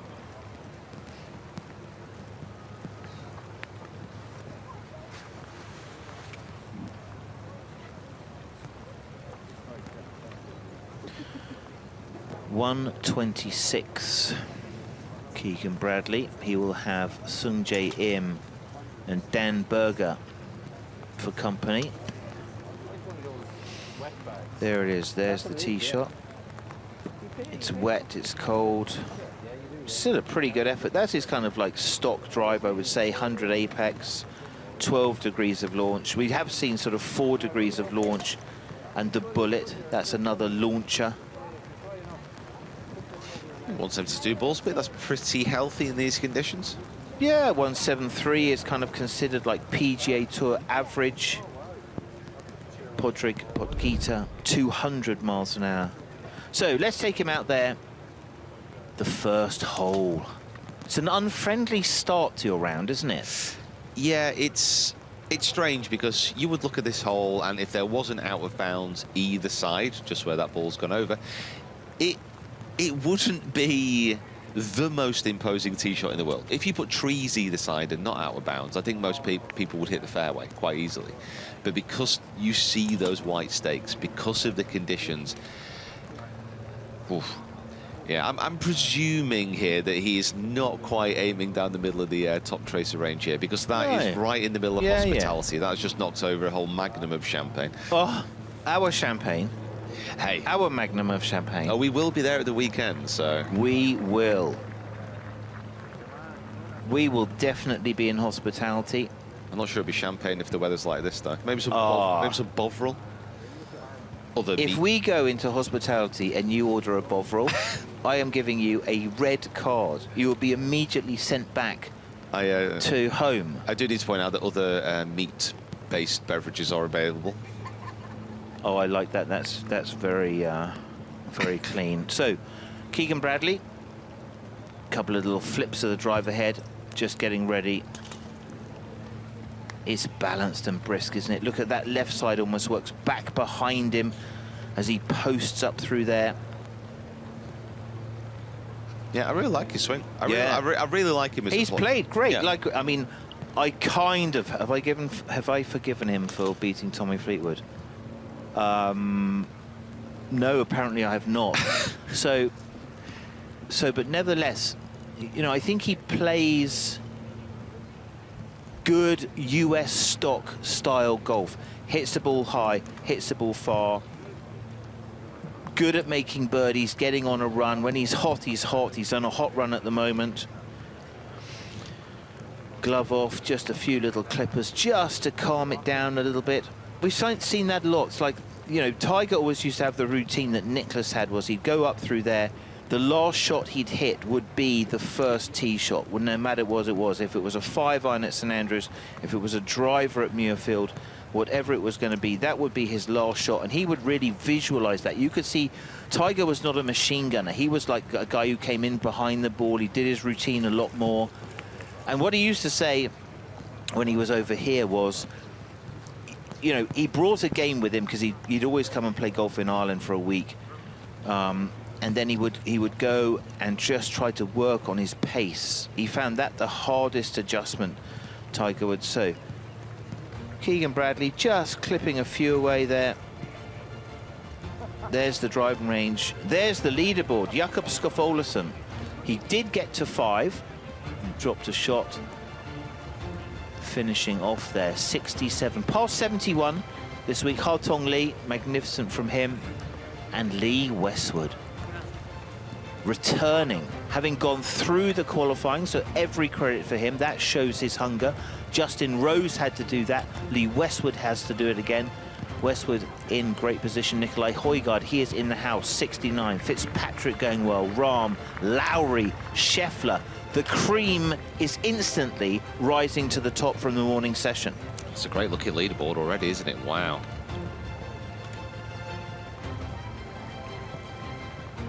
So that is what the leaderboard looks like. Let's have a look at what the course looks like, and that is with Incy Mehmet.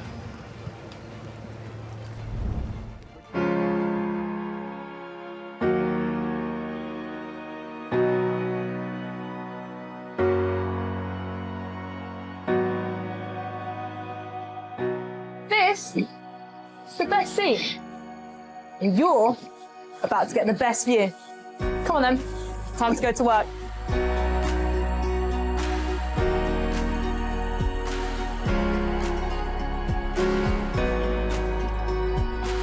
So this is the opening hole at Royal Portrush, a relatively short hole in fact, but most players will keep the driver in the bag and instead pull out the long iron to take these two fairway bunkers out of play. Now you've got internal outer bounds on either side of the hole, making it feel quite claustrophobic. Back in 2019, we had home favourite Rory McIlroy with the nation's hopes upon his shoulders, and this is what happened next.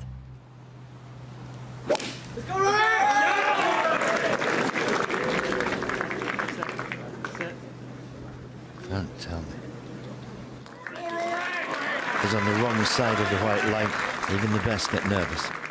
Even if you do hit the perfect tee shot, the difficulty doesn't end there. With the second shot to approaching this green uphill without being able to see the putting surface, the majority of it does slope back to front. But this first third is a false front. Pitching there, you could end up at least 50 yards away, if not in that bunker short left. Alternatively, some players might try and favour the right-hand side to play a little bit safe, but then you overcook it, you're going to leave yourself an absolute stinker down the hill, making it difficult up and down. Alternatively, on the left-hand side, you've got another bunker there, playing hide and seek pretty much, and you've got the rough, long left too. Trust me, you don't want to be there because it's going to feel like you're chipping up and over a mountain. You make a 4 on this opening hole, you're sprinting to the next tee.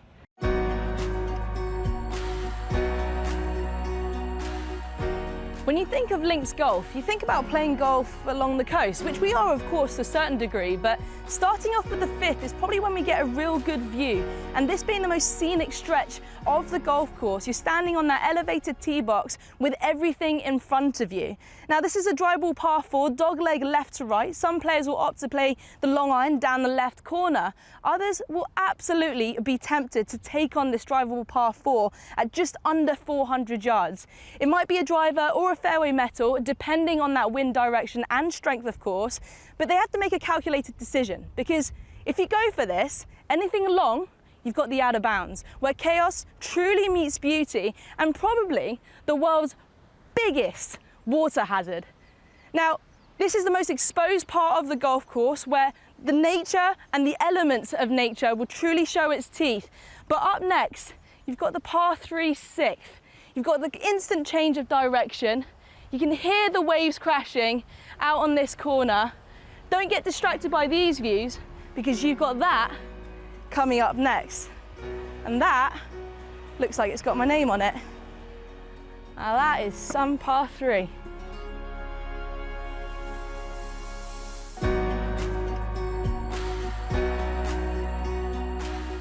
Par 5 7th visually is one of the more dramatic holes, cut amongst the dunes, especially with that one all the way down the right, towering over you. And when you're standing on that tee box, it really feels like it's you against the golf course, and you've got these two fairway bunkers staring right back at you.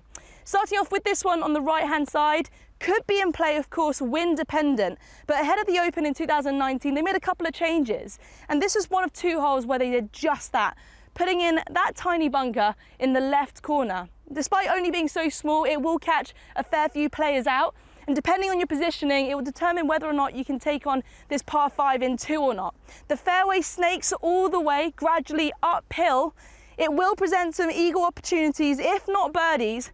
Anything slightly wayward, you could get punished.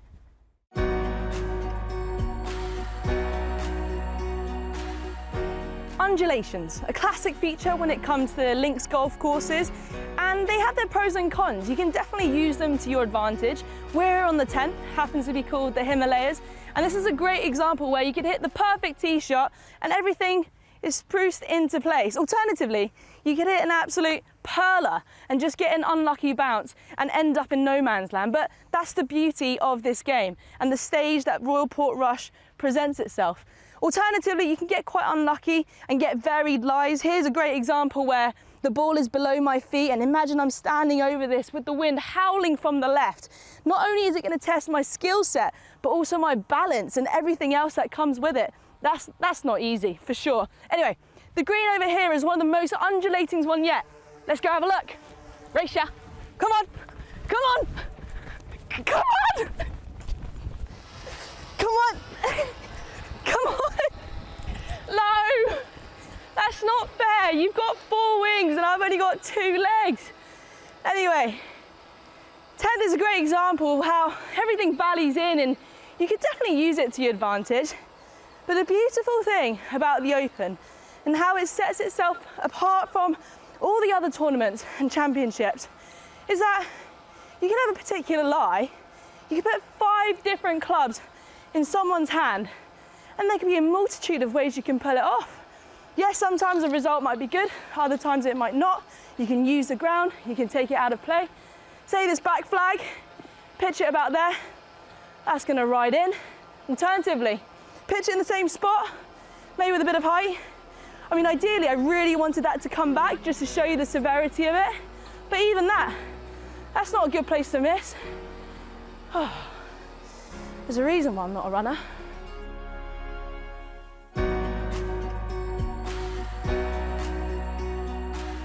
Right, imagine if you were about to hit this tee shot. That's it, from that tee box to this green. Respectfully, I think the majority of us would genuinely struggle to reach this green, especially if it's howling wind into from 236 yards, and it only gets from bad to worse because there's no place truly to lay up. Anything just short or right at this green, you get swallowed up by this steep chasm. And even for demonstration purposes, with all due respect, I'm not going to go down there because I think if I go down there, I'm not making it back up. But here's a little history lesson for you guys. Back in 1951, Bobby Locke, he actually was a smart man because he played it down the left, and to this day, they call this the Bobby Locke Hollow. That was his safe space. That's where he could play from and see the whole green right in front of him. Trust me, from back there, this is a tiny target.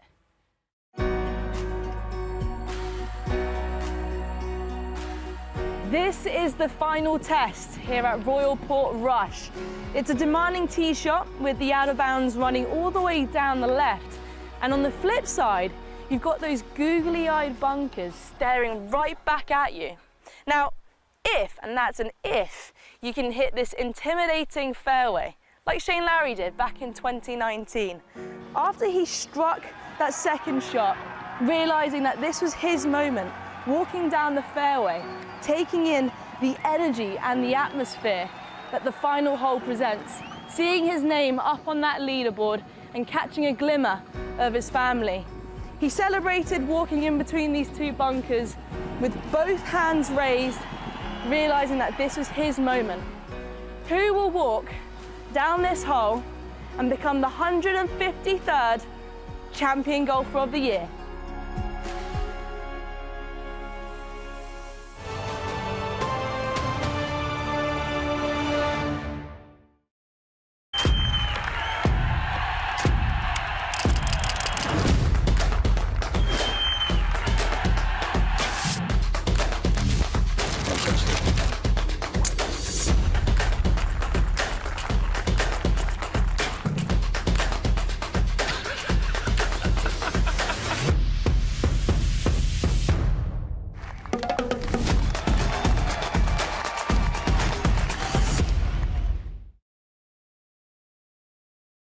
Welcome along to the Open. It's everything you wanted and more. That's fantastic stuff.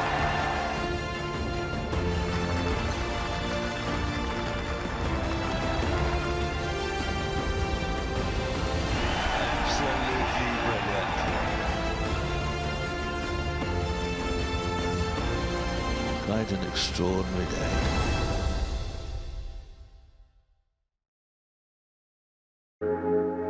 On the tee. Yeah, she was staring this one down, and for good reason. Look at this. Just delightfully done. She's on top of the world. Going directly at the hole. Hey, well, go on. Oh, get in there. There's something about the AIG Women's Open. Oh, my goodness.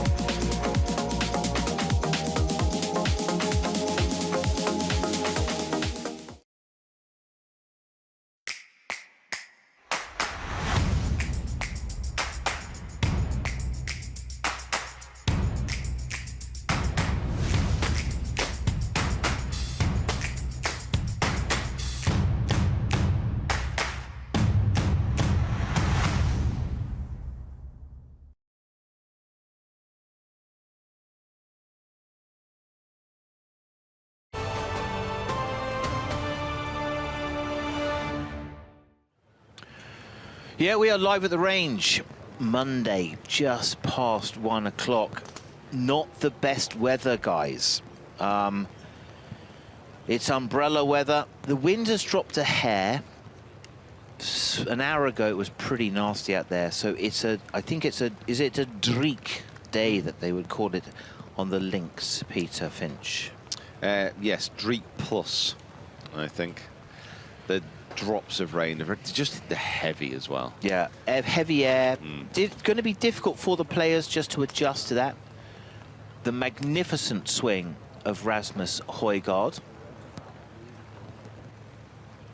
Yeah, I remember filming with Rasmus, I think it was about 4 years ago. He'd only recently, maybe 5, he'd only recently just come on tour as a new pro. I was filming with him, Jordan Smith and Tyrrell Hatton. Oh, that's a... When was that? I was about 5 years ago. We had a little match and we were all hitting fairway woods into a drivable par 4. And Rasmus came up last with a driving iron. And he hit this missile with a driving iron. And all of us, the three of us, me, Tyrrell and Jordan, we all looked at each other because the sound it made was unbelievable. Do you know when you just get a ball strike and you're like, wow. They are both compressors. Nikolai has been out already, his twin brother. He is done. 69 he shot, Nikolai Højgaard, which is fantastic.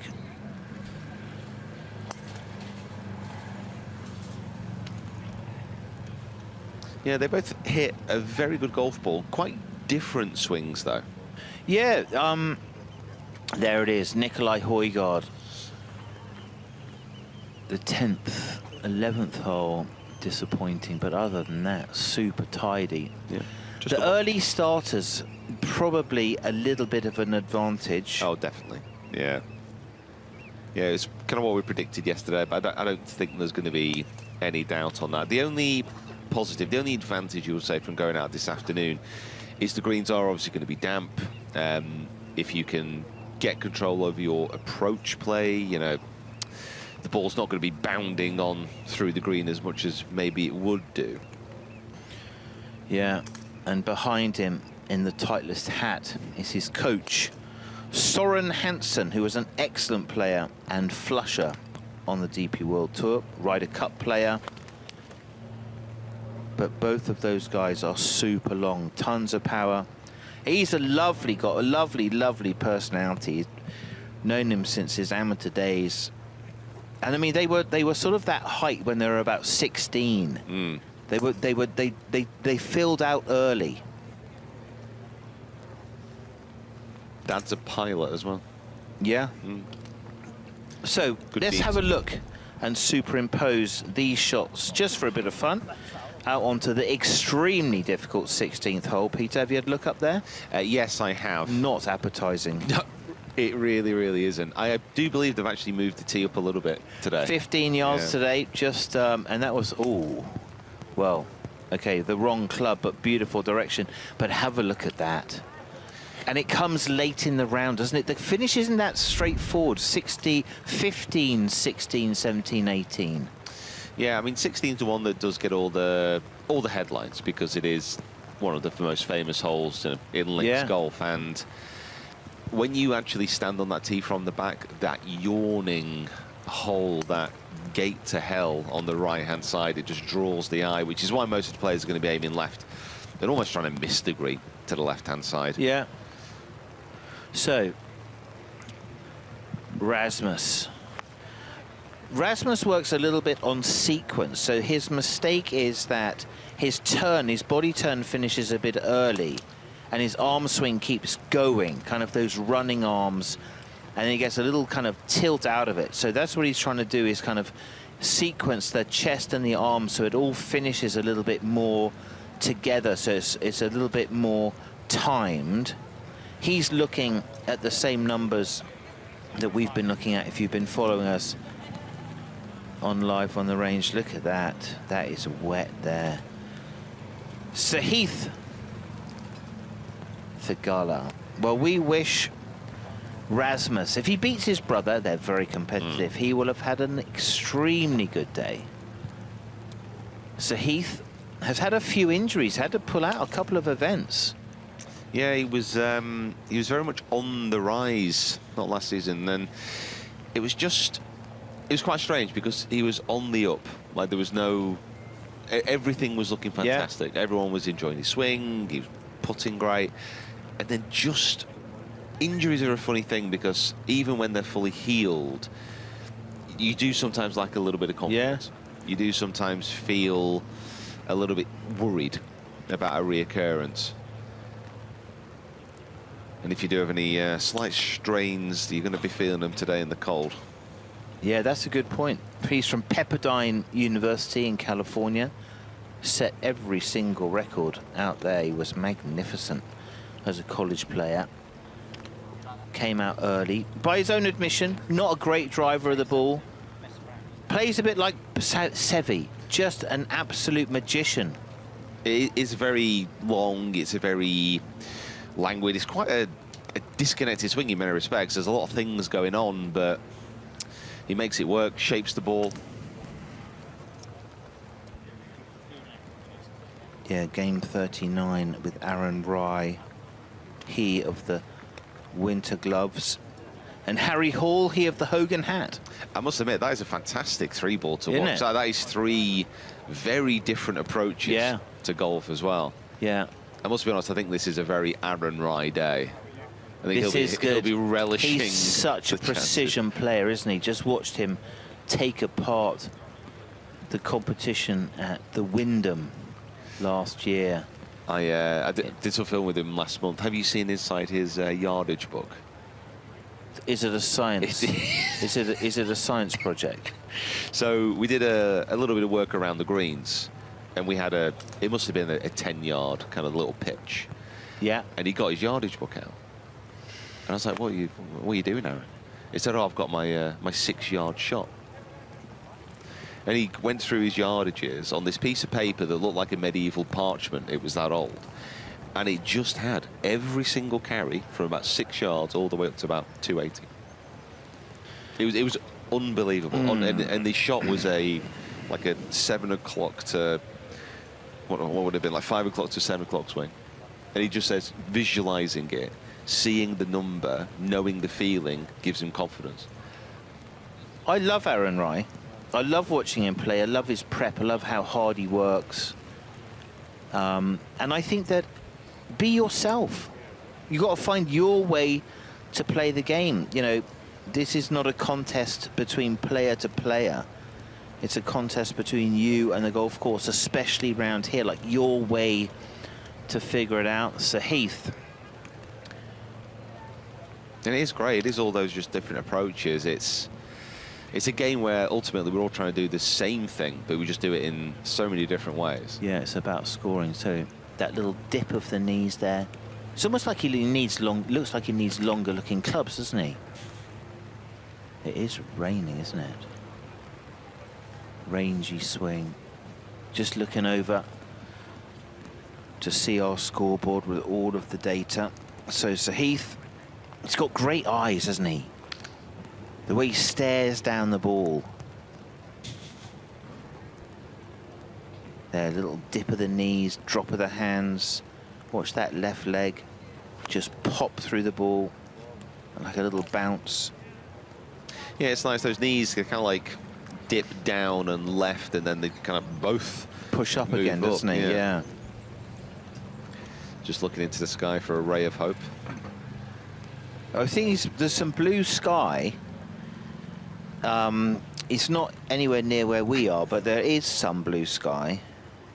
I do hear St. Lucia's lovely this time of the year. St. Lucia. Yep, St. Lucia, the magnificent, amazing Point Hardy golf course, which is like a pebble beach built on the cliffs. The Caribbean. Warm. And beautiful. Anyway, let's stop dreaming about that, because that's not going to help us at all, Peter. We are in Royal Portrush. The rain is quite cold here. I'd still rather be here, though. I love this part of the world. Yeah, I could copy that. So watch the little dip, and then soft little sawn-off finish there, just working shots. He is a shot maker, though. This does suit him. Yeah, absolutely. He's not a swing-by-numbers type of player. Usually plays that little bit of a fade. Can get down and trap it. Not too many, not too smiley faces there, are they? Really, not too, like. Are you enjoying the golf? You've got to have a deep appreciation for the game to still be there. I think she's maybe questioning. She's probably just said, how deep it is. Do you think is that a 5-iron that he's using there? Anyway, great to see the fans out here. 278,000 tickets sold this week. We are sold out. If you are going to join us at Birkdale, you better get in the ballot.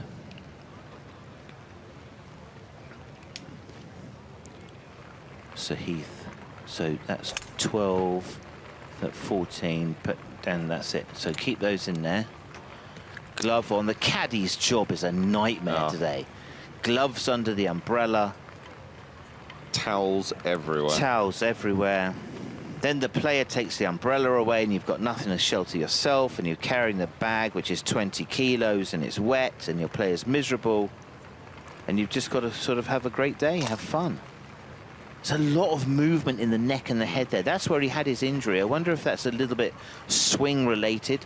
We can't see his left wrist, but there's a very heavy strap on that left wrist. Yeah, we did speak about yesterday about how few drivers might be hit off the tee during this event. I kind of think today there's probably going to be more. Yeah. Just because of the conditions. Yeah. So that little dip down, double dip, head dip, knee dip, push up. Like a little out the heel and just working that. That's very smooth, isn't it? 165 ball speed, just chipping it away. Maybe he's just found that as a good way to keep the spin down and the flight down. Just take a bit out of it. Yeah, apex under 100 foot. You know, that's just going to be your little fairway finder, just trying to get a little bit of run. But it just becomes more difficult. The more rain that comes down, the less roll that you're going to get, even on these links fairways, which, you know, the water drains away so easily. The rough, though, I would think would be savage out there. Oh, now. my word. I don't know. And there are patches on this course where it is thick. And as the rain just bashes down onto it, it just becomes almost impassable with a golf club. Yeah. So, a tough day on the links. So Heath now aiming over onto the... So our practice hole is the 4th hole on the valley. I think it's the 5th, a little dip of the knees there. Just a funny little feel that, isn't it? You don't often see that. Misses maybe a bit more of the stinger. Oh, yeah. Hey. Did he slip there?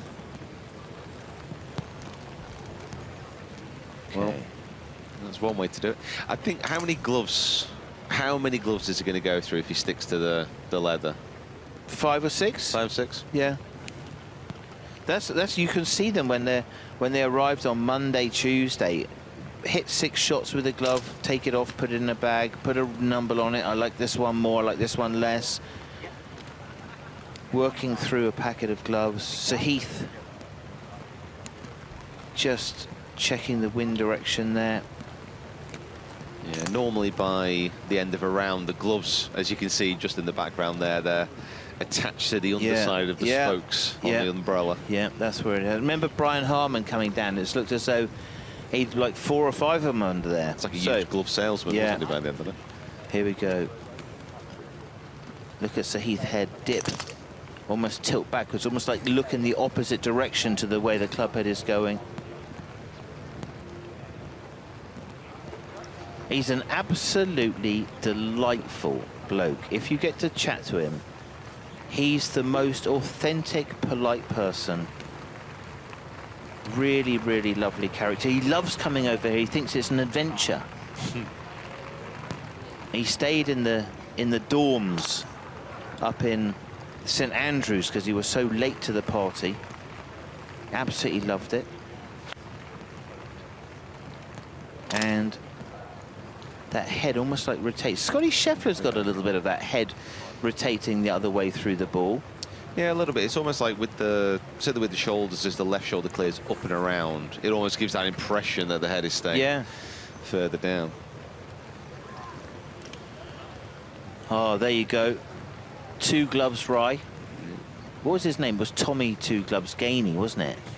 And it's Aaron 2 Gloves Rye. Last little bit of advice from Piers there, one of his coaches. 1348. Does he have 2 coaches? Yeah, Piers and Andy. He also works with a few. Well, I mean, these guys have teams around them now. Piers is definitely not wearing the right length of trousers for today. He's not. Some cold ankles. Holy moly. Yeah, that's an unusual look, isn't it? He's lost about 5 or 6 inches there off the bottoms. I'm not sure he knows how to wear a cap either. There's just some questionable choices all around. What would you give that as a sort of a sartorial look? I don't know. Wow. Your thoughts? My thoughts are he didn't check the weather before he came. Those are my thoughts. Well, but it's kind of too late now, isn't it? I imagine he's probably lost feeling in them, so it's... Oh, you think he's just numbed out? It's a moot point at this point. Aaron, great iron player. Really precise.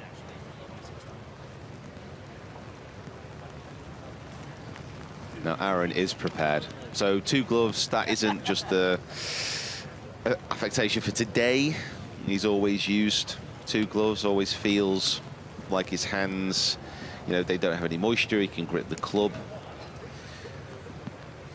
But today they're going to come into their own. They are little head covers on the irons. Little face protectors there. Again, like Sahith, really, just one of genuinely like the nicest, most polite people you're going to meet as well. Yeah, Aaron looks like he's got little ear warmers and then a waterproof hat. Got an... Oh, that's interesting. He's standing on a... Okay, so that's a little balance drill, maybe. Just standing on his aiming stick and finding what's not heels, what's not toes, just kind of that pressure down. Yeah, it's a great drill, actually. If you put the alignment stick through the center of your feet, it might not seem like a lot, but it allows you to get an appreciation of where your weight is shifting to. Yeah. Let's have a look here. So, okay, that was just a drill, so he's not actually standing on it now. So just a little reminder. Then you can see him moving his feet, just the awareness of where that balance is.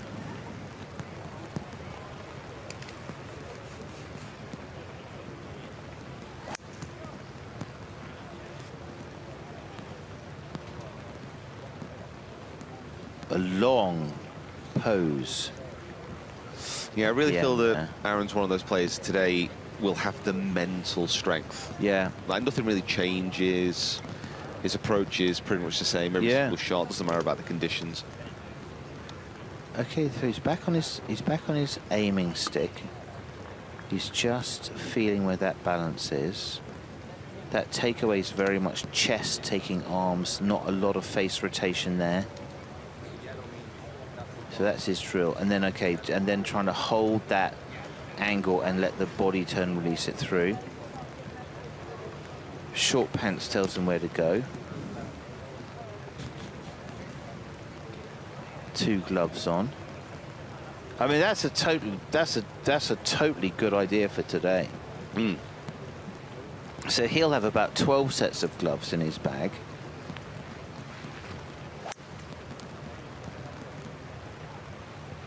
Very wide elbowed finish, isn't it? Yeah, yeah. I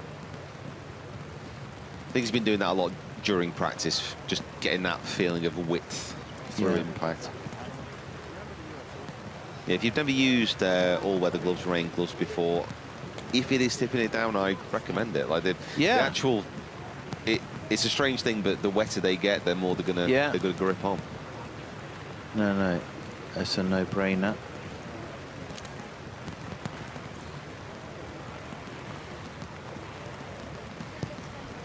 Onto his stick, feel the balance. Again, he's a very routine driven, and if you find something that works, I mean, that driver he's using, that's a good 6 years old now, which in comparison to some of the clubs out there. Well, it's interesting. I mean, you know, we've seen quite a lot of times where as the testing comes, some of the older drivers, like your gamer, the one that you use the most, just those sweet spots get too thin. I guess they kind of get beaten down too thin. The trampoline effect gets reintroduced, not on purpose to the player. Tons of players have had their gamer tested and told, hey, listen, no longer legal. So down the line, Aaron Wright. Yeah, just thinking that ball did look quite far back in the stand, so that's just I think that's his bullet, right? A little draw, little bullet down there. 62 feet, so that's your that's your stinger, trying to find the fairway. Yeah, the crosswinds. That's one of the things, Peter, when we were going around the golf course, is just noticing that, I mean, you know, you have basically whatever you have, 32 shots, 32 full shots around this golf course, and almost all of them are in a totally different direction. Yes. It's fascinating, that, isn't it? I mean, you've got to be able to stay on top of it. You've got to understand where the wind is coming from and if there are any switches. However, if you do have this low little bullet in the bag and you can get it on the ground quickly, the fairways here at Royal Portrush, they're relatively fair. If you get it going down the middle, it's not very often it will run off into a random bunker. A little bit like Bergdale in that respect, that it's often considered a very fair links. That is thrashing it down. Aaron just grinding it out. You sort of get a feel that that's his nature. This is a little bit of a different aim here. Different shot he's trying to hit. Always good before you go out as well. Just try and pick different targets. Yeah. Simulate a little bit what it would be like on the golf course. And I mean, these 2 holes that we've got here to practice on are fantastic, aren't they? Because I mean, they really do give you so many different options. I mean, a lot of driving ranges are just a flat field with sticks in them.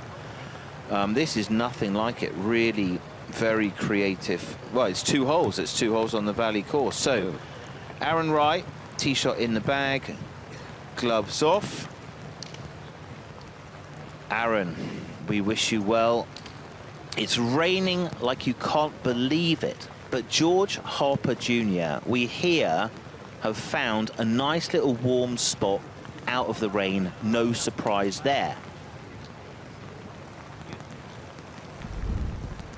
Well, we're ducking for cover out of the rain, and we've come to the media centre, and I'd like to introduce you to Dermot Gillese. Now, Dermot, this is your 40th Open Championship. That is a monumental number. How does it feel to be returning once again to this great championship? Well, there's a wonderful buzz about coming to any Open, but this one obviously has a special ring to it, you know, because I have decided it's got to be the last. The years are passing by and physicality is an issue now, but I am delighted to be here. So can you run us through, I guess, what your job has been over those 40 championships? Has your role varied, and what have you done to provide to the game? Well, the wonderful thing I found about journalism, and I went into newspapers in 1958, believe it or not, is that if you do a half-decent job, you're always going to be employed. And I worked at the Open with 3-4 different newspapers. The job remained largely the same, you know, because you're doing the same type of work. But the Opens were very different in the way they evolved over the years. Nice. And can you reminisce with us some of your favourite Open moments over those 40 different championships? Well, the first is obviously very special. I mean, I think in most aspect of our lives, romantic and otherwise, the first is always something we remember especially. 1980, I remember, was my first experience of seeing people like Jack Nicklaus up close and personal. And I thought about these things and wondered, you know, what would it be like to meet Nicklaus? And I genuinely didn't anticipate the impact it would have on me emotionally. You know, you talk about the hair standing on the back of your neck and that. His very presence, you know, Hollywood, they talk about the physical presence of a great star. Nicklaus was certainly that, you know, and that was a great buzz, it really was. And now we're at your final Open. What would be a special ending for you? Who would be the perfect champion in your final hurrah? Well, I mean, given where we are, and I've written about Rory's 61 around here in the North of Ireland Amateur Championship, I think Rory McIlroy would be, dare I say it, a fitting as well as a most welcome winner, because he's a nice man, and I think, you know, that deep down we like the nice people to emerge, you know. Not all the time, but now and again. And Rory is certainly one of those, and it would be a wonderful finale from my perspective. Nice. Well, mate, it's been a pleasure to get to know you, and I just want to say congrats, because 40 years of covering this great championship is no mean feat. So you must be proud, and yeah, enjoy the rest of the week. Thank you very much. Much appreciated.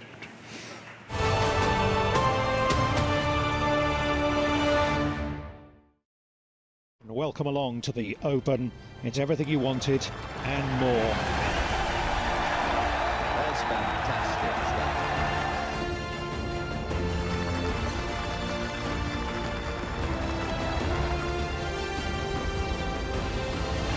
Absolutely brilliant.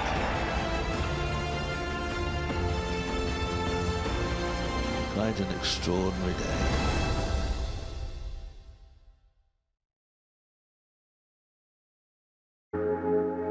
On the tee. Yeah, she was staring this one down, and for good reason. Look at this. Just delightfully done. She's on top of the world. Going directly at the hole. Hey, well, go on. Oh, get in there. There's something about the AIG Women's Open. Oh, my goodness.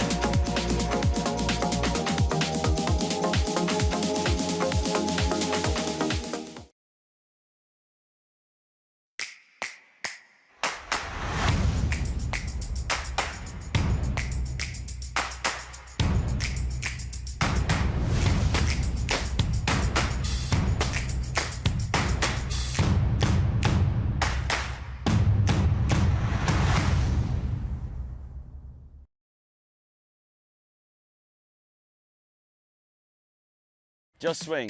Visit golf.golf to find out more. Just swing. Visit golf.golf to get started. Why not give golf a go? Just swing. Swing wild. Swing weird. Swing wonky. Whoever. However. Wherever. It doesn't matter. Just swing. Head over to golf.golf to start playing. Find out where you can learn to play at golf.golf.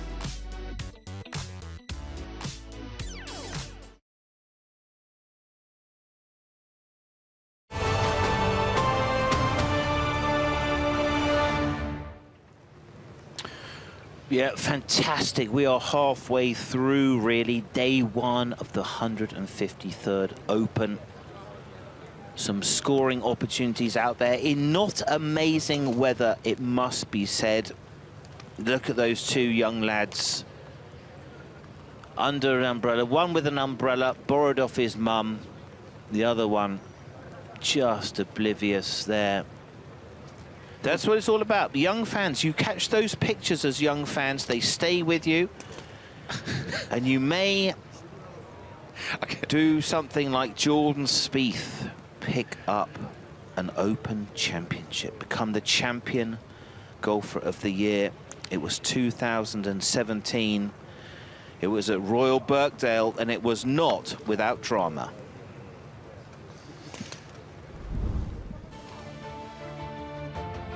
So the 13th hole, probably the hardest hole on the golf course. I just didn't commit to playing a draw. Instead, I lined up to hit a fade, and I left the face dead open. On 3 drops that took place, I end up on the driving range and hit it up next to the green, chip it up there, and I have a putt for bogey, and Kuchar just made par, and I'm thinking to myself, with everything that just happened, I can knock this 6-footer in and only lose a stroke. And I just put a little extra pace than I really wanted to on that putt. And then with about 2 feet to go, I'm like, wow, that's a really good putt. And then it drops. There is no greater history than the Open Championship when it comes to golf. It kind of hit me that this is the greatest trophy in our sport. So at that moment on the 18th green there at Birkdale was very special. It was very special. That 13th hole, it was amazing, wasn't it? His reaction to that tee shot. And then the long chat that he had with John Paramore. Bless John Paramore. Very, very sadly missed.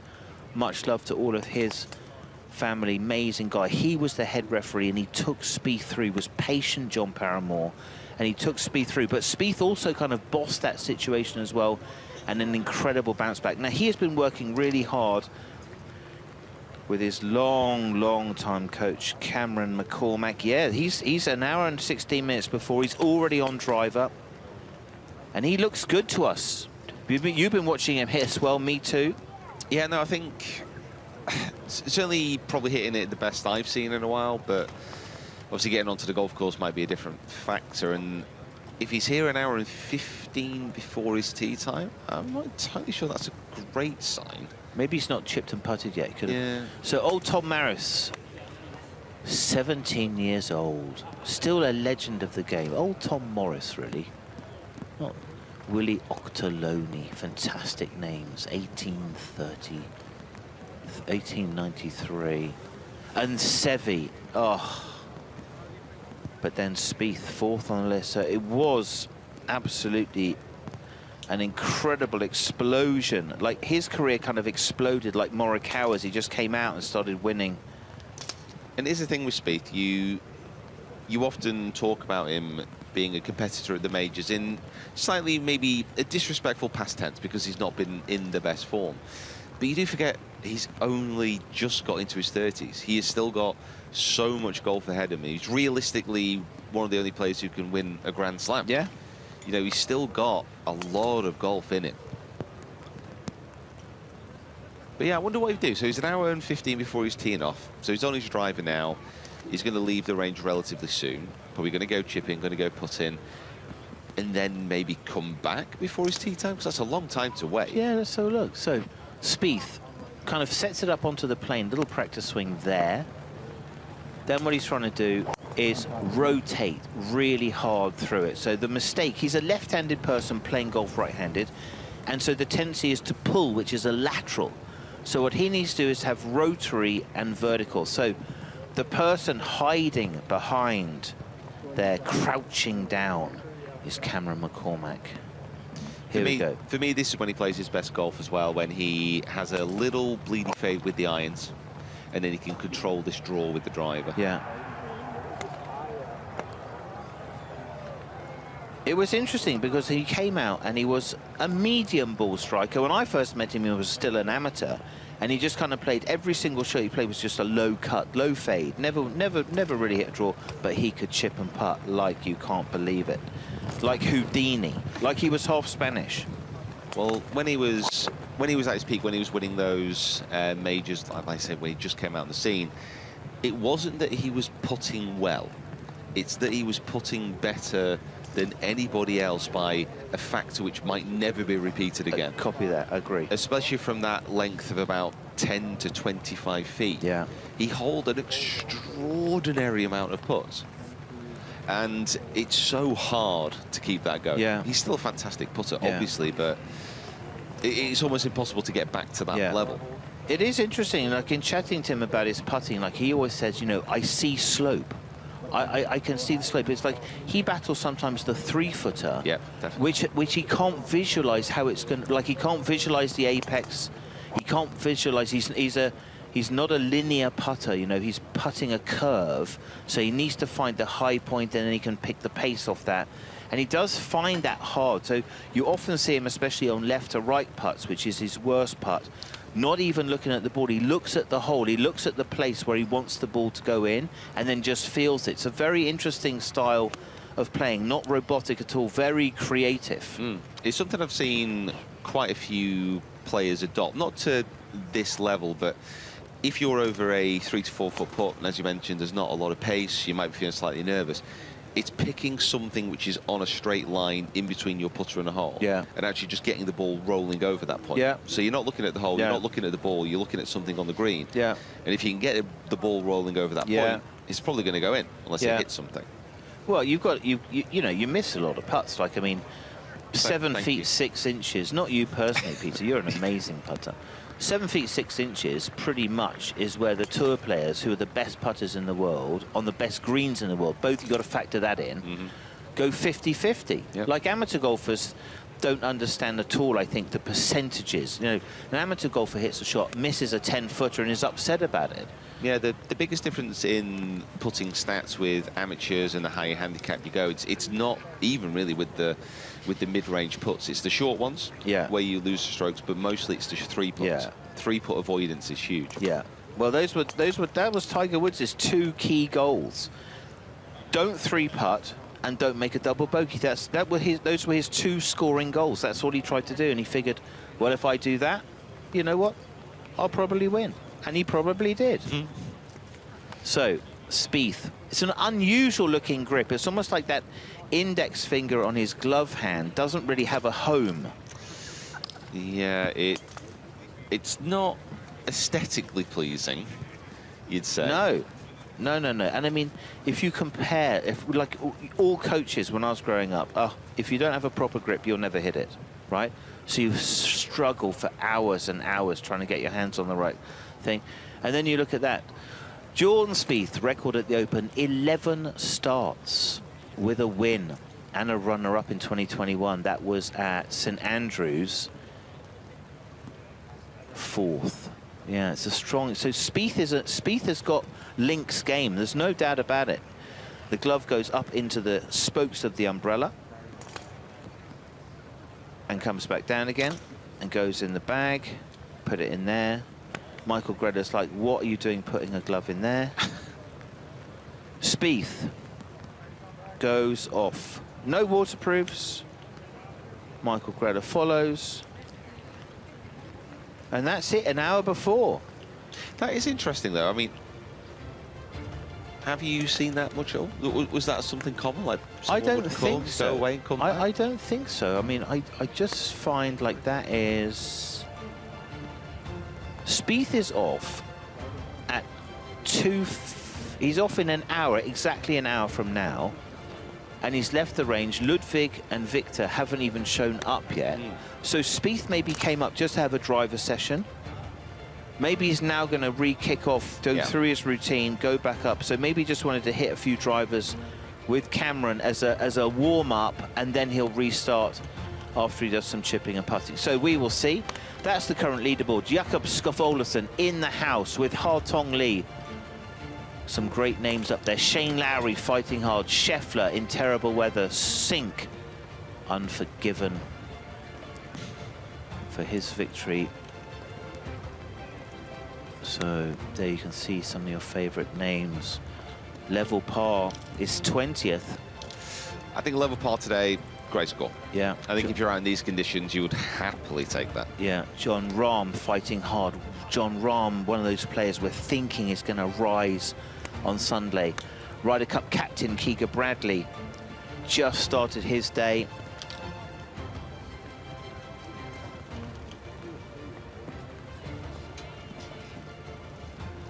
Tom McKibben in the house, 72. Cam Smith he got off to a terrible start. He duffed it off the first.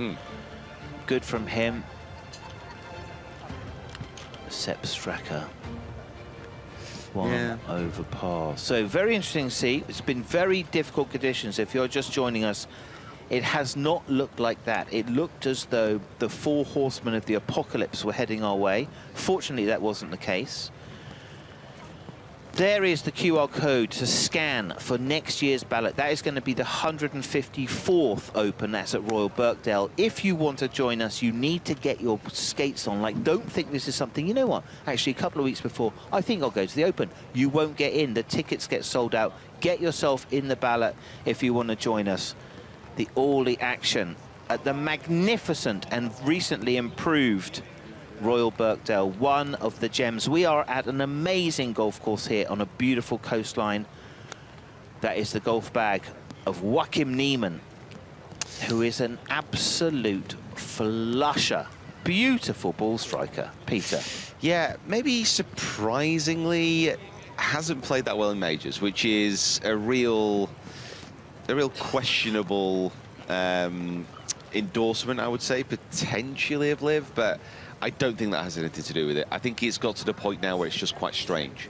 Yeah, it must be difficult, though, because, you know, he went to Liv, maybe, you know, he went to Liv.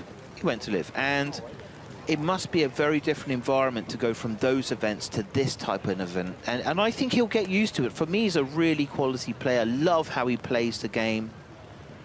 Yeah, and he is a prolific winner on the Live Tour. Now, you can maybe question the strength of the fields, but there are still good players there. And he's winning consistently. It's hard to win on any tour. Yeah, it's hard to win. So, yeah, it's a strange one for me, but listen, world-class player, should start to rise to the top. And those grandstands, considering it was absolutely smashing it down, were full. So I imagine that means that somebody from the local area may be coming quite soon. One of the locals has shown up. I think well, they are prepping for Rory, I would say. Joachim Niemann is off at 226, and he's going to play with Mav McNeely and Brian Harman. That's a good group to watch. Very interesting swing, Joachim Niemann. Works hard on his short game with Peter Cowan, who I'm sure will come in and have a quick chat. There it is, 32 minutes until they go off game 42. Final tee time is 4:16. Great conditions for Brian Harman, by the way. Yes, he's got to be looking his chops around here. Wow. Medium hitter, flat ball flight. So watch the Niemann. See where his head is there? Watch his head there on the uprights, and now drops that head. So very much a sort of a left-handed golfer. It's pulled through the ball. His right side really doesn't do anything. So a left-handed golfer, a left-handed person playing golf right-handed, always interesting to see. Yeah, incredible impact position as well. Yeah. Like his left leg is completely straight. His left hip is kind of disassociated from the rest of his spine. It's quite an extraordinary position he gets into. It's a great strike, I've got to say. So, yeah, you can see really super posted left side, just working through his game. It must be nothing. Yeah, he's looking at our carry numbers, which he can see on our massive scoreboard. Going to go for another glove. Maybe a wet weather glove. Let's have a closer look there.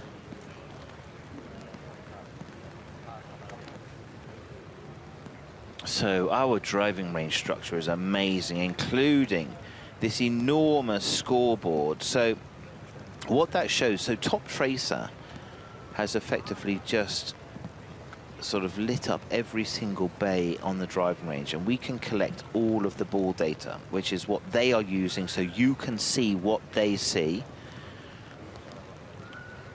There we go. Oh, I've got a pair of those babies. They are good. So, gone for winter gloves. And now just getting a feel for that.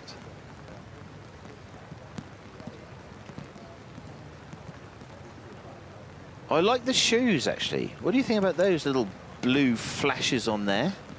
Yeah, it looks like an open special. A lot of the manufacturers do kind of come into these major tournaments with, yeah, there you go, a little open logo on the heel there. Managed to get my hand on the FootJoy ones, the combination with Harris Tweed. Yeah. They're amazing. Yep. Yeah, that is one of the things, though. If you are thinking of coming out here, don't wear your sneakers, wear your golf shoes. And the reason for that is those banks are slippery when they get wet. You're not walking down the fairways, members of the gallery who are coming this way. Make sure you bring your golf shoes. It can be very dangerous. So I'd also say maybe bring your waterproofs as well. And bring your waterproofs, and don't bring an umbrella, but maybe buy one of these magnificent yellow umbrellas and join the cool kids who've got one. George Harper Jr. has got one, I've got one, Peter's got one, Iona's got one. I mean, it's the who's who. Game 42, Brian Harman. How does his game fit these kind of conditions, Peter? Again, his ball flight, his swing is all about control. It's all about keeping the ball on a string. Yeah. It's nothing explosive. Like, the ball's not going to be flying off into any crazy positions, and he just needs to get himself on the green as quickly as possible because he's a fantastic putter. Yeah, when he won at Royal Liverpool with a putter that looked sort of like one of those old VHS tapes on the end of a stick, he was absolutely magnificent. He held off a charging Jon Rahm. So, 2023, similar weather to today. Brian Harman was magnificent. Let's remind ourselves of some of those images. Certainly thought I could do it, but I have this really bad habit where I try to predict the future and try to figure out what's going to happen. So being in the spot that I was in the golf tournament, having an active brain does not help you at all. Walking up the 18th was something that I had thought a lot about for a long time. That's when it all hits you. I wanted that ball in the hole. I wanted that tournament over. I wanted to hug my caddy. I wanted to celebrate. I was really proud of what I'd done, and I wanted to take that moment, for myself. As much as it is about the journey most of the time, for a brief second, I got to feel what it was like to see it all pay off for just a minute.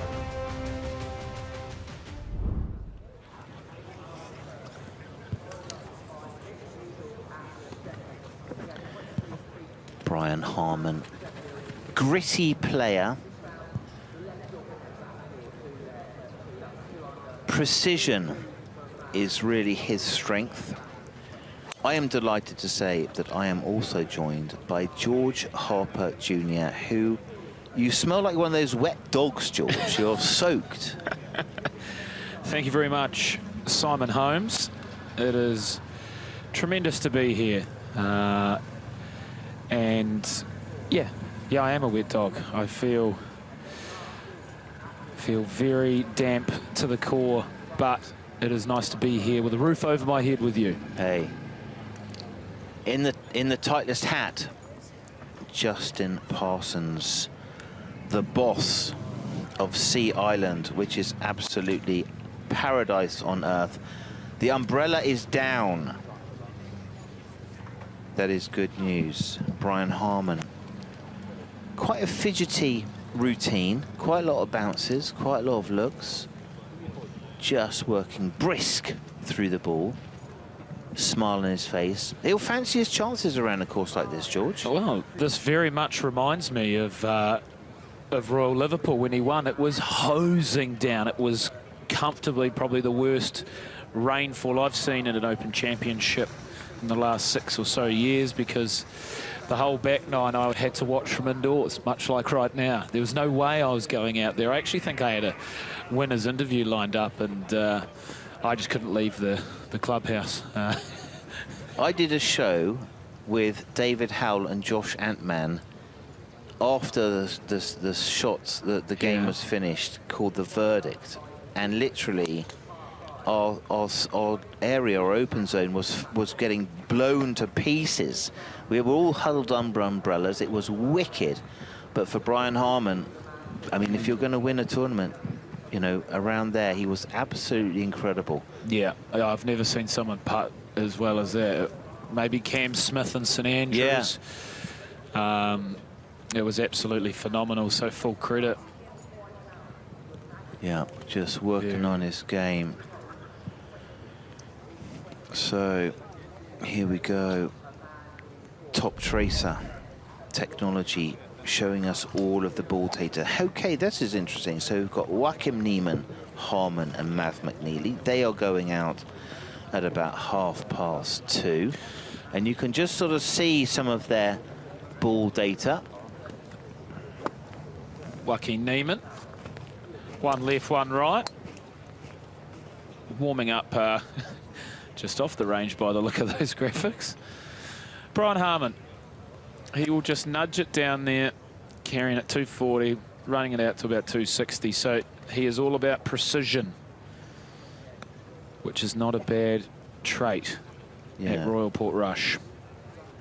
Yeah, you've been out on the golf course, George. The rough is pretty rough, isn't it? Yeah, there's thick and wet. There's a few very, very juicy patches.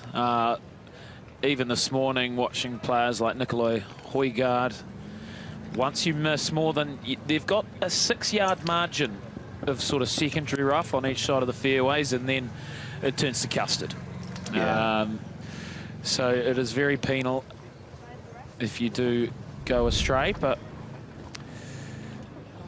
these boys don't do it too often. So today's all about survival of the fittest. Just don't take yourself out of the championship. Hang on, play the percentages, and get to the hut in relatively good shape.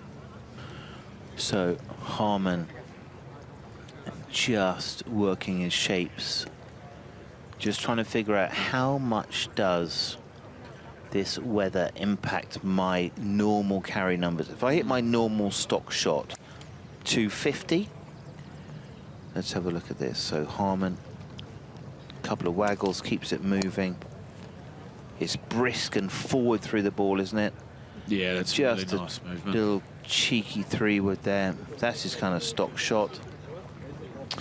He seems mighty relaxed as well. I had a good chat yesterday with him and Zach Johnson. They were playing together. Oh, yeah. Yeah, two peas in a pod in a way. They very similar games, like exactly medium hitters. Yep, very similar golfers. So, yeah, they really enjoyed their casual round yesterday. And look, it's all about keeping up with the young pups, they were saying. But at Links Golf, they were convinced by a margin that this was their favourite championship. They just absolutely loved it. They're so happy to be back, and it probably is the one major where I guess their distance might not be as big of an issue compared to some of those big brute of the courses. I think that's right. You know, if you take Brian Harman and you look at the PGA Tour schedule, and I mean, he's a medium hitter, right? He's a medium hitter. Not short, but he's a medium hitter.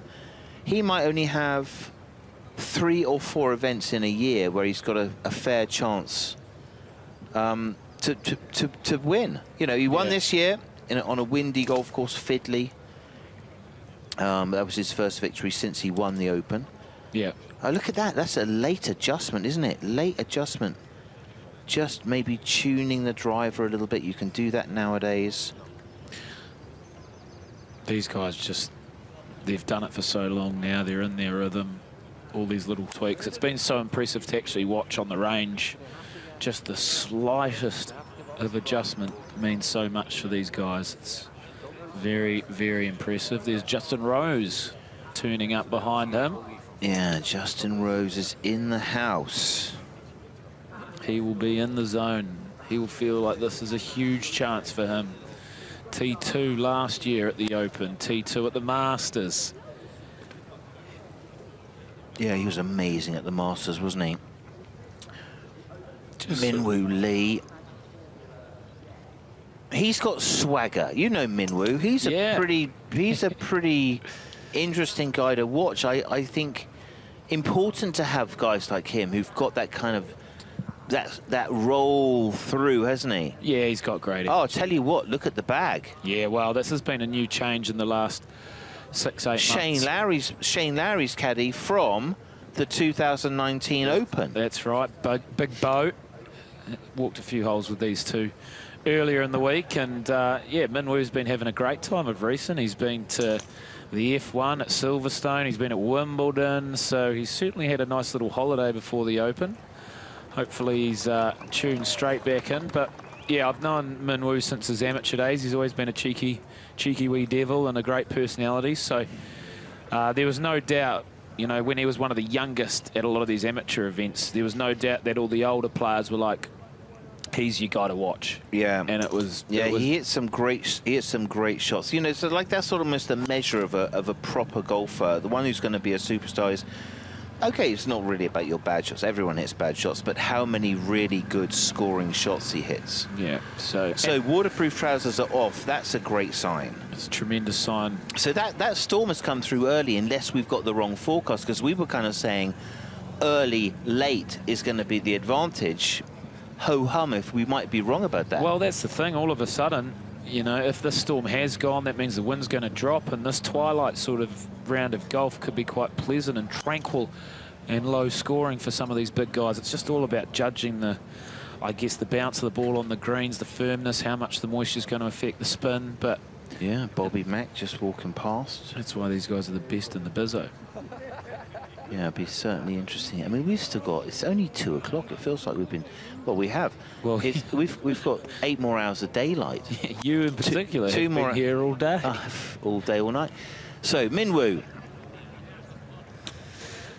Has he got a links golf game, George? Absolutely. Absolutely. Slices it down, right? He loves a stinger. He just plays it for fun, even when he doesn't need to. So, he definitely has the game, and I comfortably know he's got a major in him. Like, there's no doubt in my mind he will win a major championship at some stage. It's just when and how long it takes him to, I guess, mature into the game. He's got a PGA Tour victory now, which must have lifted a massive weight off the shoulders. But, you know, like, if I'm this confident, I'll give you the red hot tip. He is extremely confident he can do it. Yeah, well, the grandfather of Aussie golf, Peter Thompson, just a magical period. Ken Nagle, amazing. Peter Baker Finch putted his way into history 1991. That was amazing. Norman, his 2 majors, 86 and 93. 93 at Royal St George's.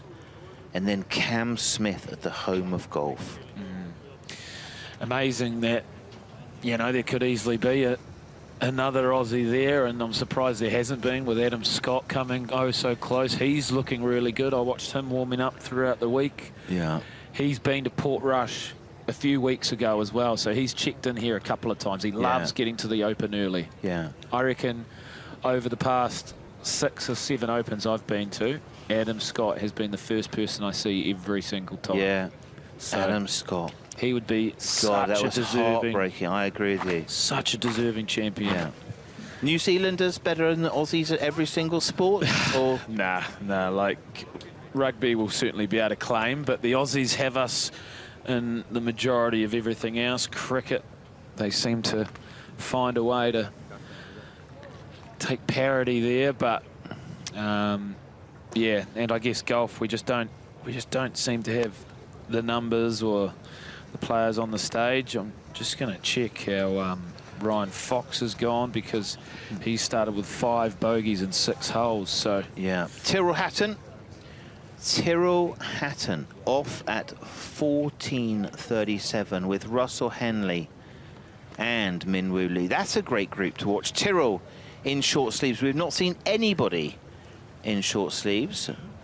Tyrrell not feeling the cold as much as some of our visitors. So I've put Hatton on my list of people to watch this week, and potential champions. I just feel like he loves the big occasion. I think coming back into this scene, and he really wants to prove a point that he can still do it and still swing it with these guys. So, and yeah, I was watching him as well out during the week, and yeah, he's flushing it as he normally does. Little bit of a high ball flight, which could upset him, but great iron player, great iron player. 3 very tidy results there. Quail Hollow, okay, ho-hum, but nevertheless, US Open 4th on a difficult Sunday. There was a lot of rain on Sunday, so Tyrrell got quite a vertical hand plane. Definitely a fader, definitely a superb iron player. Let's have a look. He's got a drill that he's working on there. I haven't seen him do that before, which is just a sort of, looks like the line of the takeaway, maybe to not get the club too far stuck behind him. Does shallow it down in the downswing. So little posture check there, just getting himself connected. Let's have a look, see if he does that drill halfway back. No, that was without the drill. So maybe the drill is not a part of the routine, just a bit of practice reminder.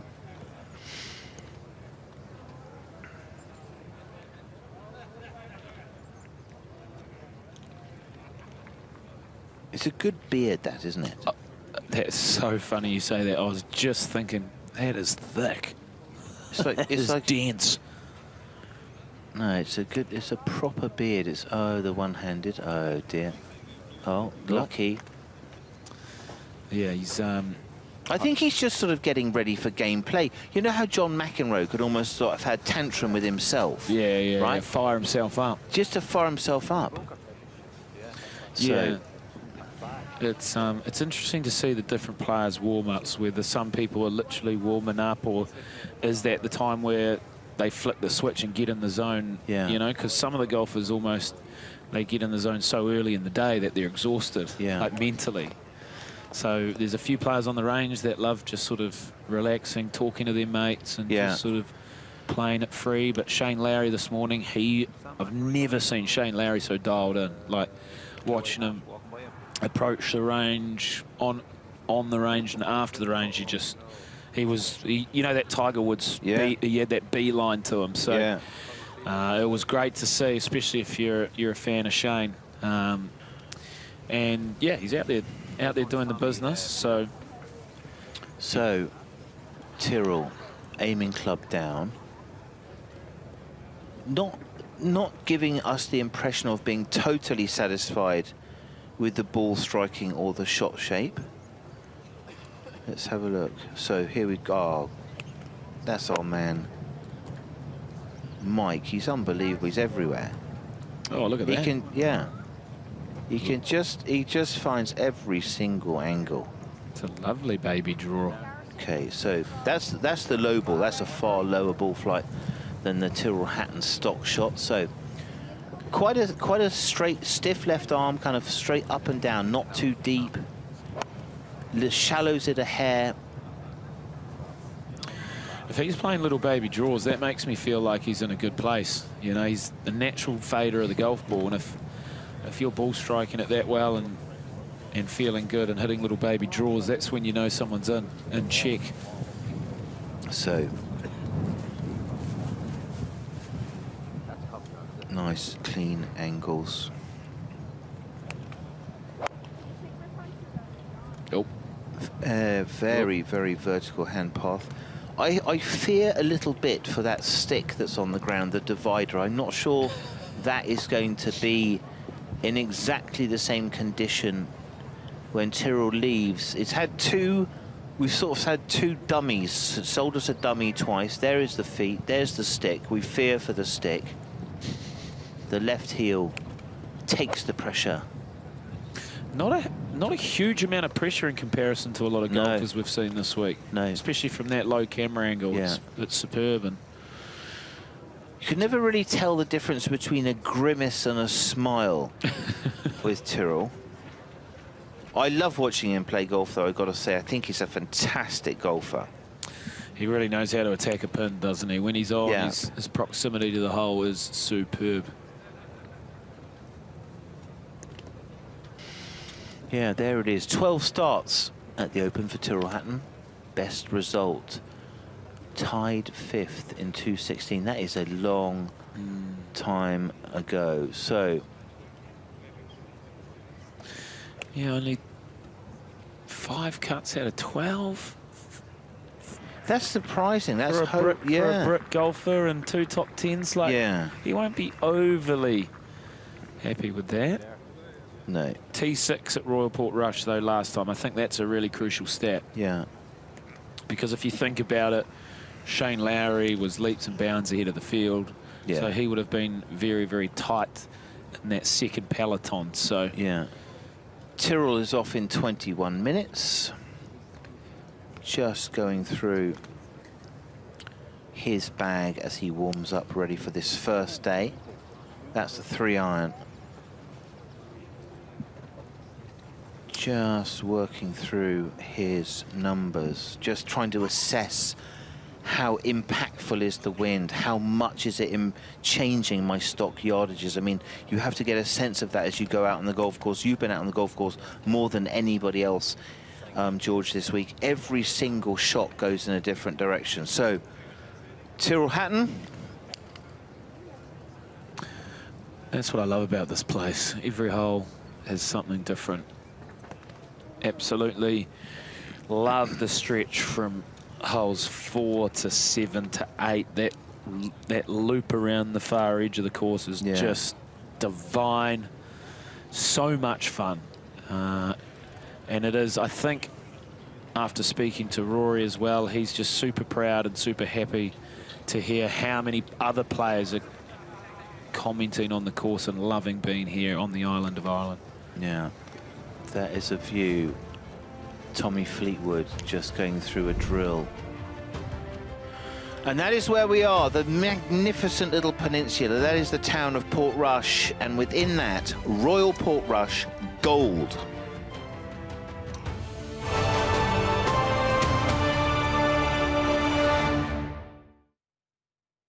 Becoming champion golfer of the year is rarely a straight line. I got to play my first Open, very fortunately, in St Andrews. As a golfer, it's the most special place in the world. To play an Open there is incredible, and I actually played quite well. Nicely done. 3 under through 10. I didn't qualify in 2011. I didn't qualify in 2012. 2014, I shot 65 in the final round, actually finished 9th, which was pretty cool. That was my best finish ever in a major. And then from 2015 onwards, it's kind of all downhill at the Open Championship. You'll break a few eggs before you can make an omelette. I was just going through such a bad phase in my career, and then 2018 was Carnoustie, where myself and my caddy split up, and probably one of the lowest points in my whole career. I don't think I've ever been in such good form going into an Open. What a start. Shane moves to 11 under. He's leading the Open Championship.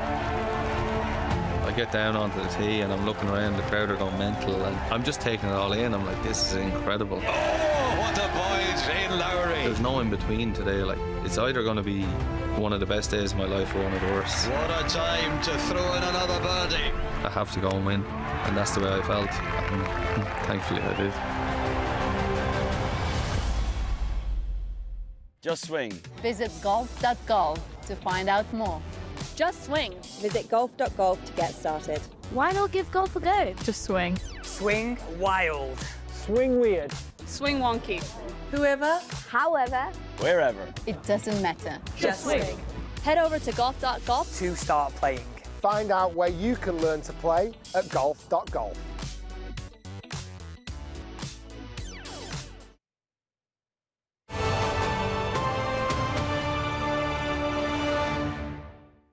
This is the driving range shot. We are live at the range, bringing you all of the action. Top Tracer technology, insights, watching the players work with their coaches, watching the players work with the manufacturers, trying to get ready for today. And if you notice, no umbrellas, which means the rain, which has been pretty hectic during the day, George, and soaked you, has finally moved away, hopefully, for the rest of the day. Well, isn't that funny? As soon as I come into the commentary box, the rain stops. I can tell you, I'm sitting next to George, and he, you know when a wet dog comes in from the beach and you've got that sort of soggy smell? Oh. It's pretty gross, but it's fine. It's fine. It's fine. It's fine. We'll get through it. Yeah. You've now made me feel very unwelcome, Simon, but I'm just going to move No, closer. just I'm going to move even closer to you. Just don't shake yourself on me. I will try not to do that. So there it is. Lots of aiming targets. Those little pins there, there for the visuals for the players working on their chip shots and pitch shots. This is we're coming up to a golden hour. Oh yes. Some superstars and Bryson DeChambeau getting ready. He is off at 2:48. He is certainly a superstar. Bobby Mack and Justin Rose for company. Let's have a look. I can't believe the response he was getting yesterday. We walked some holes and the fans just love him. Like they were like grown adults, just char-hooing and shouting his name, and he's hitting extra drivers for them. He was just absolutely playing the game, and they George, loved him. they were screaming for you, mate. It was very cool. They kept saying, listen, Bryson, can I borrow your pen so George can sign my card? Bryson DeChambeau, that US Open victory at Pinehurst #2, remarkable. But then the Opens have not really been good hunting grounds for Bryson. Maybe his high ball flight, his high spin rate, his high clubhead speed not suited perhaps to links golf and the crosswinds that he'll have to face out there. That's exactly what he was saying yesterday. He's just like, yeah, I just need to sort my ball flight out, get it a little bit lower.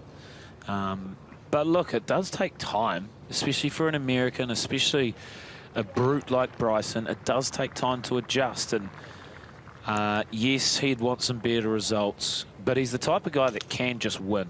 And I'd prefer to be that type of golfer, one that when they're on, they're seriously on. And whether it's up and down in between, that's fine. But when he finds his stride, when he finds his links rhythm, he'll be a scary prospect.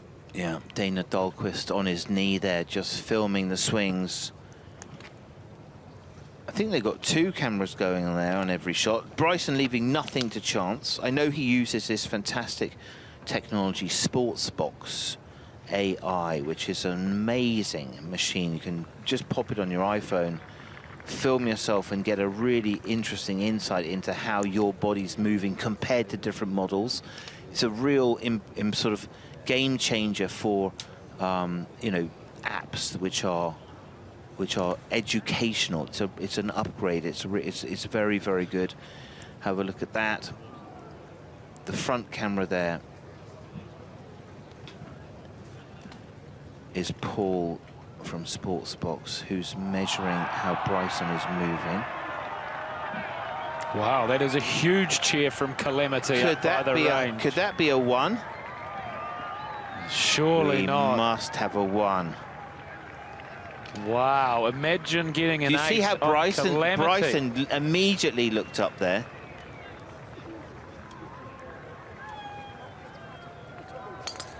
What a place to do it. That surely looks to be an ace with that sort of roar.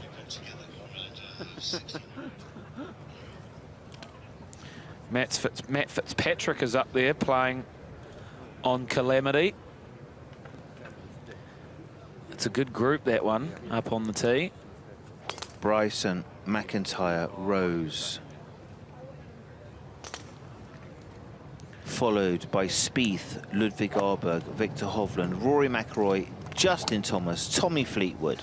Unbelievable. Yeah. That's going to empty out the whole of the gallery who are following here. 278,000 tickets sold for this week. Yeah, it's amazing. It's absolutely amazing. Some very, very big names. Nice to see Bobby McIntyre featuring in feature groups more often.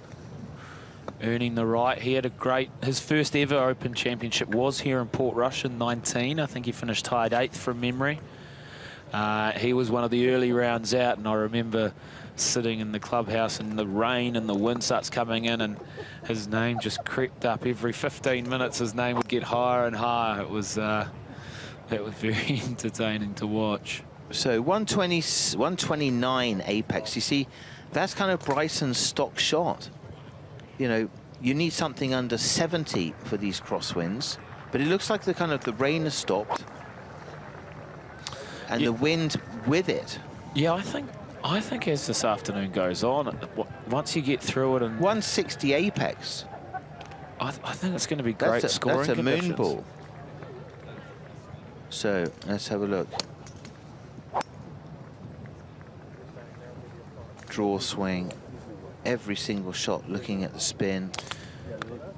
Amazing how he looks at it so closely, every shot. Well, it's funny because in the old days you used to watch the ball, right? Now that doesn't even watch the ball. No, does not watch the ball, just looks straight down on the machine. Doesn't watch one, like no impact from the ball, no look at the ball. On the golf course yesterday, he hit this approach shot, and I thought he had stuffed it up because he just looked straight down at his thing, and it put it to 3 feet, and he just goes, that'll be on the number, and it's so statistics driven. So interesting, isn't it? So Bryson DeChambeau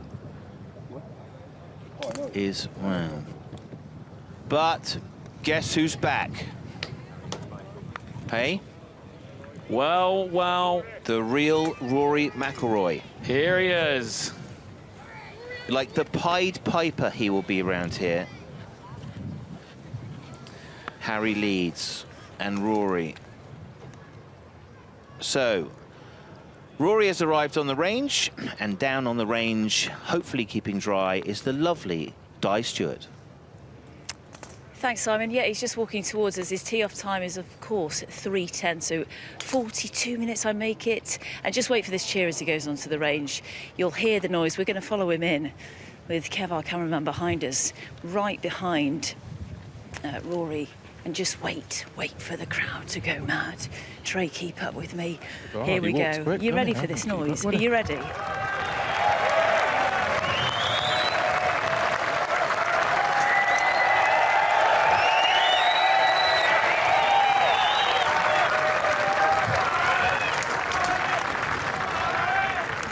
Fan favourite, Di? Maybe. What do you make of that, Trey? Oh, that was awesome, wasn't it? The fans are absolutely loving him. There's kids out there after his autograph. Everybody is just loving Rory right now, and why not? They certainly are. 42 minutes. He's just been on the chipping area. We thought he was going to come straight onto the driving range, but went off left as the buggy dropped him, and now he's here on the range, bay number 20.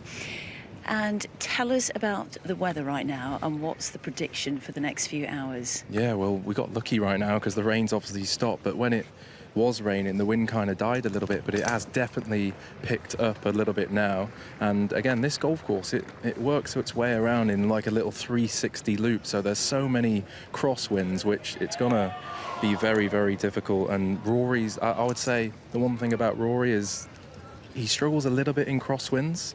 Wind off the right is his favourite wind. He'll drift, he'll start the ball right, let the wind move it. Wind off the left, sometimes finds it a little bit harder, but I mean, he's in the world number 2, so he can do anything. He's got Michael Bannon, his coach here. Harry Diamond on the bag as usual, his best mate. Lots of smiles from Harry there. Looking very dapper, isn't he? We remember 2019 and the tee shot on the first. Obviously, we're building up to that. It was an 8 on number 1 6 years ago. The crowd want him to make birdie. They're all behind him. So much support here. There's a lot of pressure, isn't there? There's a lot of pressure, yeah. Obviously, all the crowds are, like we just seen there, and the reception was insane, and he'll be feeling that as well. I think for Rory, it's going to give him energy, but I was over on that first hole early this morning for the first tee, and when I walked over there on Monday, first impressions is that it's a lot narrower, actually, than you can actually see on TV and to the eye. They're out of bounds, internal on the right and left. It's actually pretty close, so you can easily hit it OB on one, but I mean, the wind's just going to make it that little bit harder. We spoke about his performance at the Genesis Scottish Open at the Renaissance Club last week and what kind of confidence he will have got from that. What do you think? I think, yeah, going out to a links golf course, Renaissance, it's a difficult golf course, and whenever Rory, he always likes going over there in Scotland the week before, and he's had such good success over on that golf course as well. And I think for him, preparations, getting anything that he can get in competitive is his best form of being able to perform in a major championship. Yeah, really encouraging signs. And he said he felt the competitive juices flowing, which is brilliant. What's his routine right now? What's he just played? Well, to be honest, if we're talking about time, this is probably a little bit close for time for Rory. I know he usually likes to leave himself a little bit over an hour. You can see he's just looking on his phone actually there, just checking the time. Maybe he's rushing through this a little bit, but we do know it was raining, but you'll see him work through some wedges. He's just put his launch monitor down, so I guess he's going to get dialed in with the wind and how much it's affecting the ball flight, how much it's moving it, and work up through the bag. Just looking at Tommy Fleetwood, 2 bays to his left-hand side, all in black, but Rory's all in grey, light grey today with a little bit of burgundy tucked underneath. Got the TrackMan out, as you say. You'll be able to see the figures on Top Tracer Technology. He's looking to his right-hand side. How do you keep in your own head? How does he stay focused today? That's the question we all want to be able to answer, isn't it? He's got so many distractions, but says he doesn't really look at social media, stays away from that, stays in the zone. But we really have to highlight last week, and it really was a step forward, because after the Grand Slam, playing, it's not an easy thing to do after such a mammoth achievement. We can only imagine what goes through his mind. Well, yeah, he gets so much criticism at times, sometimes, when he doesn't quite get the job done, but we're forgetting actually how good he is. He literally finishes top 5 in every single event that he plays in. Like, he's an unbelievable player, and people forget how hard it is in a field of 150 plus golfers, all the best in the world, to finish as high as he does week in, week out. Yeah, so much attention on him. The crowds are absolutely massive in our grandstand. They're filled. I can't actually, I can only see a couple of seats spare, which are about to be taken up. The umbrellas have come down, but it's about 6 or 7 deep behind us with spectators standing. They've all come, they've got the phones out, taking photos, taking videos, and the crowds are outside as well, outside of the live at the range area, just trying to get a glimpse. Everyone wants to see him swing, how he swings the club. He's checking his phone at the moment. I wonder who he's texting. I don't know. He's definitely. I don't think he's on X or Twitter. I don't think he won't. Probably not on social media. He might be receiving checking the weather. He might be. Yeah, I know. Because that is what makes the Open Championship so special. The wind, the rain. We don't know what we're going to get on these shores here. Seems pretty chill, rugged though, doesn't coastline, isn't it, of Northern Ireland? It's. Do you know what? The wind's dropped a little bit, but I can see those flags overlooking the 16th. We heard a massive cheer. I'm sure our viewers heard a huge cheer. It was actually a chip in from Matt Fitzpatrick, a great birdie on 16. He missed the green. It went right. He hit it right, didn't he? In that little dip down in Calamity Corner, which is very easy to do. Back into wind today. Half a club short, you're going to be down there, but he popped it in, didn't he? Slam dunk. We heard it on the range. How's that? Such a great noise to come from the 16th grandstand, and there they are. They're even on the hill. Everyone's trying to get a glimpse up on the hill. Lots of children as well. He's got that Tiger feel about him here, hasn't he? Where the crowds are flocking. They're 10, 12, 13 deep. You can see the cameras there. Everybody's on the hill. That's a great view of the range. And that's panning the man down. There. Stands out, doesn't he? Yeah, brilliant view. If you're lucky enough to be at Royal Portrush and get a glimpse of Rory, it's something you'll remember for the rest of your life. It's imprinted in your brain when you see this swing. And look at that right foot. It's actually in my brain. 2014, I first saw him, and I watched him off the first tee at Hoylake, and I see him hit this driver, and it went until my eyes couldn't see the golf ball anymore, and that's one of my earliest memories of Rory, and I'm sure there's kids here today that'll have that same feel. That's so true, really true, Trey. He's playing with Justin Thomas, who's on the range, and Tommy Fleetwood, who's 2 bays to his left-hand side. What do you make of that group? Well, Tommy is obviously one of the favourites as well here. He loves an Open Championship, grew up playing links golf in Southport as well, so I actually think that group, especially Tommy, he's probably going to get a little bit of a vibe and a feel off of what's a good score right now, because the guys that have gone out earlier have obviously had no rain, got a good score in. I mean, there's some pretty good scores out there. So Tommy and Rory might be having a little match between themselves, not like an official match, but might be looking at each other for score reference. And yeah, it's a ball strikers group, that is. Certainly is. We can't wait. Absolutely fascinating. The next few hours of golf here at Royal Portrush. Champion, of course, in 2014. Could it be another victory 11 years later? OK, a bird's eye view of this. Simon Holmes, you've got it. And I think George Harper Jr. is with you. Oh, thank you, Di. Thank you, Trey. Yes. The Pied Piper has arrived. He is back. And with him comes the whole of Portrush and Northern Ireland and golf fans from all over the world. There, let's have a look at the Rory McIlroy swing. Beautiful. Even the fans on top of the dunes, everywhere, just to take a look at their man. They're very relaxed. They're very calm. And soon to be very dialed in man. Boy, oh boy, 33 minutes time. He just wants to get that first tee shot out of the way. Get it done. Get me on the course. There is a tension there. I mean, he said last time, 2019, he was not ready at all for how he actually ended up feeling on that first tee. It hit him, the support. 100%. He was as nervous as he's ever been. His body felt it, he felt it, and there was just no doubt about it. So I get the sense if Rory puts it down the middle on the first strap-in, because I think that's almost a bigger hurdle than getting through the entire round. So a look at the Rory McIlroy swing. Very much based around. Watch that pelvis. So Rory has more kind of drop of the pelvis and rise of the pelvis than any other player. And so that is just a power move.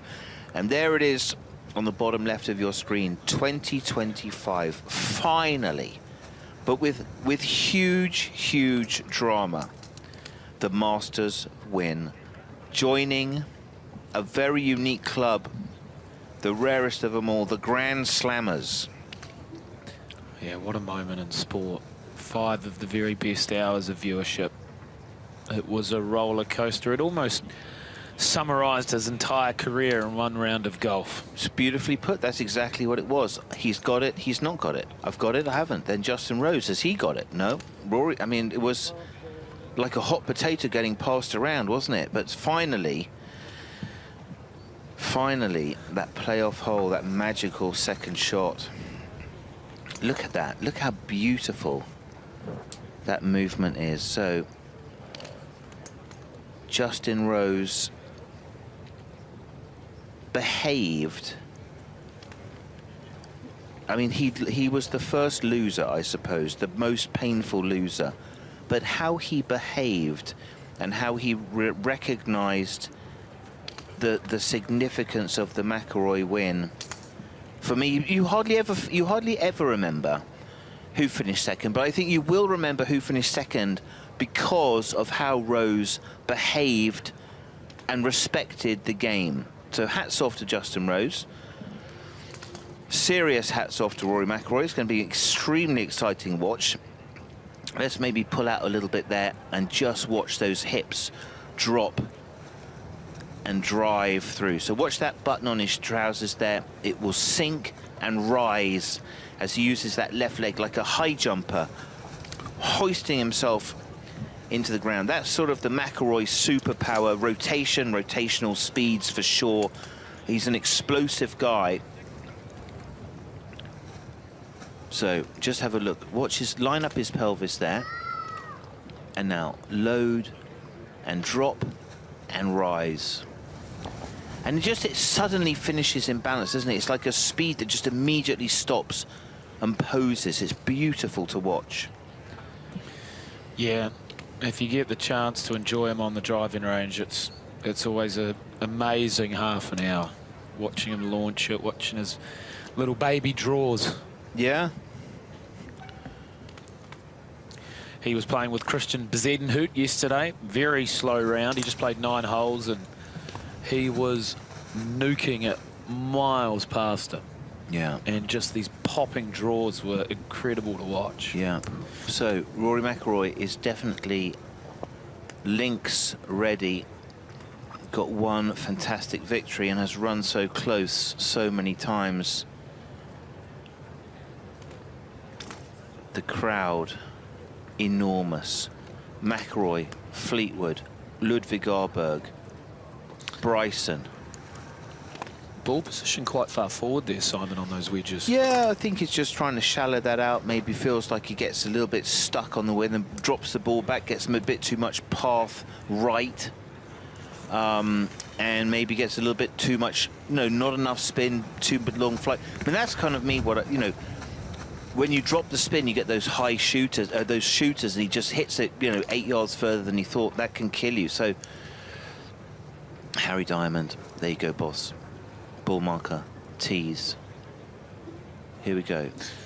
Getting ready. Not long to go before the McIlroy Campaign 2025 Portrush kicks off. 4 under is currently leading. I'd say that's a pretty good score around the conditions. McIlroy working quite hard on those wedges. I think if the rain stays away, 4 under is very gettable for these guys this afternoon.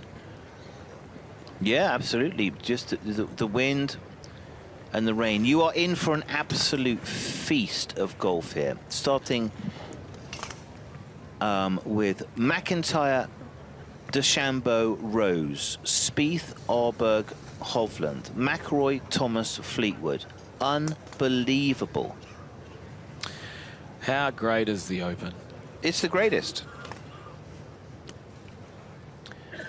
It is the greatest. And just the fact that it's 3 p.m. tee off. What a big day's golf, all off the first tee. But that's what's great about the Open. I remember when I was a kid, it used to come on. Harry Carpenter used to bring it, and you come out of your bedroom or wherever it was 4 days later. It is literally all day. It is phenomenal.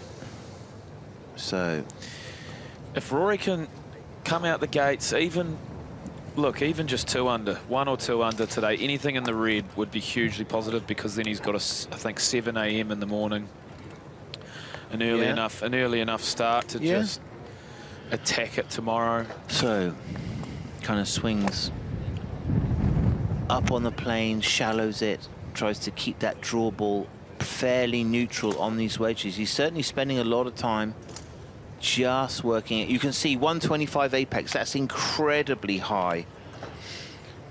198 of carry with a wedge. Stop it. Is that right? Let me see the club in his hands there. Has he changed that?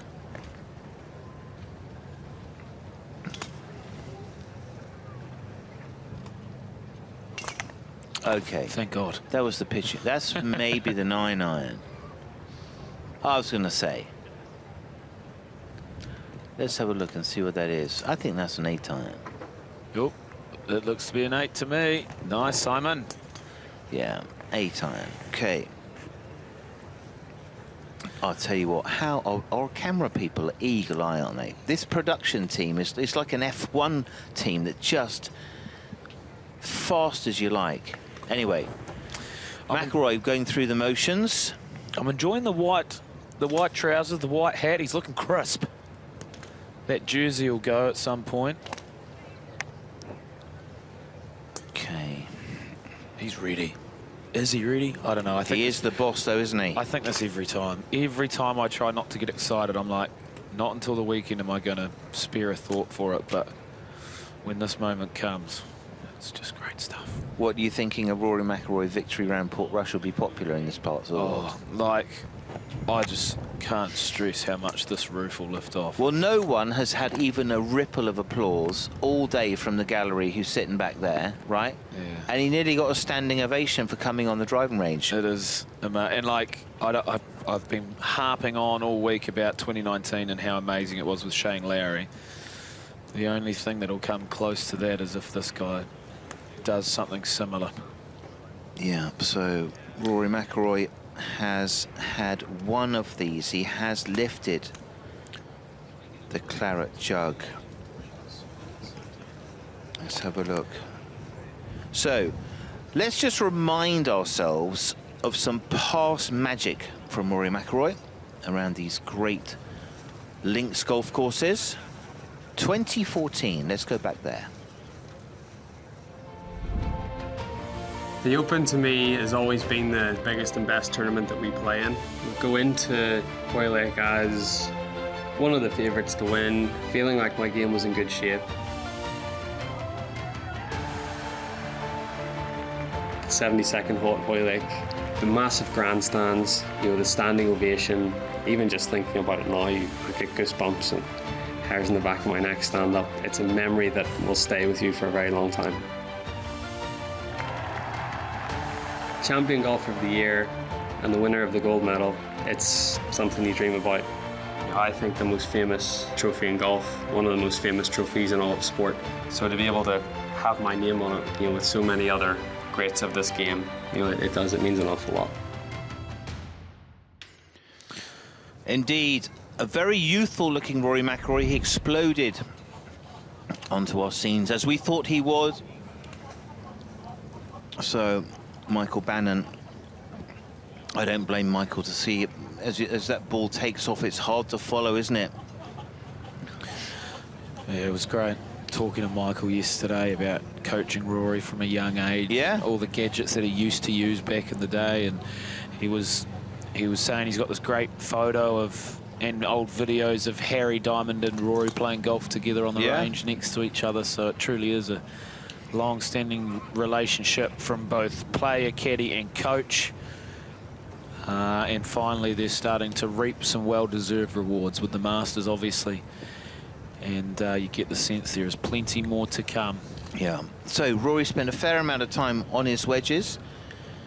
This, I think, is the fairway finder.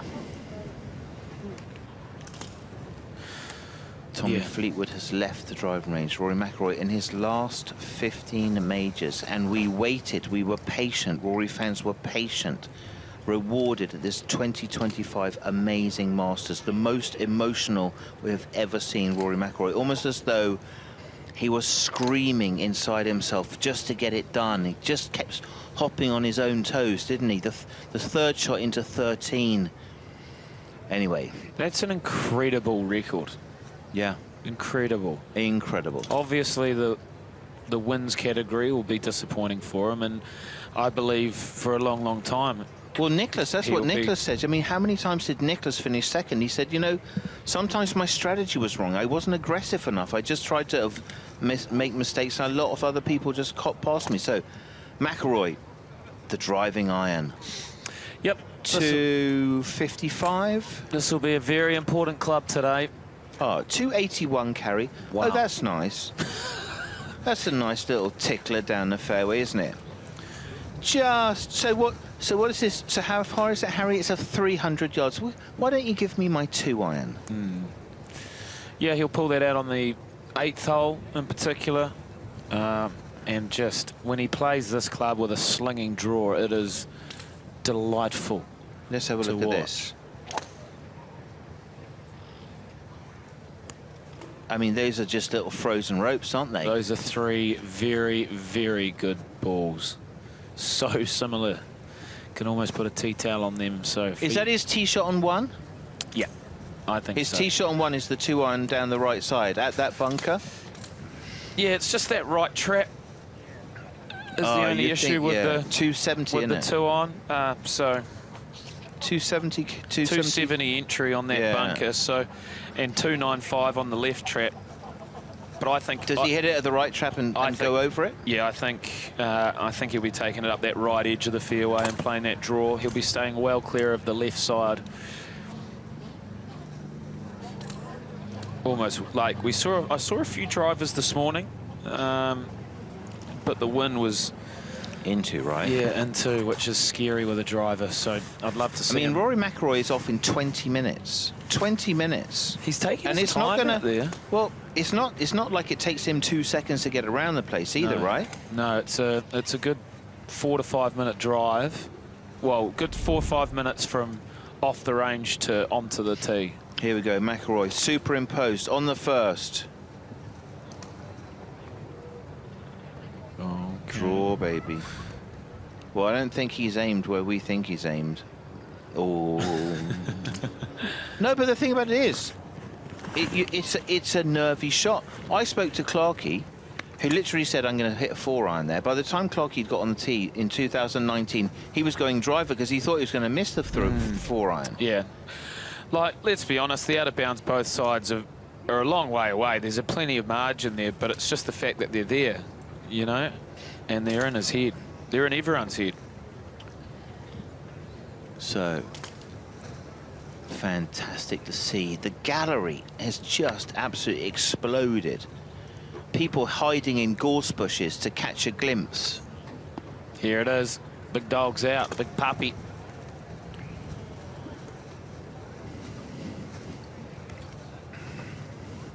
So, the McIlroy superpower is the sort of sinking pelvis as he changes direction early and then jumps into that left hip as that left leg straightens. So, watch that left hip. It goes loads and drops and rises. It's that bounce, that kick that you can see there. 191 ball speed, so just a little tickler just to open his account, Rory McIlroy. Oh my God. 335 carry. No, it's nice. It's nice. 150 feet of apex. Michael, but there's no way Michael Bannon's seeing that come down. I can tell you that. Nearly 10 seconds. No, you know what it is? I hang bet you what it is. Rory's probably seen how far someone else has hit it, and he's gone, okay, I'll have some of that. I mean, he's not leaving here till he's got the longest one. I mean, that is the full beans from Rory McIlroy. How amazing is the balance on the follow-through? Yeah, but look at the apex, 160. 335. It is amazing to watch that, isn't it? It's mesmerizing. You know when someone comes on, look, everyone's watching our things. He's just hit it 335. Look at that. He said 335, love. Is that as far as you? How far do I hit it? Anyway. You always play golf. How far does your tee shot go? So, here we go. He's Have a look at this. Aiming at the towers, isn't he, and drawing it off those? Or is he finishing it on those towers? Yeah, here it comes. Oh. It's gone. It's never coming down. No one can track that. It's launched. It's on the moon. It's on the moon. Amazing. It's one of those things where even when your fellow competitors stop. Podrick, Potgieter 370. Oh, we saw that. Rory's going. He goes, I what? You what? Who is this young buck from South Africa? Here we go. Rory. So what's that? Driver number 4? Yep. 193. Rory's going after. Rory is thinking.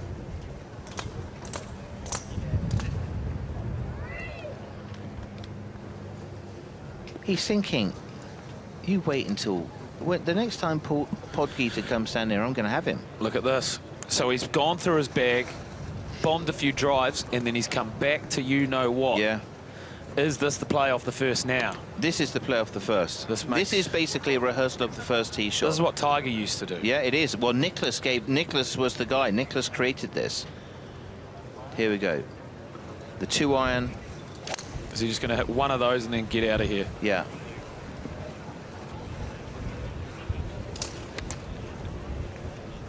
Oh, he wants another slice of it.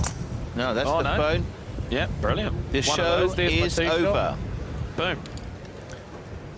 Rory has left the building. If he can hit that shot. Everybody gets up. In 5 minutes' time. And everybody leaves. See ya. Mickey B. There we go.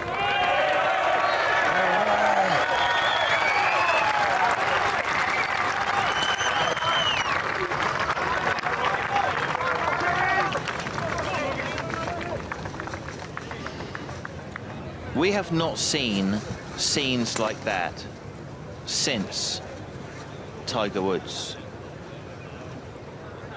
Not on these shores. I mean, when I was on the driving range at Augusta on Sunday, when Rory came on the driving range, I mean, everyone with the polite ripples.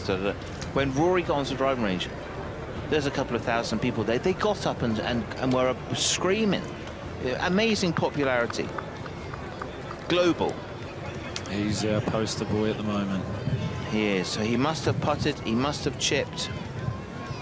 It's the carts, which are just through the gates there. The fans screaming for a signature. You're not going to have one, I'm afraid, guys. He's not got any time. He has got no time for that. He'll be back. He tees off at 10 minutes past 3. So he's got 13 odd minutes. This buggy ride will take three of those minutes up. And then he'll go over putt. He goes and has putting with just one ball. Rolls a few. Harry, Team McIlroy. Oh, he's got a great chauffeur there as well. That guy's... He's quick. He's a Scouser from Liverpool, Southport area. Quick. Loves a freebie, I'll tell you that. Great lad. He'll be absolutely loving this ride. Get him there safely.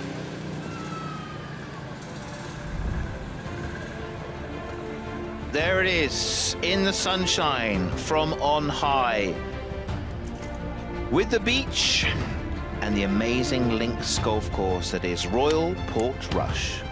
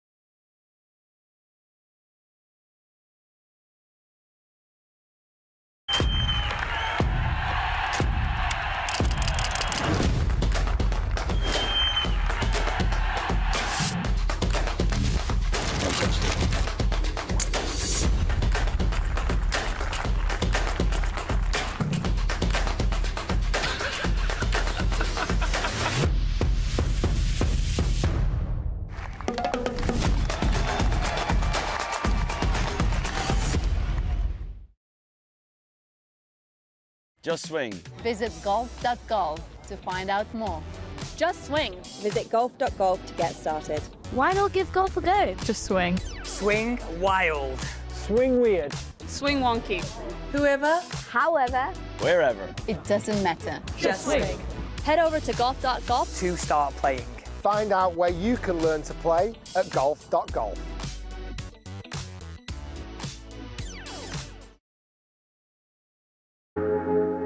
On the tee. Yeah, she was staring this one down, and for good reason. Look at this. Just delightfully done. She's on top of the world. Going directly at the hole. Hey, well, go on. Oh, get in there. There's something about the AIG Women's Open. Oh, my goodness.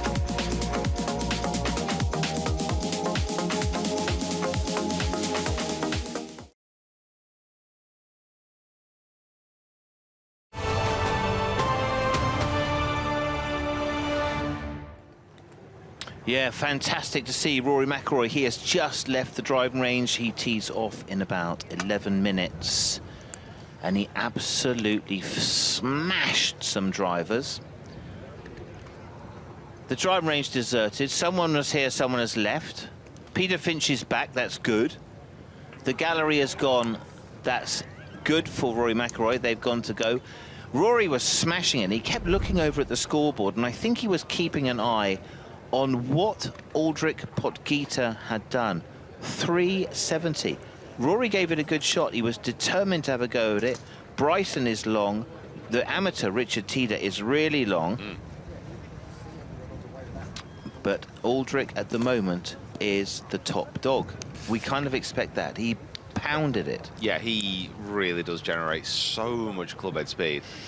We have some good news as well from the golf course. From outside the booth. It's picking up out there.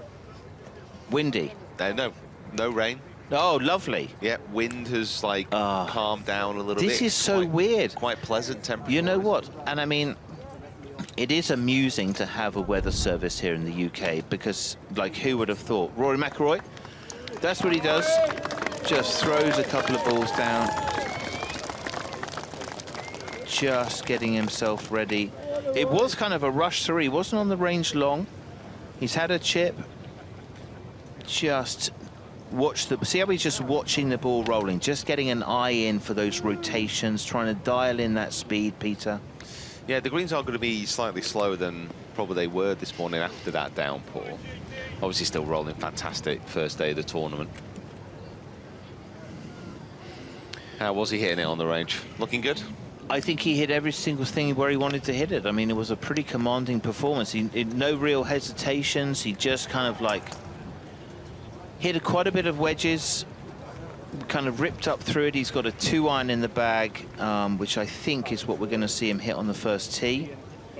He's got Thomas and Fleetwood. That's a great group, isn't it? Yeah, I mean, that would be 10 deep all day long. Yeah. For me, well, did he group a lot of the very good players together in the middle of the morning and the middle of the afternoon? I mean, that's going to be such an amazing atmosphere, especially if some birdies start to fly in early. Rain's gone, everybody wants to celebrate, everyone wants to get vocal. Yeah. Will he give them that? Will he give them that chance to? I think he will. I think he will. Be interesting to see. There was... Oh, you can never tell with the weather. It does suggest to us, if the weather forecast is anything to go with, anything to go by, that quite soon we will have another storm come through. Let's see. It could be a mile away and miss us completely, or we could get hosed. That's just the nature of it. So Rory McIlroy wants to be doing that a lot, picking it out of the hole. Got a lot more flow in his stroke, less technique in his stroke. An artist, more of a scientist, sees it and then does it. Yeah, I think he did get lost in the technique a little bit, and then started to try and kind of work with Faxon to free him up a touch more. But it's a strange thing, really, because obviously he worked with Phil Kenyon for a long time. You know, Phil is currently working with Scotty Scheffler, kind of transformed his putting. So it's one of those things. It's different folks for different strokes. This is like an old Tiger thing, which is just sort of free it up, right hand only, just timing it. Yeah, I mean, that's one of the things you do get on a links golf course, is you do get long putts, don't you? You get long, slow putts. And you know, you don't have that in America. And it's not only from on the green. You know, you could be a good 10, 20 yards off the surface and still feel it necessary to go for the putter. Yeah, so McIlroy doesn't want to do that. No, Didn't really take any time over that. I always think that's not like, if you're going to putt one, at least read it. So let's have a look at this. Outside right.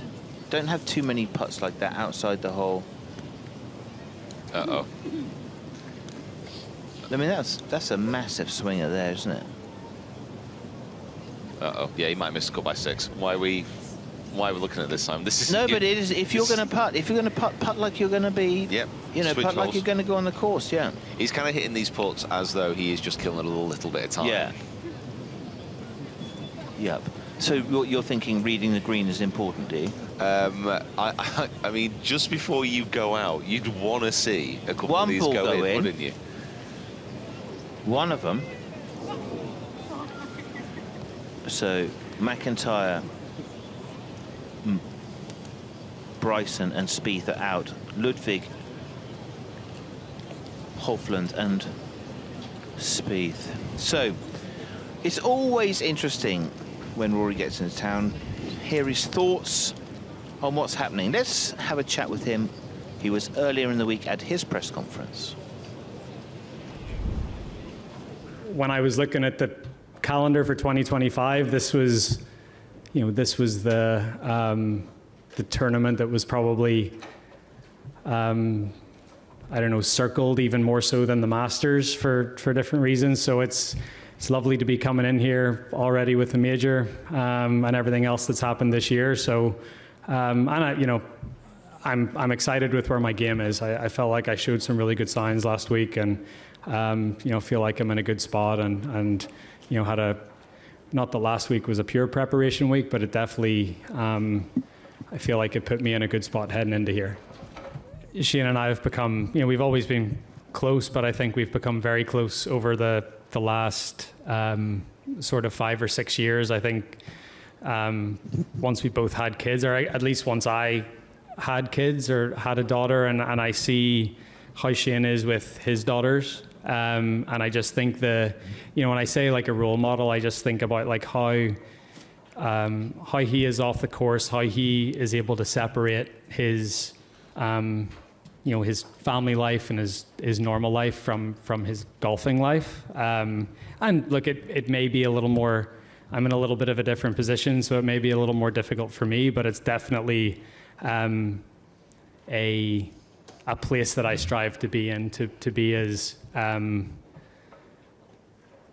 comfortable getting away from it as he is in a way, and enjoying the fruits of your success, and sharing that with your loved ones, and so that, I think more so that, I mean, that's what, one of my New Year's resolutions was to have more fun, and I think Shane is very good at having fun, and I need more of that in my life. Yeah, fascinating insight. So this is the work that Rory McIlroy has done so far on the driving range. 44 shots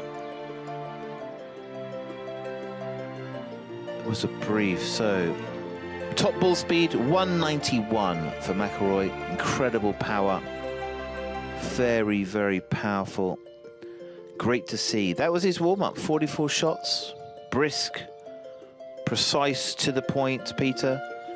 Didn't hang out there a long time. No, I mean, he's been playing tournament golf for so long now. His routine before he goes out must be absolutely nailed down. Just shaping those shots how he wants to see on the course. Just getting his body and his mind in the right spot. Yeah, fascinating. So we saw Rory's workout on the range, hit a few putts. He's cruising around. He's soon heading to the first tee. Let's just remind you about some of the features on that front nine.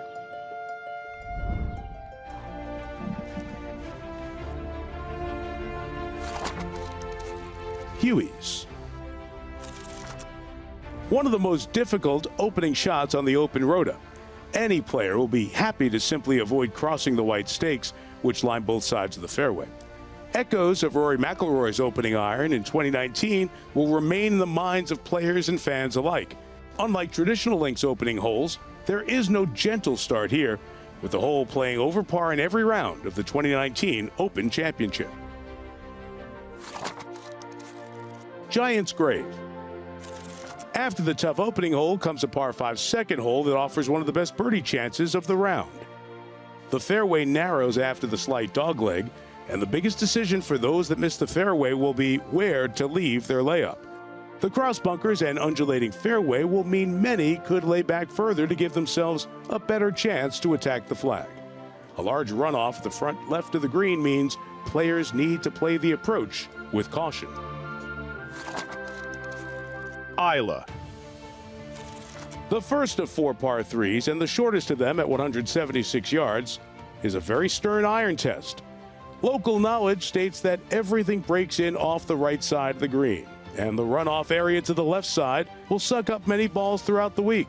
It looks simple on paper, but any crosswinds will make just finding and holding the green a very good result. Fred Daly's.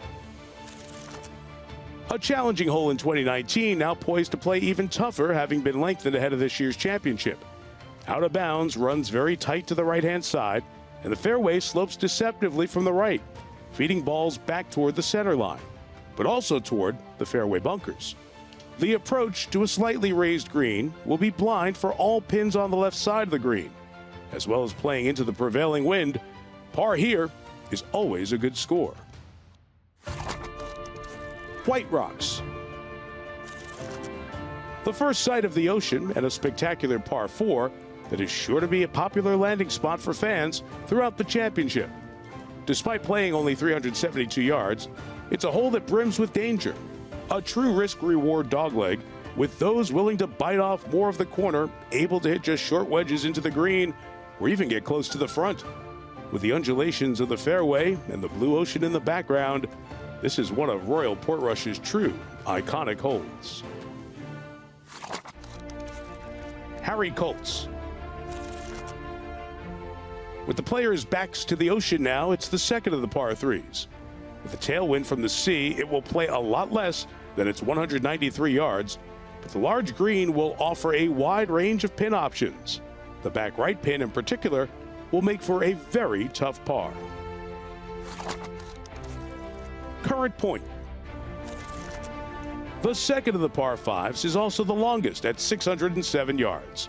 Another of Royal Portrush's iconic holes, it was created ahead of the 148th Open in 2019. Imposing dunes line the right side, hiding the ocean and disturbing the prevailing wind. A huge fairway bunker guards the right side, and anyone who ends up in here will play it as a true 3-shotter. The greenside dunes will be covered by spectators, creating a natural amphitheater to see which players can tame the undulating green. Click here to watch Rory McIlroy's take on the 7th. Done loose.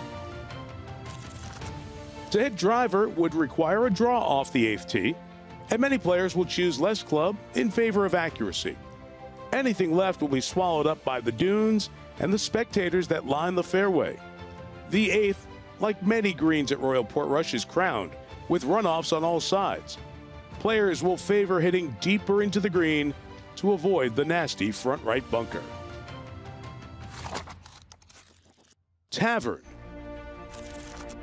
The final hole on the outward 9, and things don't get any easier. The hardest hole on the front side in the final round of the 2019 Open, at 432 yards, it can feel like much more when the wind is hurting.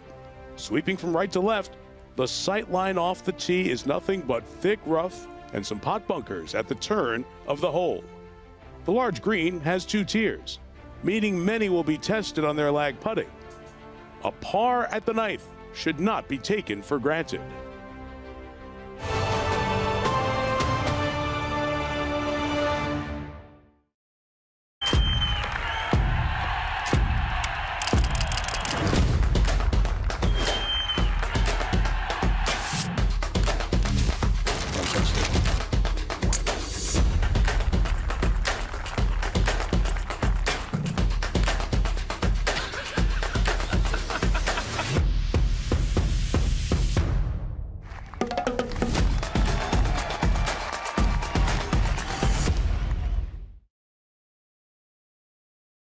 Welcome along to the Open. It's everything you wanted and more. That's fantastic stuff.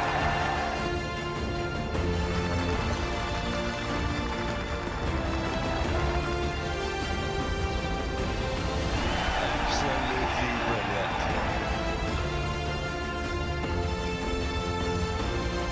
Quite an extraordinary day.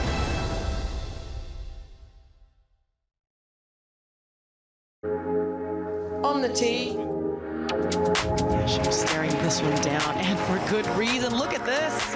Just delightfully done. She's on top of the world. Going directly at the hole. Hey, what? Go on. Oh, get in there. There's something about the AIG Women's Open. Oh, my goodness.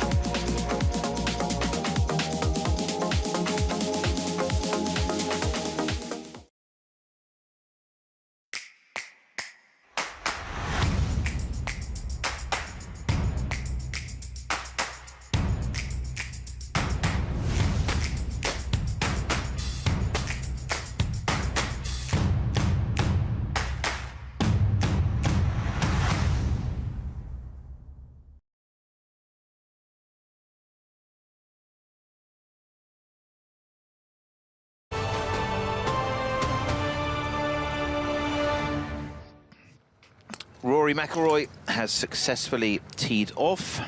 That's good news. There's tee times all day long. The last group's off at 4:16. When will they get in? In that last group is Englishman George Bloor, coming from the Hotel Planner Tour, which is the second tour to the DP World Tour. There is the current leaderboard. Jakob Skavolason, Ha-Tong Lee, and Matt Fitzpatrick all in with splendid 67s. All sorts of players rising through there. John Rahm battling hard. Keegan Bradley, who certainly will be on the US Ryder Cup team. Pick your favorites. Some just getting started, some in. Would you be happy with a 71 today? I think level par, considering the conditions that most of these players have been out in, is absolutely fine. It's absolutely fine. Shane Lowry would love one more birdie. Adam Scott be a great winner of this event. The amateurs, a crucial part of the Open Championship. Conor Graham from Scotland doing very well. Rasmus is trying to catch his brother, who's 2 under par. That's Nikolai. Former winner Justin Leonard is out there. Joachim Neiman from the Live Tour. Very interesting to see him alongside Bryson DeChambeau. These guys have just got started. Cam Smith has saved off a poor start, duffed it on the first. Tom slightly went backwards after a good start as well. Tom Gibbon, another local boy. Sepp Straka, many people's favourites, including Sir Nick Faldo. Xander Schauffele, defending champion. He'd love a one birdie to get himself back in there. Former winner Francesco Molinari. Jordan Spieth bogeyed 1. Ludwig bogeyed 1. DJ 2 over. Not amazing for him. So a lot of work for those guys. Been difficult conditions. I mean, if you were a weatherman on this coastline trying to predict, you could actually go a whole year and never be right once. Yes, if you managed to predict it correctly for the full year, I think you'd be probably chased out of the village for witchcraft. Yeah, I imagine. So there is George working on his game. George Bloor off in that last group.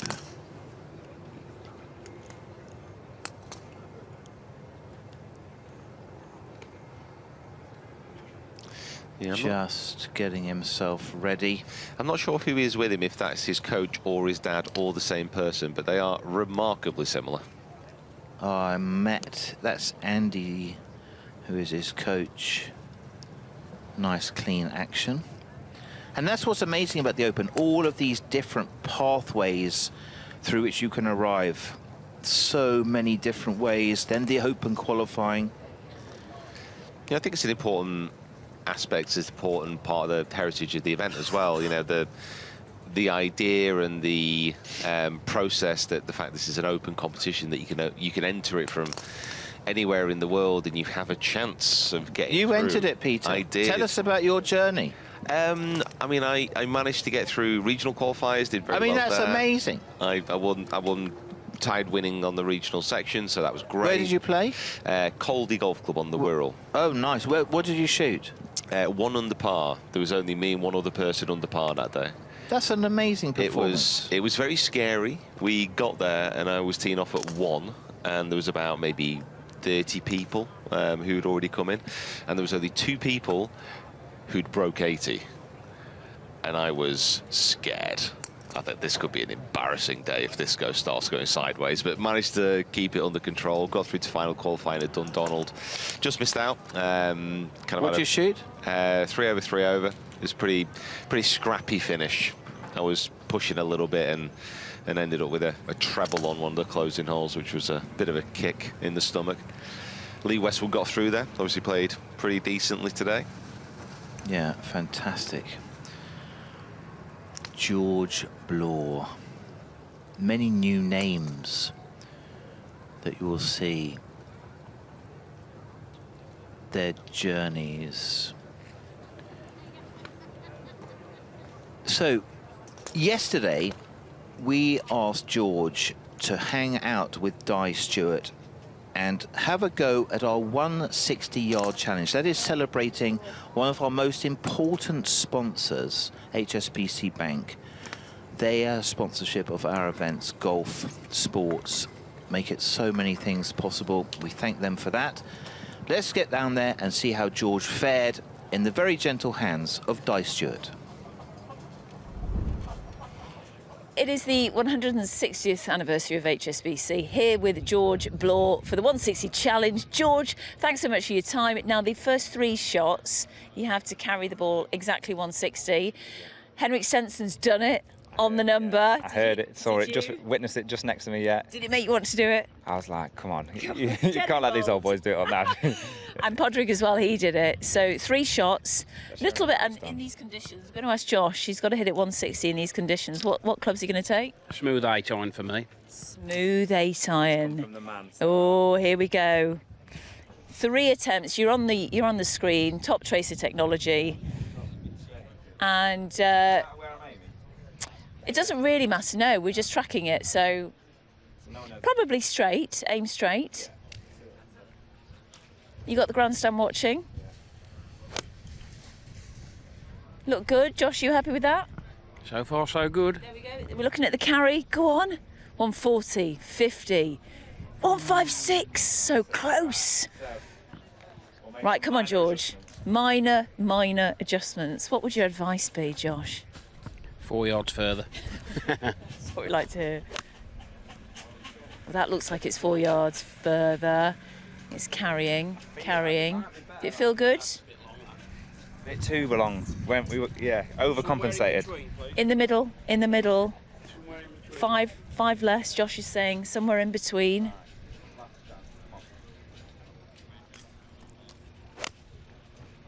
Well done, George. Go on. We're tracking it. Go on. 140, 50. Oh, 152. So close. We're not as close on that one. No, but well done, well tried. Thank you, yeah. We're impressed. It's getting a little bit windy, so we'll give you a bit of an excuse. Slight excuse, yeah. Okay. Must do better next time. Must do, that's the report, the school report, must do better.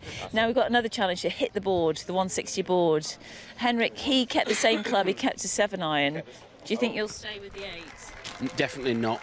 I think we're going to go with the 5 or the 4, are we?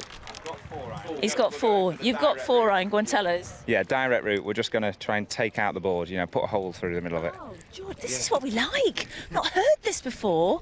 Get a hole through the board. The crowd will go wild.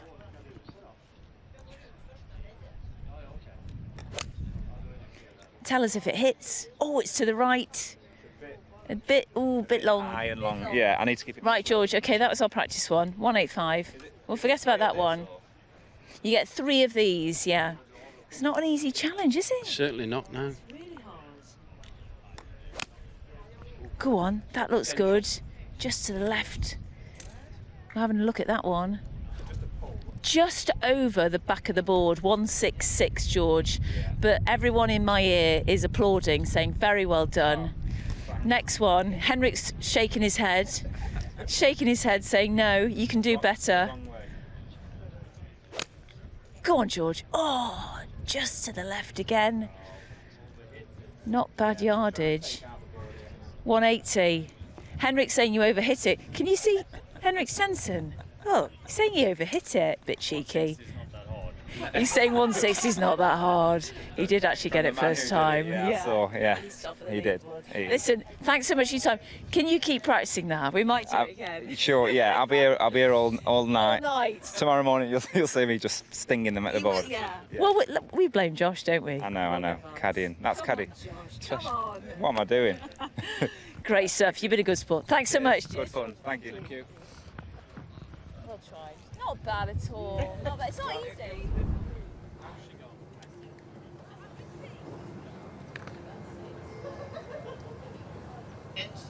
First time for Henrik Stenson. Just lined it up, hit it, and then he hit the board the next shot. Harrington was also the same. And then guys who you would think would be great at wedge play, at iron play, Harman, Tyrrell Hatton, and there he is, George Bloor. I mean, he's on the leaderboard there. It's only 4 yards. It's a difficult shot. Amazing how the players can adjust those tiny little 3, 4s and 5 yards, isn't it, Peter? Yeah, I mean, you know, these are some of the best players in the business. They know their numbers like the back of their hand. It's a nice number, that, isn't it? 160. Yeah. That used to be an A time back in the day. It's a bit further now, so. Yeah, no. Stronger lofts though, nothing to do with me. Just all that gym work, Peter. Peter's known for pounding it in the gym, morning, noon, night. Amazing. It's tidy action, that, isn't it? Yeah, it's a nice swing. I think he's been growing pretty steadily as well, coming up through the tours. So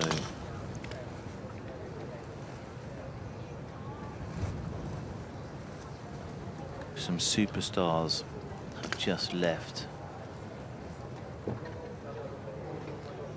Tom Kim, Brian Campbell and John Catlin are the next to go. Kokrak, powerful player, I think, on live. It's an interesting takeaway. Someone got stuck there, didn't he? Did you see that? Yeah, just almost like a drag. Yeah, he's one of those players who, actually, before he left for live, was doing pretty well PGA Tour, kind of won a few tournaments, got the move, and really seen a great deal of him on live or kind of feature at the majors too much. But like I said, very powerful player. Kind of found his success when he, much like DJ, when he switched from his draw to a fade. So he's got quite a strong left-hand grip, holds it coming through, peels most things from left to right. Let's have a look at his swing here. Yeah, that left hand goes on hard over, doesn't it? Like a motorbike. That right hand's under as well, so strong, strong. Just pop it on a tee there. Would you have a sort of a sneaker set of spikes on today, or metal spikes? You ever use metal spikes? I mean, wet links grass. I personally never use metal spikes. I've always used pretty much plastic spikes, though. Yeah. Especially on a day like today where the surface is going to be a little bit greasy in places. Yeah.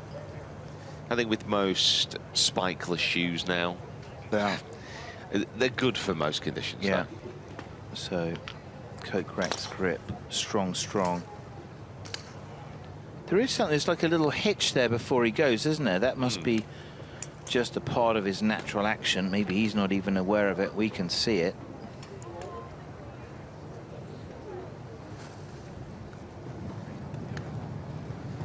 Doesn't look like he's in a huge hurry, does he? No, he doesn't give much away.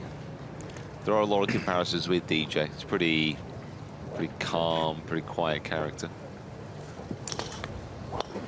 Yeah, he's going to play with Nathan Kimsey and Cameron Adam, the amateur. Switch him out to a little draw there, which is nice. 24 minutes or so. Kokrak. Let's see what happens at that first piece there. It's almost like there's a move and a stop. It's almost like a little hover, isn't it? Yeah, lifts it out and hovers it just up and outside the ball. Maybe just a freedom of takeaway there. Yeah, something a lot of good players in the past have done. Something Sam Torrance used to do. Jack Nicklaus. I actually started to do that when I read that in the Sam Torrance autobiography. Is that right? The hover. Pencil behind the ear to stop it going down the cuticles of your nails when you put your hand in your pocket. I didn't think it was a pencil. I thought it was something else that he kept going. It was a pencil. In modern day terms, it was a pencil. So, Kokrak. have a look at his stats. Just a 3-wood. Powerful player. Maybe a little heel hit there.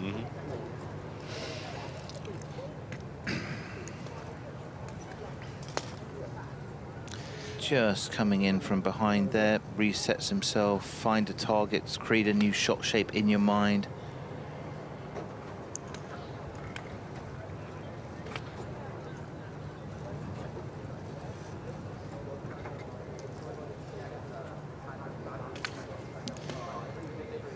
Smash. Yeah, I like that one a little better. Maybe a little bit more in the other direction. Yeah. One off to the right, one off to the left. Just about time to get the driver out. Yes. The first tee shot. It's not one that you go, oh, it's not like St Andrews where you go, okay, I just hit a 5-iron down there left and get myself out of here. It's a very challenging opener. Yeah, unfortunately, I mean, you could hit a 5-iron off the first here, but then you'd have another 5-iron. And the rest, yeah, up the hill. Yeah, it's interesting to see. Not a super hot scoring day, really. Jakob Skafolason, Hartong Lee, and Matt Fitzpatrick with brilliant 67s. Matthew Jordan fans be extremely pleased to know that that charming young man is 3 under par. Nikolai Højgaard, Westwood, Scheffler. There's loads of people just climbing up. Curtis Luck.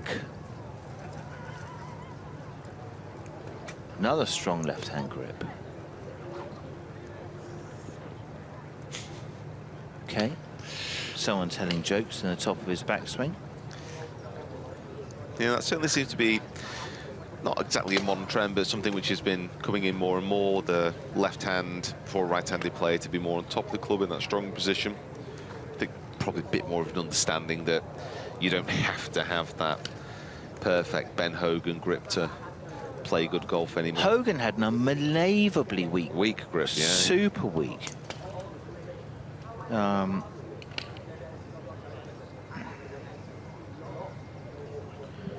Yeah, Curtis was the best amateur golfer in the world. That was about 2017.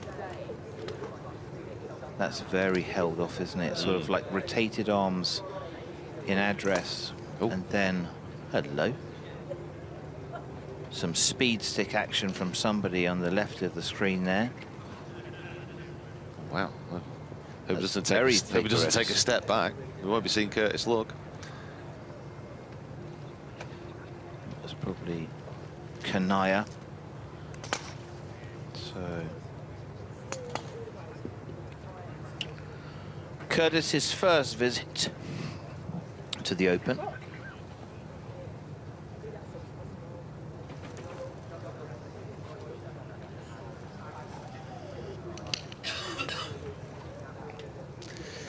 He's got a little speedometer down by his feet there, and he's just absolutely thrashing it to death, isn't he? Just trying to get it absolutely powered up. So, Curtis Luck, be interesting to see how he runs.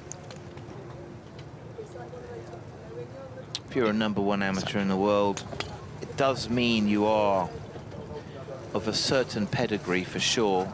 Yeah, I mean, the idea of being the #1 amateur in the world, it might not have meant a great deal, 10, 20 years ago, but the quality of the amateur games now, and a lot of this is to do with the American college system, the way that they can compete against each other, the way that they can establish these rankings in many respects, the amount of events that go on throughout the world, the amount of opportunities to qualify through to the Open as well. That's the key. That's why it matters, is because it opens doors, right? So, Curtis Luck. That's a Kokrak left hand, like a Matt Fitzpatrick left hand, that is. and then sort of rotated hands in address, and then just held all the way through. Probably work like a little left path there and just hold up a fade. Yep. There it is. See that Titleist glove logo really kind of aimed up towards the sky. And then lots of rotation, not a lot of lateral shift forward, almost just a tiny bump, and then straight into that vertical motion. That vertical kind of puts the brakes on the lateral and the rotational. So it's very simple looking swing, isn't it? Yeah. Doesn't appear to be a lot that can go wrong. No.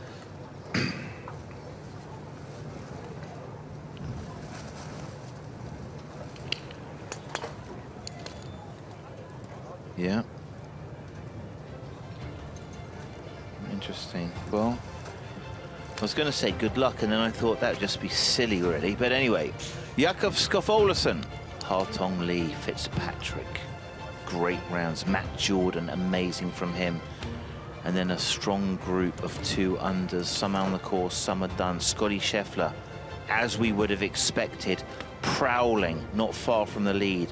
Great to see Westwood and Garcia with good starts, and Nikolai Højgaard kind of looking for him and his brother perhaps to be a part of the team. Victor Hovland, 2 under after 2, have some of that. He looked very impressive, Peter, when we were watching him earlier. Yeah, that'll do. Like Aaron Ryan, we spoke about, absolutely relishing these type of conditions. John Rahm, a lot of people's favourites. Lowry, obviously, wanting to get that trophy again at Portrush.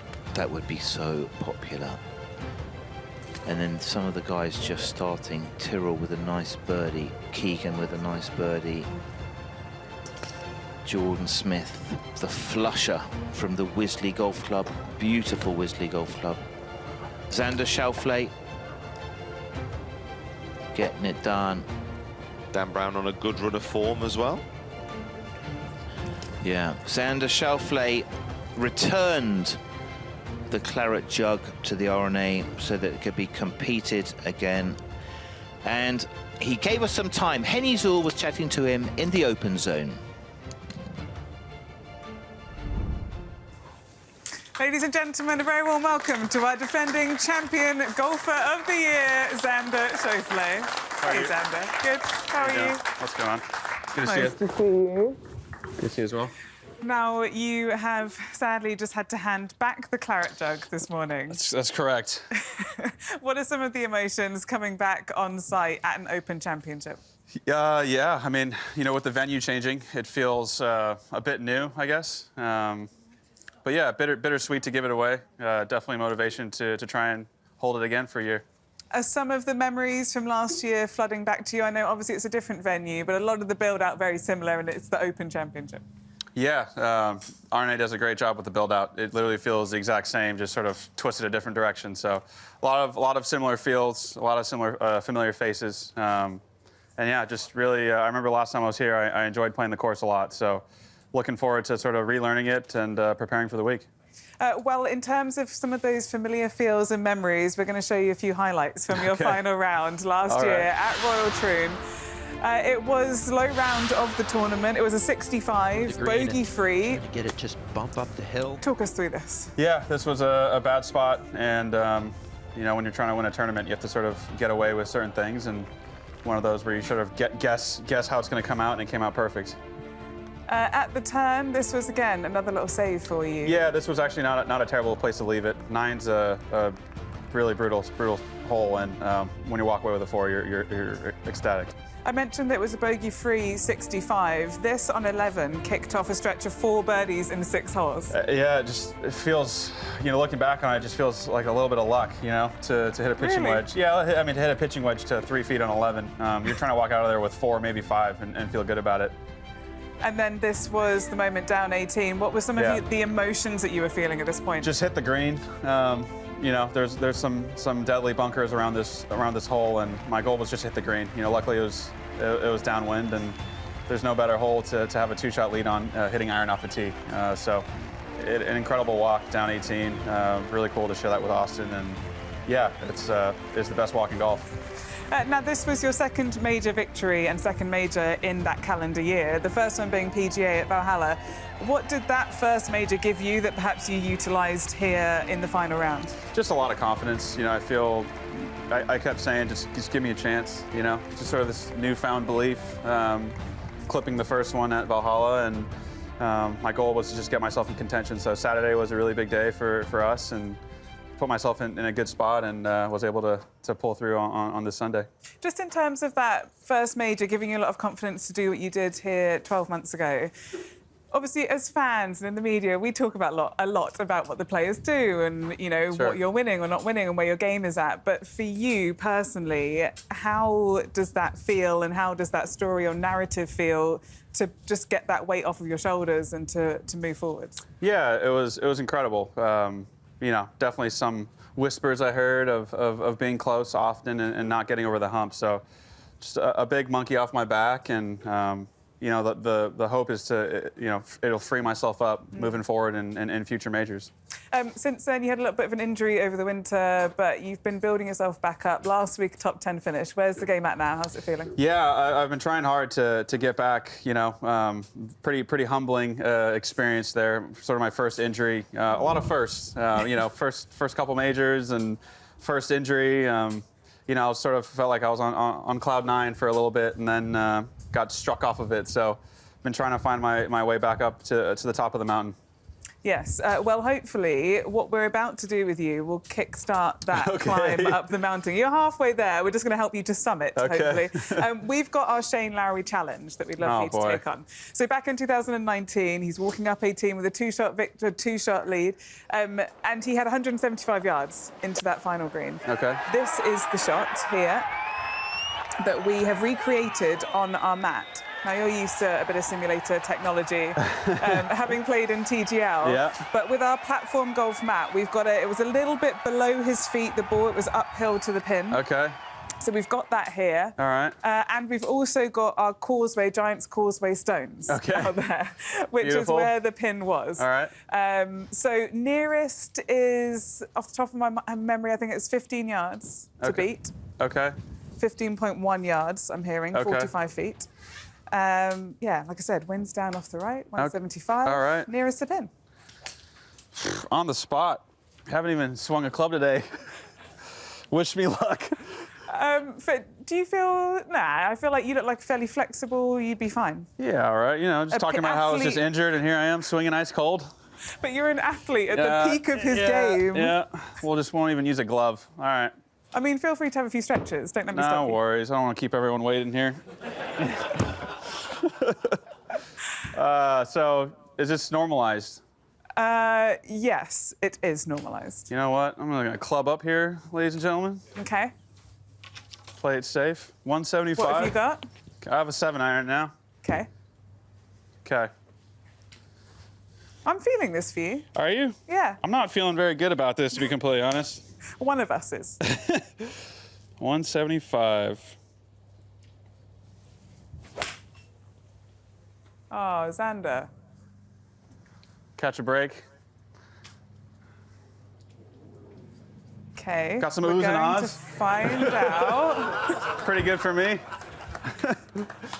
10.5 yards. You are the current leader. We've got our replay incoming here, just so that you can embody this flight. Absolutely cold. First shot of the day. It was, yeah. Flushed it. I know. Looks like I'm done warming up. Yeah, exactly. You don't need to hit the range now. It's overrated. Here we go. Look at that. All right.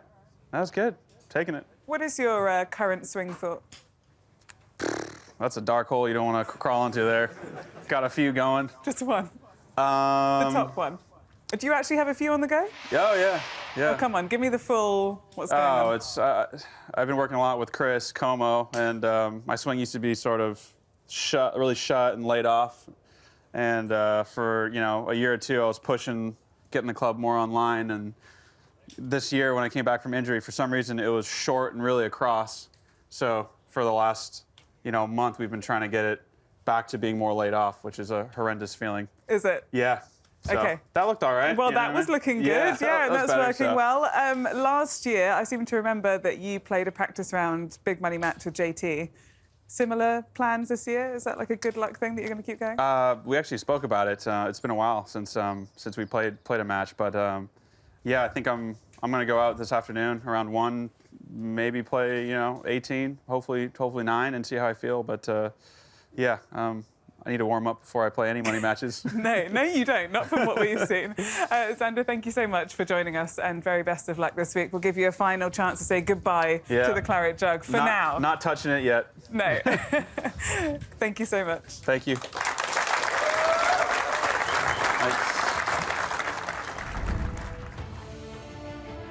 Lovely to see his personality, isn't it?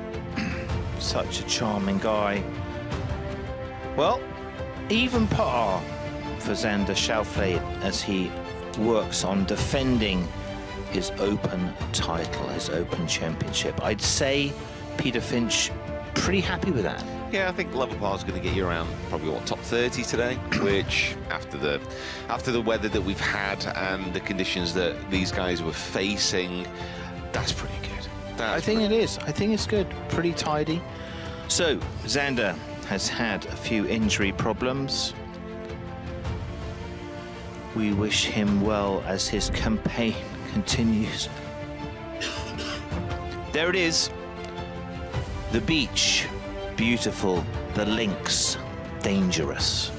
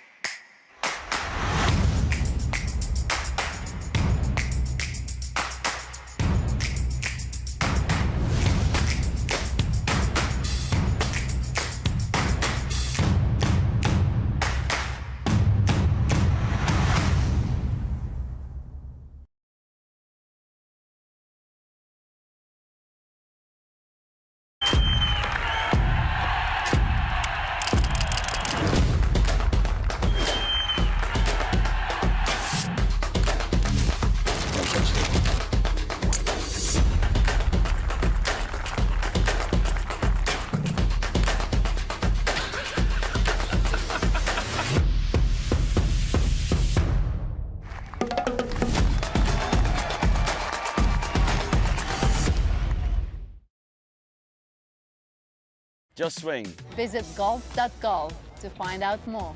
Just swing. Visit golf.golf to get started. Why not give golf a go? Just swing. Swing wild. Swing weird. Swing wonky. Whoever, however, Wherever. It doesn't matter. just swing. Head over to golf.golf To start playing. Find out where you can learn to play at golf.golf.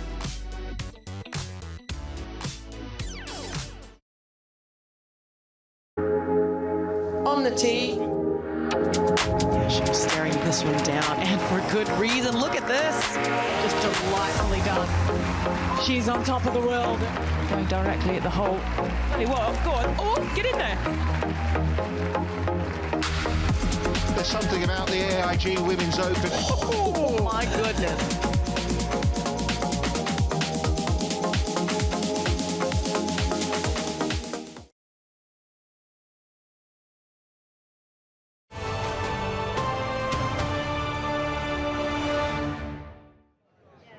Well, live at the range, brought to you by HSBC, is just showing how truly global this great sport is. We've got Alison and RB all the way from America. Guys, how much are you loving your time here? It's great. This is beautiful. This is everything we expected it to be. Yeah, totally, and the weather's been exactly what we expected it to be.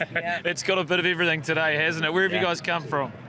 Frisco, Texas, home of PGA headquarters. Okay. So how different is this type of golf for you guys?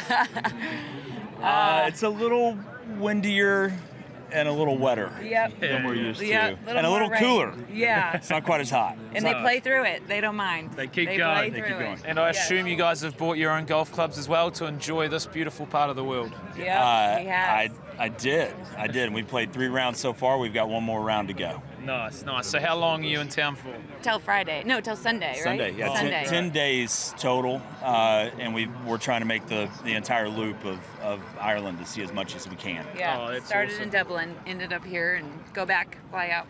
Awesome. And how good is it to see so many friends from so many different parts of the world all here for the same reason? It's amazing. Yeah, very like-minded. Everybody's so nice, too. Everybody's having fun. Who's your pick? I mean, it's got to be Rory, right? Sorry, I'm going with Scotty. Wow. Sorry. Okay, all right. It's fair enough as well. He's pretty good at golf. I've actually picked up in the last round that we played. I picked up a new nickname. It's Rory B. Okay. Yeah, RB stands for Rory B now because apparently I drove the ball past Rory on the Sligo golf course. That's what the caddy said. We all have a story, That's what right? the caddy said. Okay, we all have a story, and now it's on camera. It must be true. That's right. All right, guys. Well, thank you so much for your time. We really hope you love it over on this side of the world. It's wonderful. We love it's it. Thank you very much. Thank Yeah, you. appreciate You guys it. are great. Thanks. Thank you very much. Yeah, it's great. It's amazing. The Open, it's global.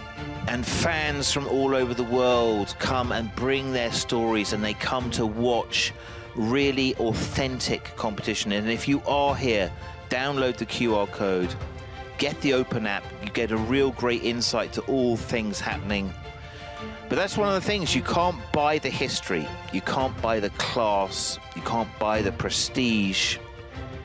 And the reason we watch this, Peter, is because we can see how much it matters to the players. And if we think they are totally engaged in the competition, we can support that. Absolutely fascinating. So, Royal Portrush from on high. It is beautiful. Let's go and take a closer look at the back 9 holes. Himalayas. Few players will choose driver at the 10th.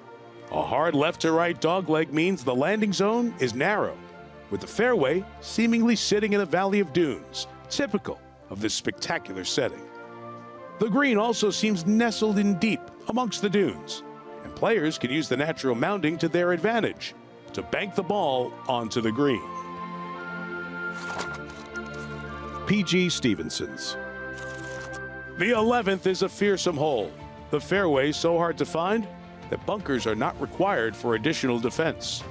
The hardest hole in 2019, there were 27 double bogeys or worse here across the 4 days. Playing more than a half shot over par in the final round, the green sits over a large hollow, and a false front will collect the balls that don't quite have the legs to carry on to the putting surface. Duvarin. After the 11th, the 12th provides a bit of a respite. The easiest hole of the 2019 championship, the final par 5 on the card offers a great scoring opportunity. If the wind is prevailing, the players will have it at their backs. The main obstacle off the tee being 3 large bunkers on the right. If those are avoided, there is clear sight to the green. Anything sliding to the right is in danger of catching the slopes, which could kick the ball towards the thick rough. But the players will certainly see this as a strong chance for birdie. Featherbed. The 13th is another of Royal Portrush's eye-catching par 3s. Playing considerably downhill, yardages will be tough to calculate when the wind is factored in as well. There are slopes off the back of the right bunker which can be used to a player's advantage. However, many will end up long, especially downwind. The green itself is a tough read, with everything tending to break from the front right to the back left. Causeway.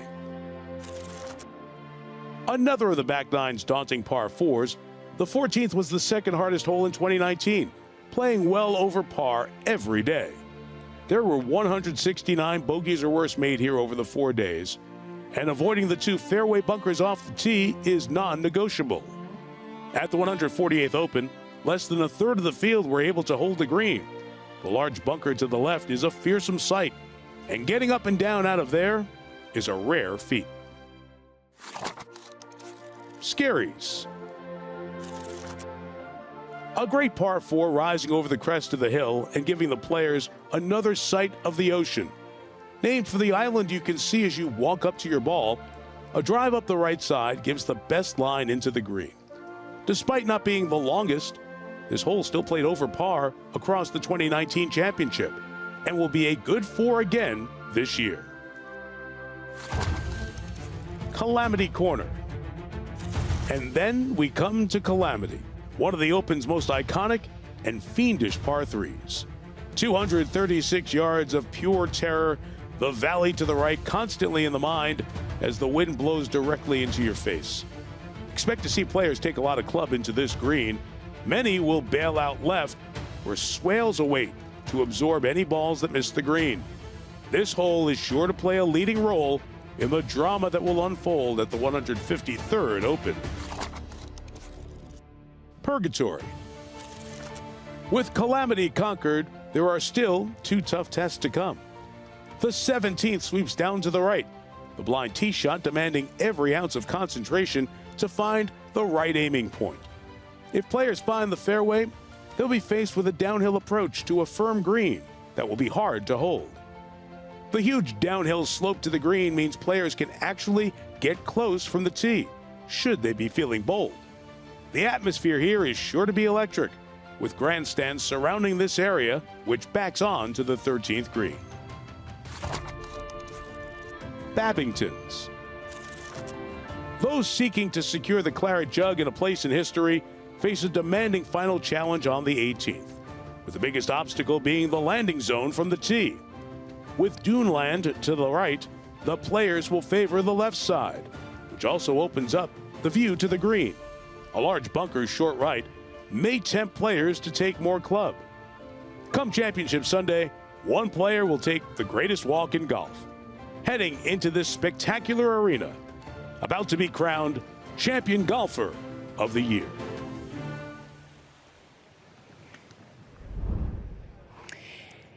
Oh, it really is an absolutely beautiful part of the world. We're here live at the range, and the wind has died down dramatically. We had real gusts and the rain was coming down a couple of hours ago, but it's all changed. It was a different prediction this morning. There you can see the grandstand on the 16th hole, Calamity Corner, one of the iconic holes here at Royal Portrush. And my goodness, what a really, really exciting leaderboard. Matt Fitzpatrick has finished his round, a round of 67 today, 4 under par with a couple of other players. Scotty Scheffler has just had birdies on the 16th and the 17th. He's on 18 right now, he's -3. Lee Westwood, great round at 2 under par. Rory McIlroy, bogey on the first hole, birdie on the second. He's on the third, and so are the crowd. My goodness, they are massive. We're back at 7:30 tomorrow morning, live at the range, every angle covered.